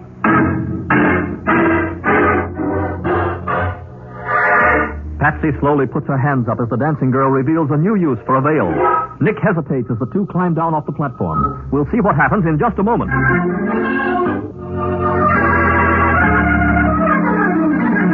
Now for the conclusion of The Case of the Candidate's Corpse. Today's adventure with Nick Carter, brought to you by new post-war Old Dutch Cleanser. With her veil-covered revolver pressed firmly against Patsy's back, the dancing girl moves toward the rear of the tent. Keep away from me if you want a live secretary, Mr. Carter. You heard her, so help me. It's all up to you. If you don't follow me, she'll be all right. Toss me your car keys, Harry. Now look. Think about it. Okay. Now, lift up the side wall of the tent, Miss Bowen. Lift up the what? The tent canvas. Lift it up so we can get under the tent. Oh, okay. There. Higher, you dope. I can't. That's as high as it goes. All right, hold it steady while I get under it. Don't you... Hey, I'm going in. You've got me, have you, you little... Matty, hold the canvas up off me so I can get a hold of it. Right, Nick. Watch out, Patsy, don't let it... Okay, I've got it. Hurry, Mr. Carter, before I should kill somebody. All right, Patsy, you can relax. I've got her gun. Yeah, and I've got her. That's what you think, boy. Oh, no, you won't. Now, shut up and behave yourself. You all right, Patsy? I guess so. A couple of sore spots, but that's all. Knocking her over with your foot when she bent down to get under the tent wall was fast thinking, Patsy. Remind me to tell you later what a smart girl you are. Why, thanks, she's not so hot. If I hadn't been off balance, I'd never... All right, Roxanne. Why did you kill Rosita? Rosita had it coming to her. Why? She had me working in this Connie job under her name. Because she was working a blackmail racket and wanted an alibi if anything went wrong. And she could claim she was out of town with Hall's show? Yeah. Was Rosita planning to blackmail Mr. Nigel? No. gang that's trying to keep him from getting elected hired her to come up and sneak in his hotel room while he was out. Uh-huh. She's going to put on a big act about how she was his girlfriend and all that stuff. And when she was through with her act, Nigel would have had to withdraw from the race or face a nasty scandal. That's it, Mr. Carter. And if anything went wrong, Rosita would have taken your place in the show. Why, sure. She could have proved she was doing a dance act at the time she was supposed to have been putting on a act with Nigel. Oh, I get it. Pretty clever. Clever? Disgraceful, you mean? But how did you happen to go to the hotel, Roxanne? I saw a chance to make myself a nice hunk of money. So I decided to sell what I knew to Nigel. Only when you got to the hotel, you found Rosita was already there. Yeah. Yeah. You'd have guessed I was there to double-cross when we got into a fight. I knew I had to get rid of her, so I hit her over the head with a bookend. And you put her in the bathtub and turned on the water. Yeah. Then I went back to town to see if I could find where she kept her money. But you got there too soon. You mean he got there in time to save me from being the victim of a dirty political plot? It almost looks as if I'm a man of destiny. Save the speech for tonight, Wilkins. Yes, my dear. One thing, Mr. Nigel.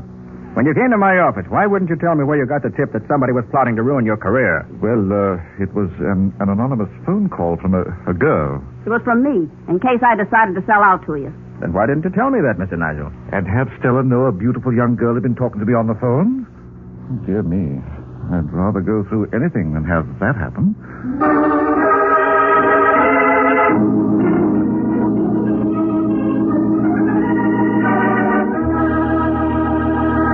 Well, Nick, what about the adventure that new post-war Old Dutch Cleanser will bring us next week?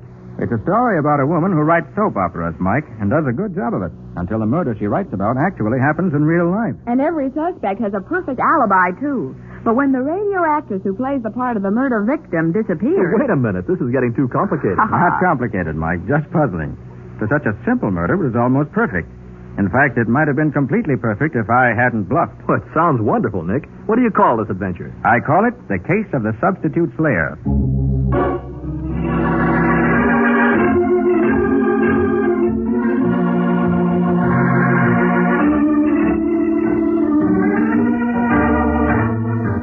Nick Carter, Master Detective, is presented each week at this time by the Cudahy Packing Company. It is produced and directed by Jock McGregor and is copyrighted by Street and Smith Publications, Incorporated. Charlotte Manson is featured as Patsy. Matty is played by Ed Latimer. Today's script was written by George B. Anderson. Original music is played by Henry Silburn. This program is fictional, and any resemblance to actual persons, living or dead, is purely coincidental. This is Youth Month, and we are happy to join the salute to young America, upon whom our country's future depends. But a salute is not enough. We must see that every American child has the opportunity to become a happy, useful citizen. To do this, we must make our homes our children's homes. We must know their schools, teachers, and playmates. We must provide the kind of recreation that results in physical and mental health.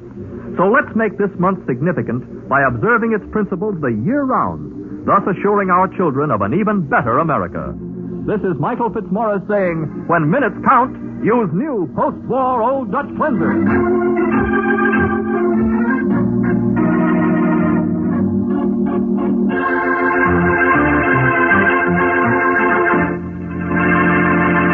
This is the Mutual Broadcasting System. New post-war Old Dutch Cleanser, famous for chasing dirt, presents Nick Carter, famous for chasing crime.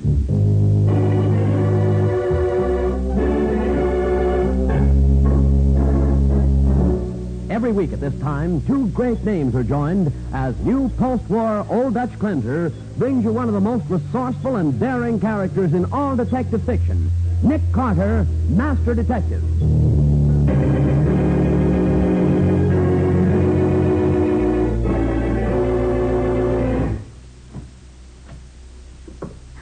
Nick, someone's coming down here in the basement.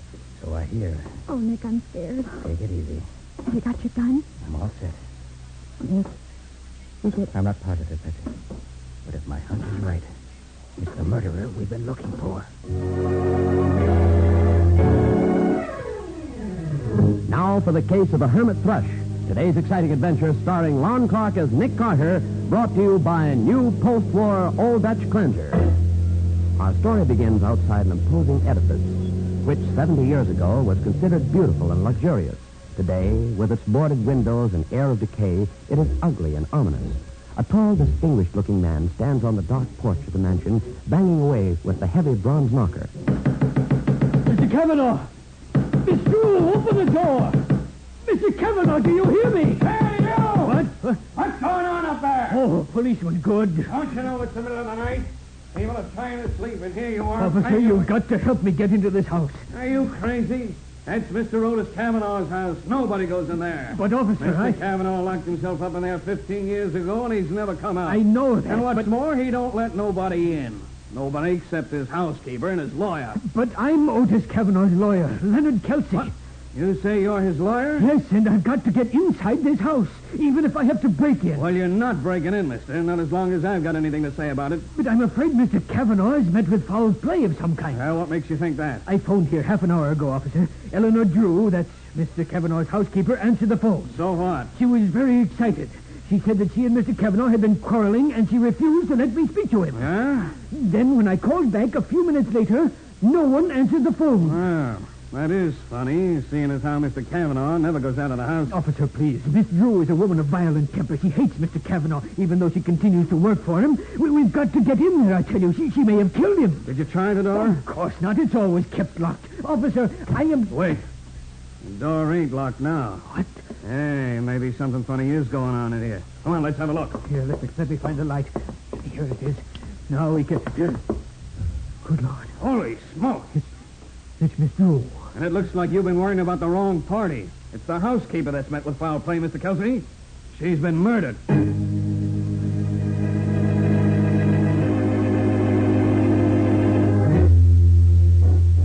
But, Mr. Kelsey, from what you tell me, the identity of the murderer is quite clear. His identity, yes, but not his whereabouts. In other words, all you want Nick to do is to find Otis Kavanaugh. Is that it, Mr. Kelsey? Precisely, Miss Bowles. The police are quite capable when it comes to locating missing persons, Kelsey. Especially in a case like this. There can't be many places where Otis Kavanaugh can hide. Why do you say that, Miss Bowles? Well, after all, he's been cut off from everybody for the last 15 years. I remember hearing about him when I was a kid. Yeah, he locked himself up in that old place because of a broken heart, didn't he? Yes, Mr. Kavanaugh was jilted by the young woman he intended to marry. He's been a recluse ever since. Oh, wasn't he also just beginning a career as a singer? I know the tabloids always refer to him as the Hermit Thrush. That's right. He was on the concert stage, billed as a high society tenor. Yes, that's right. And now he's wanted for murder. Gee, what a wasted career. Yes, but Mr. Carter, I think it's tremendously important that Otis be found quickly. You do? Why? Frankly, to prevent more murders. I don't believe Otis Kavanaugh is sane. No? No man who locks himself in a gloomy mansion and refuses to come out can be in full possession of his faculties. And I'm very much afraid that Otis' derangement has become permanent and violent. Well, and there's real danger if he isn't caught. That's exactly my point, Miss Bowles. What do you say, Mr. Carter? Very well, Mr. Kelsey. I'll do my level best to find him. And I hope it won't be too late.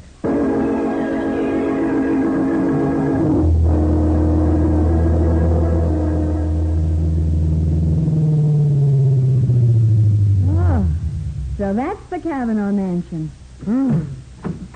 How long has this house been boarded up this way, Kelsey? Why, ever since Otis went into seclusion. And you and Miss Drew were the only ones that saw him in all those 15 years, huh? The only ones, yes. Oh, there's Sergeant Matheson, Nick. Oh, hi, Matty. We're allowed the... What are you doing here? Why, Mr. Kelsey here hired me to lend a hand in the Drew killing. Any objections? A lot of good it'd do me to object. Okay, come on in. Thanks, Matty, for the cordial invitation. Oh, this is really a dirty old place, isn't it? Yeah, this Drew dame may have called herself a housekeeper, but, brother, she never kept house. She was Otis' private secretary, his cook, and his nurse as well. And how she hated him. Huh? She hated him, yet she continued to work for him? It's rather odd. Well, although Otis was a recluse, he wasn't a miser, Mr. Carter. He paid her very well. I see. What was the body, Matty? In the next room, Nick. Come on, I'll show you. You sent out an alarm for Kavanaugh? Yeah, we got every man on the force on the lookout for him. Any chance that he's hiding somewhere in the house? We searched every inch of the joint from top to bottom. He's not in here. Well, here she is. Got it right through the heart, didn't she? Yeah. How horrible. Matty. Yeah, Nick. You have any reason to believe it wasn't Kavanaugh who killed her? Nick, there's only one way it adds up. Now, look. Kavanaugh don't budge out of the house for 15 years, and then when he does blow, he leaves a body behind. To me, it's open and shut. Well, that sounds reasonable, Nick. Especially since Mr. Kelsey spoke to Miss Drew just a few moments before she died, and she and Kavanaugh were having a quarrel. You know what they were quarreling about, Kelsey? No, she didn't say. Hmm. Hey, why'd you call Kavanaugh? Oh, it was about his monthly annuity check. His annuity check? Yes. Mr. Kavanaugh's father left his money tied up in trust, and Otis received an annuity. Well, why call so late at night? Time meant nothing to Mr. Kavanaugh, and I'd been working late at my office, so I phoned to see whether he'd mind if I stopped by with this check. Save me a trip tomorrow morning. Well, couldn't you have mailed it? Oh, no. Otis Kavanaugh always insisted that I deliver it to him in person. Uh-huh. Matty, did you find the murder weapon? No, not a sign of it, Nick. What about fingerprints? Boys are working on it. We'll have a report by morning. Good. Well, looks as if the only question is where Kavanaugh could be hiding. Well, I might make one guess. We found this in Miss Drew's pocketbook. Why, it's a telegram. Let's see. It's addressed to Otis Kavanaugh. Yeah. Says, arriving steamship Montevideo Monday. Monday? Well, that's today. We'll go straight to Granger's tourist camp on Highway 47. Must see you. Signed, Oliver. Oliver? Who's Oliver, Kelsey? Why, I don't know, Mr. Carter. I never heard Mr. Kavanaugh mention anyone by that name. Well, whoever he is, what made him think Kavanaugh would leave the house even to meet him somewhere? I don't know, Matty. But there's one place where we might get the answer. Sure. Granger's tourist camp. Right. Come on, let's go. Come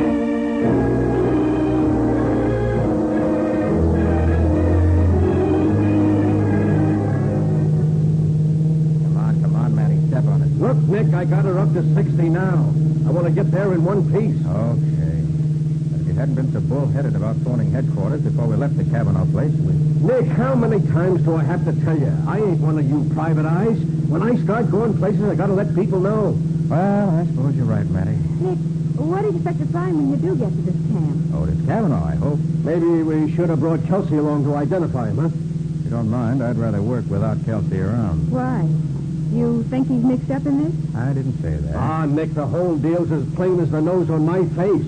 Kavanaugh and the dame had a fight. Kavanaugh plugged her and then beat it. And that's that. Maybe, Matty. Maybe. But then again... Matty, look out! Huh? Those headlights coming out from that side road. Hold on, Matty. It's cutting right out in front of us. Yeah, that's darn... Oh, Nick, he's shooting at us. Watch it, you two!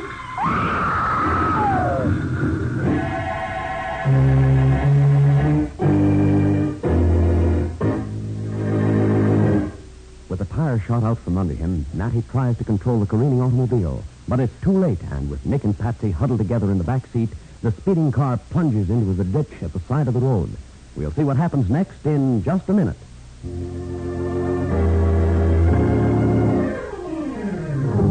And now back to the case of the Hermit Thrush. Today's adventure with Nick Carter, brought to you by new post-war Old Dutch Cleanser. As we pick up our story, Nick, Patsy, and Sergeant Matheson are just recovering from the shock of having their car skid off the road at high speed. Patsy. Patsy, are you all right? I think so, Nick. Well, I ain't all right. Look at this bump on my head. Oh, golly. Well, thank heaven whoever was shooting at us wasn't a better shot. I don't think those shots were meant to kill us. Huh? They were supposed to delay our arrival at Granger's camp. Well, they certainly succeeded. We'll have to wait until morning to get out of this ditch. We can't wait until morning. I don't want to take a chance of having a homicidal maniac like Kavanaugh running around loose. Well, maybe we can hitch a ride out to Granger's. That's just what we're going to do, Matty. If necessary, we'll commandeer a ride. Come on.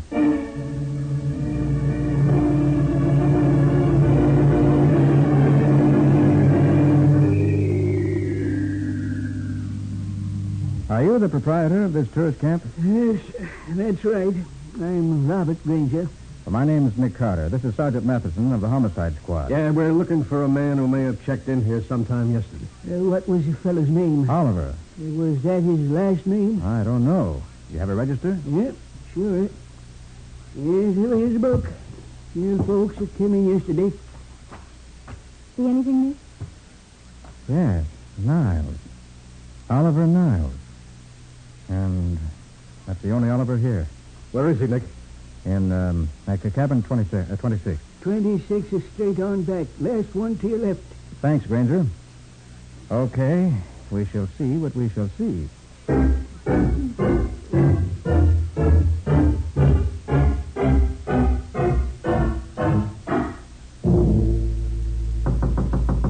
Mr. Niles. Mr. Niles.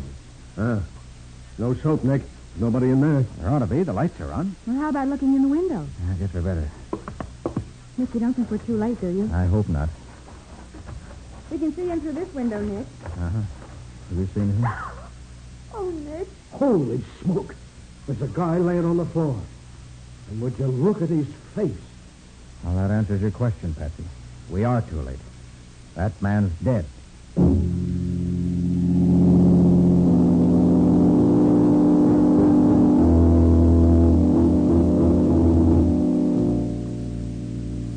And you say you're not sure whether this man is Oliver Niles, Ranger. No, I ain't, Mr. Carter. You sure can't tell much from his face. Not after somebody shot him point blank with a shotgun. Oh, it's awful. Hasn't been dead more than an hour, Nick. Only there was some sort of identification on him. Take a look around, will you, Patsy? Go through everything. See what you can find. Okay, Nick, I'll look. I don't get it, Nick. We already know who he is. Do we? Why, he was Oliver Niles, of course. It's perfectly clear what happened. Yeah? What? Sure. Kavanaugh found out where we were heading and beat us to the punch. Took a couple of pot shots at us on the road and came out here and knocked off Niles. But why, Matty? Why? What's he up to? I don't know. He probably don't know that himself. Didn't you yourself call him a homicidal maniac? Nick. Yes, what is it, Patsy? Nick, look. He was in his bed. Under his pillow. Uh-oh. A watch. Let me see. Well. Something engraved on it, Nick? Yes. From MV to OC. Christmas, 1932. OC? Why, that stands for Otis Kavanaugh. Well, Matty, what's this do to your neat little theory? Oh, brother, it knocks it into a cocked hat. Nick, this guy ain't Oliver Niles at all. It's Otis Kavanaugh. Oh, boy, we finally caught up with him.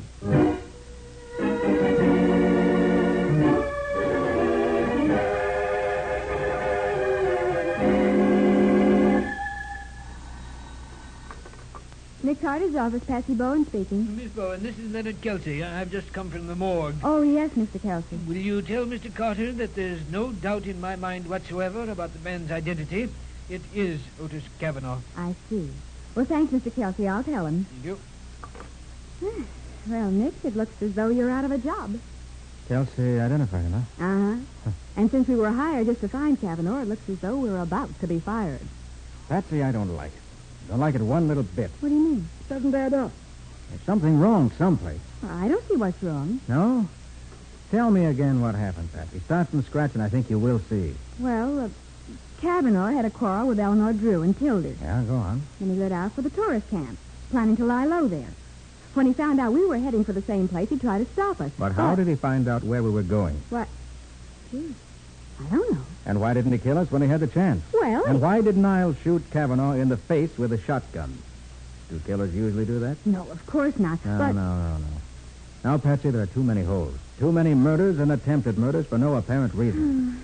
There's something missing. I want to find out that Wait something... a minute. Nick Carter's office, Patsy Bowen speaking. It's me, Patsy. Let me talk to Nick. Oh, just a second. Here, Nick, it's Sergeant Matheson. Oh, thanks. Hiya, Matty. I suppose you know Leonard Kelsey identified the body, Nick. Yeah, I know. Well, I just thought I'd check with you before I gave the story to the papers. Hey, Matty, what about the fingerprints? Fingerprints? Yes, you have a report on the ones your boys found in the Kavanaugh house? Oh, those? Yeah. Any of them jibe with the dead man? No, they don't, Nick. None of them? No.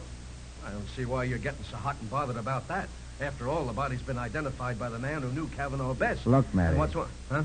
How could Kavanaugh live in that place for 15 years and not leave a single fingerprint?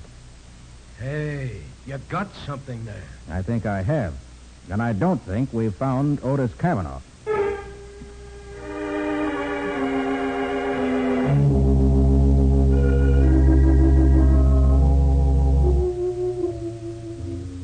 See, Nick, this Kavanaugh mansion is even spookier in the daytime than it is at night. Well, don't worry. We're only going to be here long enough to take a look through Kavanaugh's private papers. To see if we can find out who is Oliver Niles, maybe? Maybe. Here. This looks as though it might have been a study. In here. What's the matter? That window there, that crack in the shutter. Oh, Nick, I could have sworn there was a man's eyes looking in at us. Well, there's no one there now. Yeah. Well, maybe this creepy old house is making me see things. Forget it. Okay. All right, let's have a look in this file cabinet. Oh, my goodness, Nick, millions of papers. It'll take us forever to go through all those. They're all old, too, turning yellow and gray. Yeah. Oh, here's a scrapbook, Nick. Oh? Well, let me look at it. Those are reviews. The critics' comments on Kavanaugh's debut as a concert singer. Uh-huh. And back here are some society columns. Huh? Oh, and here's a picture of the whole family on a yacht. I wonder which one's Otis. Oh, wait a minute. Let's see. Readings from left to right. Mrs. Roger Hobart, Mr. Roger Hobart, Mr. and Mrs. James Niles. Niles? Yes, and the two sons, Mr. Oliver Niles and Mr. Otis Otis Kavanaugh. Hey, they're two sons? What does that mean? Just what it says. Mr. and Mrs. James Niles and their two sons. Mr. Oliver Niles and Mr. Otis Kavanaugh. Then Oliver Niles and Otis Kavanaugh were half-brothers. Right. Otis Kavanaugh's mother must have been married twice. The second time to a man named James Niles. Of course, Nick. Look at that picture. Otis and his half-brother look very much alike. They certainly do. Good heavens, Nick.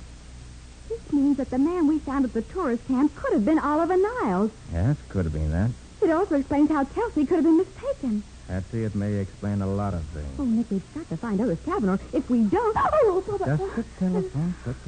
Oh, but who could be calling up here? I don't know. Well, I'm going to find out. I wonder where that phone is. It's over there, in the alcove under the stairs. Oh, yes, I see it. I'll get it. Hello? I warn you to give up your investigation, Carter. Who is this? If you don't, you'll meet the same fate my housekeeper met. Your housekeeper? Yes, mine. This is Otis Kavanaugh. Hello? Hello? He's hung up. Oh, Nick. And you heard what he said? Yes. Kavanaugh must have seen us come in. That must have been his face I saw at the window. Then he went somewhere nearby. Wait. What? Let me think. Yes. Of course. What is it? Come on. You've got to hurry. Where are we going? To try to find Otis Kavanaugh. I think I know where he is. Are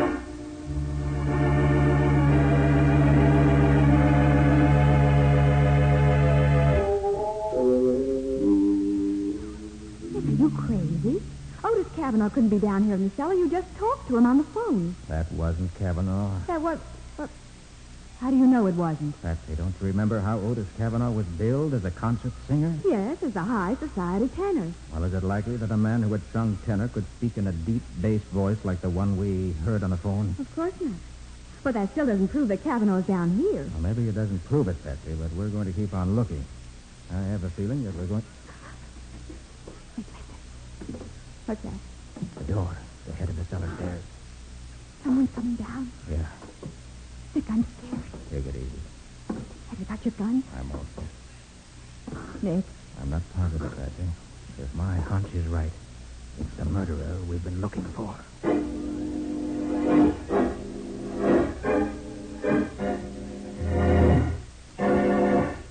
Nick and Patsy wait tensely in the basement of the old Kavanaugh mansion while someone descends the cellar stairs. Whether or not it's the killer and who he is, we'll find out in just a minute. Now for the conclusion of the case of the Hermit Thrush. Today's adventure with Nick Carter, brought to you by new post-war Old Dutch Cleanser. Huddled closely together in the basement of the old Kavanaugh mansion, Nick and Patsy wait as someone slowly descends the stairs. There he comes, Nick. Aren't you going to let him know we're here? I think he already knows it. Hello there. What? Why, it's not Otis Kavanaugh at all, Nick. It's Mr. Kelsey. Yes. Come on in, Kelsey. Oh, Mr. Carter. And Miss Bowen, too. What in the world are you doing down here? We've been looking for Otis Kavanaugh. In the cellar? I'm afraid you'll never find him here. You're mistaken, Kelsey. You mean you found his grave? So he is buried down here. Yes. Nick, look out. He's got a gun. My hunch was right, Kelsey? You and Eleanor Drew buried Kavanaugh down here 15 years ago. Knowing that won't do you any good now, Carter. Nick, please, he's got us covered. And I'm going to kill you both. I can't afford to have my secret known. Is that why you killed Miss Drew and Oliver Niles? You figure everything out, don't you? All right, I did kill them. Doesn't matter that you two know now, because neither one of you will live to testify against me. I'm not so sure of that, Kelsey. Okay, Sergeant Matheson, you can come out now. Here's your killer. Sergeant Matheson? Okay, Kelsey. Where you go? Patsy, get his gun. Okay, Nick. Gosh, he's out cold. Oh, that's the same. Pick it up. Oh, gee. He sure fell for an old gag, looking around when you call Sergeant Matheson, who isn't within 5 miles of this place. Oh, they do it nearly every time. Now, our next job is to get our murderous little friend here down to headquarters and have him booked for murder.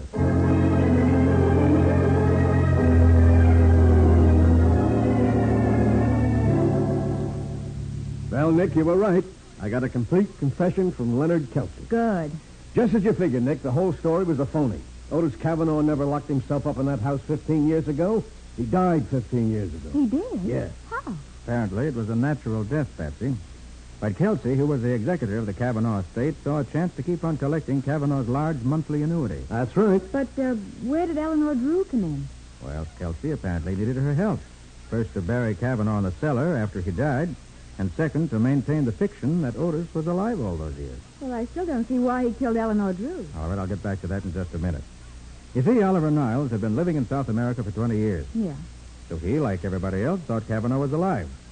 But then when he returned to this country, Kelsey's game was threatened. He had to kill Niles. But the Drew dame wouldn't go for that. That's right. She probably figured that fraud was one thing, murder another. So they quarreled, and Kelsey killed her. And he saw a perfect out for himself by claiming Cavanaugh killed her. All he had to do was murder Niles and identify Niles' body as Cavanaugh. Sure, that way the case would be closed, he thought.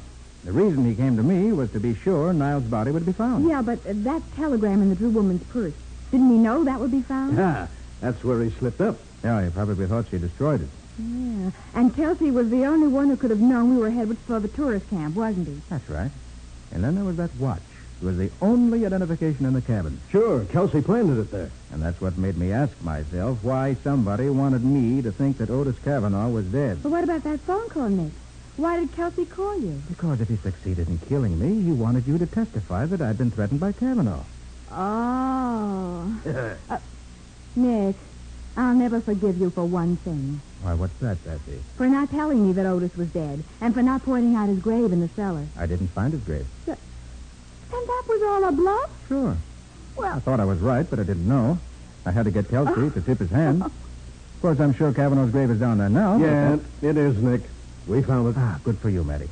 But, Patsy... What, Nick? Don't ever accuse me of holding out on you again. After all, you wouldn't be able to stand me if I were the kind of guy who knows everything all the time.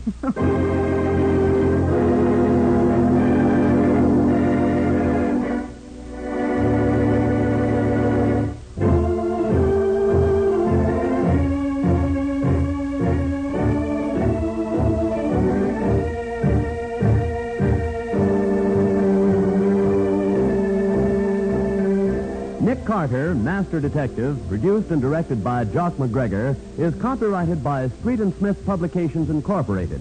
Charlotte Manson is featured as Patsy. Today's script was written by Ken Pettis and Lou Schofield. Original music is played by Henry Silverne. This program is fictional, and any resemblance to actual persons living or dead is purely coincidental. This is Bob Martin saying, when minutes count, use new post-war Old Dutch Cleanser.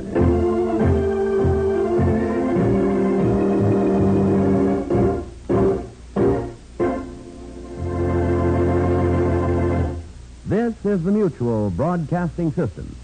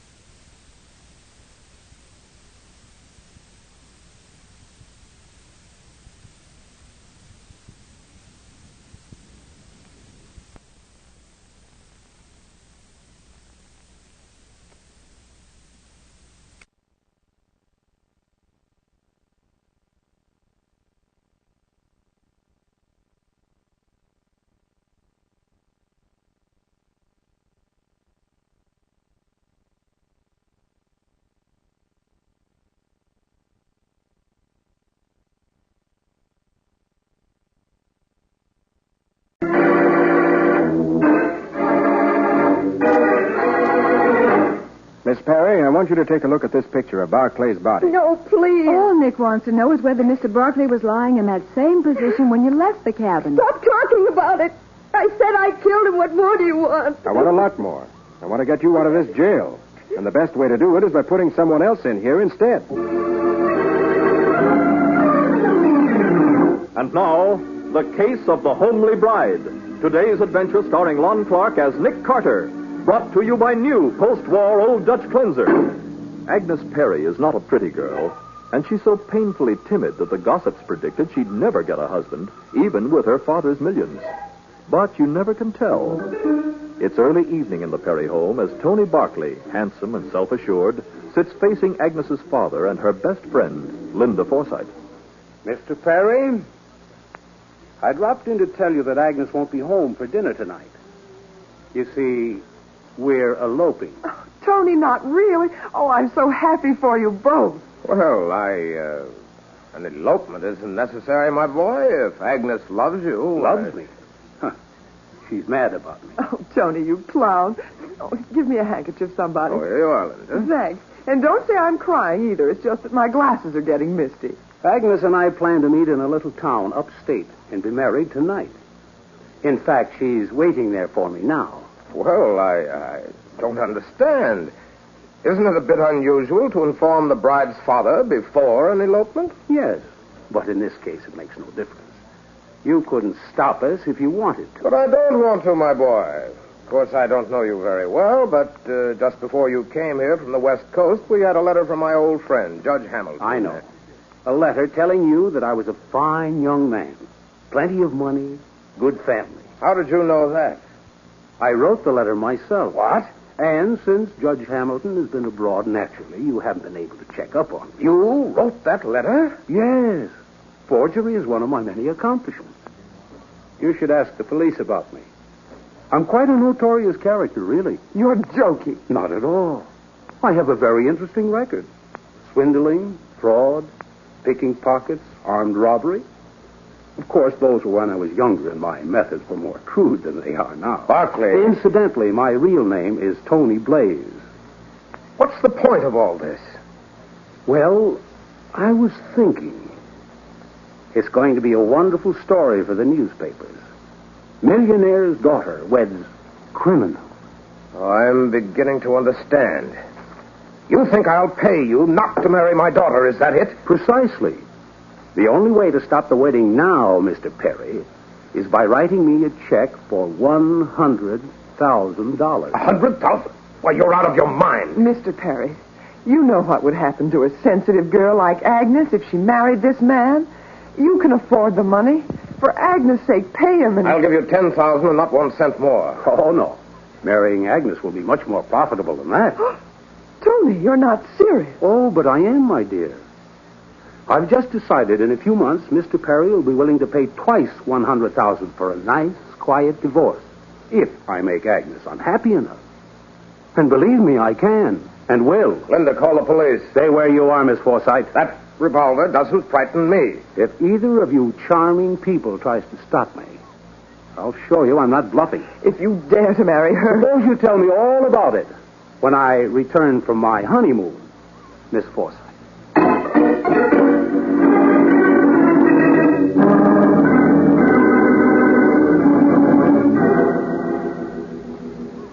It's been almost an hour since he left, Mr. Carter. I tried everywhere to find you. I'm sorry, Mr. Perry, but Miss Bone and I were both out of the office. You've got to stop them, no matter what it costs.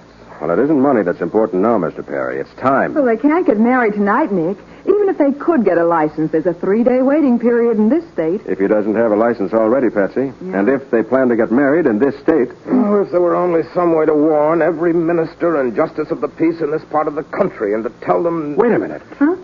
There is a way. Well, how, Nick? By radio. Why, yes. The station manager of WQXQ is a friend of mine. And if he'll let us run an announcement every now and then... No. We can't put the story on the air, Carter. Think of the scandal. Well, Mr. Perry, the important thing is to keep your daughter from marrying this man, isn't it? Well, Yes, of course. All right. Go ahead with the radio announcements, Carter.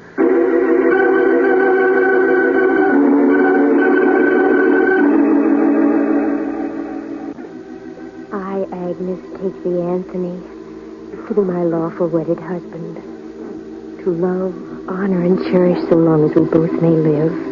And by the virtue of the power vested in me, I now pronounce you.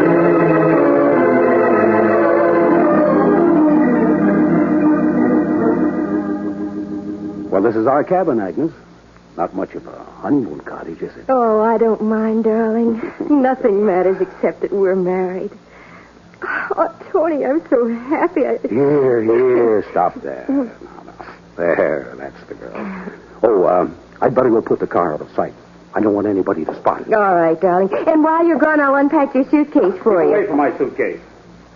Well, Tony, I was only going to... I know, darling, but I'm rather fussy about my things. Look, there's a radio in this cabin. See if you can get some music, huh? I don't want my bride feeling unhappy. Yes.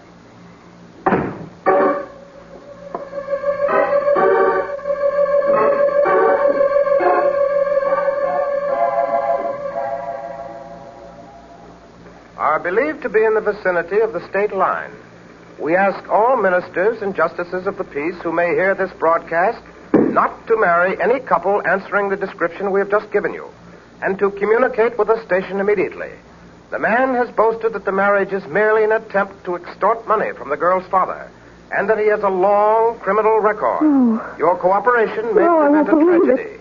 We now resume our midnight music hour. But why did he act that way about the suitcase? As if he had something in it that he didn't want me to see. I've got to know. I've got to. A revolver. Oh. Agnes. Tony. Thought I told you not to open that suitcase. Tony. Why are you carrying this? Why, I always carry a gun, baby. For protection, that's all. Don't lie to me. It was on the radio that you're a criminal, that you only married me because of my father's money. All right, so I did. Why else would anyone marry a stupid little frump like you? Tony. Oh, no, I don't believe it. You said... I said I loved you, huh? And you were sap enough to believe me. But it's cash I'm in love with, darling. Papa's cash. Oh, Tony, you... Oh, I hate you. Good. I want it that way. You're going to hate me a lot more unless Papa pays up. I won't stay here a minute longer. I'm going home. No, you're not. Take your hands off me. Tony. Why, you little... Slap me, will you? No dame can get away with that. Keep away from me, Tony. I can play rough, too. Don't you touch me. I'll kill you if you do. Don't kid me. You haven't got nerve enough to use that gun. I will. I swear I will. I'm going to give you a little lesson in wifely. You little fool, you.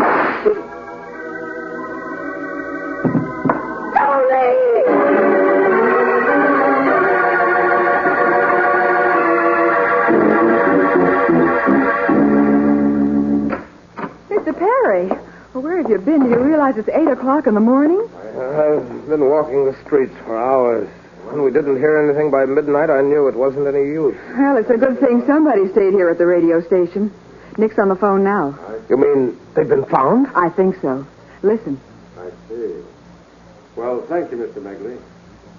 Yes, I'm sorry, too, but it was good of you to call. Goodbye. Who was it, Carter? A justice of the peace from upstate. What? He heard the announcement on the morning newscast. A justice of the peace. You mean they're married? Yes. Oh. He said he performed the ceremony at 10:30 last night. I see. Well, I suppose there's nothing to do now but go home and wait. Oh, I'll get it, Patsy. Uh-huh. You better go tell the announcer not to broadcast any more of those notices. All right, Nick. Nick Carter speaking. This is Linda Forsythe, Mr. Carter. Is Agnes' father there? Oh, yes, just a moment. For you, Mr. Perry, Miss Forsythe. Oh, I asked Linda to stay at my house last night. I wonder if Agnes has called her. Hello, Linda. Mr. Perry, I have wonderful news. Agnes is back. She's there at the house now? Yes, she must have come home during the night sometime. Is that man with her? No. One of the maids found Agnes asleep in her own room a few minutes ago. But she's locked herself in and won't talk to me. I think... Never mind. We'll be home in 10 minutes.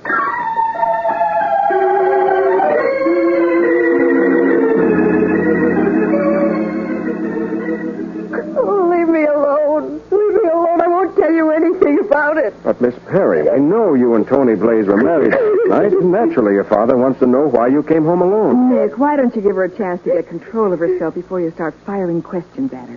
Maybe you're right, Patsy. Perhaps you'd feel better if you had some breakfast, Agnes. I don't want anything. I beg pardon, Mr. Perry. Yes, Gordon? There's a gentleman who insists upon seeing Miss Agnes. My daughter isn't seeing anyone. Tell him to go away. It wouldn't do any good if he did tell me, Mr. Perry. Sergeant Matheson. Hello, Patsy.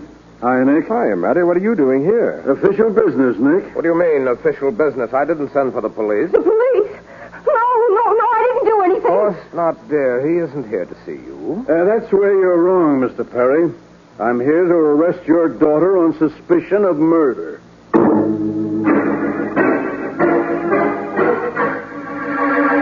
Agnes Perry's despair is equaled by the shock and grief in the eyes of her father as Mattie makes the arrest. We'll see what happens in just a moment.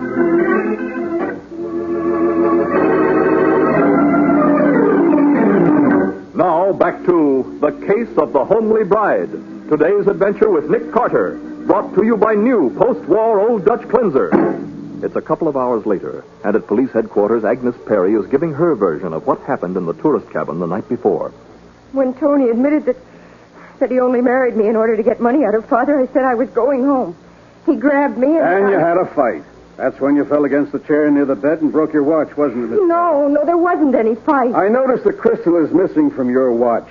And we found thin pieces of curved glass near that upset chair. I don't know anything about that. Okay, go ahead. What time was all this? Well, about 12:30, I think. Yeah? Then what happened? Well, I broke away from him, ran outside to my car, and drove home. And during the time it took you to get in the car, start the motor, and put it in gear, why didn't he catch up with you? Well, he didn't try. He only chased me as far as the door. He chased you to the door, yet you still found time to stop and pick up your coat? No, I didn't. I just ran. I didn't stop for anything. Okay. Now I'll tell you what really happened. You fought with Tony Blaze about 3 o'clock. No. Not 12:30, because the medical examiner says he was shot sometime between 3 and 4 a.m. It was 12:30, I tell you. Huh? I mean, that's when I left the cabin. Oh, and when you broke away, you didn't run out the door. You picked up that gun of his and shot it. No, I didn't. After that, you didn't need to hurry, so you got your coat and purse, walked out to the car, and came home. It's a lie. I didn't shoot him. All right, then why are your fingerprints all over the gun, and only your fingerprints? I told you. I found it in his suitcase. I picked it up. Excuse me, Matty. Yeah, Nick? I suppose you've had ballistics check the revolver to be sure it's the one that killed Tony Blaze? Well, naturally. All 3 bullets came out of the same gun. We dug 2 out of the wall, the one that missed him completely and the one that grazed his head. There was a 3rd bullet in his heart. And, I see. Oh, why are you so sure it happened at exactly 3:15? Because, Nick, something aroused the woman who runs the camp. She realized later it must have been the shooting, of course. She looked out her window and saw Miss Perry here leaving. Wearing a coat? Yeah, a white coat you could see a mile off. That's how the woman knew who it was. Miss Perry was wearing that same coat when she checked into the place. She's lying. I left my coat at the cabin when I ran out. It's not there now, Miss Perry. But I Oh, wait a minute. Let's forget the coat a minute, Matty. Huh? About the time element. Couldn't the woman be mistaken? No, not a chance, Nick. In the first place, she looked at her clock. In the second place, she wasn't even home until after 2:30. Oh. You see, Nick, none of the other cabins were rented last night, so the woman went into town to a party. I see. Now, look, Miss Perry, everybody knows Tony Blaze was a king-size heel. So maybe if you would admit the truth... I won't admit anything. You're trying to trap me. Okay, then. I'll have to hold you for the grand jury. And I hope you've got a better story then than you have now.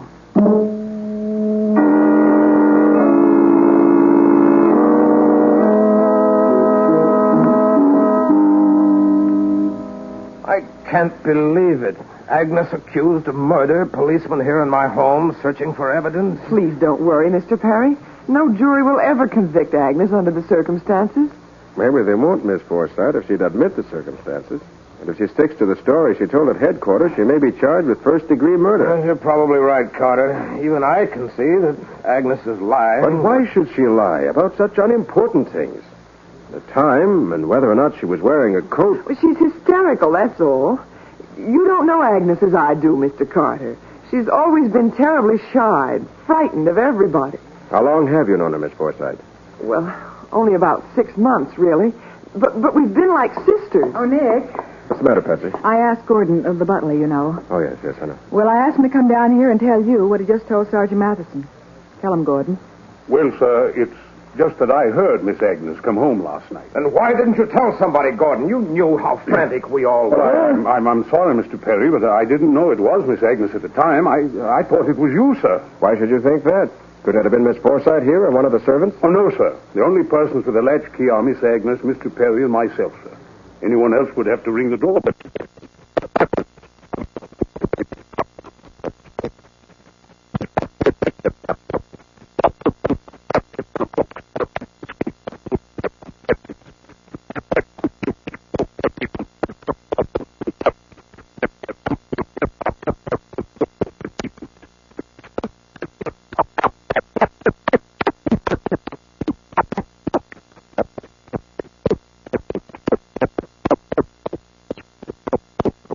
If you left at 3:15, the time would be just about right. That's what I was thinking. Well, Nick, I found it. What matter? The white coat Miss Perry said she didn't wear home. She tried to burn it in the furnace, but there's still plenty left for identification. And look at those blood stains. Is that Agnes's coat, Mr. Perry? Yes, I'm afraid it is. And it's the last piece of evidence needed to smash that story of hers to smithereens.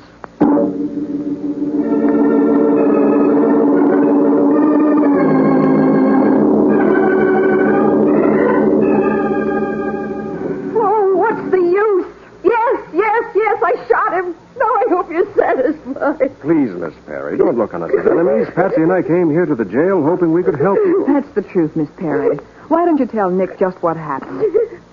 Well, he was going to hit me. I warned him to stay away, but he kept coming with that awful look on his face. I was almost out of my mind with fear. I didn't even realize what I was doing. Now, look, you mustn't get excited. You see, Nick, it was self-defense. Yeah, but the next thing is to prove it. Oh, how can you with everybody lying about me? Nobody's lying about you, Miss They're Perry. all lying. That woman at the camp, the police, even Gordon. They lied about the coat, about the time it happened, even about my breaking my watch. Wait a minute. Do you still insist that the shooting took place at 12:30 and that you came back home without your coat? Of course I do, because it's the truth. And you didn't fall against that chair and break your watch crystal? I didn't fall against anything. Look, Miss Perry, how many times did you fire that revolver? Oh, I don't know. Oh, wait. I have a picture here that the police photographer took of the body. I don't want to see it. You've got to. This is important. All right. Now tell me, was this the way he was lying when you left the cabin? No, he was more on his side and not next to the bed. He was over by the easy chair. He must have lived long enough to crawl a few feet. No, Patsy. That last bullet killed him instantly. Oh, please stop talking about it. I said I killed him. What more do you want? I want a lot more, Miss Perry. I want to get you out of this cell. And the best way to do it is by putting someone else here instead.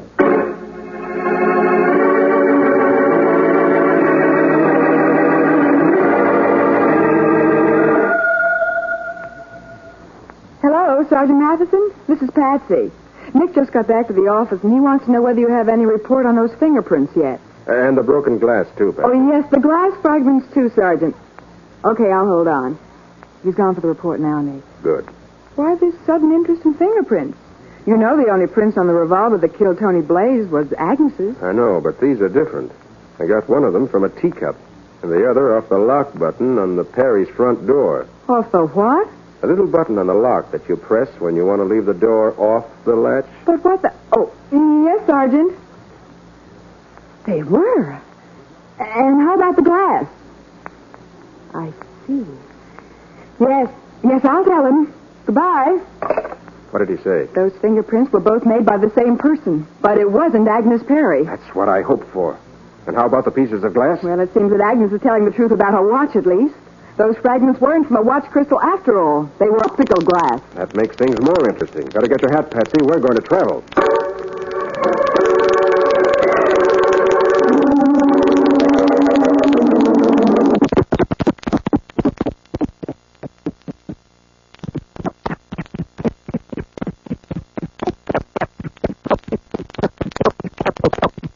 no idea it was so mountainous. Do you really think you can do anything to help Agnes, Mr. Carter? I do. Matter of fact, I intend to prove that Agnes Perry didn't kill her husband. But she confessed. I know she did, but I found a fingerprint on the latch button of the front door that's going to convict the real murderer. I don't understand. Here's the turn, Miss Forsythe. Oh. I almost missed that. Yeah. And you turned right, Miss Forsythe. I told you to make a left turn. Oh, how stupid of me. I'll turn around. No, never mind. The tourist camp is on this road. But how did you know? What? Well, I didn't. What's the rules to go over the cliff? It's all right. I just swerved to avoid that dog.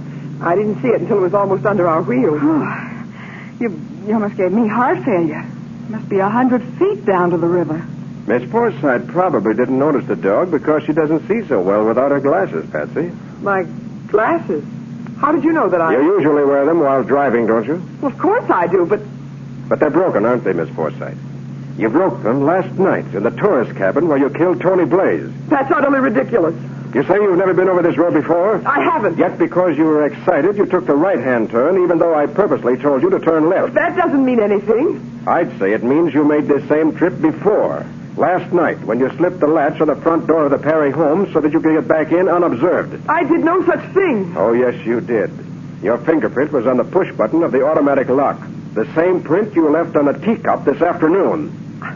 Suppose I did touch that push button. You still can't prove I was ever in that cabin. I think we can. By having an oculist compare the pieces of broken glass found in the cabin with a prescription for your eyeglasses. All right, smart boy. So I did kill him. But I won't go to the chair for it. I'd rather die this way. If we're going over the cliff!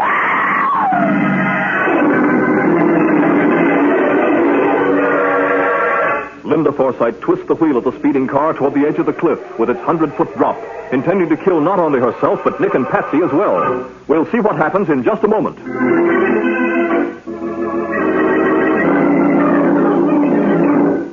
Now for the conclusion of The Case of the Homely Bride. Today's adventure with Nick Carter, brought to you by new post-war Old Dutch cleanser. Rather than take a chance on the electric chair, Linda Forsythe turns the wheel of her fast-moving car toward the side of the mountain road, where there's a sheer 100-foot drop. If we're going over the cliff, let go the wheel. Patsy, don't try to jump. Oh, thank heaven. We hit a tree instead of going over. Yeah. I managed to twist the wheel enough to avoid that. Yeah, but even hitting a tree at that speed, I mean, why aren't we smashed up more? I managed to get my foot on the brake and jammed it down hard. Why did you have to go snooping around? They'd have acquitted Agnes, but... But it made me a different story for you. Why did you kill Tony Blaze anyway? He double-crossed me. I was the one he was going to marry, not Agnes.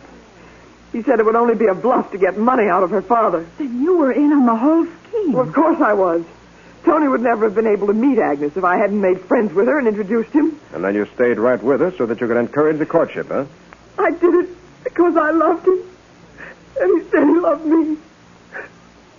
We were going to take the money and get married. And then he decided it'd be more profitable in the long run to marry Agnes and collect afterward. Yes. I knew where they'd gone, so I came up here to have it out with him. And then he got nasty. He hit me. So it was you who fell over the chair and broke your glasses. Yes. I must have gone crazy.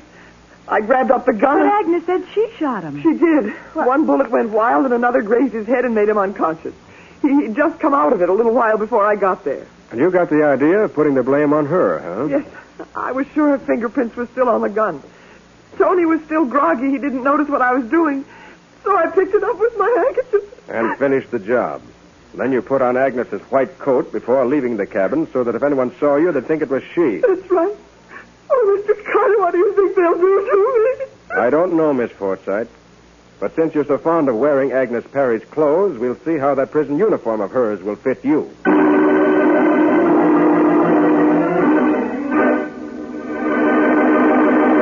Well, Nick, what about the adventure new post-war Old Dutch cleanser will bring us next week? It's a story, Mike, about a politician who found an Oriental dancer in his bathtub. dead. And Nick didn't like the costume the corpse was wearing because it exposed an uneven suntan. But what's suntan got to do with murder? It had plenty to do with this one, Mike. Along with a jealous wife and a sideshow barker and an old-fashioned political rally. Well, now, that sounds like quite an adventure. What do you call it, Nick? I call it The Case of the Candidate's Corpse. The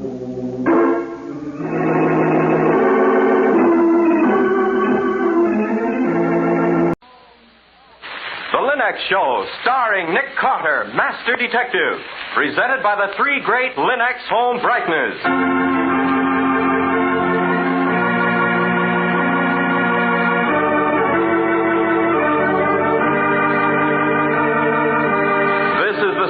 A man known the world over as one of the most daring and resourceful characters in the history of detective fiction. A man whose name has become a symbol of the triumph of right and justice over the sinister forces of crime and lawlessness. Nick Carter, Master Detective.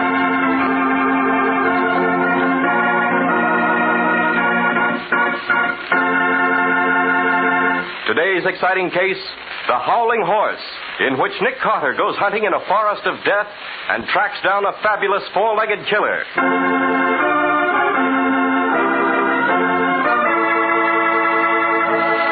For really enjoyable living, for real contentment, it is necessary that we have time to relax. Time to do the things we like as well as to do the necessary things. And these days, American homemakers everywhere are learning that one important way to enjoy leisure time is to depend on the three great Linux home brighteners. Those magic new shortcuts to beauty for woodwork, furniture, and floors. You, too, can save drudgery each day with those three great Linux home brighteners. Linux Clear Gloss, the modern brush-on finish. Linux Cream Polish for fine furniture. And Linux Self-Polishing Wax, the amazing new quick-drying wax product. Try these fine modern products designed to help you do your work in record time. You'll find that they're a really efficient way to leisure time for you. Ask your hardware, paint, or department store for the three great Linux home brighteners, the modern shortcuts to new home beauty.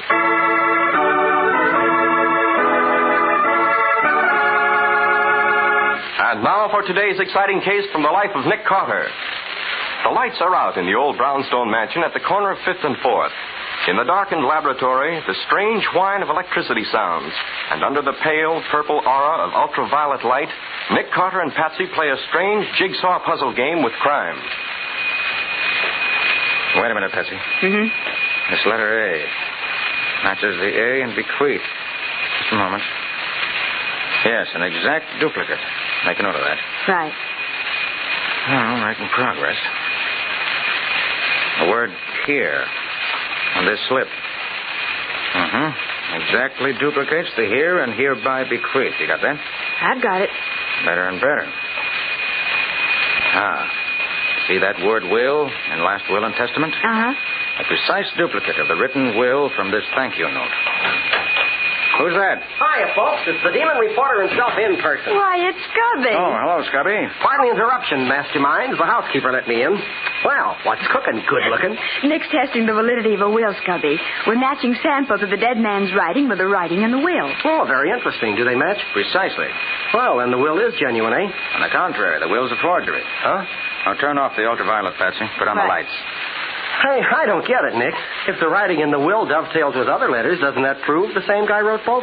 No, Scubby. The fact that words and individual letters from old correspondence match words and letters in the will proves someone forged the will by tracing the dead man's handwriting. Very clever. Very clever indeed. It'll make a nice feature article when I finish with my story on the Howling Horse. Did you say Howling Horse, Scubby? Yes, beautiful. I'm on my way upstate to cover one of the craziest stories that ever hit the desk. I thought Nick might be interested. What is it, Scubby? Well, it seems there's a guy upstate named Lucas who has... C.B. Lucas? 3 degrees in medicine, archaeology, and natural philosophy. Explored the Gobi Desert in 36. Yeah, the very same. Oh, this Lucas must be pretty wealthy. He's got a big estate, about 700 acres of forest and lakes. But what about that Howling Horse you mentioned? Well, there's a story that Lucas brought back a couple of horses with him from one of his explorations, and they howl. Nonsense. Oh. They also kill cattle. Ridiculous. These horses of Dr. Lucas also have murdered a man. Oh, no. Well, that's the story I'm going to check. Are you interested, Nick? In horses that murder men? Certainly am. I'll use my car. We should reach the Lucas estate by nightfall. Let's go.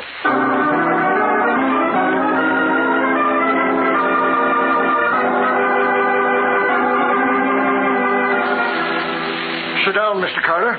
Ma'am. Thank you. The other gent, too. Thanks. I'm mighty happy to have you with us in the Burnham. Thank you very much, Sheriff Crane. Yes, The case too tough for you to handle, eh, Sheriff?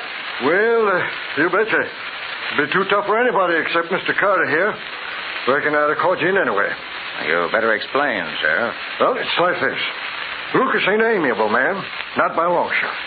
Keeps himself locked up in that estate. Nobody can get him. Nobody sees him. He kind of acts like he's scared of something, hiding. But he's a mighty powerful man in this county. Got influential friends. My hands are tied. I can't buck him. But you can, Mr. Carter. I hear you're a fighter that don't care a hoot where the punches land. Well, I try to live up to that reputation, Sheriff Crane. Now, tell me about Lucas's horses. Don't know a thing. He brought them back with him about 6 months ago. Moved them in horse vans. Nobody seen them. Well, pretty soon people start talking about them horses howling. They're sure about them howling? Yep. Then, one or two folks seen one of them running around Lucas's estate. A big black critter. Seen him at night. Mean and ornery. Well, pretty soon they started killing cattle. Rip them apart with their teeth. Folks sued Lucas. He just laughed. Told them they was crazy. Swore he didn't own no horses. I see. Last week, Jed Storm was killed. On the road that passes Lucas's estate. Head was near torn off. Body all ripped to pieces. I figured maybe the law better step in. I had to pull every string I could to even get into Lucas's estate. Searched the place from top to bottom. House, barns, everything. Well, sir, Lucas was telling the truth. There ain't no horses there. You're sure, Sheriff? Ma'am, I'm a farmer before I'm a sheriff. You can't fool a farmer on things like that. All right, Sheriff. We'll start tonight and see what we can find. Just one warning, Mr. Carter. Maybe I sound kind of fantastic like, but believe me, I ain't been stretching the truth. You go slow, and you go careful. That Lucas is mean. Them horses is deadly. Thanks for the warning, Sheriff, but I've met deadly killers before. And Nick is still here, which is more than you can say for most of the killers he's met.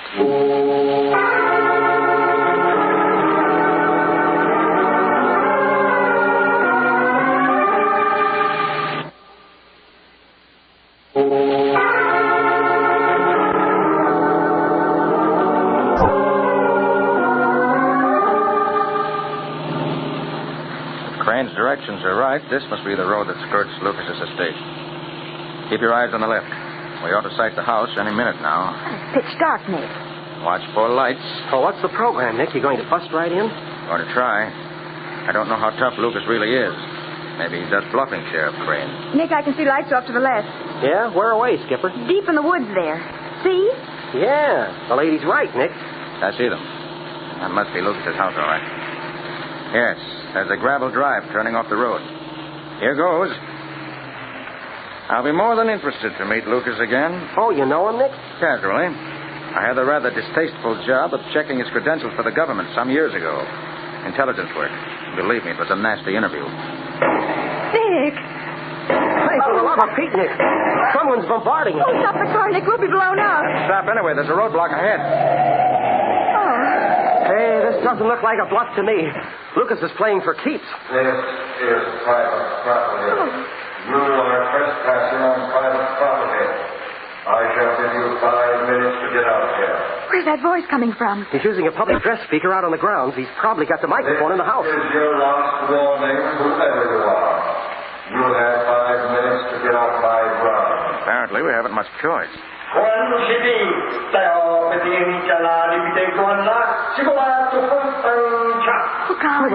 Was that Chinese? It was, and raises a very curious question in a fantastic case. Let's back out to the road and start finding the answer to it.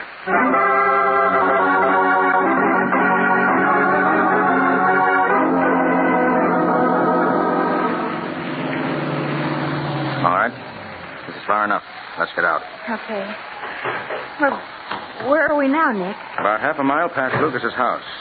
We're going to cut into the woods from here, then circle around to the house. Well, I got my flashlight. Lead on, Nick. No, Stubby. No flashlight. We do this in the dark. Oh, Patsy, you can wait in the car if you want to. Oh, me? Why, you talk as though you think I'm scared. Well, aren't you? Yes, but I won't admit it. All right.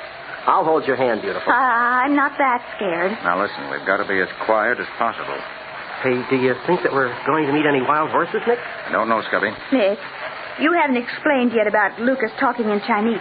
Not sure I understand yet myself. Oh, I sure wish I'd covered the beauty contest instead of this story. Hold everything. What is it? Quiet. Listen. Hear that? Jeepers, did I? It sounds like howling. There it is again. Howling horses, I said. Nonsense, Nick Carter said. Well, is it nonsense now, Nick? A howling horse. Howling.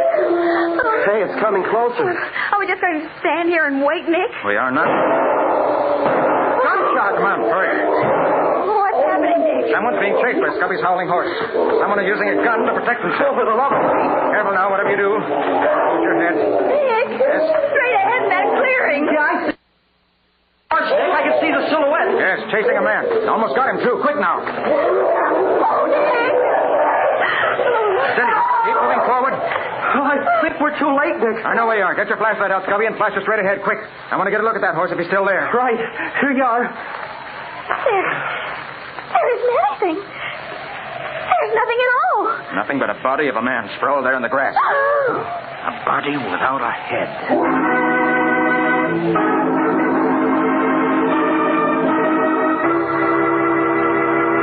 Grimly, Nick paces the last few steps forward to examine the victim of a murder he could not prevent. Who is the dead man? How did Lucas' fantastic creatures track and kill him? Why did Lucas cry a warning in Chinese? Can Nick answer these questions in time? We'll see in just a moment.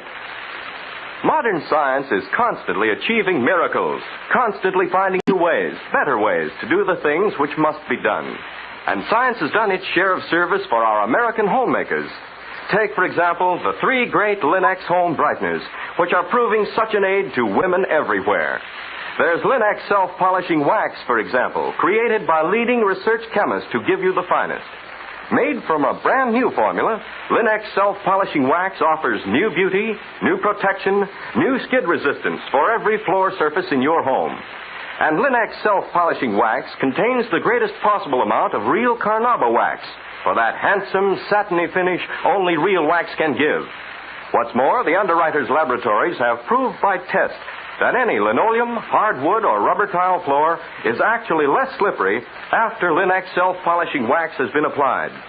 And, of course, Linex self-polishing wax saves time 2 ways, for it takes only a jiffy to apply and dries quickly. And then its beautiful protective surface saves you future work because it's so easy to keep clean.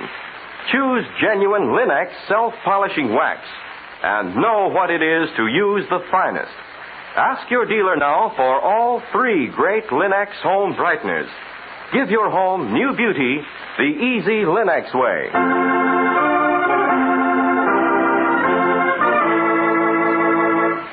And now back to our story. The strange story of savage howling horses that hunt and kill men brought Nick, Patsy, and Scubby to the small upstate town of Burnham. When Nick drives out to the estate of C.B. Lucas, famous explorer who has brought the animals to America, he is warned off by Lucas, who shouts at the master detective in Chinese. When Nick, Patsy, and Scubby attempt to steal into the estate on foot, they witness the tracking down and killing of a man by one of Lucas' savage creatures. Now, in the blackness of a forest clearing, they examine the dead body. Oh, what a mess this fellow is. Yes, head torn off completely. Apparently, Dr. Lucas's man-eating horse took it away with him. And did you hear the way it howled? It was like a lion or something. Oh, that wasn't any lion or anything else that I ever heard of. You're right, Scubby. Wait a minute. Wow, this is odd. What, Nick? Look at the gun this fellow was carrying. Huh? It's lying beside his right hand. For the love of Pete, what is it? Happens to be a Patterson Colt. Model of 1848. 1848? You mean 100 years old? Just about. This is one of the original Colt models. Fired with percussion caps. Oh, but that doesn't make sense, Nick. Why would a man defend himself with an antique like that? Well, if you remember, Scubby, that when Lucas warned us off, he talked in Chinese, it does make sense. No, not to me it doesn't. It will in a very few minutes. Come on. Get up to Lucas's house. Well, aren't you going to search that body for identification or something? No, we won't find any. How do you know? Let's concentrate on being quiet, shall we? Okay. Put that flash out, Scubby. Sure. Now stay on your toes. Dr. Lucas' charming pets may be closer than you think. Nick? Yes? I can see the house lights from here, straight ahead. Yes. All right, quick now. Oh.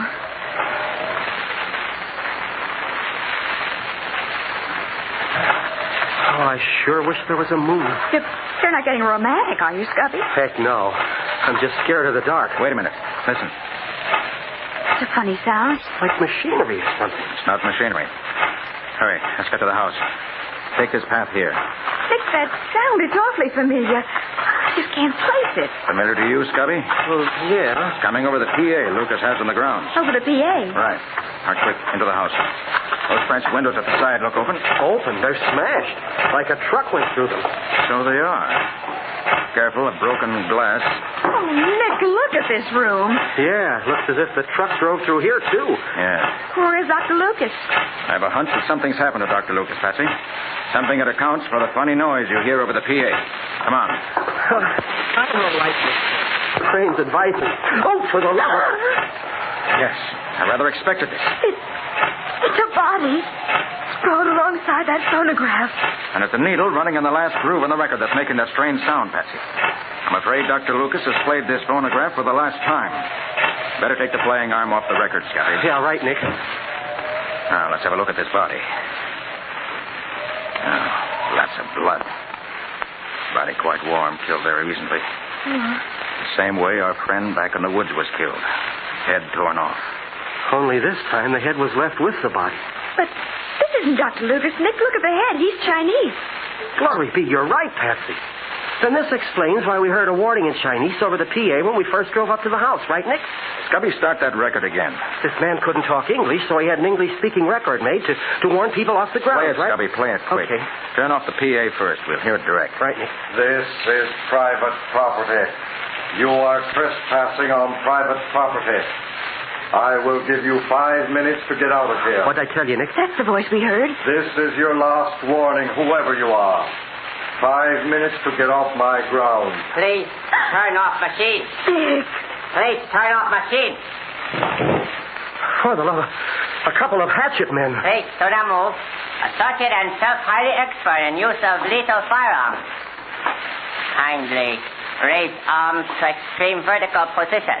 Remain with backs against wall. Thank you. Oh, now listen, wise guys. Please to remain silent. So, we have made long journey for most prosperous meeting, Mr. Lucas. Lucas? Well, this Quiet, Patsy. was extremely injudicious to take away Gochujang, Mr. Lucas. Rash action put miserable selves to extreme expense of body and purse for long journey. Yes? Now necessary to locate Gochujang at once. Discovered and number 2 associate as yet unsuccessful in task. Remains for self and miserable number 1 associate. Hey, what in blazes is... Mr. Lucas, you will please inform this person of locality of Gochujang.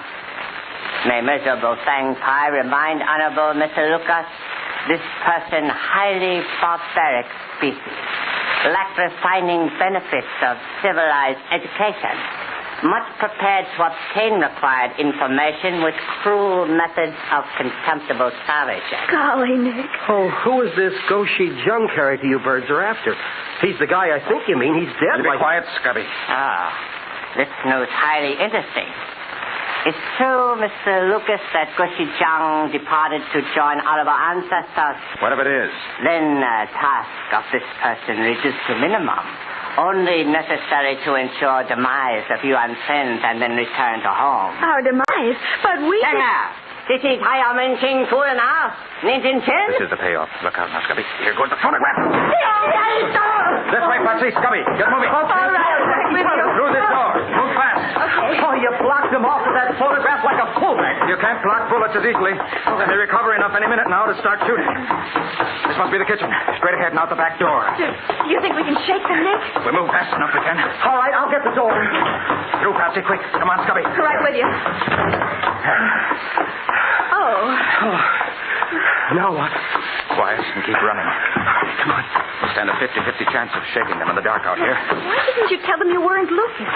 You think they'd believe me? Hey, this looks like a garage ahead. In then, hurry. Careful. There's a car here. Don't bang into it. All right, now what, Nick? Oh, we can just hold out long enough. Sheriff Crane will rescue us. Huh? What do you mean, Patsy? Well, when you were examining the body, I called the sheriff and notified him about the 2 deaths. What? He said he was coming right up as soon as he could get his posse together. Oh, good work, Patsy. That's my little darling every time. Just about the worst news I've ever had. But, Nick, I understand, Patsy. It's too late to explain now. All right, here's what we do. Yeah, we're listening, Nick. We get into this car, drive out of the garage like 60 and get past those 2 killers. Now get in quick. Okay. I'll take the wheel. You 2 hold on now. All right, here goes. I'm cutting straight across the lawns and fields. Let's hope the tires hold. Oh, they spotted us. They don't get us now, we're safe. I think we made it. You all right back there? I guess so. Watch out. We're going straight through the fields to that patch of woods where we found the first victim of Goshi Jung. Oh, for Pete's sake, why? I'm going to perform the nastiest piece of business I've ever been forced to do. I'm going to run a human drag line.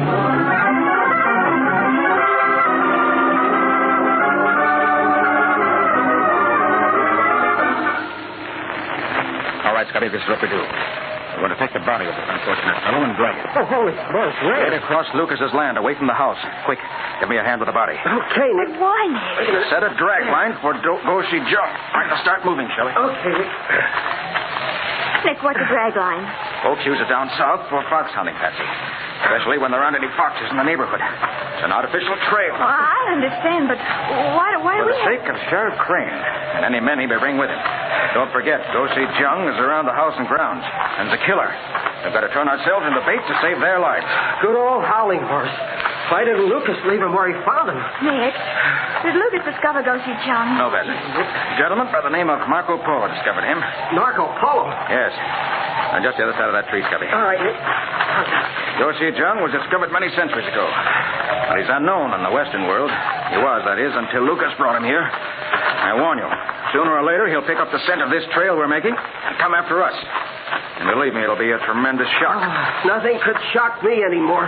You've never seen anything like Goshi Jung, Scubby. Golly. Got the cleat. Fortunately, there's a brisk wind blowing. If he doesn't pick up this blood trail, maybe he'll pick up ours. And he... Wait. Hear that? Yeah, I hear it. We're in luck. We've been scented. Keep moving, Scubby. See at the top of that little hill. All right. He sounds closer. He's as fast as a racehorse. Yeah, and he howls like a pack of... Nick, I just got it. Good. No time to talk about it. All right. This is far enough. Put the body down, Scubby. Okay. Get your flashlight ready. Patsy. Yes, Nick. I want you to stand to my left. Here's an extra magazine for my automatic. Hold it. When I yell for it, slap it into my left hand. Okay. Oh, what a monster. Stand by. Oh, it sounds awful close. He should be in sight any second now. Light, Scubby, straight ahead. Right. Nick, for the love of... It is a horse. A stallion. No, it's a dog. A giant dog. And the killer. Look out. You can't stop him. Oh, Nick. Magazine, Patsy, quick. Thing's a giant. For Pete's sake, Nick, get that gun loaded. Right, here we are.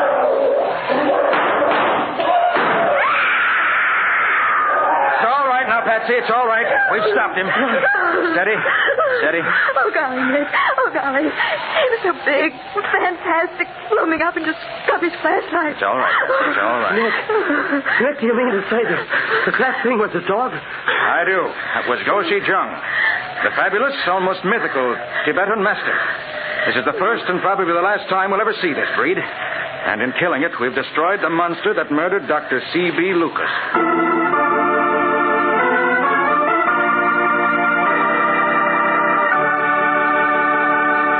In just a few minutes, Nick will be back to give you the final details of today's story and describe the strange creature thought to be the Howling Horse.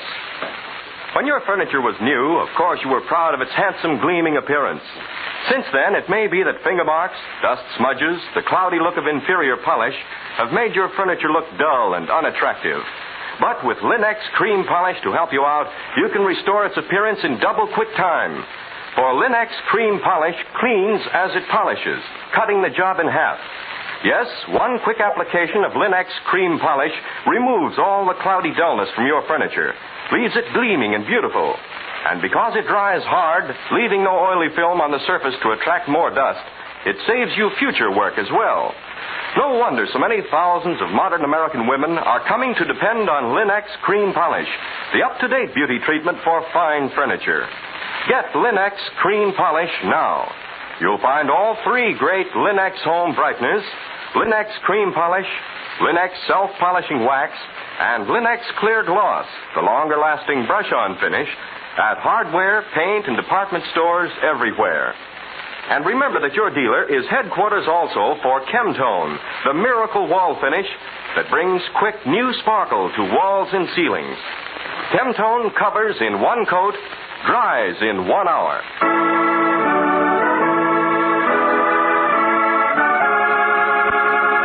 And now let's hear from Nick Carter himself.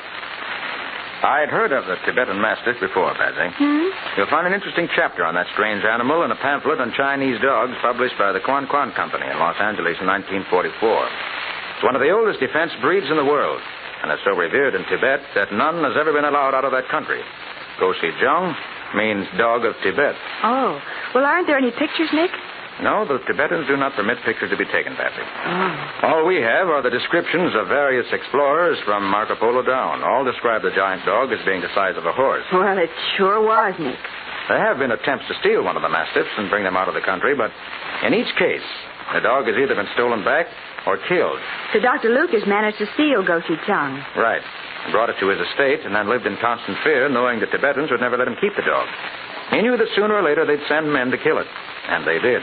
And that's why he kept himself locked up? Precisely. Lucas made that recorded warning to play over his PA system whenever strangers drove up. It was undoubtedly warned by some sort of mechanical device that was set off by our entrance to the grounds. He also repeated it in Chinese to warn off any Chinese gunmen who might have trailed him here. Then it really was Lucas we heard. Yes. You see, Patsy, the dog apparently turned savage and broke loose from the chains with which it was confined. Lucas could not recapture it, so it roamed the estate, killing everything it met. Oh. In fact, right before our eyes, we saw it kill a man. That was Mr. Fang's number 2 assistant, prowling around the grounds. The mastiff ran off with the dead man's head in its jaws, crashed into Lucas's house, and attacked Lucas himself. Then it dropped the head of the Chinese and tore off Lucas's head and rushed off with it. Exactly. That's why you and Scubby leaped to the conclusion that the head we found alongside Lucas's body actually belonged to that body. Well, when did you first begin to understand what was happening, Nick? When I saw that the first victim had been carrying an old Patterson Colt. There's only one section of the world that continues to use antique firearms, Patsy, and that's the mountain regions of China. In Tibet, you'll still find soldiers equipped with flintlock rifles and old Civil War weapons. Golly. Well, what about those killers from Tibet that came after the dog, Nick? The men who thought you were Lucas. Probably slipped off and started back for home. We'll never see them again, and there's no need to, really. They haven't been guilty of any crime. All the guilty parties in question have already paid in full. Well, Nick, that was certainly an unusual tale. What's next week's story going to be about? Next week, Ken, we're going to meet a strange young man who, as far as anyone knew, never touched alcohol at all, yet apparently came home intoxicated night after night. Then one evening he was murdered. And that was the evening he carried home with them can openers 7 feet long. And the murder was revealed by a silkworm. A giant can opener and telltale silkworms. Sounds like a swell story. What's its title, Nick? The Case of the Worried Worm.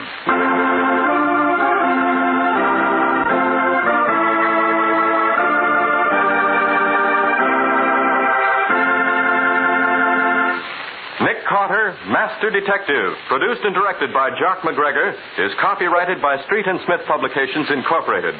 Lon Clark is starred as Nick. Charlotte Manson plays Patsy. Original music is played by George Wright. Script is by Alfred Bester. The programs are fictional, and any resemblance therein to actual persons, living or dead, is purely coincidental.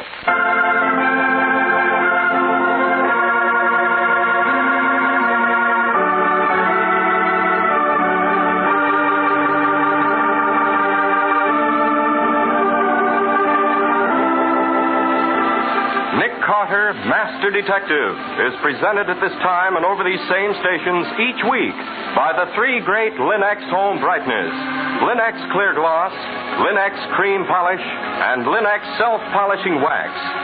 This is Ken Powell speaking for the thousands of Linex dealers all over America and saying so long until next week.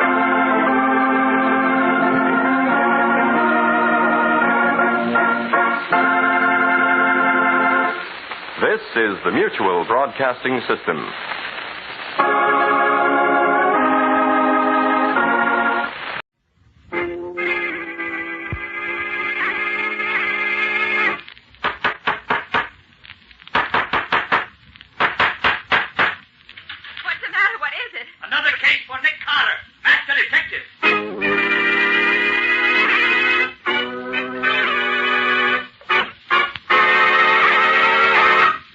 it's another case for that most famous of all manhunters, the detective whose ability at solving crime is unequaled in the history of detective fiction.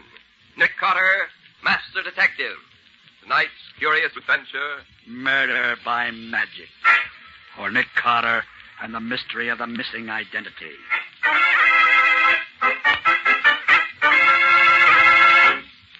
I wonder how Scubby's making out. Do you suppose that he had any trouble, Nick? I doubt it, Patsy. Scubby knows Philadelphia well enough to get all the information I want without any difficulty. Yes, but he's been gone 3 days now. He didn't plan to be gone that long, did he? Well, no, Patsy, but it's not always possible to tell in advance how long it's going to take to find... Nick Carter's office. Nick there, Patsy? Well, Scubby. Yes, he's here. How are you making out? Oh, please put Nick on. I've got to talk to him and quick. Well, sure, Scubby. Here he is. Nick, it's Scubby. He sounds as though there was something wrong. I hope not. Hello, Scubby. What's up? Nick, can you come to Chicago right away? Chicago? Thought you went to Philadelphia. So did I, but I landed in Chicago. What? And am I in trouble? What kind of trouble? I seem to have killed a man. Oh, now, don't try to be funny, Scubby. What's this all about? I'm not being funny, Nick. I'm really in a jam. I apparently killed a man last night. Oh, look here, Scubby. You certainly know whether you've killed somebody or not. But I don't, Nick. What makes you think you have? It says so in the paper. What paper? The Chicago papers. Oh, please, Nick, will you come out here right away? I've got to have help and in a hurry. All right, Scubby. Patsy and I'll leave at once. Where are you staying? In a little hotel on the edge of town called Paradise Mansion. I haven't dared to stir out of here since I read about the murder. Okay, Scubby, sit tight. We'll be there as soon as the plane can get us there.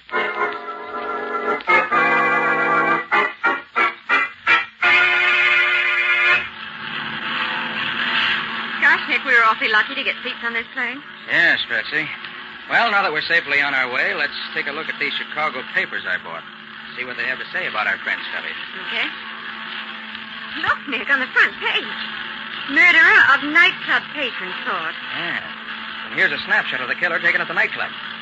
Wonder how they happened to get that. It does look kind of like Scubby, doesn't it? Yes, could be. Now look at these fingerprints. Certainly Scubby's. I'd know them anywhere. That's certainly Scubby's cigarette lighter. It's the one I gave him last Christmas. So I see. It says here, a cold-blooded killing reminiscent of the gang wars of years ago. Oh, Nick, do you think that Scubby could... Oh, I wouldn't believe it if he admitted it. Scubby couldn't kill anybody. But it certainly looks as if he got himself into some real trouble this time. And what's he doing in Chicago?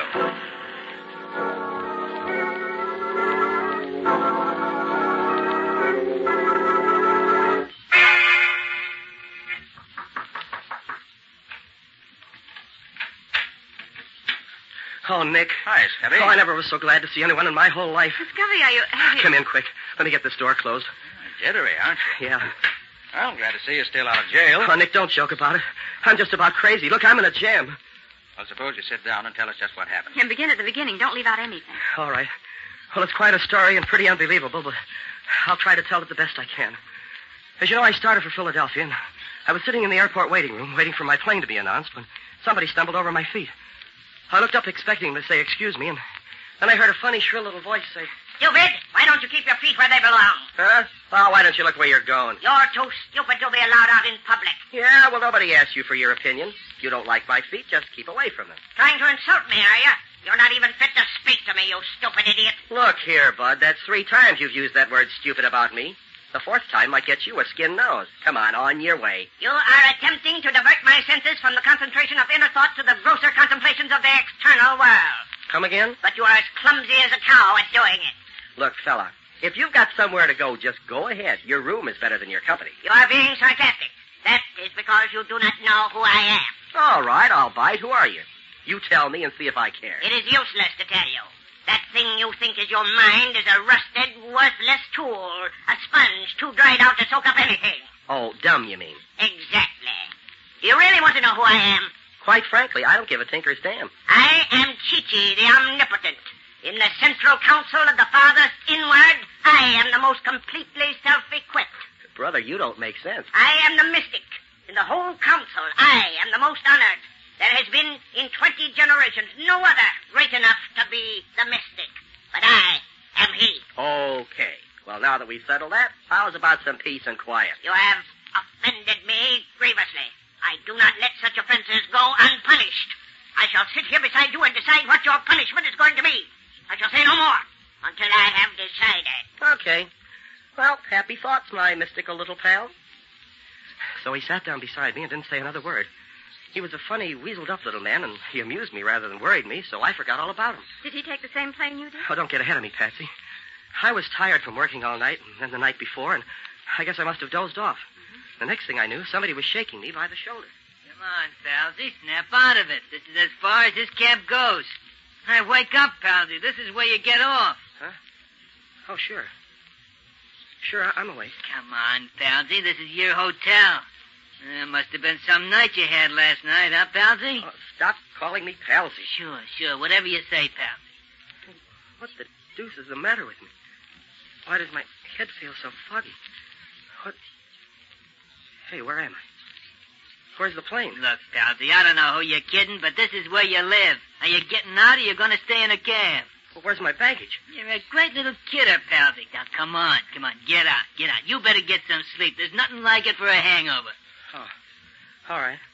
Oh, hey, you better give me a hand to get out of here. Okay, Palsy. Here you go. All right. There you are. Now then. Oh, what does the meter say? Same as always, Palsy. 50 cents. Yeah? Well, here's 6 bits. Keep the change. Hey, look, Palsy, you generally give me $5 for hauling you. I'll give you a knot on the head if you don't stop ribbing me. Okay, Palsy. Yeah, now you sound more like yourself. See you later. And he drove off, leaving me standing in front of the crummiest-looking hotel I ever hoped to stop at. You mean you have no notion of how you got there? No, not the faintest. No, but Scubby, you just Oh, can't... hold everything. Wait till I finish the story. Well, as I was apparently expected to go in the hotel, I did. As I approached the desk, the room clerk, a sad sack with a sourpuss, tossed me a key. There you are, Mr. Gerson. I picked up the key and started to ask the clerk a lot of questions. But my head was so dizzy that I couldn't think straight. So I went up to room 714, which was the number on the key. What was it like, Scubby? Oh, cheap and flashy. And it reeked of cheap perfume. I found some letter paper on the writing desk, and the letterhead said, Hotel Prince Royal, Chicago. Then I at least knew where I was. My head was aching so that I stumbled into the bathroom to bathe it. I got one look at myself in the mirror, and it almost finished me. How do you mean, Scubby? Well, it wasn't me I saw in the mirror. But that's ridiculous. How could it be anyone else? Well, that's what I wanted to know. What I saw was a typical cheap, pasty-faced gangster with red hair. But your hair isn't red. Well, it was then. And then I discovered that I was wearing a zoot suit. What a sight you must have been. Well, it didn't amuse me, Nick. By this time, I was scared sick. My head was so dizzy, I couldn't think straight. I thought maybe I was still having some kind of nightmare. So I picked up the house phone, and when the operator answered, I asked her, what day is this? It's Friday, Mr. Gerson.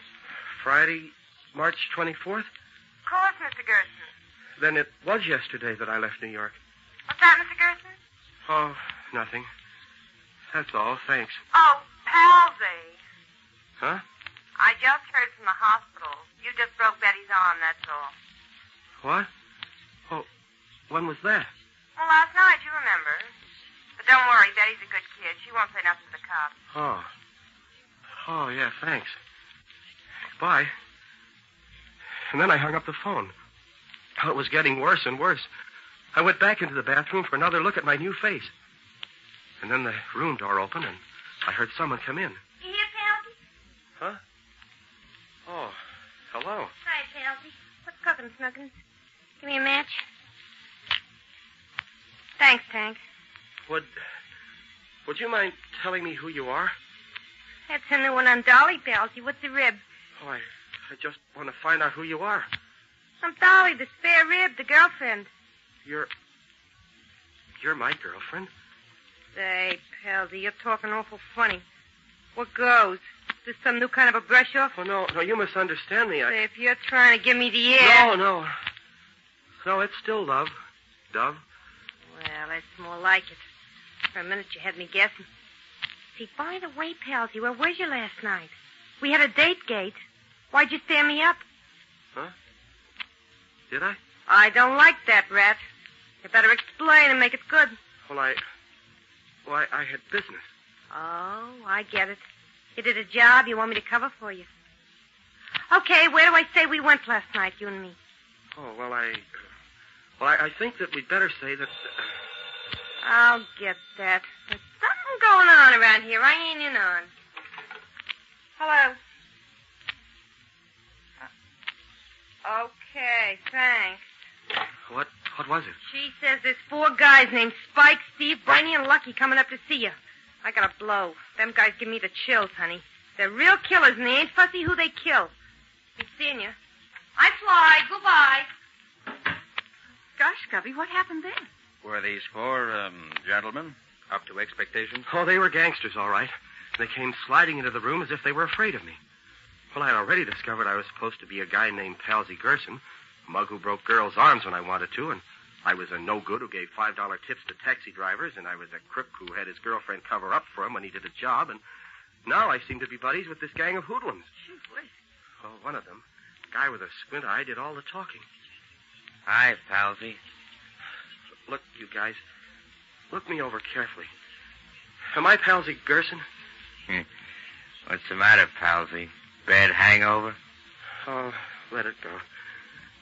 What's cooking? Look, Palsy, we're clean. There's not a rod on any of us. We come here for a peace talk. Yeah? Yeah. We've been pals working together for a long time now. We've been like that, right? So what? So everybody knows we're tied up with you. Even the cops know it. Now, if you get pulled in, we all get pulled in, because the cops will figure we're all in it together. Oh, what are you getting at? It's about this rub-out last night. We didn't know nothing about that, Palsy. You didn't tell us. So we want you to give us the lowdown so we'll know what to say if one of us gets picked up. Oh, what are you talking about? Now, look, Palsy, everybody knows about last night's killing. We know it was your job, even if you did hire someone else to do it for you. Why, it's in all the newspapers this morning. Here, let me see that paper. Oh, there was the headline, all right. Murder in nightclub. And there was a picture of me. Not a picture of this Palsy Gerson, but of me, Scubby Wilson. Taken on the spot by the nightclub photographer, it said. And there were my fingerprints, Nick. Those prints that both of us know so well, found on the gun that was used. And a picture of the cigarette lighter Patsy gave me last Christmas. Look, you got me all wrong. I'm not Palsy Gerson. There's been a terrible mistake. Palsy? You mean you ain't going to be straight with us? I tell you, this is all a mistake. Palsy, you trying to cross us up? We don't like it. We ain't going to take it. Oh, listen a minute. You can't finish. Can't do it, Palsy? Come on, boys. Take him over. Watch out for his ride. You ain't crossing us and getting away with it. Oh, I was so weak, I couldn't do a thing. And a minute later, they bent a blackjack over my left ear, and I went out cold. Scubby, you poor guy. You certainly had a tough time. Well, how did you get out of that Palsy Gerson role you were playing? I don't know, Nick. When I came to again, I was on the bed in this room.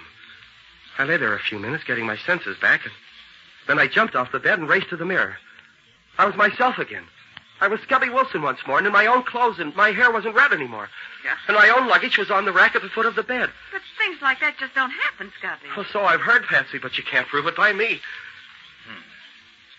So you went to sleep in the airport in New York.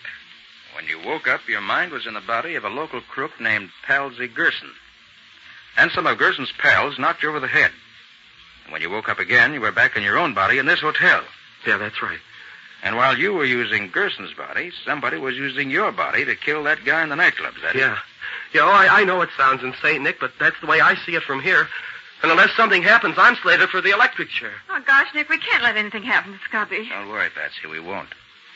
Now, first, we'll dye Scubby's hair, make him up so that he won't be too easily recognized in case the police are looking for him. Then I'll have the police pick up this Palsy Gerson, his girlfriend Dolly, and his 4 thugs, if they really exist. And somehow I think they do. I want to see what the body Scubby was using has to say for itself.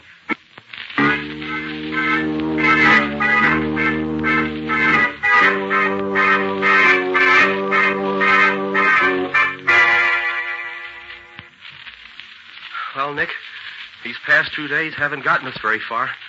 We located Palsy Gerson, and he satisfied the police that he knows nothing about it. His girlfriend Dolly isn't the same girl who came to see me, and the telephone operator who called me Palsy has disappeared and can't be found. All of which adds up to a large round zero. You're wrong, Scubby. It all adds up to proof that you were part of a well-laid plan. But why, Nick? Why? Look, Scubby, if the police discover that you're the one who apparently killed the man in the nightclub, they'll arrest you. And I, even with my reputation for being on the right side of the law, will be arrested with you as an accessory after the fact. Police couldn't do anything else. All of which would be an excellent way for somebody to commit a murder. and at the same time get someone he didn't like jailed for the said killing. Scubby, I think I'm the one they're after. And they used you to get me. But how are we going to stop them? They got proof that I did that murder, and we can't prove that I didn't do it. That's what I'm trying to do now, Scubby. Get that proof before the police catch up with us. So far, I haven't had... Oh, Patsy, see who that is, will you? Sure, Nick. Hold everything. We have warrants for the arrest of Scubby Wilson and Nick Carter in connection with the murder of John Walters.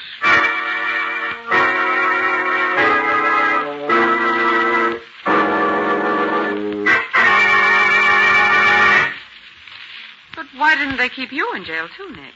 Because they were extremely decent about it, Patsy. They told me that although they had positive proof that Scubby committed the murder, and that I'd been abetting him in defiance of the law, they were so impressed with my insistence that Scubby didn't murder him that, out of consideration for my past reputation, they were going to give me 10 days to prove his innocence, if I could. If I fail in that time, I give myself up, and they proceed with the charges against Scubby and me. How did they find out about him, Nick? Very simple, Patsy. They sent the fingerprints they found on the gun to Washington, to the FBI, and they identified them as Scubby's. You know, he and I are both on file there as law enforcement agents. Mm-hmm.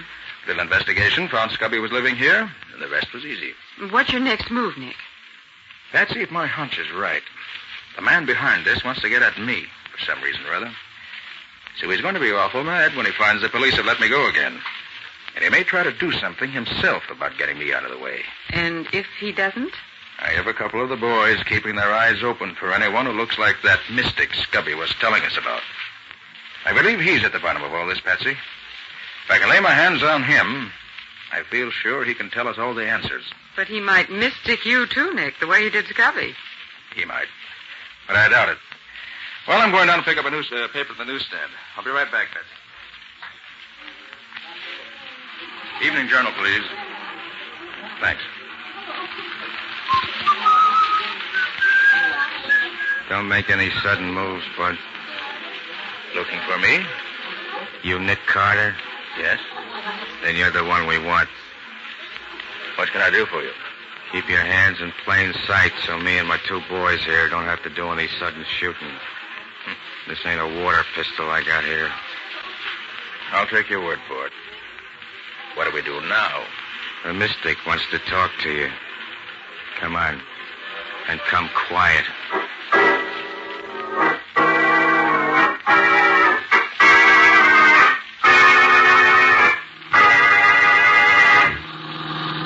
Say, friend, any idea why the mystic wants to talk to me? I don't think he likes the idea of the cops letting you go after they took you to the jug. He thought you was out of the way for keeps. So now he's going to do something himself about getting rid of me, huh? No. Me and the boys are going to do it for him. When? Now. As soon as we get down to the pier. Oh. An old abandoned pier, I suppose. Yeah. One where there ain't nobody to bother us when we take care of you. Just around the corner. What are you planning to do with me? A couple of sash weights tied to your legs will do the trick. After putting a couple of bullets through your head. Lucky. Yeah? You get out the sash weights and the rope. They're in the back of the car. Okay. Barney. Right. You go get the girl. We'll take care of both the girl and Carter at the same time, like the boss suggested. All right, Carter. You and me will walk out on the pier together. But don't forget, I got this little persuader in my hand. It's getting dark, which is what we want, but even if you can't see this .38 of mine, it's still there pointing at you. I have no doubt you're right, and I shan't forget. You know you can't hope to kill me and not pay for it. I'll take my chances on that, Carter. You ain't the first guy I bumped off, and you ain't gonna be the last. This'll be far enough. Well, then, there's not much I can do about it, is there? No. Oh, is that the girl coming with your pal there? Where?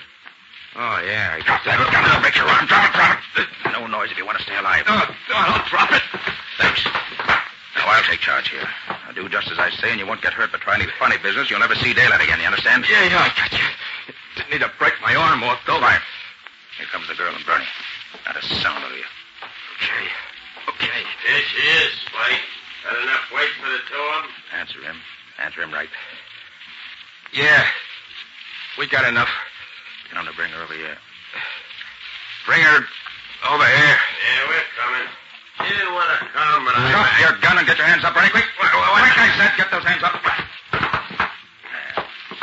I'll take your gun, too. Now, Bernie, come over here. Just a little closer now. What are you going to do? It's getting dark now. It's time for bed. So I'm just going to put you to sleep. Like this. Gee, you're wonderful. You don't have to kill him, do you, Carter? I didn't kill him. You Nick Carter? Why, yes, I am. Oh, I've been praying something like this had happened, but I didn't think it would. Quiet. We're not out of the woods yet. All right. Hey, Quiet. Spike, keep your mouth shut if you want to keep on living. When he gets here, tell him to bring you the weights and stuff. What'll I do with this stuff? Now, tell him. Bring this stuff over here, Lucky. Okay. Don't move, Lucky. I've got the gun this time. All right, young lady. Will you get the gun out of his pocket, please? All right. Here it is. I'll take it. Thanks. Now, Lucky, I want you to tie up your pal Bernie there. Huh? Then you can tie up Spike. Yeah, Then I'll tie you up. Give the finishing touches to all three of you and be on my way. You mean you're going to leave us here? That's exactly what I mean. Why, you All jerk. right, Lucky, get busy with those ropes. Time's getting short, and I've got a real score to settle with your boss.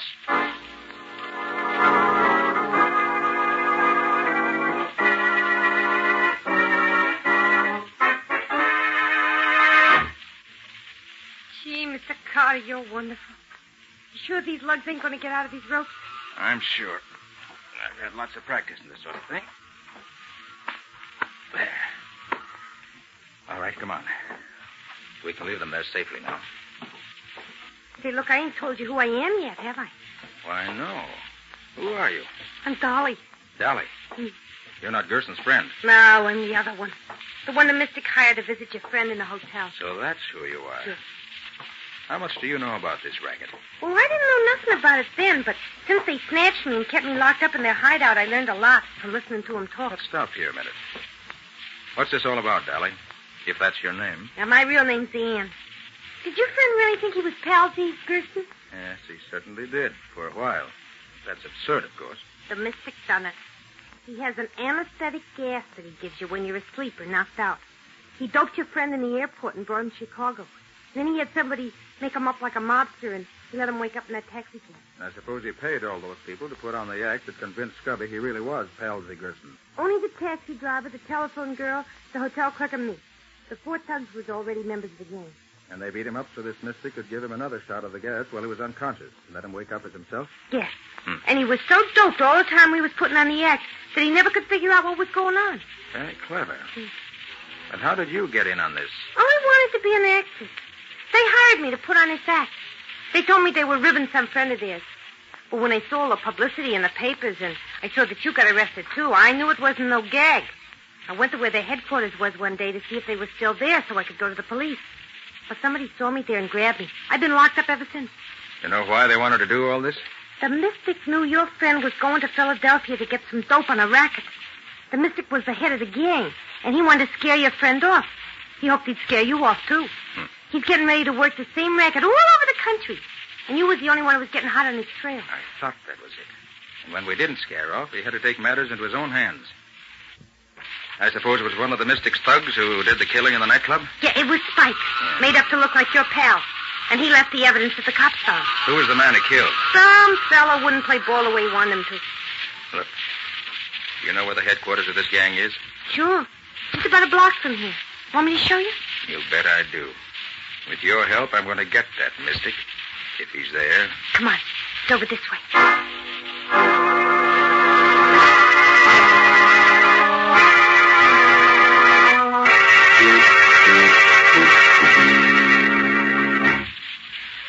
That's the place. That little house beside the warehouse. Is there another entrance? Yeah, round on the side. That's all. How many in the gang? 5 besides the boss. You got 3 of them tied up on the pier. Good. Can you handle a gun? I don't know. I'll try it if you want me to. Good. Take this one. Go around to the other door. When you hear me fire once, you shoot that gun 6 shots fast. Can you do that? Sure. What are you going to do? When I pick the lock on this door, go in and try to trap them. If they try to make a getaway through the other door, the shots you fire will make them think they're surrounded. Okay? Sure. Good luck, Mr. Carter. I'll be listening for you. Now, Mr. Mystic, let's see how mystical you really are. First, I get this door open. There. That was easy. Guess they're not expecting trouble. Now to find them.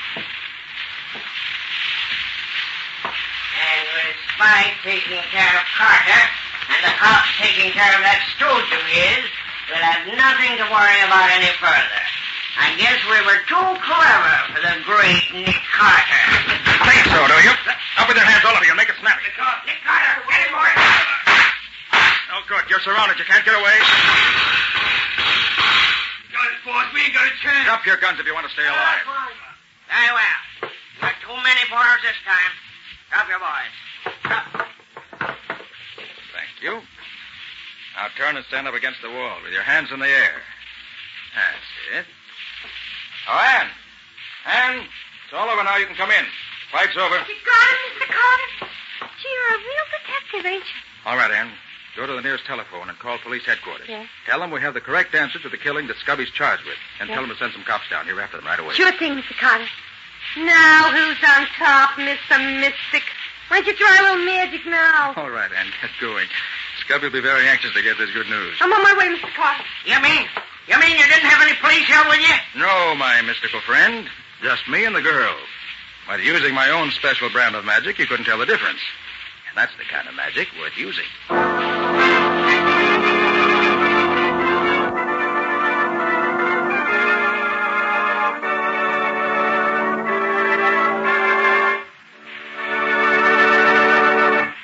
This has been another of the strange adventures of Nick Carter, Master Detective, which are brought to you regularly each week at the same time by WOR Mutual. Well, Nick, I'd like to hear a few of the high spots from next week's story. Okay. Next week's story started with a cat. But not a common, ordinary cat. This one was a lemon yellow Persian cat with a pedigree. The chase started when I tried to find the said pedigreed Persian puss, which had been stolen from its rightful and very ultra owner. But before long, I found I was involved in theft, kidnapping, murder, and other varieties of lawbreaking. Which included being hit over the head and being shot at in the dark. Not exactly an amusing case. No, Patsy, it was a deadly serious case before it was finished. I call it A Cat Brings Death. Or The Mystery of the Missing Persian. And that's all for now. So long. So long, everybody. And so long to you both, Nick and Patsy. In the strange adventure you have just heard, Nick Carter was impersonated by Lon Clark, Patsy by Helen Schultz, Scubby by John Kane. Original music was played by Lou White. The entire production was written and directed by Jock McGregor.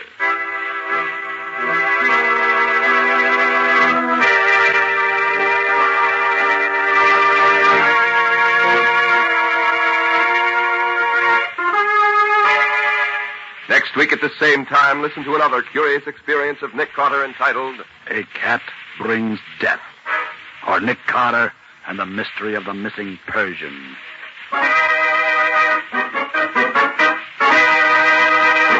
This story is a copyrighted feature of Street and Smith Publications, Incorporated. The Return of Nick Carter is produced in the studios of WOR and is broadcast over most of these stations every Saturday evening at 10:15 Eastern War Time.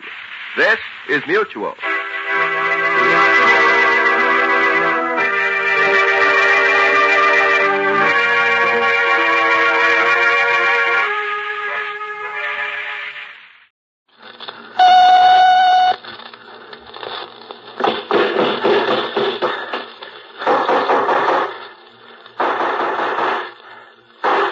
What's the matter? What is it? It's a case for Nick Carter, Master Detective.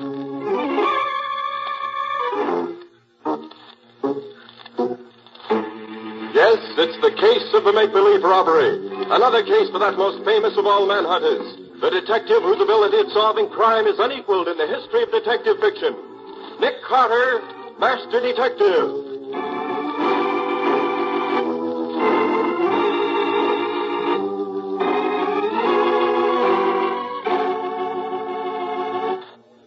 So, Assistant Director, well, how about putting me in this picture, too? Why should I pay you $10, Sissy? You ain't no cop.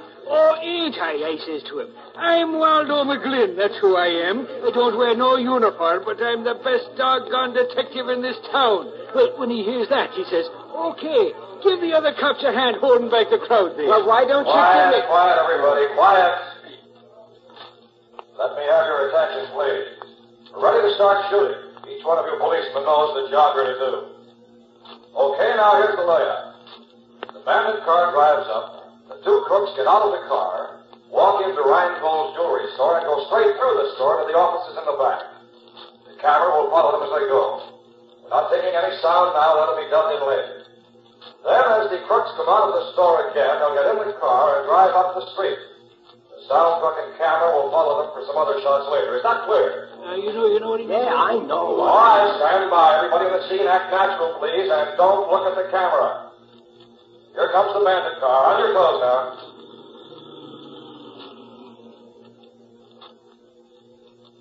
All right, you two crooks, look around. Now walk into the store. Don't hurry. Now, straight down the main aisle to the rear. That's it. Now go into the office. You know what to do there. All right, now stand back. Don't shove. Take it easy, will you? Gee, McGlynn, this is exciting being part of a real moving picture. Oh, I don't know. It's all right if you ain't never done it before. Have you ever been in a picture before? Have I been in a picture? That's what I said, have you? You know, this ain't a bad way to make $10, just standing around watching some other guys work. I bet you've never been in a picture. Hey, those were pistol shots. Come on. Hold it, you dope. Those were part of the moving picture, remember? Oh, yeah. I just wanted to find out what you'd do. Who are you, kid? Look, when I was out in Hollywood, I used to be the top... The two bandits are coming back now. All right, you two, now just take it easy. Nobody's going to stop you. That's it. Now get into your car and drive off down the street. We'll follow you for the other seats. Now get going. We'll be right behind you. You policemen hold back the crowd until we get well down the street, and then you can let them go. You'll get your checks at headquarters tonight. Thanks, and so long. Well, that's that. Yeah, I sure wish I could make $10. Hey, what is it, lady? The cashier's been murdered. They shot him down. It's cold blood. Take it easy, lady. He ain't dead. This was He just ain't dead, I tell you. Shot through the head. He's really dead.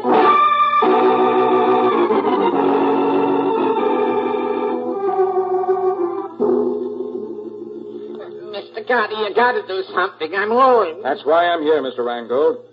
Mary, I'm amazed that at least one of your cops wasn't bright enough to have seen through this phony moving picture business. Oh, don't rub it in, Nick, please. Was headquarters ever approached at all? Never. The individual cops were the only ones they contacted. $1 million worth of beautiful stones they took right out of the main safe and killed my cashier. Well, don't you carry insurance on your jewels, Mr. Rheingold? Sure, I carry insurance, but I lose all my stock stones. Well, did you know about this moving picture business in advance?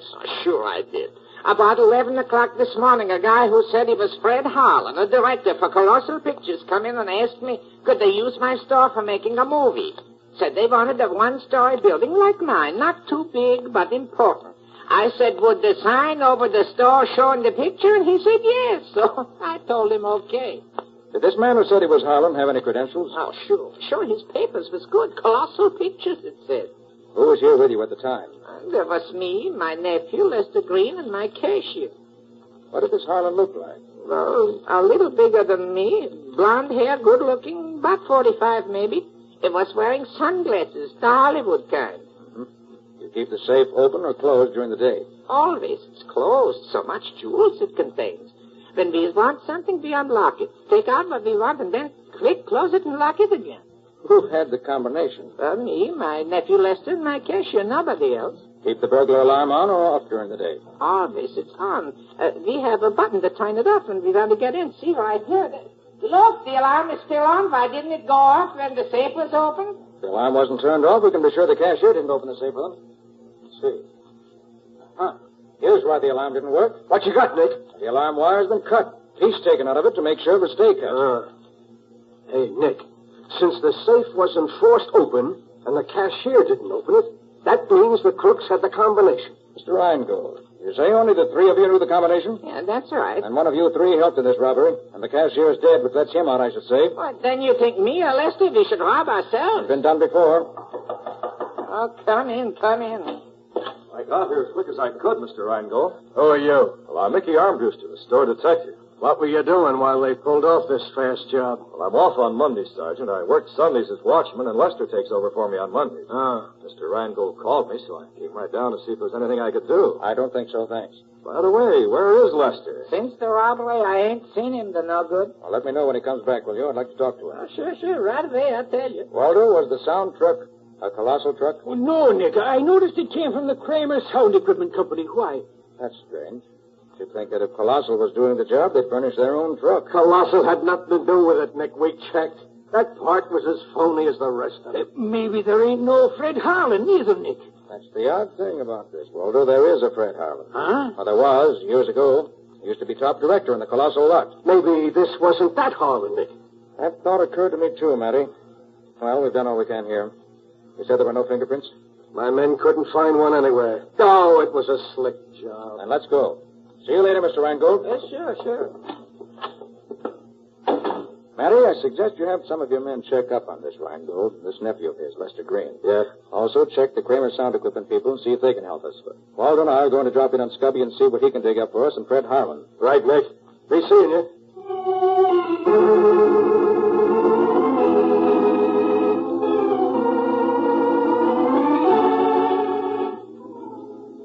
Now, Mr. Kramer ain't here now. When'll he be back? I don't know.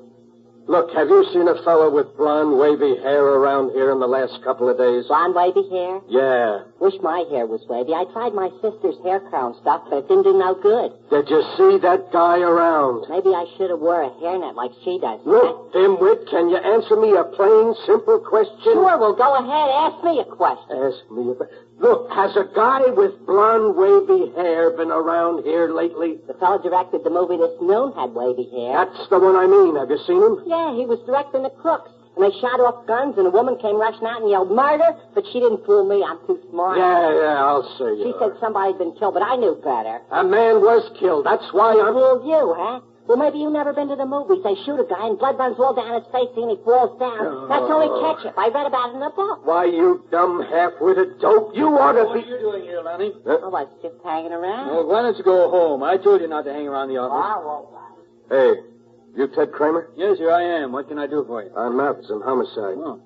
You seen a man with blonde, wavy hair around here recently? Oh, you must mean Fred Harlan, the movie director. Yeah, that's the one. Yeah, sure. He was in here yesterday. Hired my sound truck. He tell you anything about himself? Well, he said he was an old-time director and showed me his credentials. Said he was doing a job for Colossal, but they weren't furnishing the truck because the job was too small. He had to furnish the cameraman, too. Know who he was? Yeah, he's a friend of mine. I recommended him, and Harlan hired him. Darn good man, too. Does a lot of picture work. What does this Harlan look like? Oh, about 5'10", good-looking. Man of about 45, I'd say. Wore big Hollywood sunglasses. But it was raining yesterday. Yeah, I know. But you know these Hollywood nuts. All right. Did he tell you anything about the job he was going to do? Yeah, he did. He was all excited about it. Said he was just shooting a few scenes, but it would give him a chance to show that he was still a good director. Mm-hmm. He's trying to make a comeback, he said. Your truck's not back yet, huh? No. He said he'd probably keep it all day. Well, okay. Thanks. See you later.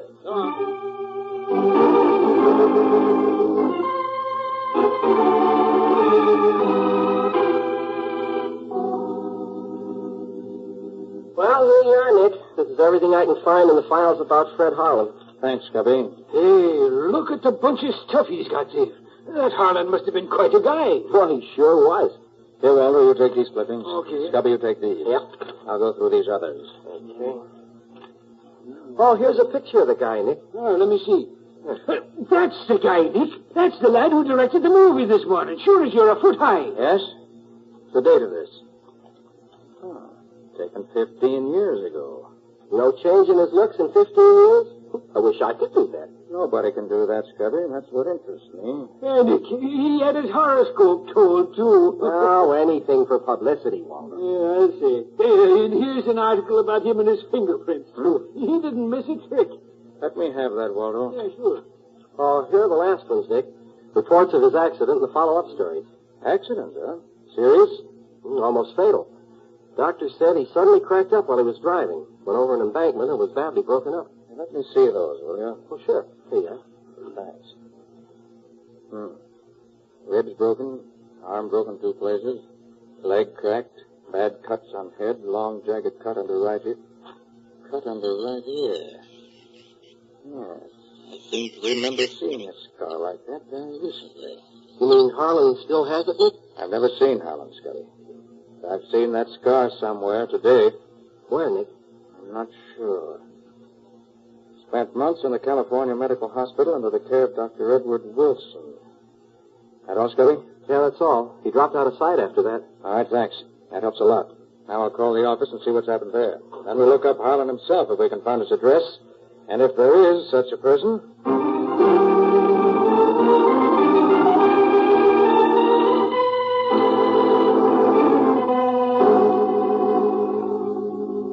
Hello, Sergeant. Anything new? Not much, Patsy. The boys are... Oh, one moment, Sergeant. Nick Carter's office, Patsy Bowen speaking. Patsy, Nick. Have you heard anything from Matty yet? Oh, he's right here. You want to talk to him? Yes, put him on. Nick wants to talk to you, Sergeant. Oh, thanks, Patsy. Hello, Nick. Matty, anything new? The boys just found the sedan the crooks used about 6 miles out of town near the river. The sound truck is in the river. They're hauling out soon as the crane gets there. Any reports on Rheingold or Lester Green yet? Yeah, we've been working fast. Nothing much on Rheingold except that he had his stuff completely insured, so he won't lose a nickel. But this nephew of his, this Lester, seems to have been quite a lad in days past. That's so. Yeah. Has a long record with the Hollywood police. Oh, nothing serious, just some studio brawls and several arrests for reckless driving. Lost his job at the studio because he was so wild. You mean he worked in a studio? Yeah, he was a bit actor for a while. Then he'd know the movie technique, wouldn't he? What? My golly, Nick. He sure would. Has he turned up yet? No, he hasn't. But we got the boys watching for him. Good. Going out to have a look at the truck when they get it out of the river? I'm on my way there now, yeah. Now take Patsy with you, will you? Why, sure. What do you want her to do? Put her on. I'll tell her. Okay. Here, Patsy, Nick wants you. Thanks. Yes, Nick? Patsy, listen. I want you to go with Matty. Get the license number of the crook's car so we can trace it. Uh-huh. Get copies of any fingerprints Matty finds and any other dope you can get. Bring them back to the office. All right, Nick. Call Dr. Wilson at... Carter here. I want to see Carter. Hold it, Nick. I'm sorry, but Mr. Carter's not in just now. Who are you, please? I'm Lester Green. Lester Green. Just the boy I want to see. Who are you? Sergeant Matheson, Homicide Bureau. Oh, so you're the guy. What the devil do you mean by telegraphing Hollywood, checking up on me? We wanted to find out what kind of a guy you are. And we did. Oh, so I get into a couple of jams out there. What's that to you? Plenty. Right now? Well, I was just a kid when I was in Hollywood 6 years ago. I'm different now. Says you. You got into jams out there. Now you're in a jam here. Who says I'm in a jam? I do. You want a poke in the nose? Just one little poke, mister, and you'll find yourself behind bars. Okay, Nick, I'll take care of everything. Bye. Now then, what do you know about the robbery of your uncle's store? The store? Yeah. Rob? Yeah. When? Oh, I suppose you don't know nothing about it. Well, no, I don't. Huh? Well, then you won't mind answering a few questions for me, will you? Gosh, no. Well, that's better. Now, I gotta go out to have a look at that truck, so suppose you come along with me. On the way, you can tell me everything you've done since you got up this morning.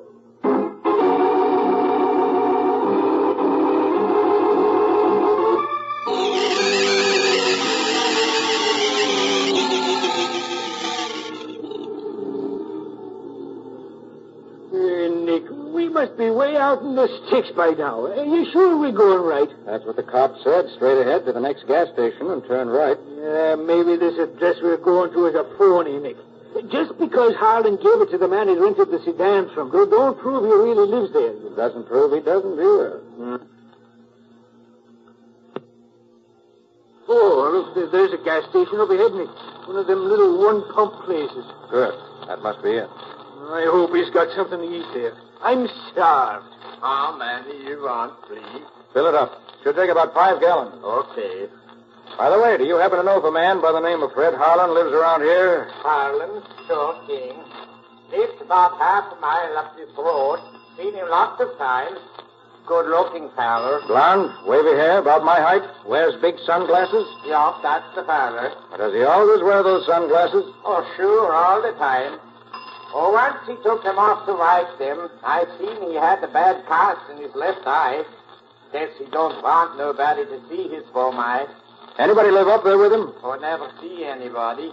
Always alone when he come in here.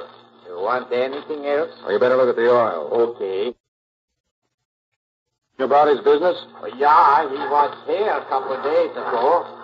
Told me he was movie director. Said he was going to have chance to make a picture and gone back again. It's the same guy, all right, Nick. And it is Howling. Maybe. Have you seen him in the last few hours? No. He went out of here this morning early. I ain't seen him since. Well, his dog is still there, though. I hear him barking a while back. The mean creature, that dog.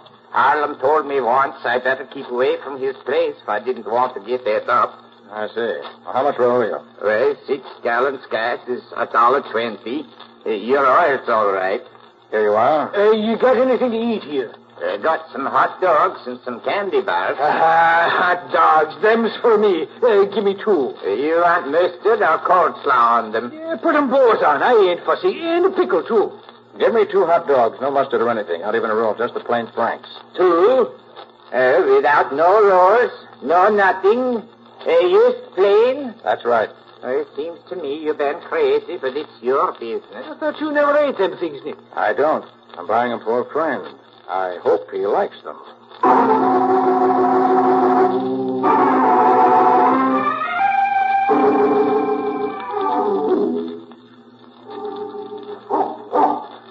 Hey, Nick, it's almost dark here under these trees. Yeah. It isn't a very attractive place Harlan lives in. That must be the dog you told us about. Yeah, the dog. I hope he don't decide to take a bite out of my leg. Well, if my plan goes right, Walter, this dog won't take a bite out of either of us. Now, let's see if Harlan is home.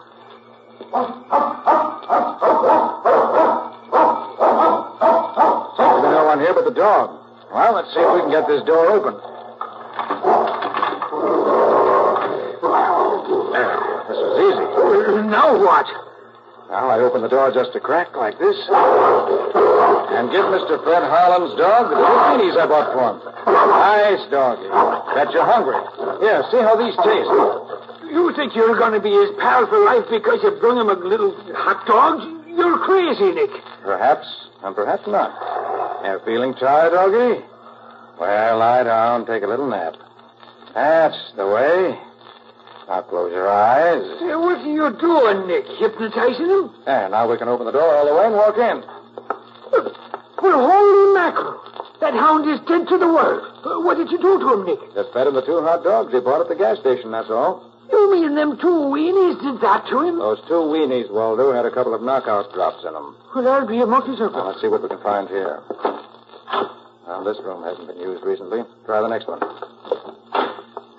No, this one ain't either. Dust is thicker than the rug. That's just the kitchen. Yeah. You used this room, all right. What a mess. If you start hunting for clues in this place, you got yourself an all-night job. And I can't spend that much time on it. Well, let's have a look upstairs. Yeah. You know, the guy at the gas station said he never spent much time here. Well, maybe he just lived in one room in the kitchen. I think you're right, Waldo. Yes. And this is undoubtedly the room he used when he was here. Nick, do you suppose the crooks talked Harlan into a deal and then bumped him off when they were through with him? Waldo, the fact that the man who ran this show looked like the Harlan of 15 years ago leads me to believe that there's been an impersonation. Yeah? But who impersonated who? That's what I'm trying to find out. Now, first, let's pick out some good fingerprints. Should be plenty of them on this dressing table. Yeah, here. And here. Zip them off for the files. You mean the way you showed me the other night, huh? Yes, use the clear Scotch tape. Okay, Nick. Hey, did you notice all the makeup he's got here? Yes, and there's several pictures here that look like those taken 15 years ago. You notice? Yeah. Looks as if they've been used as models for making up. Here, what's this? Hairs. Blonde, wavy hair. Hey, that's what we're looking for, ain't it? Yes. Uh-huh. Now we're getting somewhere. Waldo, these hairs didn't come out of a head. They came off a wig. Off in a wig? How do you know? Have no roots on them. Made up in a wig, huh? Now I know that was an impersonation. Oh, Nick. Just happened to see this here in the wastebasket. What is it? It's a piece of wrapping paper. From Rheingold's jewelry store. And do you see what it says on it here? To be called for. Yes. And look at the name of the one who was to do the calling. Yeah. Well, what's the connection between him and Harlan, Nick? A very strong one, I believe. You got any ideas? I have. Right now, we're going back to the office to gather up what loose ends we can. And you're going to bring Harlan's dog along with you. Bring the dog? Are you crazy, Nick? Maybe I am. I'll bring him along just the same.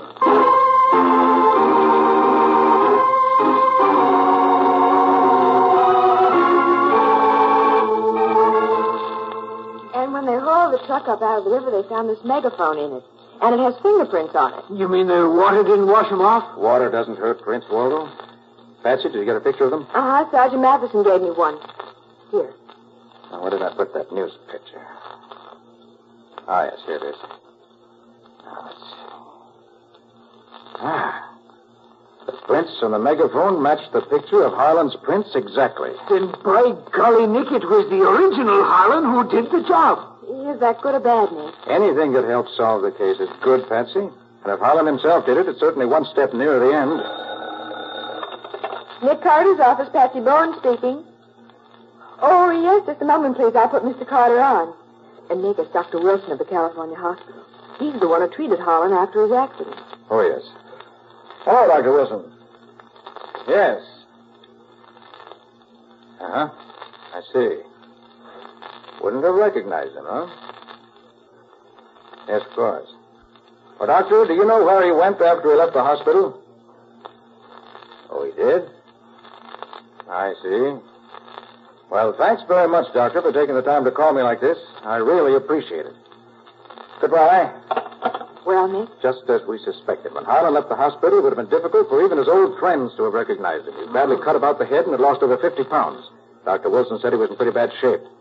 And he came back here to live. Nick, I'm getting all balled up here.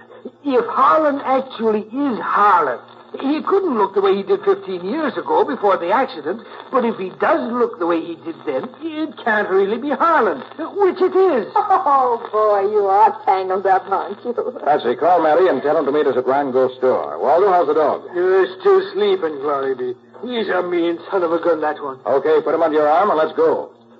Put him under your arm and let's go. It's all I can do to lift the brute off the floor. No, don't gripe, Waldo. Just be glad it isn't a Great Dane. A great... Oh, nuts. Come on, you.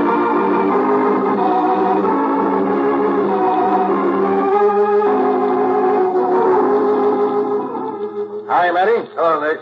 Ah, so you brought Lester, too, huh? Excellent. Yep, I thought we might as well all be here for the fireworks. So, Mr. Carter, you got news for us, yes? I have, Mr. Rheingold. I have news, the solution of the case, and the name of the murderer. You hear that, Mickey? That's the kind of a detective you should be. The way you should catch more people stealing in my store, maybe. Well, how'd you do it, Mr. Carter? I don't mind learning something when I can. I studied the facts and found out more facts. I discovered that this robbery today was the result of years, probably, of careful planning, of leading a double life, of the killer being himself half the time and somebody else the rest.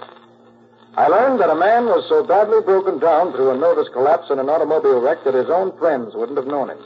And he traded on that fact, got himself a job of trust and confidence. In fact, he became an employee of a jewelry store. He was a store detective. Well, what do you know about Carter? Are you insinuating I'm insinuating nothing. I'm giving facts. You got yourself this job here, watched and schemed and planned, and when you were ready, pulled this phony movie setup and robbed the safe. That's hard to believe, Nick. Have you got proof? Waldo, let the dog in. Okay, Nick. I'm glad I am to do it. Hey, what's all this, Nick? Why the dog guy? That dog belongs to Harlan. He also belongs to Mickey, as you can see by the way he greets him. For a while, I thought somebody impersonating Harlan had done this robbery, but I finally realized that the man who impersonated Harlan was Harlan himself, now known as Mickey Armbruster. Yeah, man, mixed up. You got more proof than a dog, Mr. Carter? I have. When Matty takes Mickey's fingerprints, he'll find that they match these prints of Harlan's I found in a newspaper. And they'll match the prints found on the megaphone the phony movie director used. And you'll find Mickey knew the combination of the safe also. It took time to get it, but he was in no hurry. When he was here in the store Sunday watching, he cut the burglar alarm wires as a safety precaution. And he wore the dark glasses while he was playing Harlan to conceal the cast in his eye, which, as Mickey, is so plainly evident. Well, Mickey, am I right? Yes, Carter, you're right. Thought my plan was foolproof. If by impersonating myself as I looked 15 years ago, I'd throw you all off the track. My jewels. Mickey, you bum. They're my jewels. Well, you'll never see them. My pals will take care of me when the time comes. Who'll work with you, Mickey? You don't really expect me to tell you that, do you? They're friends of mine. I'm going to need friends before this is over. You don't have to tell us who they are, Mickey. We'll find them without your help. As a movie director, you should know better than to take moving pictures of your pals and then not destroy the film. That's the best evidence in the world. The camera was on the sound truck when we drove it into the river. It was, but it just happens that the camera was watertight and the film is still good. It's being developed right now. And when we get a look at it, we'll be able to pick up your pals and recover all of Rhinegold's jewelry. The movie you were making may have been a phony, but the film you took was real. And your conviction is going to be real, too. You can depend on that.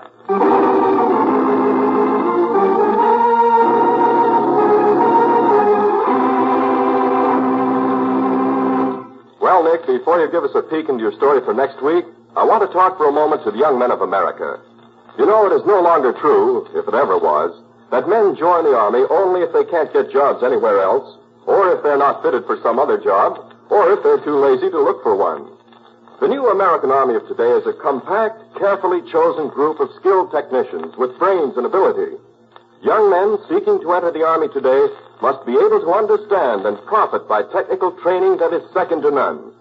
The skills that the men in the new American Army acquire, no matter what branch of the service they may be in, equals and often exceeds that demanded by many of the best-paid civilian trades. You can do no better for yourself and your country than to join the new American Army and become an informed technician in at least one of the many specialized fields offered. Excellent advice, Ken. Well, Nick, what about your story next week? Well, next week, Ken, I'm going to tell you about an adventure I had recently when an explosion of unknown origin burned down a warehouse. An alarm clock missing from an ex-soldier's trailer proved that the fire was incendiary. And a bit of green paint on a crowbar led us directly to the firebug himself. Who wasn't a firebug at all, but a crook who wanted to get rid of some very incriminating evidence. What do you call this story, Nick? I call it The Case of the Missing Alarm Clock.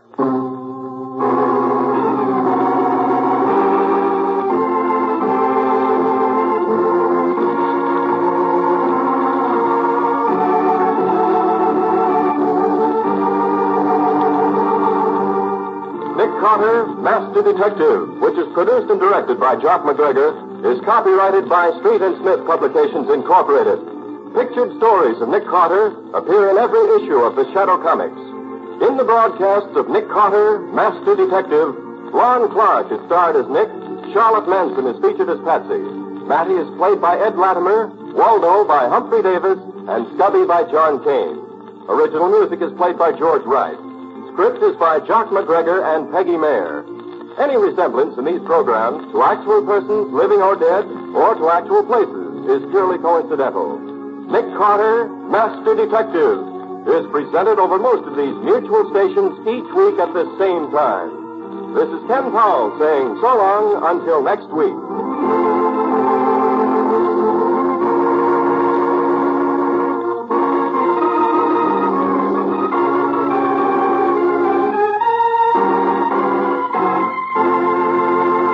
This program was heard in Canada through the facilities of the Canadian Broadcasting Corporation.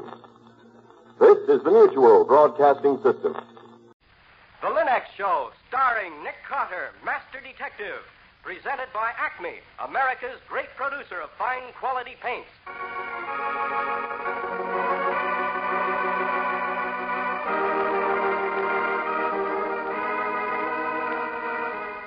This is the story of a man known the world over as one of the most daring and resourceful characters in the history of detective fiction.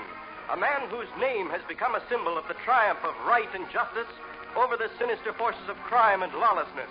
A man recognized as one of the great masters of deduction. Nick Carter, Master Detective.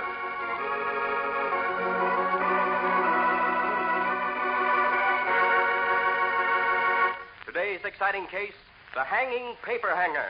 Another exciting chapter dramatized from the life story of Nick Carter.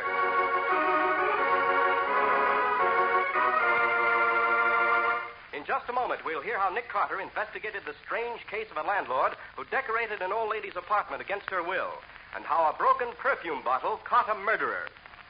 August means dog days. And dog days mean heat. But you can have plenty of time for cool, leisurely relaxation when you do your homemaking the easy Linux way. Just follow the example of wise American homemakers everywhere who have learned the magic shortcut to household care. Those 3 great Linux home brighteners. Linux Clear Gloss, the modern brush-on finish. Linux Cream Polish for fine furniture. And Linux Self-Polishing Wax, the amazing new quick-drying wax product. Start now to enjoy extra relaxation every day. Enjoy that added leisure in a home that's sparkling with bright new beauty. Just ask your hardware, paint, or department store for the 3 great Linux home brighteners. And save time the easy Linux way.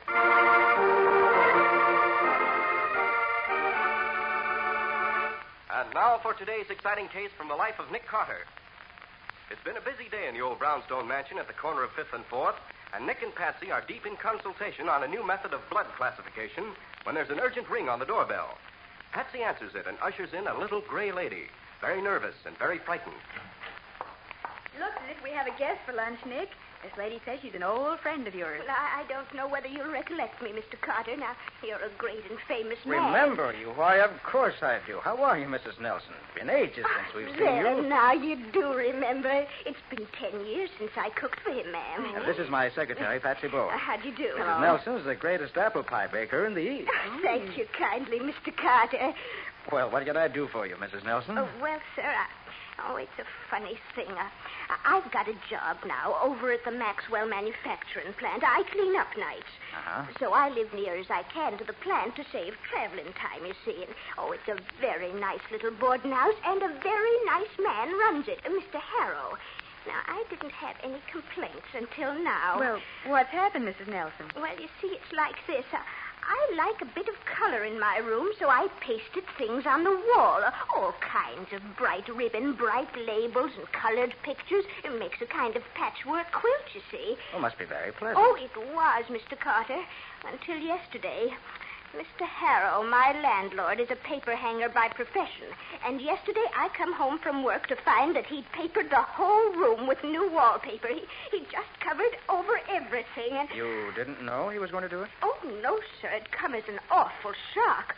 I says to him, Mr. Harrow, you take that paper off. I want my own decorations back. And he says, Mrs. Nelson, you got wallpaper free, gratis, and for nothing. And you just be grateful. He didn't paper any other room in the house? Oh, no, sir, no. About how big a room do you have? Oh, a middling-sized room, sir. So you're upset because you've lost your own decorations, and you want to know why a landlord should paper your wall without you even asking for it. It's worse than that, sir. Oh? I know why he won't take that paper off. There's code on it, that's what. And he's a spy, that's what he is, Mr. Carter, and that's why I've come to you. I see. Well, Mrs. Nelson, we can't let an old friend down. We'll go right out with you and investigate this coded wallpaper. Oh, thank you, sir. And even if there are no spies involved, we'll see if we can't get your old decorations back. Nothing's too good for the champion apple pie baker of the East.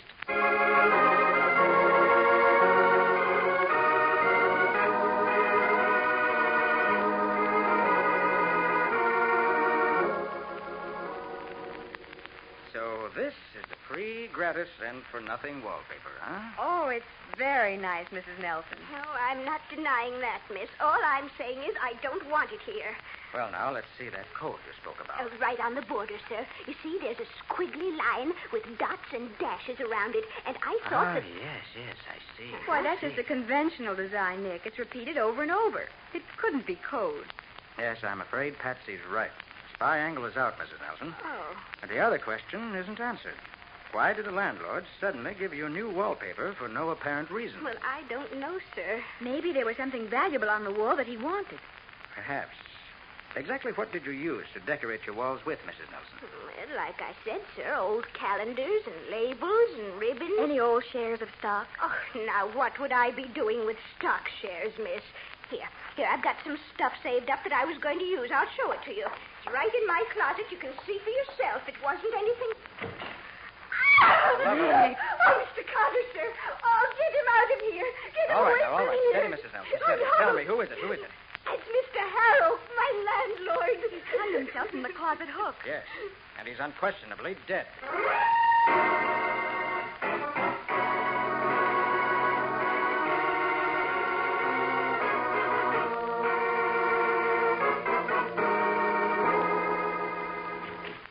Patsy? It's me, Nick. I got Mrs. Nelson down in the sitting room. She's feeling a little better. Golly, what a mess. Yes. She begged me not to send for the police. She's afraid if she gets mixed up in a police case, she'll never get another job. But you've got to call the police in on a suicide, don't you? We're not going to call in the police. And this wasn't suicide. Nick. Look here, Patsy. Harrow apparently hung himself from this hook high up in the closet wall, right? Yes. How did he get there? Well, he stood on that clothes hamper under his feet, tied the knot around his neck into the hook, and then hung himself. Then how do you account for the fact that the clothes hamper is 15 inches under his dangling feet? Oh. What did he do? Jump up? Pull himself up? Impossible. And it's murder. With a capital M. Oh, Nick, we better call in the police. And just about ruin everything for Mrs. Nelson? What would an officer of Sergeant Matheson's caliber say when he found a man murdered in Mrs. Nelson's room after they'd had a fight about wallpaper? Oh, yes. Then he'd have no choice but to lock her up and hold her on suspicion of murder. Exactly. I said I'd do Mrs. Nelson a favor, and I will. I'll crack this case with a minimum of trouble for her. I don't like it, Nick, but well, what do we do? Well, look here, Patsy. You can't miss the connection. The murder's tied up with the wallpaper. Well, that's right. The only trouble is, what's the wallpaper tied up with? Something on the wall. Okay. Run your fingers along the wall. Mm-hmm. Feel the lumpy pattern of Mrs. Nelson's decorations under the paper. Mm. Mr. Harrow did not put up that paper to steal anything from underneath. Then why did he? The obvious answer, to conceal something. Conceal what? That's what I'd like to find out. Come on down to Harrow's rooms. Mrs. Nelson said it was in the back of the house. Probably find his paper hanging equipment there. And then what? Then we're going to rip this paper off the wall.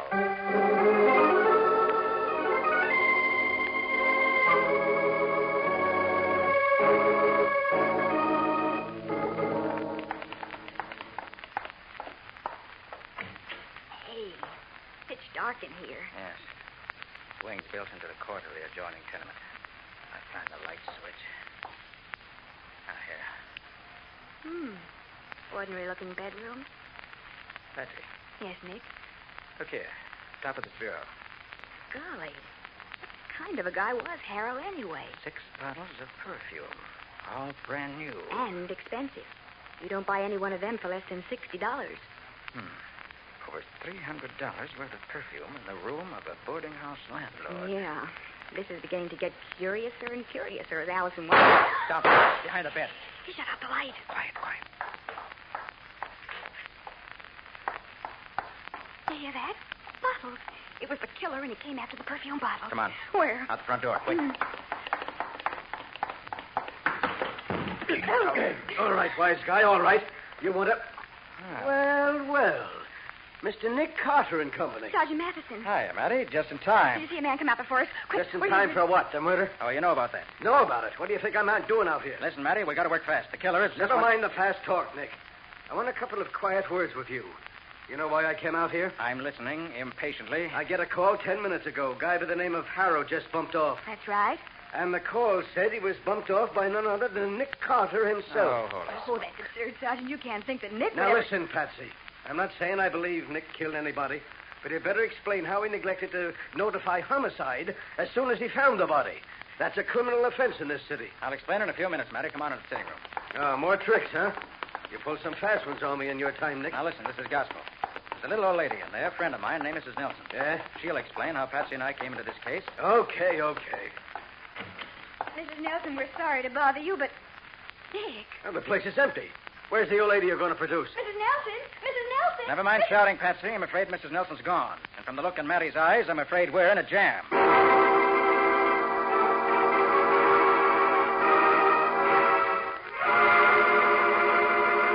A murder committed because of wallpaper. A killer who steals perfume bottles. And a disappearing witness. How is Nick going to straighten this out with Sergeant Matheson barking over his shoulder? We'll see in just a moment. There's an old saying that if you want something done well, it's best to do it yourself. But nowadays, the truth is this. When you want your floors and linoleum to have perfect care, let Linex self-polishing wax do the job. You see, Linex self-polishing wax is completely new, developed by leading research chemists to give you the finest, as you'll prove for yourself in one quick home test. Apply Linex self-polishing wax to any hardwood, linoleum, or rubber tile floor. It takes just a jiffy to wipe on and dries without tiresome rubbing to a handsome luster that lasts and lasts. First, you'll notice the satiny beauty that only real wax can give. Second, when you step on that floor, you'll learn why Linex self-polishing wax is called the anti-skid finish, for your floor is less slippery than it was to begin with. This fact has been proved by the underwriters' laboratories. And third, you'll be delighted with the way the finish lasts, for Linex self-polishing wax has the highest possible content of genuine carnauba wax. There's no doubt about it. Linex self-polishing wax is well worth trying. Once you've tried it, you'll follow the example of all the wise American homemakers who use it regularly. Ask your dealer now for Linex self-polishing wax, for all three great Linex home brighteners, the modern shortcuts to household care.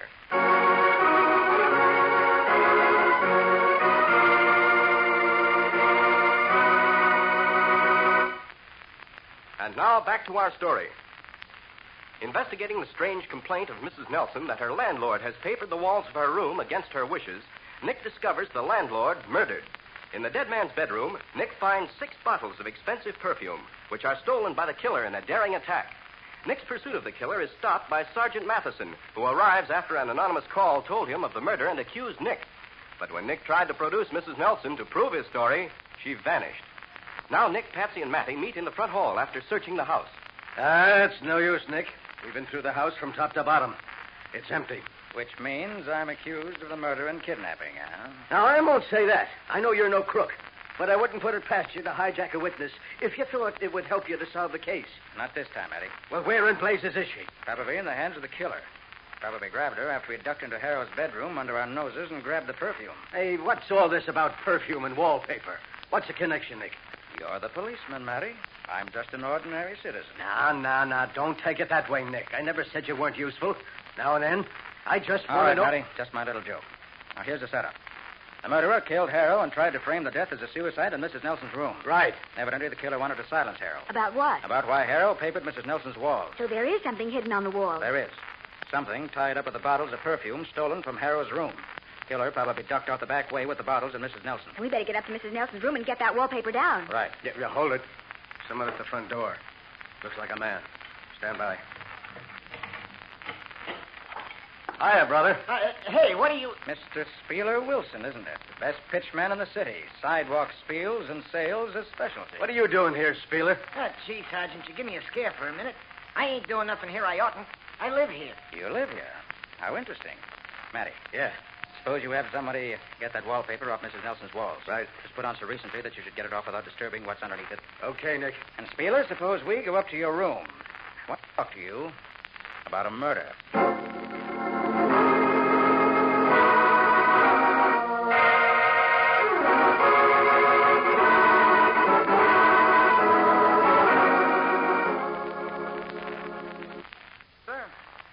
Just what do you know about the lady who lives next door? Yeah, Mrs. Nelson? We've been pals over a year. I got her a job. Over at the Maxwell plant? Yeah. That doesn't make sense, Spieler. Mrs. Nelson said she moved in here to be near a job to save traveling time. I was sure it makes sense. I didn't say I didn't know her before she moved in. I got her the job and got her to live here. You know anything more about her? How she spent her time? Well, not much. She cleaned up in the plant from 6 to midnight, come home around 1. Didn't usually get up till 10. Used to hang around the house mostly. Hey, Nick. Come on in. We got most of the paper off. Coming, Matty. One last question, Spieler. What did you have in that satchel you were carrying when you came in? Mind if I have a look? No, Mr. Carter, but well, it wouldn't interest you. It's just the stuff I've been pitching on the streets these days. Wouldn't interest me, would it? Look here, Patsy. Golly. Bottles and bottles of perfume.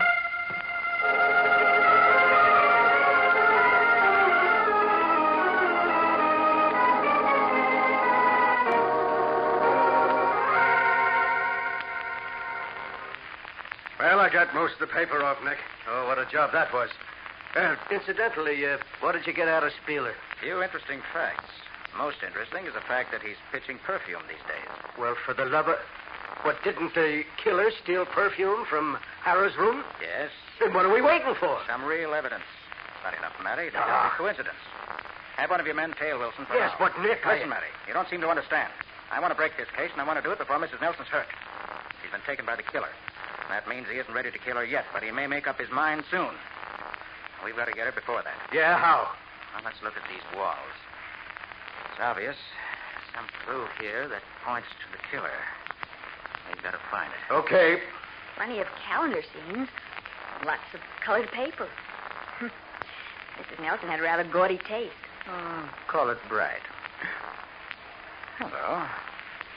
Here are labels. These look like hatbox designs. Some over here look like drug labels. Drugs? Narcotics? Maybe. Only here's something that's a lot more interesting. Patsy, Mm-hmm. remember the name of the perfume stolen from Harrow's room? Yes, it was Paris's Danger. And the name of the perfume Spieler is selling? Paris's Exotic. And here are labels all from the Paris firm. Exotic, Danger, Nuance, and so on. So what? Why did Mrs. Nelson get hold of them? Well, she bought them, or she picked them up somewhere, or... She didn't buy them. You can't buy exclusive firm labels. And she didn't pick this many up just somewhere. Where would you find 50 perfume labels all at once? Well, maybe she got them off old perfume bottles. Best suggestion so far. Only one hitch, Patsy. In the material Mrs. Nelson had in her closet for decorating her walls are 10 more perfume labels, and they're all brand new. The mucilage on the backs is fresh and untouched. Well, for the love of Pete, Nick, what's it mean? It means Patsy and I are going down to the Paris company and find out where their labels are made. There's got to be a tie-in between them and murder.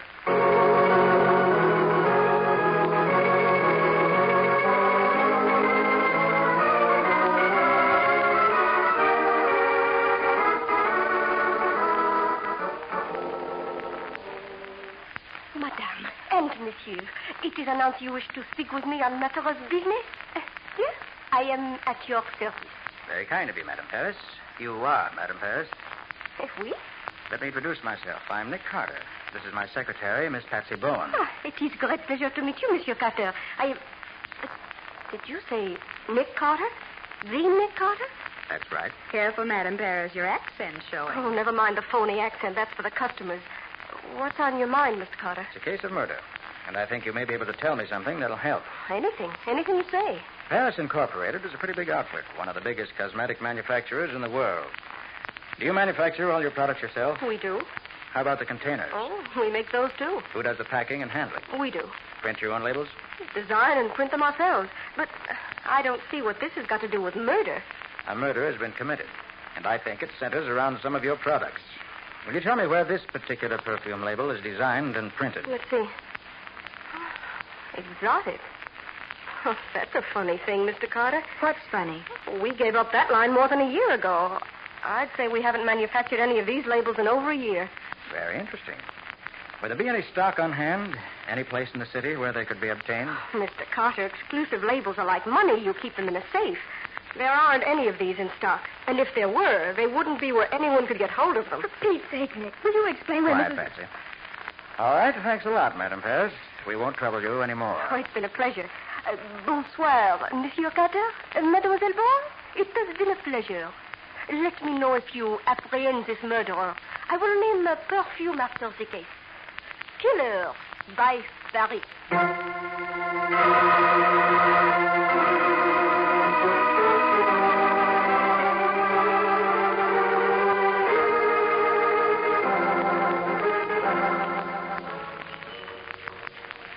Nick, this is awful. Looks like we aren't going to get anywhere with this case. You're wrong, Patsy. Hmm? Get into the car. You mean you found something? Even though Madame Paris said Madame Paris said plenty. Get in. Oh, wait. For the love of Pete, again. That car that just drove off. I know. Get in quick. Keep your eye on him. Is the killer after us? Yes. Can you still see the car? Yes, it's up ahead. Turning into that side street. What's the license number? Get it down. Oh, I can't see it. He spattered it with mud. Hold on. We're making the turn after him. Okay. See him? I think so. He's turning again up ahead. We'll get him. Nick? Oh, correction. He got us. Looks like we've blown a front tire. Seems like we ran through a mess of broken glass. A little too coincidental to be real. Come on, Patsy. Right. Let's have a look at that glass. Seems to me Mr. Killer's a very smart person. A mass of broken glass thrown out behind his car would be just the thing to slow up any pursuers. And here we are. Nick, they're perfume bottles. They must be the ones stolen from Harold's room. Thrown overboard to save the killer's skin. I'm afraid it didn't work this time. You want to know why, Patsy? Why? Because this is a side street, and all I can smell is uncollected garbage. Why, Nick, are you crazy? Don't get it yet, huh? All right, wait till I call Matty and get a police car. And we'll call on the killer and let him explain himself.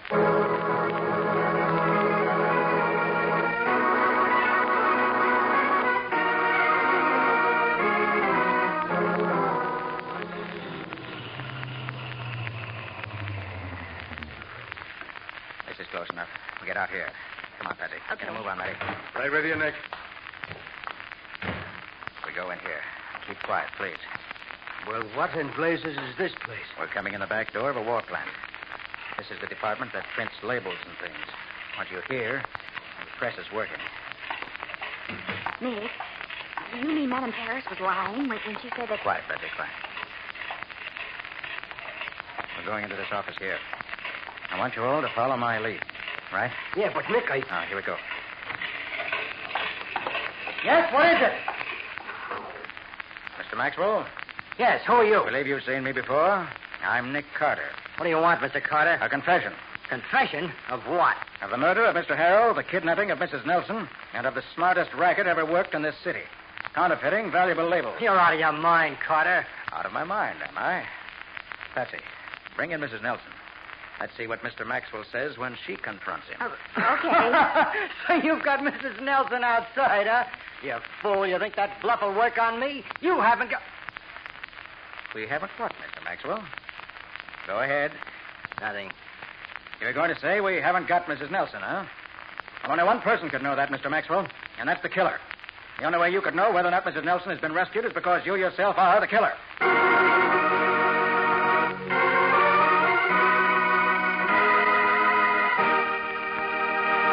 In just a moment, Nick will be back to give you the final details of today's story and explain how he knew Maxwell murdered the Hanging Paperhanger. Fine furniture is a proud possession for any family, but furniture doesn't keep its good looks without help. Keep your household things beautiful with Linex Cream Polish, the modern shortcut to furniture care. Linex Cream Polish renews the original appearance of your furniture in one easy process, for it actually cleans as it polishes, removing dust, polish accumulation, and finger marks in one quick application.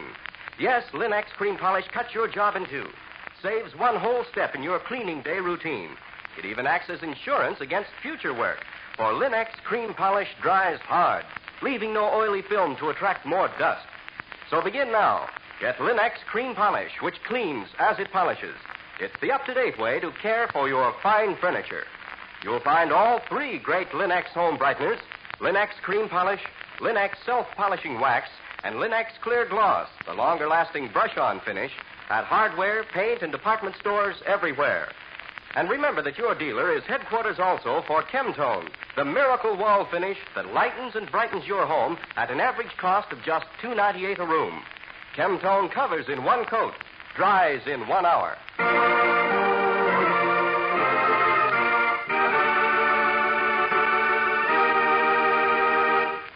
And now let's hear from Nick Carter himself. You know, Nick, I was surprised when we found Mrs. Nelson hidden away in Maxwell's plant as we did. Well, as I deduced earlier, Patsy, Maxwell wasn't ready to kill her until he found out exactly how much she'd told us about his racket. He suspected her because she brought me into the case. But she really knew nothing. Well, that's the point, Patsy. On the side, Maxwell counterfeited rare and expensive labels. Mrs. Nelson used to pick some up while she was cleaning around the plant. And she brought them home to decorate her walls. But she never realized anything shady was going on. No, of course not. Now, Spieler Wilson bought his phony labels from Maxwell for the phony perfume he sold. Uh-huh. And when he saw some of those labels on Mrs. Nelson's walls, he warned Maxwell that someone else might see them and get wise to their racket. Oh. So to cover up quietly, Maxwell had Harrow paper over the walls. Unfortunately, Harrow probably got wise when he found the fresh labels on Mrs. Nelson's closet, the one she was saving to put on the walls. He took some down with him and prepared phony bottles of perfume, pasted the labels on, and had plenty of evidence to blackmail Maxwell. So Maxwell killed him, and then came back for the bottles when we were there. Right. All of Maxwell's efforts centered around covering up $1 million racket. He killed Harrow for this. He trailed me, and when it seemed I was ferreting out his secret at Madame Paris, tried to kill me. Nick, that brings us to your crack about smelling garbage after he stopped us by throwing those perfume bottles in front of our car. Well, that was obvious, Patsy. If there'd been real perfume in those bottles, we'd have smelled nothing but perfume. As we didn't, it showed the bottles contained doped-up water, proving definitely that bottles, perfume, and labels were all phony. Oh. Well, Nick, what story have you got for next week? Well, Patsy, next week we have a very strange case. I received a letter from a housemaid in a wealthy home on... Old Dutch Cleanser, famous for chasing dirt, presents Nick Carter, famous for chasing crime.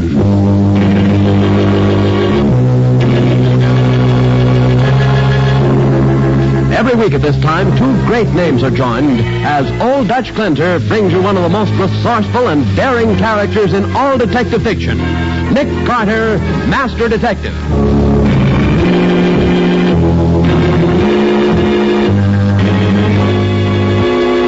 But, Nick, how do you know it couldn't have been suicide? The evidence shows it, Patsy. But the windows were locked on the inside. No one went through the door.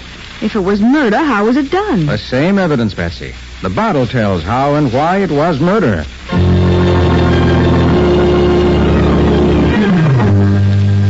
Now for the case of the Crystal Prophecy. Today's adventure with Nick Carter, brought to you by Old Dutch Clinter. Our story begins in Nick's office about 10 o'clock one bright, sunny spring morning. Well, I'll be darned. What is it, Patsy? Nick, I'm following the latest records on suicides, and they show that during the past 6 weeks, 4 women have committed suicide. Oh, what's so curious about that? Well, each of these women was in her middle 30s. Each was a widow with quite a bit of money, and in each case, the police couldn't find a single clue to the reason for the suicides. When was the last one? Night before last. Mrs. Doris Manson. Nick, don't you think there might be some connection between these suicides? Maybe. Certainly looks like a lot of coincidence if there isn't. That's what I thought. Are we going to do anything about it? We are. We're going to finish the report I'm working on, and then we're going down to talk to Matty about this epidemic of suicides.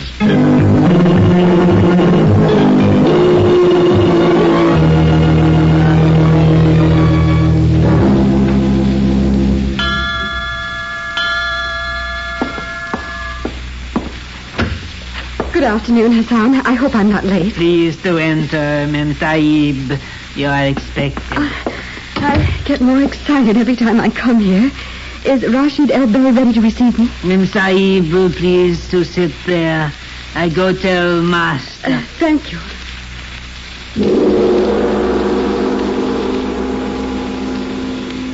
Good afternoon, Mrs. Langdon. It is well that you arrived. Oh, I couldn't be late to see you, Master. I do so want to hear more. Then what you have heard has pleased you? Oh, yes. Everything has happened just as you said it would.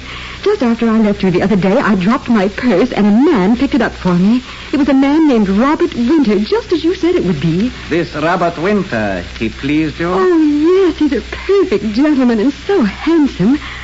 I think that he's romantically inclined, and I thought perhaps... I understand, madam. Please to draw near and look into the crystal. Do not allow your attention to wander for an instant. O ball of ever-knowing light, bring to your surface the truth about Robert Winter and Martha Langdon. Make the future clear that we may read it.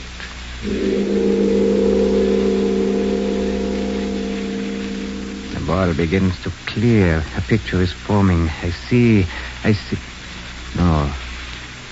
No, it cannot be. Huh? Oh, ball of crystal, are you sure? Oh, what's the matter, El-Bey?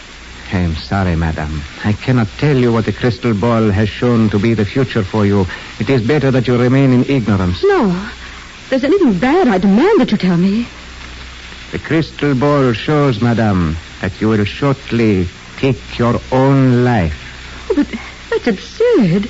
I have no reason to do away with myself. I am sorry. I am only the instrument through which the pictures are made clear. Oh, but now that I know about it, isn't there any way the future can be changed? It is difficult, madam. Very difficult. Oh, I'll do anything. Can't you help me? It is possible, madam. How? It is a long and difficult process.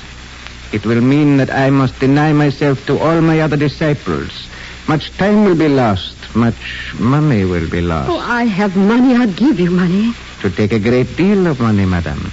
I shall have to devote all my time to watching over you until the danger is past. How much would that be? It would be $100,000. Oh, no, I can't pay that much. It is well known that madame wears pearls worth that amount. Give up my pearl? Pearls mean nothing, madame, when the owner is dead. No. I have enough willpower to keep from killing myself. And if necessary, I can hire somebody to watch me day and night for much less than $100,000. As you wish, madame. But it would not be I wise won't pay that much to anybody for something I should be able to do myself. No, thank you. As you please, madame. Good day. And may I wish you everything that fortune will bring you.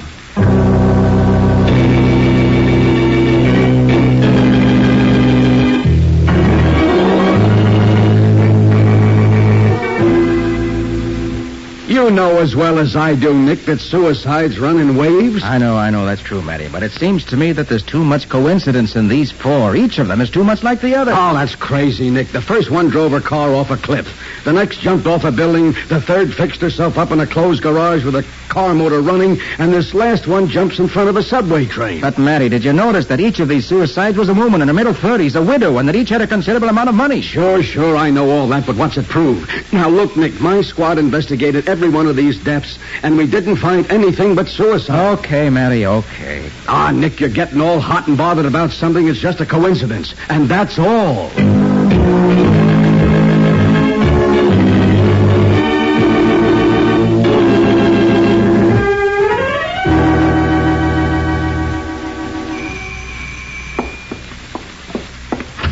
Oh, Robert, how nice. Come in. Hello, Martha, my dear. I hurried over as soon as I got your phone call. What's wrong? It's Rashid El Bey. He told me the most awful things. Really? I've known him for a long time. I never heard of him saying anything that didn't come true. Does everything really come true? Indeed it does. I'll never forget poor Doris Manson. He told her that she was going to take her own life. And did she? Yes, poor thing. She was standing on a subway platform one day when the train came along. She'd jumped in front of it. Oh, how horrible. Robert, El Bey told me that I was going to kill myself. Oh, that's terrible. Isn't there anything we can do? El Bey said that he could do something about it, but it would cost me $100,000. I told him I couldn't afford to pay that much. Not when your life is in the balance? No. I can't believe I'm going to commit suicide. I've never known El Bey to be wrong. I think it would be better for you to pay him, Martha. I'm not going to do it. Very well, my dear. You know you can count on me for any help you need. Oh, thank you, Robert. I know I can. Now, how about a glass of your fine port? It'll do us both good. Oh, I think that's an excellent idea. I'll get it.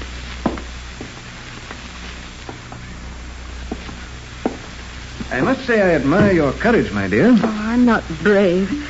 I just won't part with all my money for something I don't think will happen. Well, the wine will make you feel better. Wine always helps.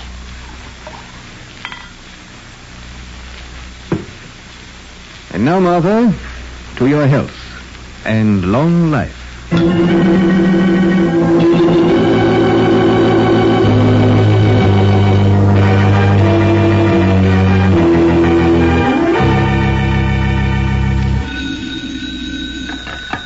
Hello? Hello, Martha. This is Camellia Huntington. I just called to see if you'd received my invitation. Yes, it's lying here in front of me. I just know you're going to enjoy Rashid El Bey. He's such an interesting person. Yes, he is. But whatever's the matter, my dear? You sound as though you don't like El Bey. Oh, it isn't that, Camellia. It's just that he told me something very unpleasant. He did? Whatever was it? I'd rather not discuss it, Camellia. Oh, look, Martha, why don't you try him again? Perhaps he's looked into his crystal again and has seen something for the better.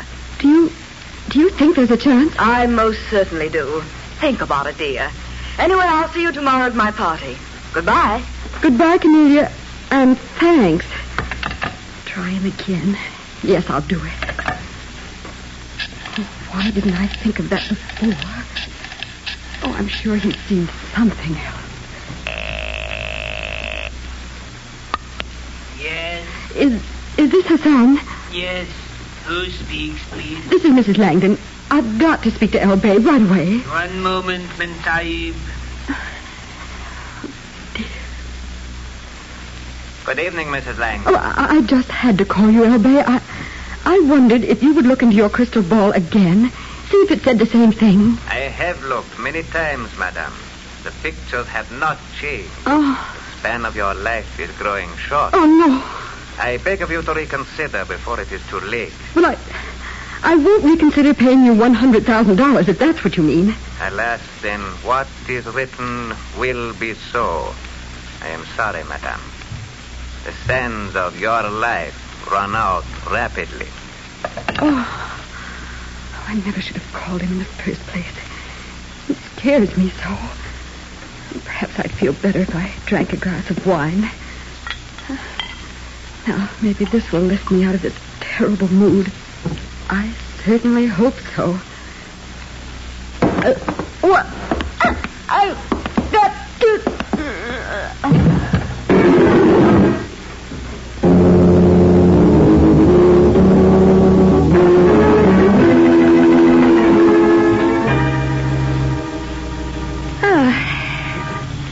It was awfully nice of you to pick me up this morning, Nick. It's all right, Patsy. I just happened to be going by. Oh, switch on the radio, will you? Police band? Sure. Oh, gosh, it's a beautiful morning. Car 18, go to Hemlock and 3rd. Reported burglary. Car 43, go to 54th and 9th Avenue. Traffic light out of order. Oh, what a charming radio personality. Cars 256 and 257 get to 1485 North End Avenue. Assist Sergeant Madison and Homicide Squad in suicide on premises. That is all. Nick, you don't suppose that could be I another... don't know, Patsy, but I think we'll find out. We can be there in less than 5 minutes.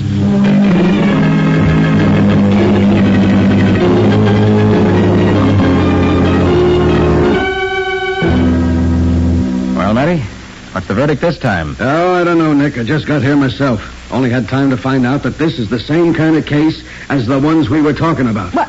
You mean the one who committed suicide was a woman? Yeah. In her 30s and wealthy? That's right, Patsy. I suppose we'd better take a look. Yeah, sure, Nick. She's right in here, in the library. Right. Well, there she is. The late Martha Langdon. Say the cause of death was cyanide, judging by the smell. Yeah, I noticed the bitter almond smell, too. Did she leave a note, Sergeant? Not that I've been able to find. She didn't leave a note, Patsy. But it looks as if she tried to leave us a message. Yeah. What do you mean? I don't see anything. Oh, look, Matty, in her hand. Oh, I've already looked at that. It's nothing but an invitation to some swank tea party. Coming off this afternoon. Well, let me see. Mrs. Camellia Huntington requests the pleasure of your presence at an afternoon tea in honor of Rashid L. Bey, noted analyst of the outcoast, so on and so forth. Yeah, well, what makes you think that means anything, Nick? Well, how does she happen to be holding it in her hand when she died? Well, she could have picked it up before she knocked herself off. No, I don't think so, Matty. It wouldn't be easy to open a bottle, pour out a drink, and hold on to a card like this at the same time. She must have put it down before she poured herself the fatal drink. Well, that's right. Yeah. So she must have made a superhuman effort to pick it up again. Remember, cyanide acts almost instantaneously. I don't know. I think Mrs. Langdon picked this up with the hope that it would lead us to her murderer. Murder? What's that? That's right. Martha Langdon was murdered. But how, Nick? The windows are locked, and the maid says no one's been here all day. The dame drinks poison, and you say she was murdered? I do, Matty. Smell this bottle of wine. Huh? Say... Yes. The bottle has cyanide in it, too. Ooh. And no one is going to commit suicide by drinking cyanide. Poisons the whole bottle. He only puts the poison in the glass. Now, Matty, Martha Langdon was murdered.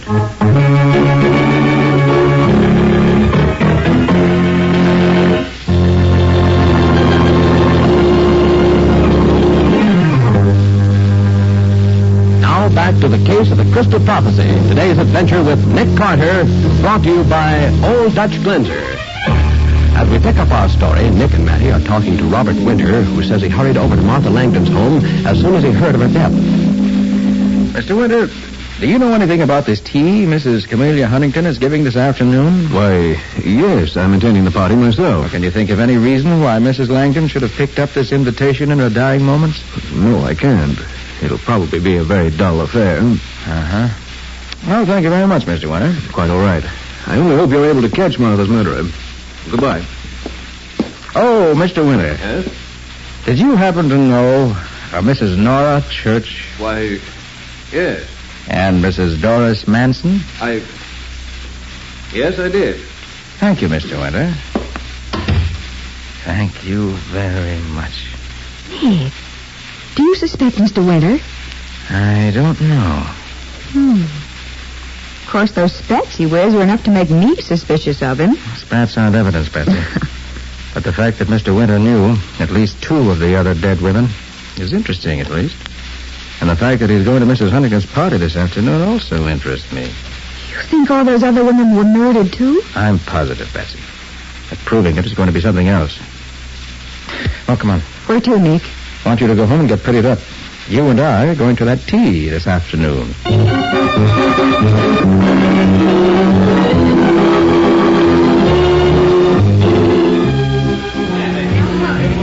Well, quite a party, isn't it? Nick, you haven't explained how you happen to know Mrs. Huntington so well. Oh, I've known her a long time, Betsy. Apparently. When we showed up at the door, she acted as though you were a long-lost relative. All right. I'll confess. It's very simple. I recovered some jewels for her some years ago. Oh. Looks as if I'm not going to make good on my promise to Matty. Huh? Told him I'd keep an eye on Winter, but he seems to have disappeared in the crowd. Well, nobody can get out of this room without passing us. Yeah, that's right. Mm-hmm. Attention, please, Effendi. Oh, something's going to happen, Nick. Yeah. Effendi, it is the time for the appearance of my master, the master, Rashid Del Bey. Oh, Nick, isn't that a beautiful beard El Bey has? And what a gorgeous costume. Yes, that is quite a costume. Good afternoon, my friends. I am much pleased that you have gathered here to do me honor. I will say no more than tell you it is impossible for me to read my crystal ball before all of you. But I shall be happy to conduct individual readings in a room which our charming hostess has made available. I will retire now to that room. Come on, Bessie. Well, Nick, you're not going to have your fortune told, are you? No, we're going back to the office. Oh, good. You can drop me off at the beauty parlor. Sorry, you'll have to cancel your appointment. Oh, but Nick, this beauty parlor is supposed to take years off a girl's face. Patsy, we're going back to the office, and I'm going to add years to a girl's face. Huh? And that girl is you.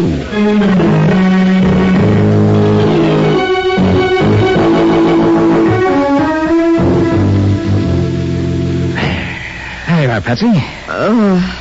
I hope I don't look as funny as I feel. You don't. Your makeup's fine. You look at least 35. That's the worst compliment I ever had. Now, Patsy, remember, whatever happens, I want you to play along.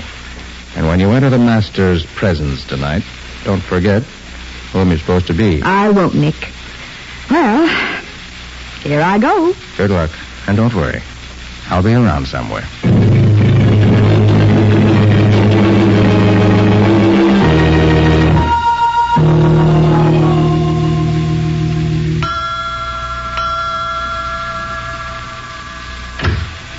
Yes? I'd like to see Rashid El Bey, please. I'm Mrs. Andrew Waller.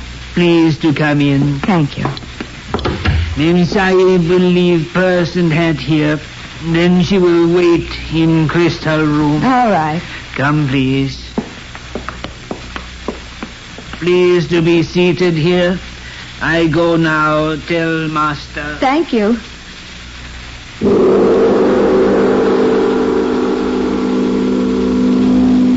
You are Mrs. Andrew Waller, who has come to seek advice from the all-seeing crystal. You are the holder of driver's license number 74592, issued in this city 18 days ago. Your original home was in Brightwood. Why, that's wonderful. It is wonderful only because through this power given to me, I am able to give help to those who come here to seek the answers to those things which they cannot know. Then maybe you can help me. It's very important. Very well, madame. Please to draw near and look into the crystal. Do not allow your attention to waver for an instant. Oh, ball of ever-knowing light, bring to your surface the future of the one who seeks the answers to questions as yet unknown. The door begins to clear. Picture is forming. I can see you, madame. You are wondering about a man. The man is nearly 35 years of age. He is over 6 feet tall, good-looking. He's engaged in a very dangerous occupation. His name is Nick Carter.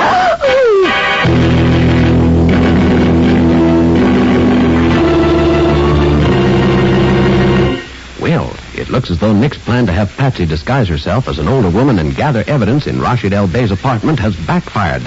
In a moment, we'll hear the conclusion of this adventure.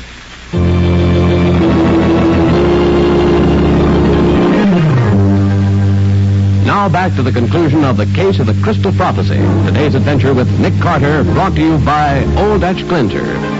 As we return to the story, Rashid Albay says, If you move, I shall be forced to use this gun. Oh. You are very foolish to come here, my dear young spy. How did you know who I was? A very regrettable mistake on your part. You were careful to place forged documents in your purse, but you also left the real one in it. Your appointment at the beauty parlor in your real name. Oh, no. Oh, yes. And now I find it necessary to dispose of you. But you wouldn't dare. You know that Nick will get you for it if it's the last thing he does. If Nick Carter tries to get me, it will be the last thing he ever does. I am much too skilled in the art of having people commit suicide to be caught by a mere detective, even a detective of Mr. Carter's reputation. Then you did kill those women. Of course, my dear. Why? What have they done to you? They were stubborn. They refused to pay to keep from committing suicide. So they did kill themselves, as I arranged. Oh. Hassan! Yes, master. What kept you?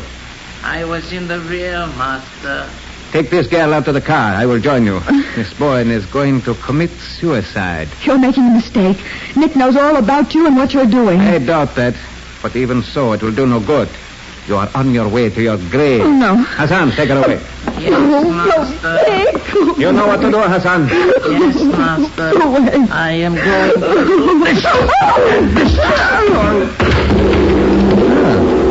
That's the first time you ever rang that gong with your head. Oh, Nick, is that you?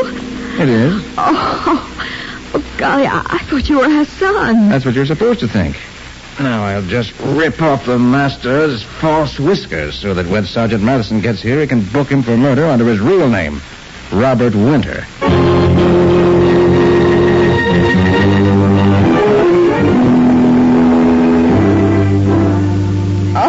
I tell you, Sergeant, I was never so glad to hear Nick's voice. But it was certainly queer to hear it coming from the man I thought was Hassan. How'd you do it, Nick? I told Patsy I'd stay close to her, Matty. It was the only way I could manage it. Well, I got into the apartment, knocked out Hassan, made it a quick change so I could pass for him. Well, you certainly look like the real thing to me.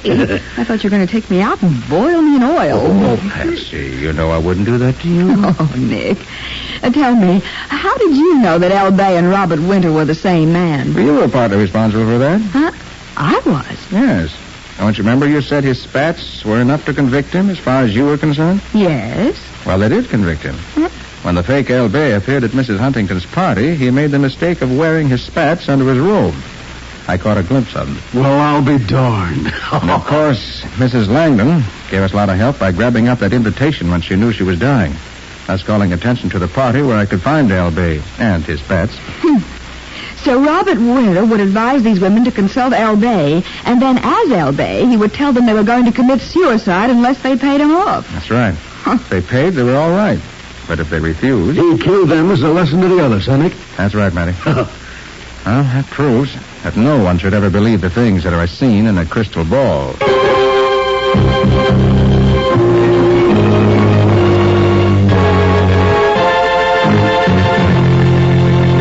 Well, Nick, how about a few advance hints about the adventure Old Dutch Clencher's going to bring us next week? Well, Bob, before I tell you about next week's adventure, I want to remind our listeners that the Red Cross is carrying on in peace just as in war.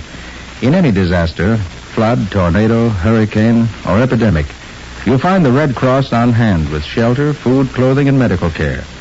But this is just part of the story of the activities of the Red Cross, so it's no wonder that the Red Cross needs funds. And I want to urge everyone to give, and to give generously, to the Red Cross. And I'm sure they will, Nick. So am I. But now, Nick, about next week's adventure. Okay, Bob, I'll give you a few highlights. A man telephoned me, greatly excited about a discovery he just made. And before Nick could get any details, the man had hung up. Which made me curious. And from then on, we got mixed up with red pencil lines in a phone book, a list of perfume shops, a junkyard, a trip to sea in a crowded barge, and a... Whoops, Patsy. Huh? Save something for next week. What do you call the story, Nick? I call it The Case of the Smuggled Perfume.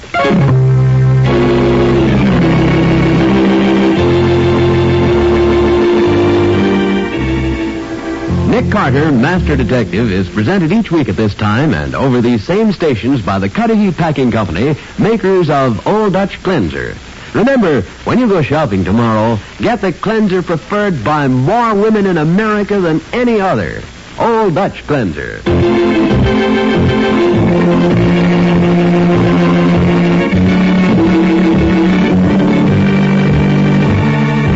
Nick Carter, Master Detective, produced and directed by Jock McGregor, is copyrighted by Street and Smith Publications, Incorporated. Lon Clark is starred as Nick, with Charlotte Manson featured as Patsy. Mattie is played by Ed Latimer. Today's script was written by Charles Stubblefield. Original music is played by George Wright. This program is fictional, and any resemblance to actual persons living or dead is purely coincidental. This is Bob Martin saying, when minutes count, use Old Dutch Cleanser.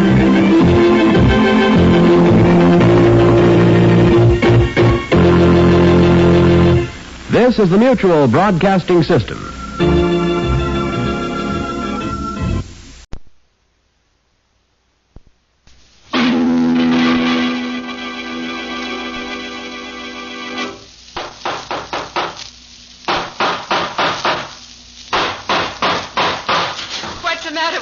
It's another case for Nick Carter, Master Detective.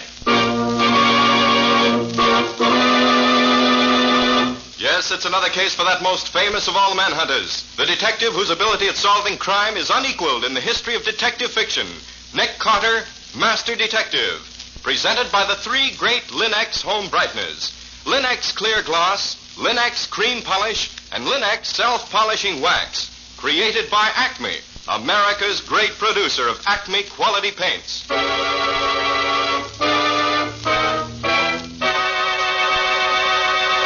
Today's curious adventure, Monkey Sees Murder, or Nick Carter and the mystery of the Peruvian red mark.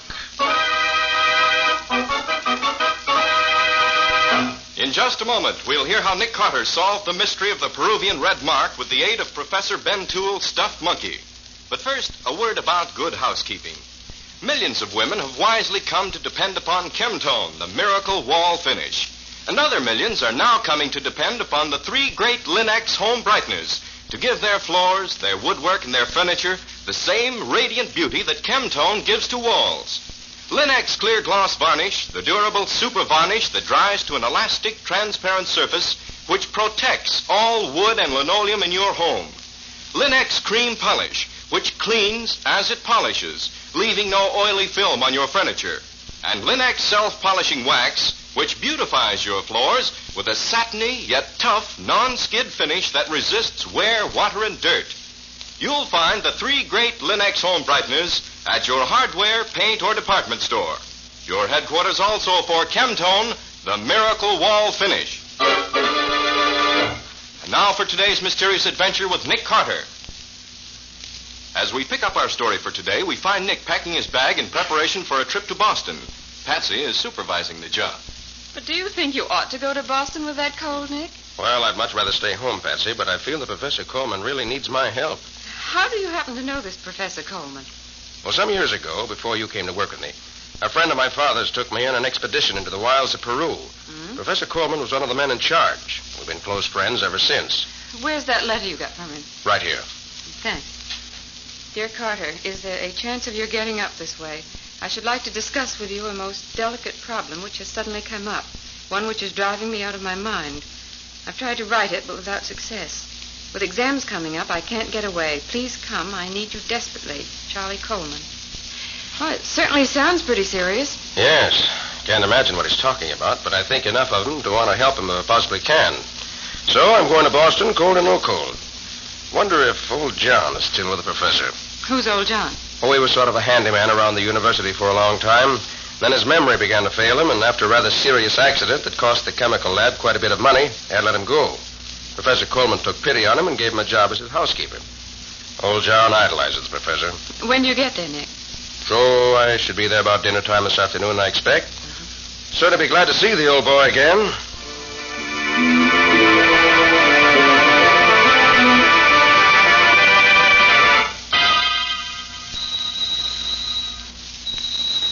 Suppose I should have phoned before coming. Stupid of me. Door's open. Not even latched. That's odd. Anyone home? You here, Professor? Hello? Well, guess I might as well go in and wait for him. Professor! What on earth? Shot. Right through the head. long ago. John! John! Well, obviously, it's a case for the police. Operator. Police headquarters, please. Police headquarters. Yes, sir. Who's there? Oh, it's you, John. Yes, sir. Oh, how are you, Mr. Carter? Police headquarters, Sergeant Donnelly speaking. This is Nick Carter, Sergeant. I want to report that Professor Coleman of 4873 Beacon Street has been murdered. I just found the body. Don't leave the house. I'll have someone up there right away. I'll wait. Goodbye. Did I hear you saying on the phone that he was dead? Yes.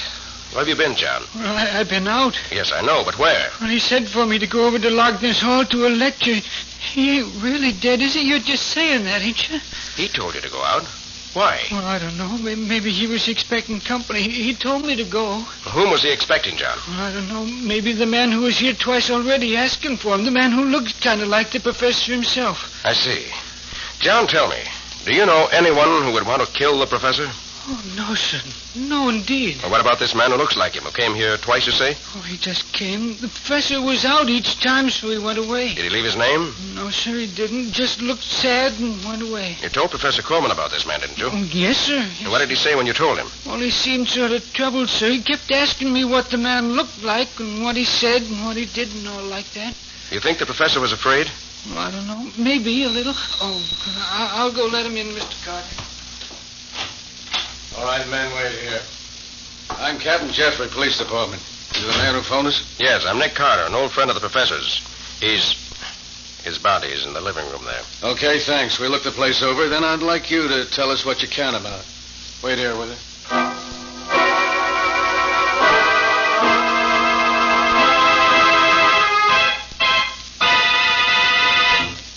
And you say you've known Coleman for years? Yes, ever since we went on that Peruvian expedition together. I only stayed there a few months, but Benjamin Toole, the head of the expedition, and most of the others stayed on until their work was finished. Well, Mr. Carter, if there's nothing else you can tell us, we'll be getting back to headquarters. You're going to be in the city for a while? Yes, at least until this is cleared up. Where'll you be? I imagine Ben Toole will want me to stay with him when he knows I'm in town. He generally does. I see. You can get me there if you want me.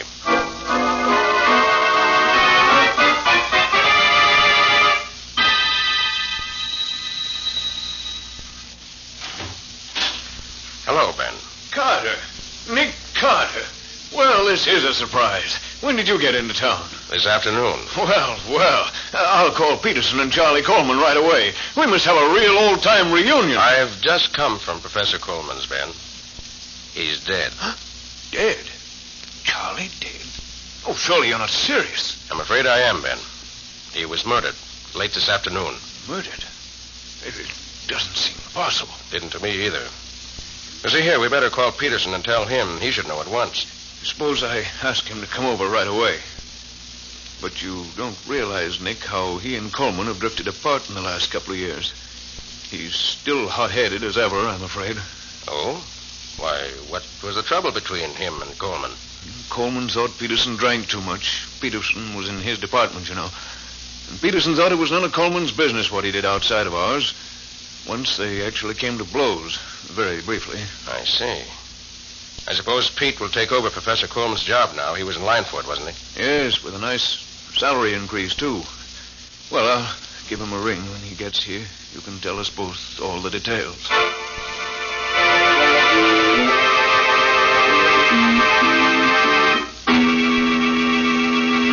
And that's all I can tell you. I don't suppose, Peterson, that you have any more idea than Ben does what the problem was that Coleman wanted to discuss with me. Not the slightest, Carter.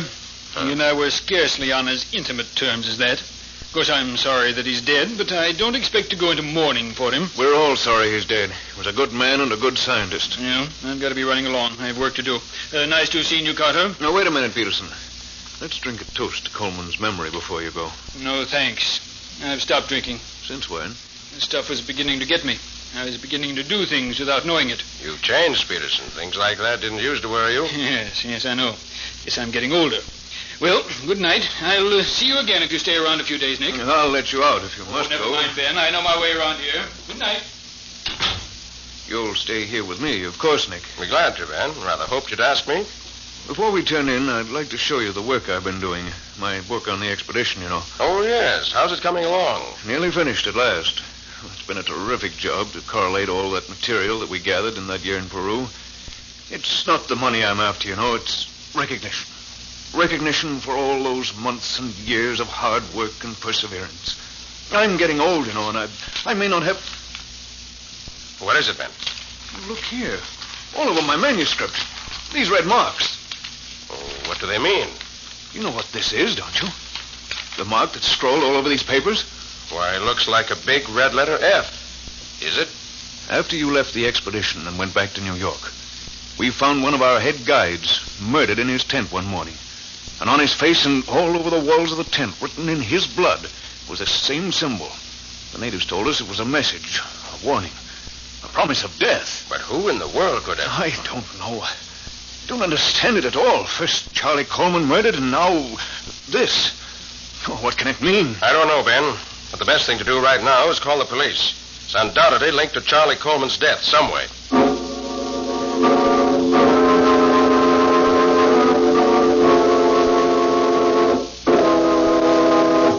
It's been 2 days now, Nick, since Charlie was killed and my manuscript was mutilated. Have the police gone to sleep entirely?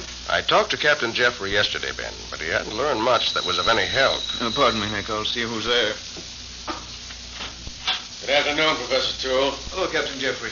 Have you got some news? Well, yes and no. Oh, hello, Mr. Carter. Captain? Glad you're here. See what you two can make out of this. What is it, Captain? This letter, we found it among Professor Coleman's things yesterday. As you see, it's dated about a week ago and comes from a firm of lawyers in Chicago. You care to read it, Mr. Carter? Yes, of course. Well, that's odd. What is it, Nick? Briefly, it says that Professor Coleman's father died a few weeks ago, and the lawyers just found out. His will left his entire estate to his 2 sons, Charles and Bennett. Well, that fits in with what old John was telling me the other day about the stranger who resembled Coleman. I hadn't heard that. And Professor Coleman's servant told us about him. We checked up on him. It's pretty certain that a man who looks a lot like the professor has been seen around quite a bit recently. Several persons have seen him. Was he alone always? Yeah. No one has ever seen him with a professor. Did you read the rest of the letter? Yes. Goes on to say, Ben, that if one brother only survives, he shall have all the money. But the letter says the lawyers have had no word about Bennett's whereabouts for over 5 years. They want to know if the professor could help them. The surviving brother gets the whole estate? That's it. Then maybe this stranger was Bennett. And maybe he killed Charlie so that he'd be the surviving brother. Or perhaps they had an argument over the money and the professor was killed in a quarrel. Did you know about his brother, Ben? Yes. Charlie told me a long time ago. But he swore me to secrecy. But after what's happened, I think I better tell you. Charlie's brother, Bennett Coleman, has another name. Vern Call. Vern Call? Why, he's a crook. Is he Charlie's brother? Yes, and he's bad. All bad. He recently escaped from a Carolina prison after serving 3 years of a long sentence for armed robbery. Well, that's the answer to the whole thing right there. As this Bennett was a fugitive from justice, he knew he couldn't collect his share of the money without being caught. So he made tracks here to see his brother. They had an argument. That's impossible. Why? Bennett couldn't have come here for his share of the money. Because he was seen here in town before Charlie got the letter telling of their father's death. Well, maybe I was wrong about the motive, but I'm right about him being the killer. That delicate situation the professor wrote you about could very well have been because Vern Call was hanging around. And that would have been very delicate for a professor in a college like this. You make it sound very simple, Captain. Well, it is simple, so why complicate it? Our job right now is to find Vern Call. I'll get out an alarm for him immediately.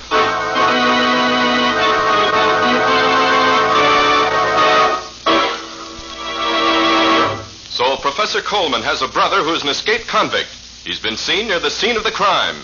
That seems to be the obvious answer.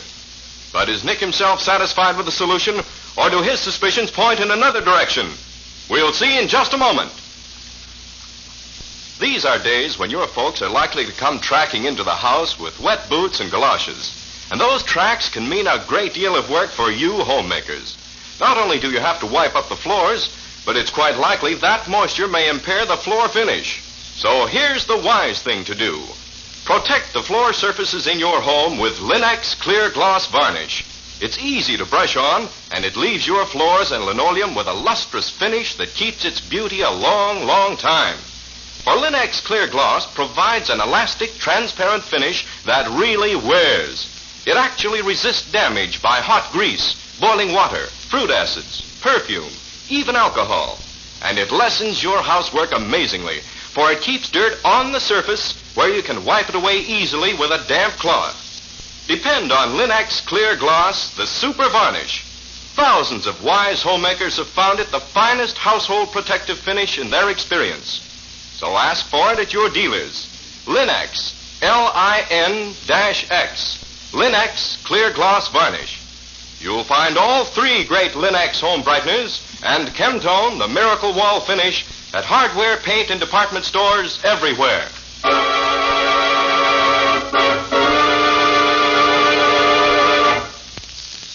Now, back to our story. As we pick up our story, it's about 10 o'clock in the evening. Nick and Professor Ben Toole are sitting in the professor's study. I think I'll turn in, Ben, if you don't mind. Nick, do you think Captain Jeffrey was right this afternoon? No, I doubt it. Vern Cole doesn't explain the marks on your manuscript. It sounded like the window in your study being... What I thought. The stuffed monkey on my desk. What the deuce? Somebody moved the monkey from the top of the bookcase down onto my desk. They put the dunce cap on him and put that card in his hand. That red ink sign on the card. It's the same as the one that was on your manuscript, isn't it? Yes, Nick. The same sign. It's come again. Is your window locked? No. No, it isn't. That's how he got in. But who, Nick, and why? Ben, this card is fastened to the monkey's paw by a hunk of chewing gum. Chewing gum? Yes. Ben, I'm going out. I don't yet know why this stuffed monkey was placed on your desk, but I think I know who did it.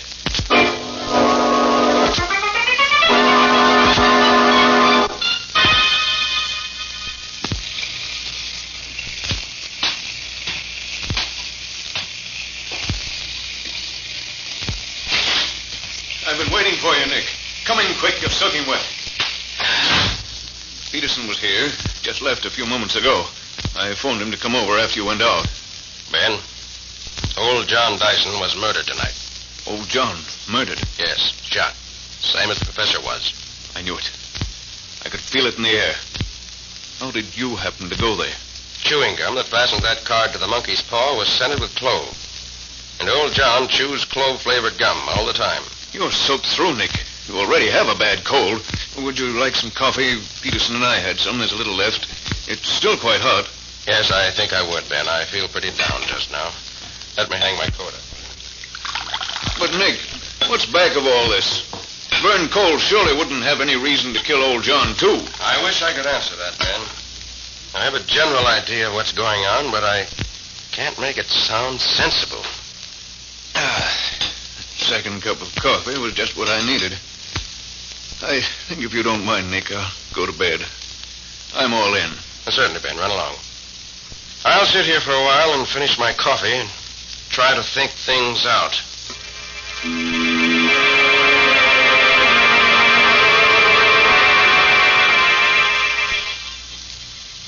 Oh, my stomach. Something I ate. Or drank. Coffee. That poisoned coffee. I gotta find something and get rid of it. Get my stomach emptied out. I've got to get rid of it.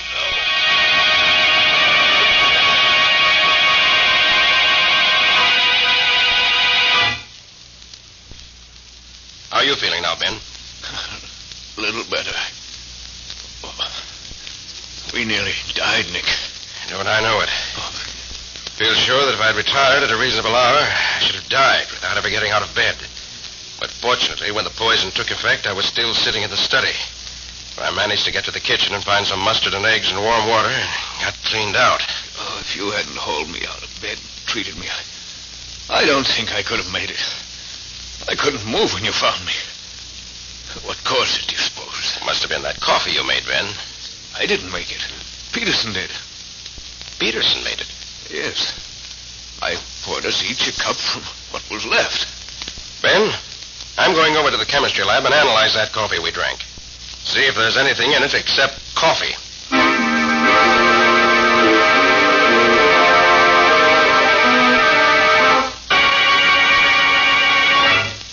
You found there was arsenic in the coffee left in your cup, Carter? Unquestionably, Captain. Enough to have killed us both many times over. And Toole says Peterson made the coffee. Yes. Say, Peterson was with you on that Peruvian expedition, wasn't he? Well, yes, he was, but there's no motive, Captain. Yeah. Oh, by the way, the alarm I sent out for Vern Call, or Bennett Coleman, if you prefer, has brought results. He's been in a hospital in Alabama for the past month with a broken back. Victim of a hit-and-run driver. I was right then. I thought it was funny he and Charlie were never seen together. Huh? Then who was the stranger who looked so much like Professor Coleman? Hey, maybe Peterson tell us something about that. He's got a lot to explain before he's in the clear.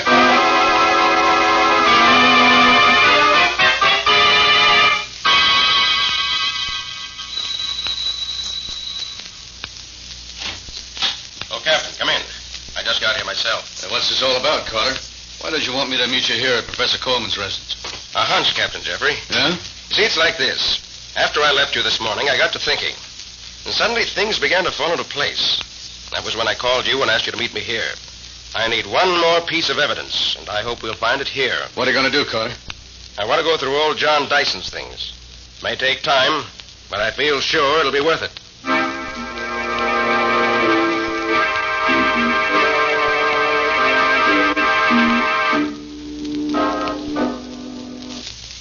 Well, if you can find any place in this room that you haven't gone over with a fine-tooth comb, I'll eat it.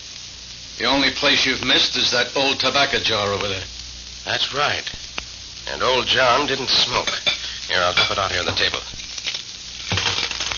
Candy, chewing gum, few buttons, and a sheet of paper. Well, is that what you want, Connor? I'll say it is. Come on. Let's show this letter to Ben Toole and see what he thinks of it. Then you can make your arrest.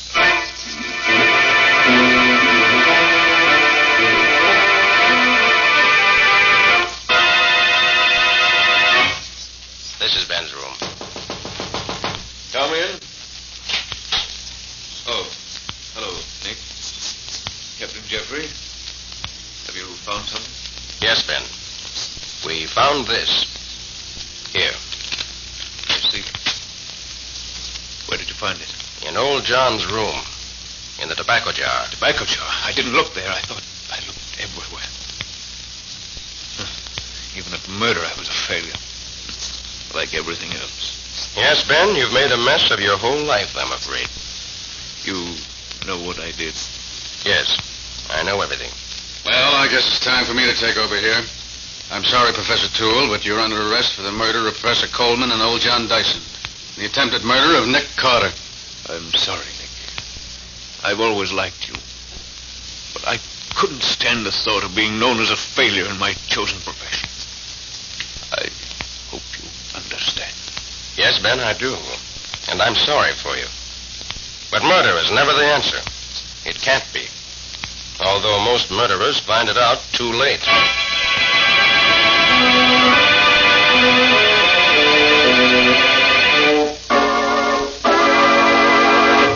Well, go on, Nick. You gave Professor Toole the letter to read. What did it say? It was a letter from Professor Coleman to me. One he wrote to me, but never sent. But what did it say? It was that he, Professor Coleman, had suddenly learned that the whole affair of the expedition to Peru was a colossal fake. What? Engineered by men who made a small fortune by selling us supplies and renting us the Indians we used as guides and porters. It was a gigantic frame-up, with fossils and other relics planted for us to find. Gee. It was done by men who knew the subject well enough to fool everyone at the time. And Coleman says it was only very recently that he accidentally discovered it. He investigated further and found that it was true. Ben Toole was writing his life's work on the basis of a fake lot of evidence. Ben must have known it, of course, but must have decided to go through with it rather than admit the truth. Gosh, what a terrible thing it would be to find that the biggest thing in your life was phony. Exactly, Betsy. So terrible that when Ben found Coleman knew, he resolved to kill him before he could tell anyone. So he made himself up to look like Coleman and hoped to be taken for his brother. But they were never seen together. That was my first clue. Oh? Then, having set the stage that way, and knowing that the brother, being an escaped convict, could not appear to defend himself, he killed Coleman. But, Nick, what about that red Indian sign on Professor Toole's manuscript? They weren't Indian marks at all, Patsy. They were plain, everyday F's. F? Ben never flunked a student except for cheating. And then always put a big red F on the paper. Oh? Well, old John found the letter Coleman wrote to me and didn't send, realized what it was, and kept it to torment Ben with.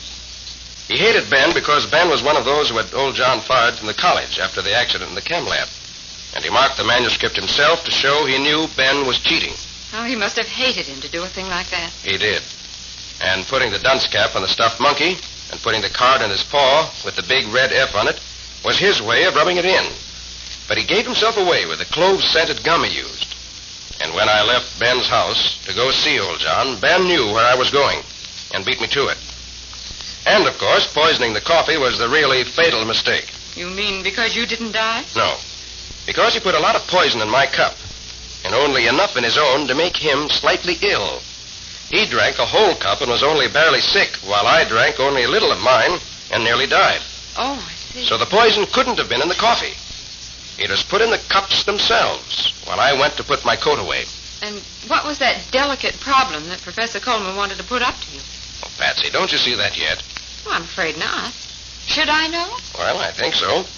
Coleman simply wanted to consult with me as to whether he should tell the truth about Ben and his expedition, or let Ben get away with it. If he hadn't learned the truth about the expedition, he'd still be alive, and so would old John.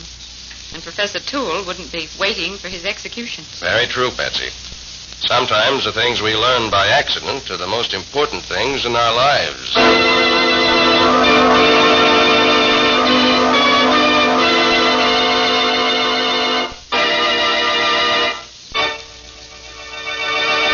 In just a moment, Nick and Patsy will bring you a preview of next week's exciting case.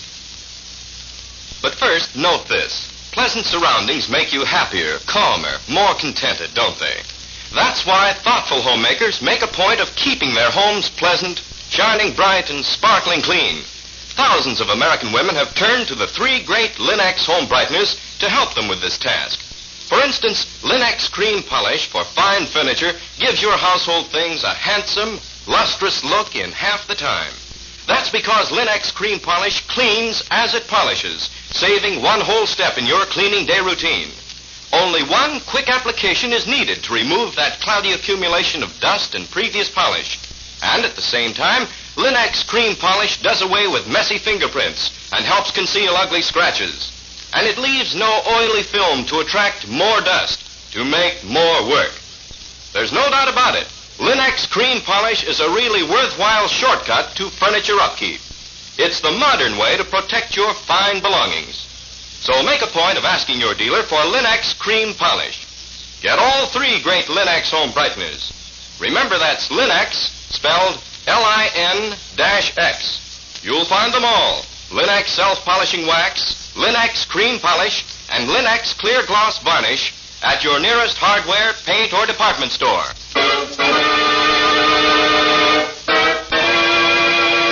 And now let's hear from Nick Carter himself. What's the subject of your story for next week, Nick? It's about a fire, Ken. A fire that started mysteriously in a button factory in the dead of night. But what interested Nick was that a girl was found, bound and gagged and burned to death on the top floor of the factory. Yes, Ken, it was not only first-degree arson. It was first-degree murder. Sounds good. What's the title of the story? I call it Murder by Fire. Or The Mystery of the Midnight Alarm. No more for now. Join us again next week for one of the most exciting stories in a long time. So long. So long, everybody. And so long to you both. We'll be looking forward to seeing you again next week.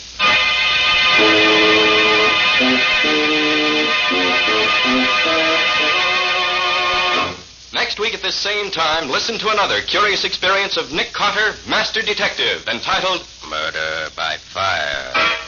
Or Nick Carter and the Mystery of the Midnight Alarm. Nick Carter, Master Detective, is featured in Street and Smith magazines. Lon Clark is starred as Nick, with Helen Choate as Patsy. Original music is played by Lou White, and the programs are written and directed by Jock McGregor.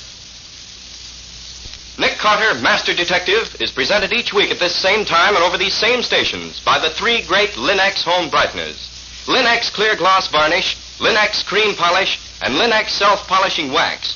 Created by Acme, America's great producer of Acme fine quality paints. This is Ken Powell speaking for the thousands of Linex dealers all over America and saying so long until next week. This is Mutual.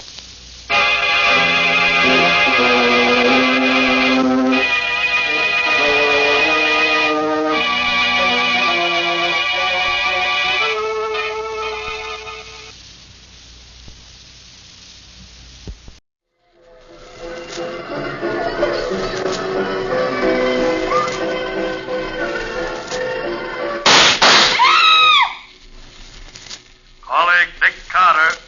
Another case for Nick Carter, Master Detective. Yes, it's another case for that most famous of all manhunters, the detective whose ability at solving crime is unequaled in the history of detective fiction. Nick Carter, Master Detective.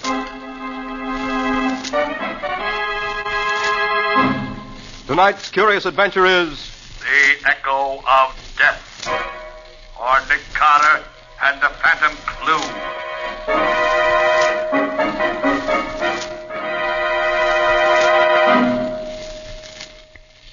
No, please, don't kill me. Don't kill me. Hold him still. They're just like that. This has got to look right. No, I'll do anything you say. I'll forget everything I know. Only don't...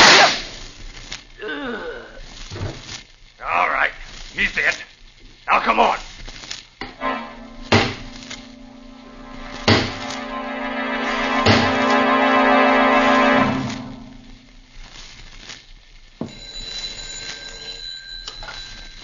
Hello? Yes, this is Nick Carter speaking. A case? What kind of case? A disappearance. Well, that's hardly in my line. Oh, I see. Yes. Yes, I understand. All right, expect us late this afternoon. Did you get that on the extension, Patsy? I should say so. Echo Valley Lodge, private amphibian plane waiting for you at the airport. Come at once, never mind the fee. Who is this Howard Manstead who tosses money around like confetti? A well-known millionaire sportsman, Patsy. But, wouldn't it be more to the point to ask about the man who's disappeared? Oh, you mean James Thurlow, the columnist. Why, he's... Hey, who is he, anyway? That's what you get for not reading the financial pages of the paper, Patsy. Well, come along. We've got to find a taxi and get to the airport. Well, aren't we going to take anything with us? Oh, yes, of course. I was forgetting. I thought you were. I'll need my new dress. We'll want Scubby. Call him and tell him to meet us at the airport. He knows Thurlow. They write for the same paper. But why aren't we going to... Oh, and one other thing, Patsy. Bring along Volume 3 of the Encyclopedia, E to H. Scubby Wilson and Volume 3 of an encyclopedia. That's just what a girl needs for a visit to a millionaire's hunting lodge.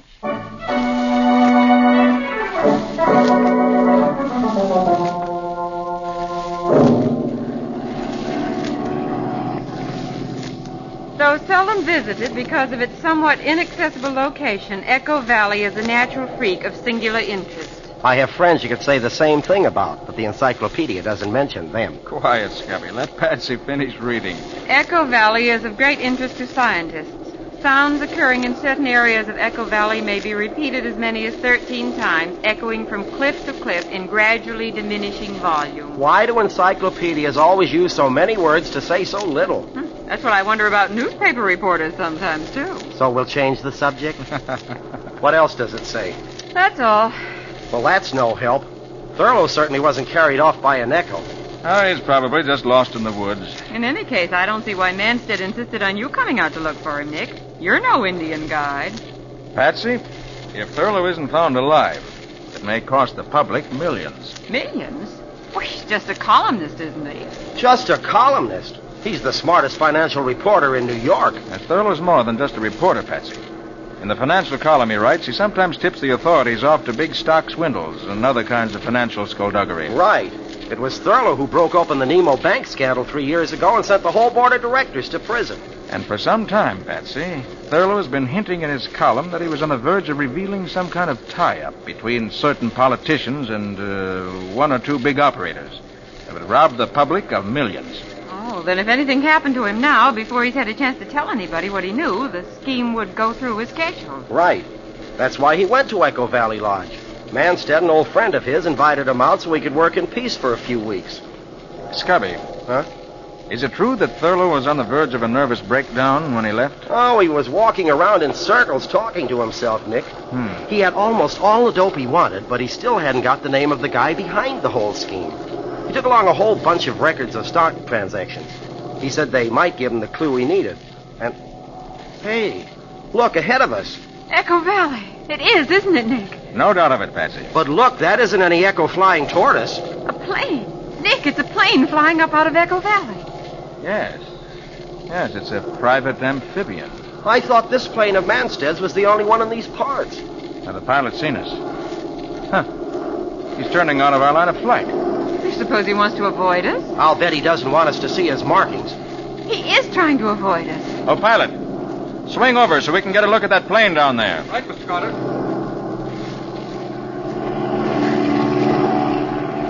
He knows we're trying to get closer to him. Look at him bank to avoid us. He's turned back. He's heading away from us now. Oh, pilot, overtake that plane if you can. Yes, Mr. Carter. Say, isn't that the Manstead hunting lodge down there, right on the edge of the lake? Yes, Cubby, it is. But we're not going to land until we get some idea what that plane's up to. Look, he's diving straight down now. He's going to try to get away underneath us.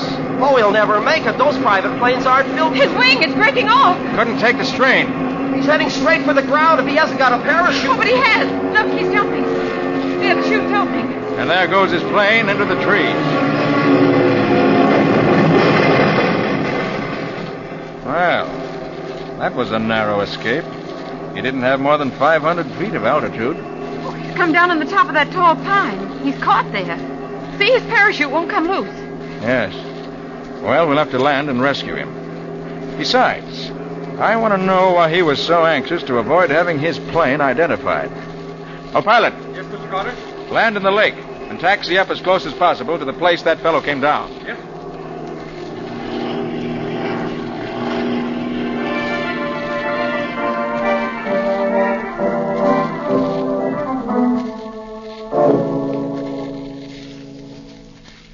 Oh, wait a minute, Patsy. I'll lift this one up for you. There Watch you out Okay. that branch doesn't Thanks. snap back in your face, Betsy. Well, aren't we almost there? Yes, there's the clearing. Just ahead. Only a few more steps. Oh, and they say exercise is good for you. Oh, there. There's his parachute. I think I can see him hanging among the branches. He's hurt or he'd call to us. Come on. His shroud lines are caught among the branches. I can see that much. Well, he's just dangling there. Yeah. Hey, you up there. Can you hear us? You all right? He doesn't answer. Look, I'll climb up and see if I can... No. Wait. What is it, Nick? Look at those shroud lines. They're wrapped around his neck. Yeah. Look at the way his head is twisted to one side. Yes. His neck's broken. He's dead. What? Oh. When he landed in the tree, he got tangled in the lines and... I wonder. Nick, what do you mean? Look down at your feet, Scubby. Huh? Cigarette butt. What? Somebody must have been here before us. Maybe. But its position makes me think the cigarette was smoked by him up there. Oh, but that's impossible, Nick. It's been just about an hour, Scubby, since he crashed. He knew we'd come after him. So if he was hurt and couldn't get out of his chute harness, what would be more natural than for him to smoke a cigarette and wait to be rescued? But he's dead. Because somebody reached him before we did. And murdered him.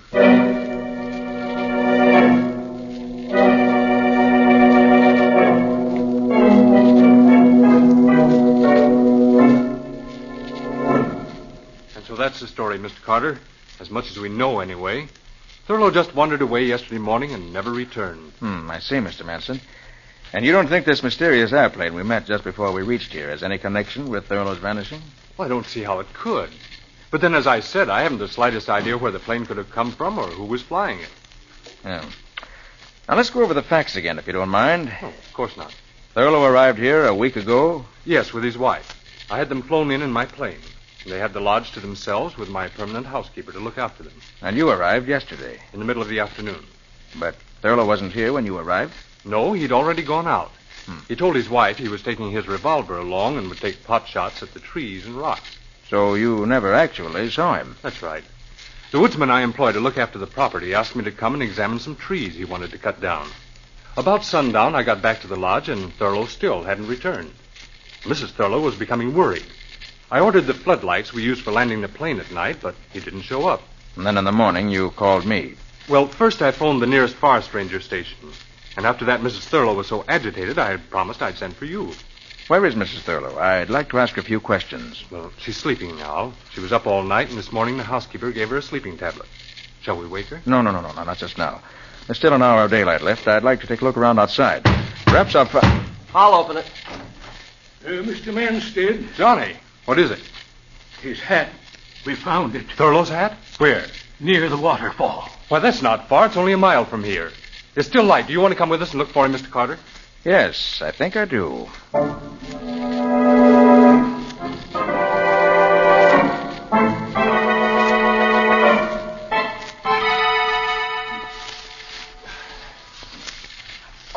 Gosh, my ankle.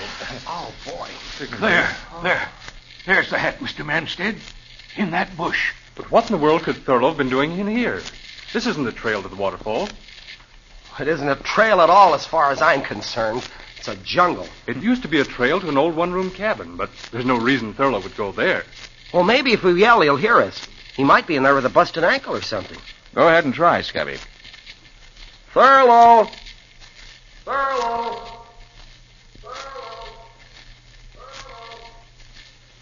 Good gosh, will you listen to that? Well, that's one reason this is called Echo Valley.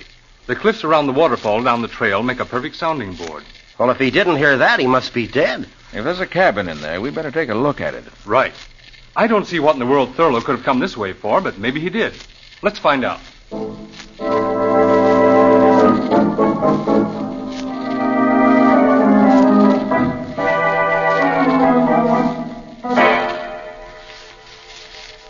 There it is.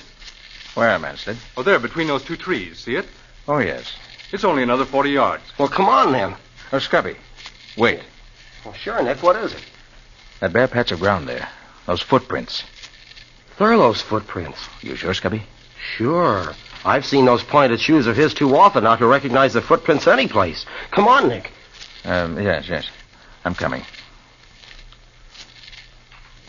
Thurlow's a tall man, isn't he, Scubby? He's a tall man like I'm Henry Ford. He's about 5'5". Why? I thought that... Well, never mind. There's the cabin. Gosh, it doesn't look as if it had been opened in years. Well, it hasn't that I know of. But there are Thurlow's footprints going right up to the door. And somebody's opened the door recently. Look at these broken spider webs around the door jamb. But it won't open now. Here, let me try. It ought to open without any trouble. Yeah, but it doesn't budge. That's strange. Let's take a look through the window. The window's boarded over. The boards haven't been touched. I nailed the window up myself 3 years ago. Nobody came here since. And someone has come here. Thurlow. And he must be inside now. But the window hasn't been touched, and the door is barred on the inside. Looks bad. We'd better break the door down. Suppose we have old Johnny use his axe on it. That'll be quicker. Of course. Johnny, smash the door open for us. Stand back, please.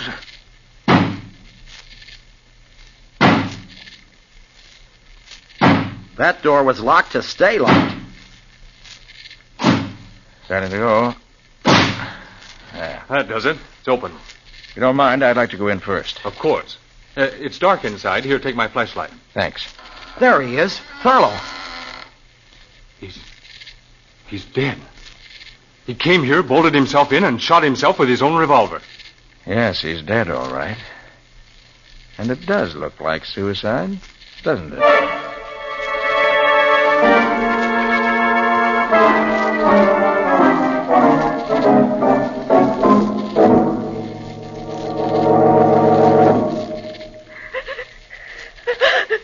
Now, Mrs. Thurlow. Jim couldn't have killed himself, Mr. Carter. He couldn't have. I'm sorry, Mrs. Thurlow. I wouldn't intrude on your grief if it wasn't necessary. Now, first of all, what kind of mood was your husband in yesterday morning just before he disappeared? He was very agitated. Agitated? Well, do you know any reason why he should have been?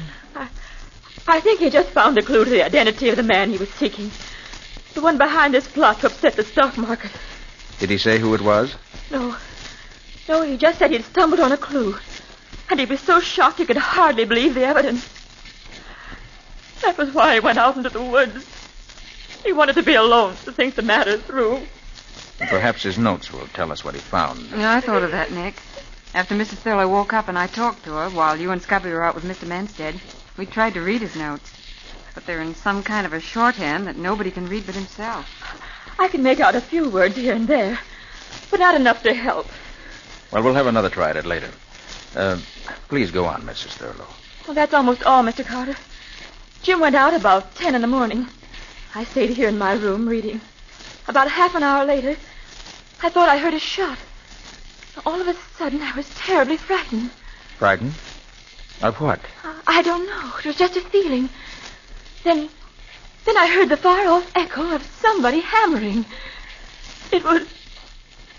Oh, it sounded like somebody hammering down the lid of a coffin. And I'm positive it meant that Jim was dead. It's probably someone chopping down a tree, she heard, Nick. Anyway, she went back to her reading and forgot about it. Then around 1, Manstead phoned from the village, this little town about 10 miles from the hills, for Johnny to come for him in the station wagon. Manstead phoned? But didn't he fly in by plane yesterday? Seems not. The plane was in New York getting a new propeller, so he took the night train. Is that so?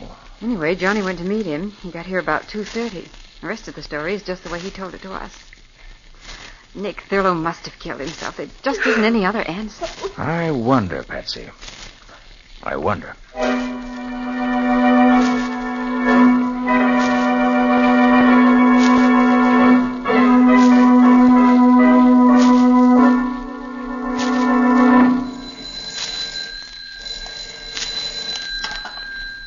Hello? Yes, speaking. Did you get the dope I wanted? He was? And the plane? Then check every airfield within 50 miles of the city. Yes, I know it's a big order, but somebody's playing this game for big stakes. No, that's all. Call me back when you've learned something. Hello, Carter. I didn't know anybody was here in the library. I took the liberty of phoning New York. I was trying to check on that mysterious plane that we saw crash yesterday afternoon. I see. Did you learn anything? Nothing yet. You know, I have a theory about that plane, Carter. I'd be interested to hear it, Mr. Manstead. Well, we're only 100 miles from the border, and in the past, planes engaged in smuggling aliens into this country have landed in this region. Now, I'm willing to wager this chap, who was so anxious to avoid being seen, was engaged in doing something like that. Certainly sounds plausible. Nick! Oh, Nick! Oh, yes, Cubby. Oh, there you are. Oh, top of the morning to you, Mr. Manstead. Good morning. Say, I was looking for the two of you. Forest Ranger Thompson and 2 of his men are down at the landing waiting in your launch, Mr. Manstead. They want to get started down the lake to bring in the body of that flyer who was so unlucky when he bailed out of his plane yesterday. Of course. You're coming with us, aren't you, Carter? Yes, indeed. I'm just as interested as you are to see if your theory turns out to be right. Oh, what about Patsy? Shall I go find her? Oh, no, Scubby. She's staying here in the lodge with Mrs. Thurlow. They're going to spend the morning going over Thurlow's notes, trying to decipher them. Well, let's get going. I want to get back in time to phone a story to my paper.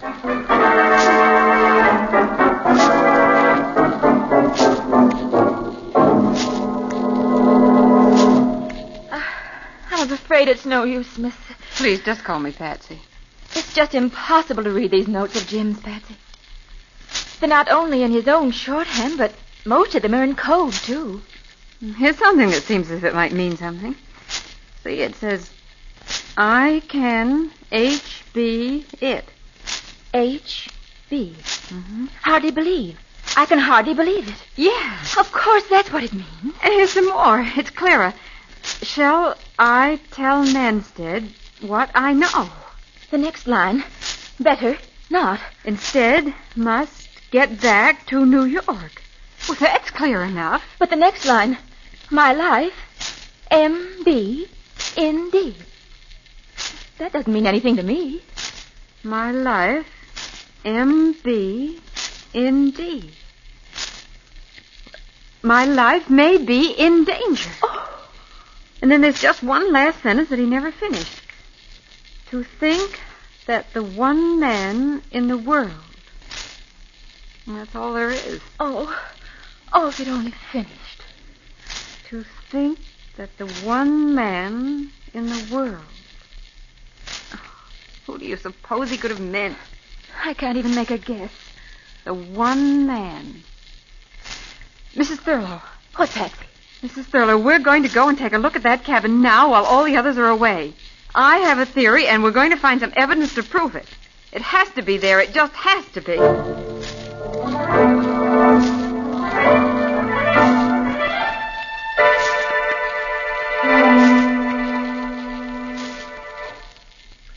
Hello, Nick, my friend. Hey, what's troubling you? You've been sitting out here on this rock for an hour ever since we got back, looking mean enough to bite your grandmother. Scubby, that poor devil of an aviator whose body we brought in was murdered. And Thurlow was murdered. And I can't prove it. But, Nick, couldn't you be wrong? The aviator certainly looked like a natural accident. And Thurlow, if I ever saw a case that looked more like suicide, well, I don't know where it was. Well, that's just it. The aviator I can explain. Someone slipped through the woods, reached him before we did, climbed the tree he was caught in, and strangled him with the shroud lines in his parachute while pretending to help free him. But Thurlow, his own footprints leading into the cabin. The window boarded over and the door bolted on the inside. If somebody killed him, well, how did they get out? I don't know, Scubby. It isn't possible. Yet it was done. I'm going to break the... Hey, Scubby, what's that in your hand?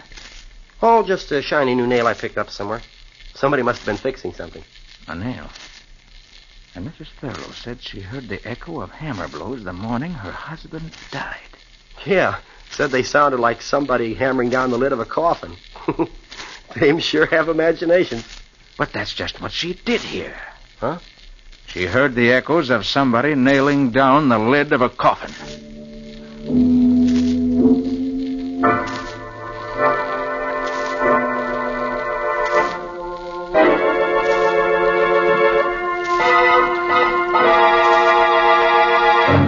But there must be a clue. There must be. But we've been all over the cabin inside and out a dozen times now, Patsy. If there was anything here, we'd have found it. Mrs. Thurlow, somehow your husband was murdered here, and his body left inside this cabin so it would look like suicide.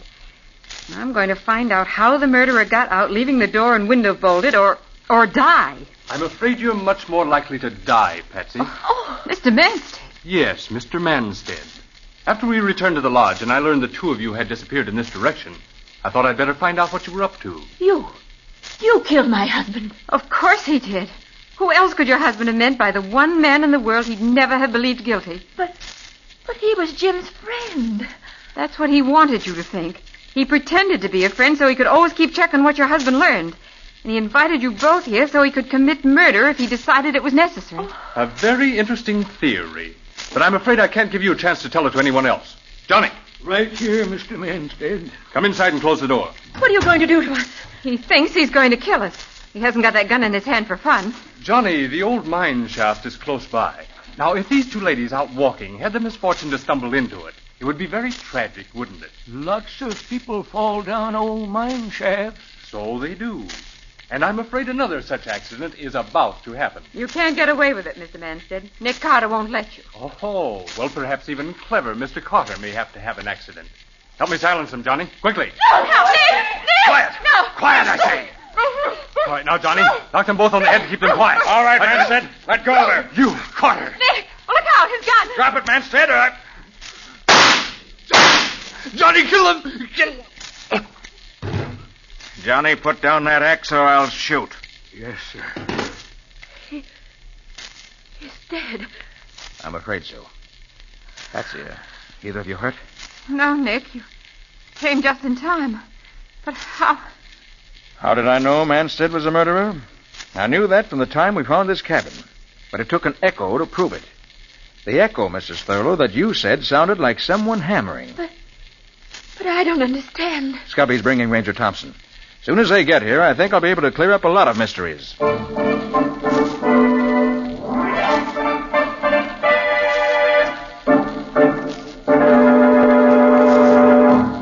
Manstead was behind the plot that Thurlow uncovered. He invited Thurlow here in order to find out what he knew. He discovered Thurlow had evidence which would tell him the truth, and therefore decided to eliminate Thurlow. But, Mr. Carter, Manstead didn't get here until after Thurlow was dead. He came by train. And... Oh, Ranger Thompson's right, Nick. He appeared to come by train. Actually, he flew in the night before, in a plane whose pilot was used to taking big fees for keeping his mouth shut. That was the plane that we saw crash. Something delayed it from leaving in time to avoid us, and in the pilot's effort to keep away from us, well, we all know what happened. But, Nick, why was the pilot murdered? That was Johnny's work. As soon as Thurlow saw the crash, he sent Johnny by a secret trail through the woods to make sure the pilot didn't live to talk. Otherwise, his murder scheme would have collapsed. Isn't that right, Johnny? Yes, sir. So Manstead flew here the night before he murdered Thurlow. In the morning when Thurlow left the house, he and Johnny waylaid him. Is that it, Nick? That's it, Patsy. They brought him to the cabin here. Manstead put on his victim's shoes and made a trail of footprints. I see. Then they killed Thurlow, put his shoes back on him, and left him in the locked cabin. A clear case of suicide. But Manstead made a mistake there. His footprints were too far apart. They were the steps of a tall man. When Scubby said Thurlow was a short man, I began to suspect. Well, it certainly does sound plausible, Mr. Carter. But you've still got to convince me Manstead could get out of that cabin and leave the door barred from the inside. Make it good, Nick. Johnny knows the answer.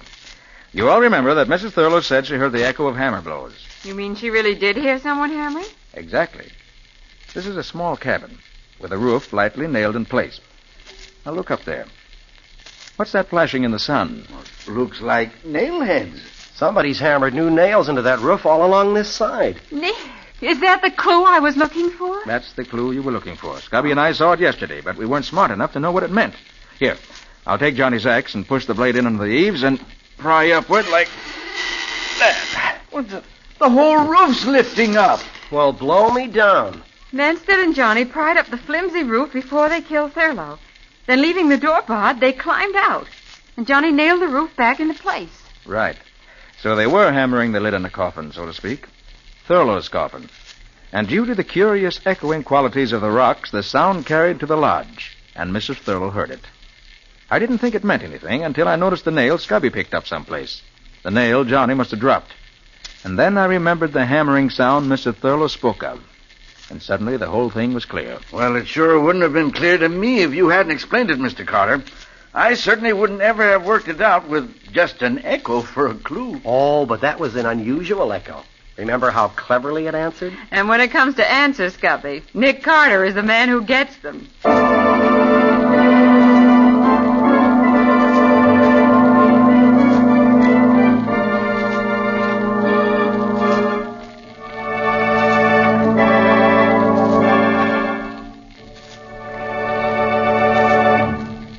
This was another strange experience of Nick Carter called The Echo of Death, or Nick Carter and the Phantom Clue. The curious adventures of Nick Carter, Master Detective, are brought to you every Monday night at 9:30 Eastern Wartime. We'll let Nick himself tell you about next week's story. What'll it be about, Nick? I call it Death Across the Tracks. It began with the murder of a detective. A railroad detective who lived in the station alongside the tracks. He was working on a case, but he had it only partly solved when he was murdered. And I picked it up from there. I'll say you did, Nick. You almost picked up a few bullets into the bargain the way the victim did. When you called it Death Across the Tracks, you were right in more ways than one. This sounds more and more intriguing. And how'd it wind up, Nick? Well, we'll tell you that next week. But I can say this much. I had a stroke of luck. Nick always calls it luck when he uses foresight. Good night, folks. Yes, good night, folks. And good night, Patsy and Nick. In tonight's strange adventure, Nick Carter was impersonated by Lon Clark. Patsy was impersonated by Helen Choate. Original music was played by Lou White. The entire production was under the direction of Jock McGregor.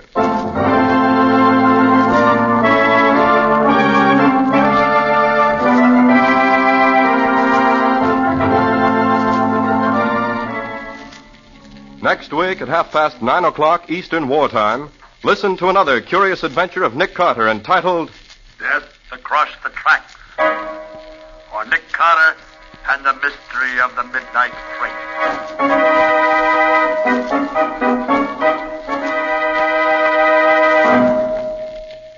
This story is a copyrighted feature of Street and Smith Publications, Incorporated.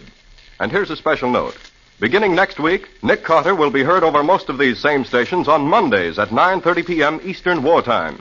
The Cisco Kid will be presented on Tuesdays at 9:30 p.m. Eastern Wartime. This is Mutual. The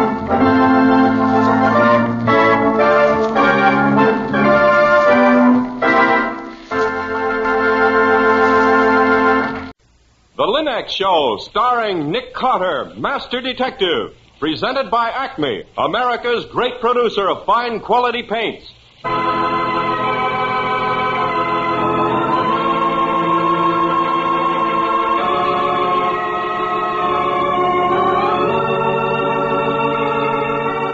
This is the story of a man known the world over as one of the most daring and resourceful characters in the history of detective fiction. A man whose name has become a symbol of the triumph of right and justice over the sinister forces of crime and lawlessness. a man recognized as one of the great masters of deduction. Nick Carter, Master Detective.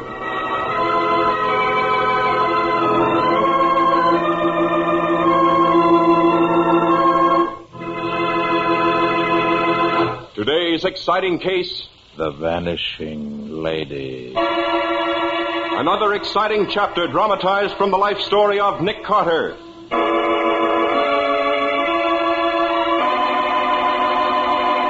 In just a moment, we'll hear how Nick Carter traced a woman who vanished on the steps of the Mercy Maternity Hospital and found out what really happened to her unborn heir. But now, no ordinary phrase is heard oftener than what's new. And this is the answer wise homemakers are giving these days. The three great Linex home brighteners. Linex self-polishing wax, Linex cream polish, and Linex clear gloss varnish. The modern shortcuts to perfect care for floors, woodwork, and furniture. Linex self-polishing wax, the amazing new wax product, beautifies floors with a satiny yet tough anti-skid finish. Linex cream polish cleans as it polishes, leaving no oily film on your furniture. And Linex clear gloss varnish, which is brushed on, dries to an elastic, transparent surface that protects all wood and linoleum in your home. Do as thousands of modern homemakers do. Save hours of work each week. Enjoy sparkling new beauty in your home. Get the three great Linex home brighteners now. You'll find them all at your hardware, paint, or department store. Your headquarters also for Chemtone, the miracle wall finish.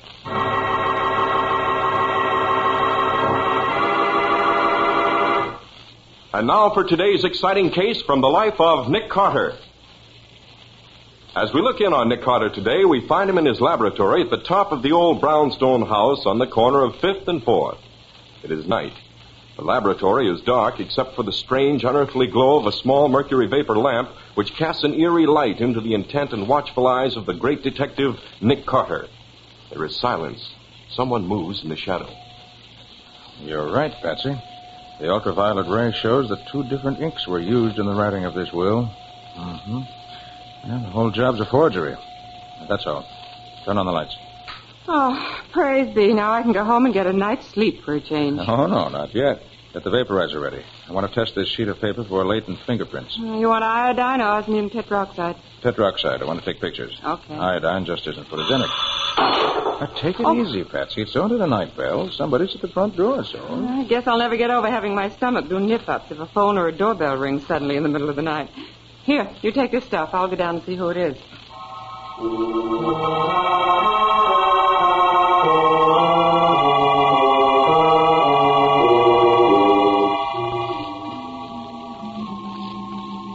Mr. Carter, you are Mr. Nick Carter? Why, yes. What seems to be the trouble? It's my wife. She's disappeared. We had a quarrel, and now she's gone. I wouldn't be too upset, Mr... Ashford, Harold Ashford. But I am upset. Anyone would be. You see, she's going to have a baby. When? Now, any minute. I mean, any hour. She was on her way to the hospital. That's when she disappeared, right on the steps of Mercy Hospital. Why weren't you with her at the time? I just told you we had a quarrel. Don't you see? Now, look here, Mr. Ashford. Oh, just a minute, Nick. I think we'd get more information if we gave Mr. Ashworth a chance to collect himself. Here, sit down in this easy chair. Thanks.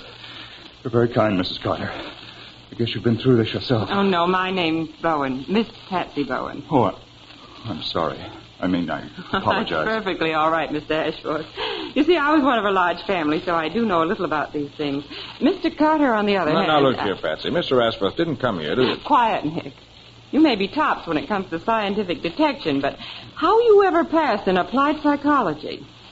Now, Mr. Ashworth, suppose you tell us all about it, from the beginning. Yes. Yes, of course. Patsy, sometimes I have to hand it to you. Thanks. All right, Mr. Ashworth, you and your wife are expecting a baby. What's her name, by the way? Nora. She was Nora Brent. Mm-hmm. Her 2 uncles own the Brent Tubing and Appliances Company. Then she has money. Oh, no. Her father was a minister. He died before we met. Her uncles never approved of me. You see, I'd been married before. Widowed or divorced? Divorced. That's what her uncles didn't approve of. And besides, Nora's a good 10 years younger than I am. They say I married her on the rebound. You see, she had a childhood sweetheart, Jim Stanley, a boy she'd known all her life. He was reported missing with a carrier that went down in the Pacific. That was 2 years ago. Nora was pretty cut up about it. My first wife had just run away with another man. So you consoled each other? Well, maybe just at first, but it didn't take long for us to realize that we were made for each other. You've got to believe me, Mr. Carter. We loved each other. We were ideally happy. No arguments? No differences of opinion? No, never. That is, not until today. And what happened today? This morning, a letter came for Nora. It was addressed to Nora Brent, not Mrs. Ashford, mind you. And up in the corner of the envelope, the sender's name and address read, Chief Petty Officer Jim Stanley, Tappan Neben Hospital. But that's the man she was in love with. The man who was supposed to be dead. Now he's in a hospital only 5 miles down the bay. I take it she got excited when she saw the letter. I knew she would, Mr. Carter, and, well, maybe it was jealousy. Maybe I was afraid of what might happen. You see, we were expecting the baby almost any time, so... So, what? So I destroyed the letter. Very short-sighted. I realize that now, but I couldn't bear to think of losing her. I'd have done anything to prevent it. It would have been much better to have brought the whole thing out into the open. It's too late now. It's happened. Just what I was afraid of. We were sitting in my den after dinner tonight. I was so worried I just couldn't seem to take my eyes off her. Pretty soon I realized I was making her nervous, so I said I thought I'd go to bed and read. I'd just got into my pajamas when the phone rang. I let Nora answer it because her uncle, Timothy Brent, generally called about that time to find out how Nora was feeling. Oh, so the uncles had forgiven her for marrying you. Oh, yes. Tim Brent's a swell guy. He came right around to see us as soon as Paul, the other uncle, died 5 months ago. But Paul never forgave us. Even cut Nora out of his will. Stubborn old customer, huh? And was it Uncle Tim on the telephone? No. I could hear Nora's voice, but not what she was saying. She was talking on the extension in the dining room. Well, pretty soon she opened the bedroom door. She was sort of quiet and white. Harold, what did you do with that letter? What letter, Nora? The one from Jim Stanley. I just talked to him. But, Nora, there wasn't any letter. You mean Jim's alive? Harold, you've never lied to me before. How could you? How could you? Nora, please, I can explain. I don't want any explanations. I don't want... Nora, darling, what's wrong? What's the matter? Baby, I've got to get to the hospital. I've got... Nora, please, darling, don't be frightened. Just as soon as I get dressed again, I'll take it. It's probably Uncle Tim. Hello? Oh, yes, Uncle Tim. No, something's happened. It's the baby. I'm going to the hospital right away. Please call Dr. Jenkins and tell him that I need him. Tell him to come right away. Nora, for heaven's sakes, wait just a minute until I get... No, Harold, I'm going for good. I don't ever want to see you again.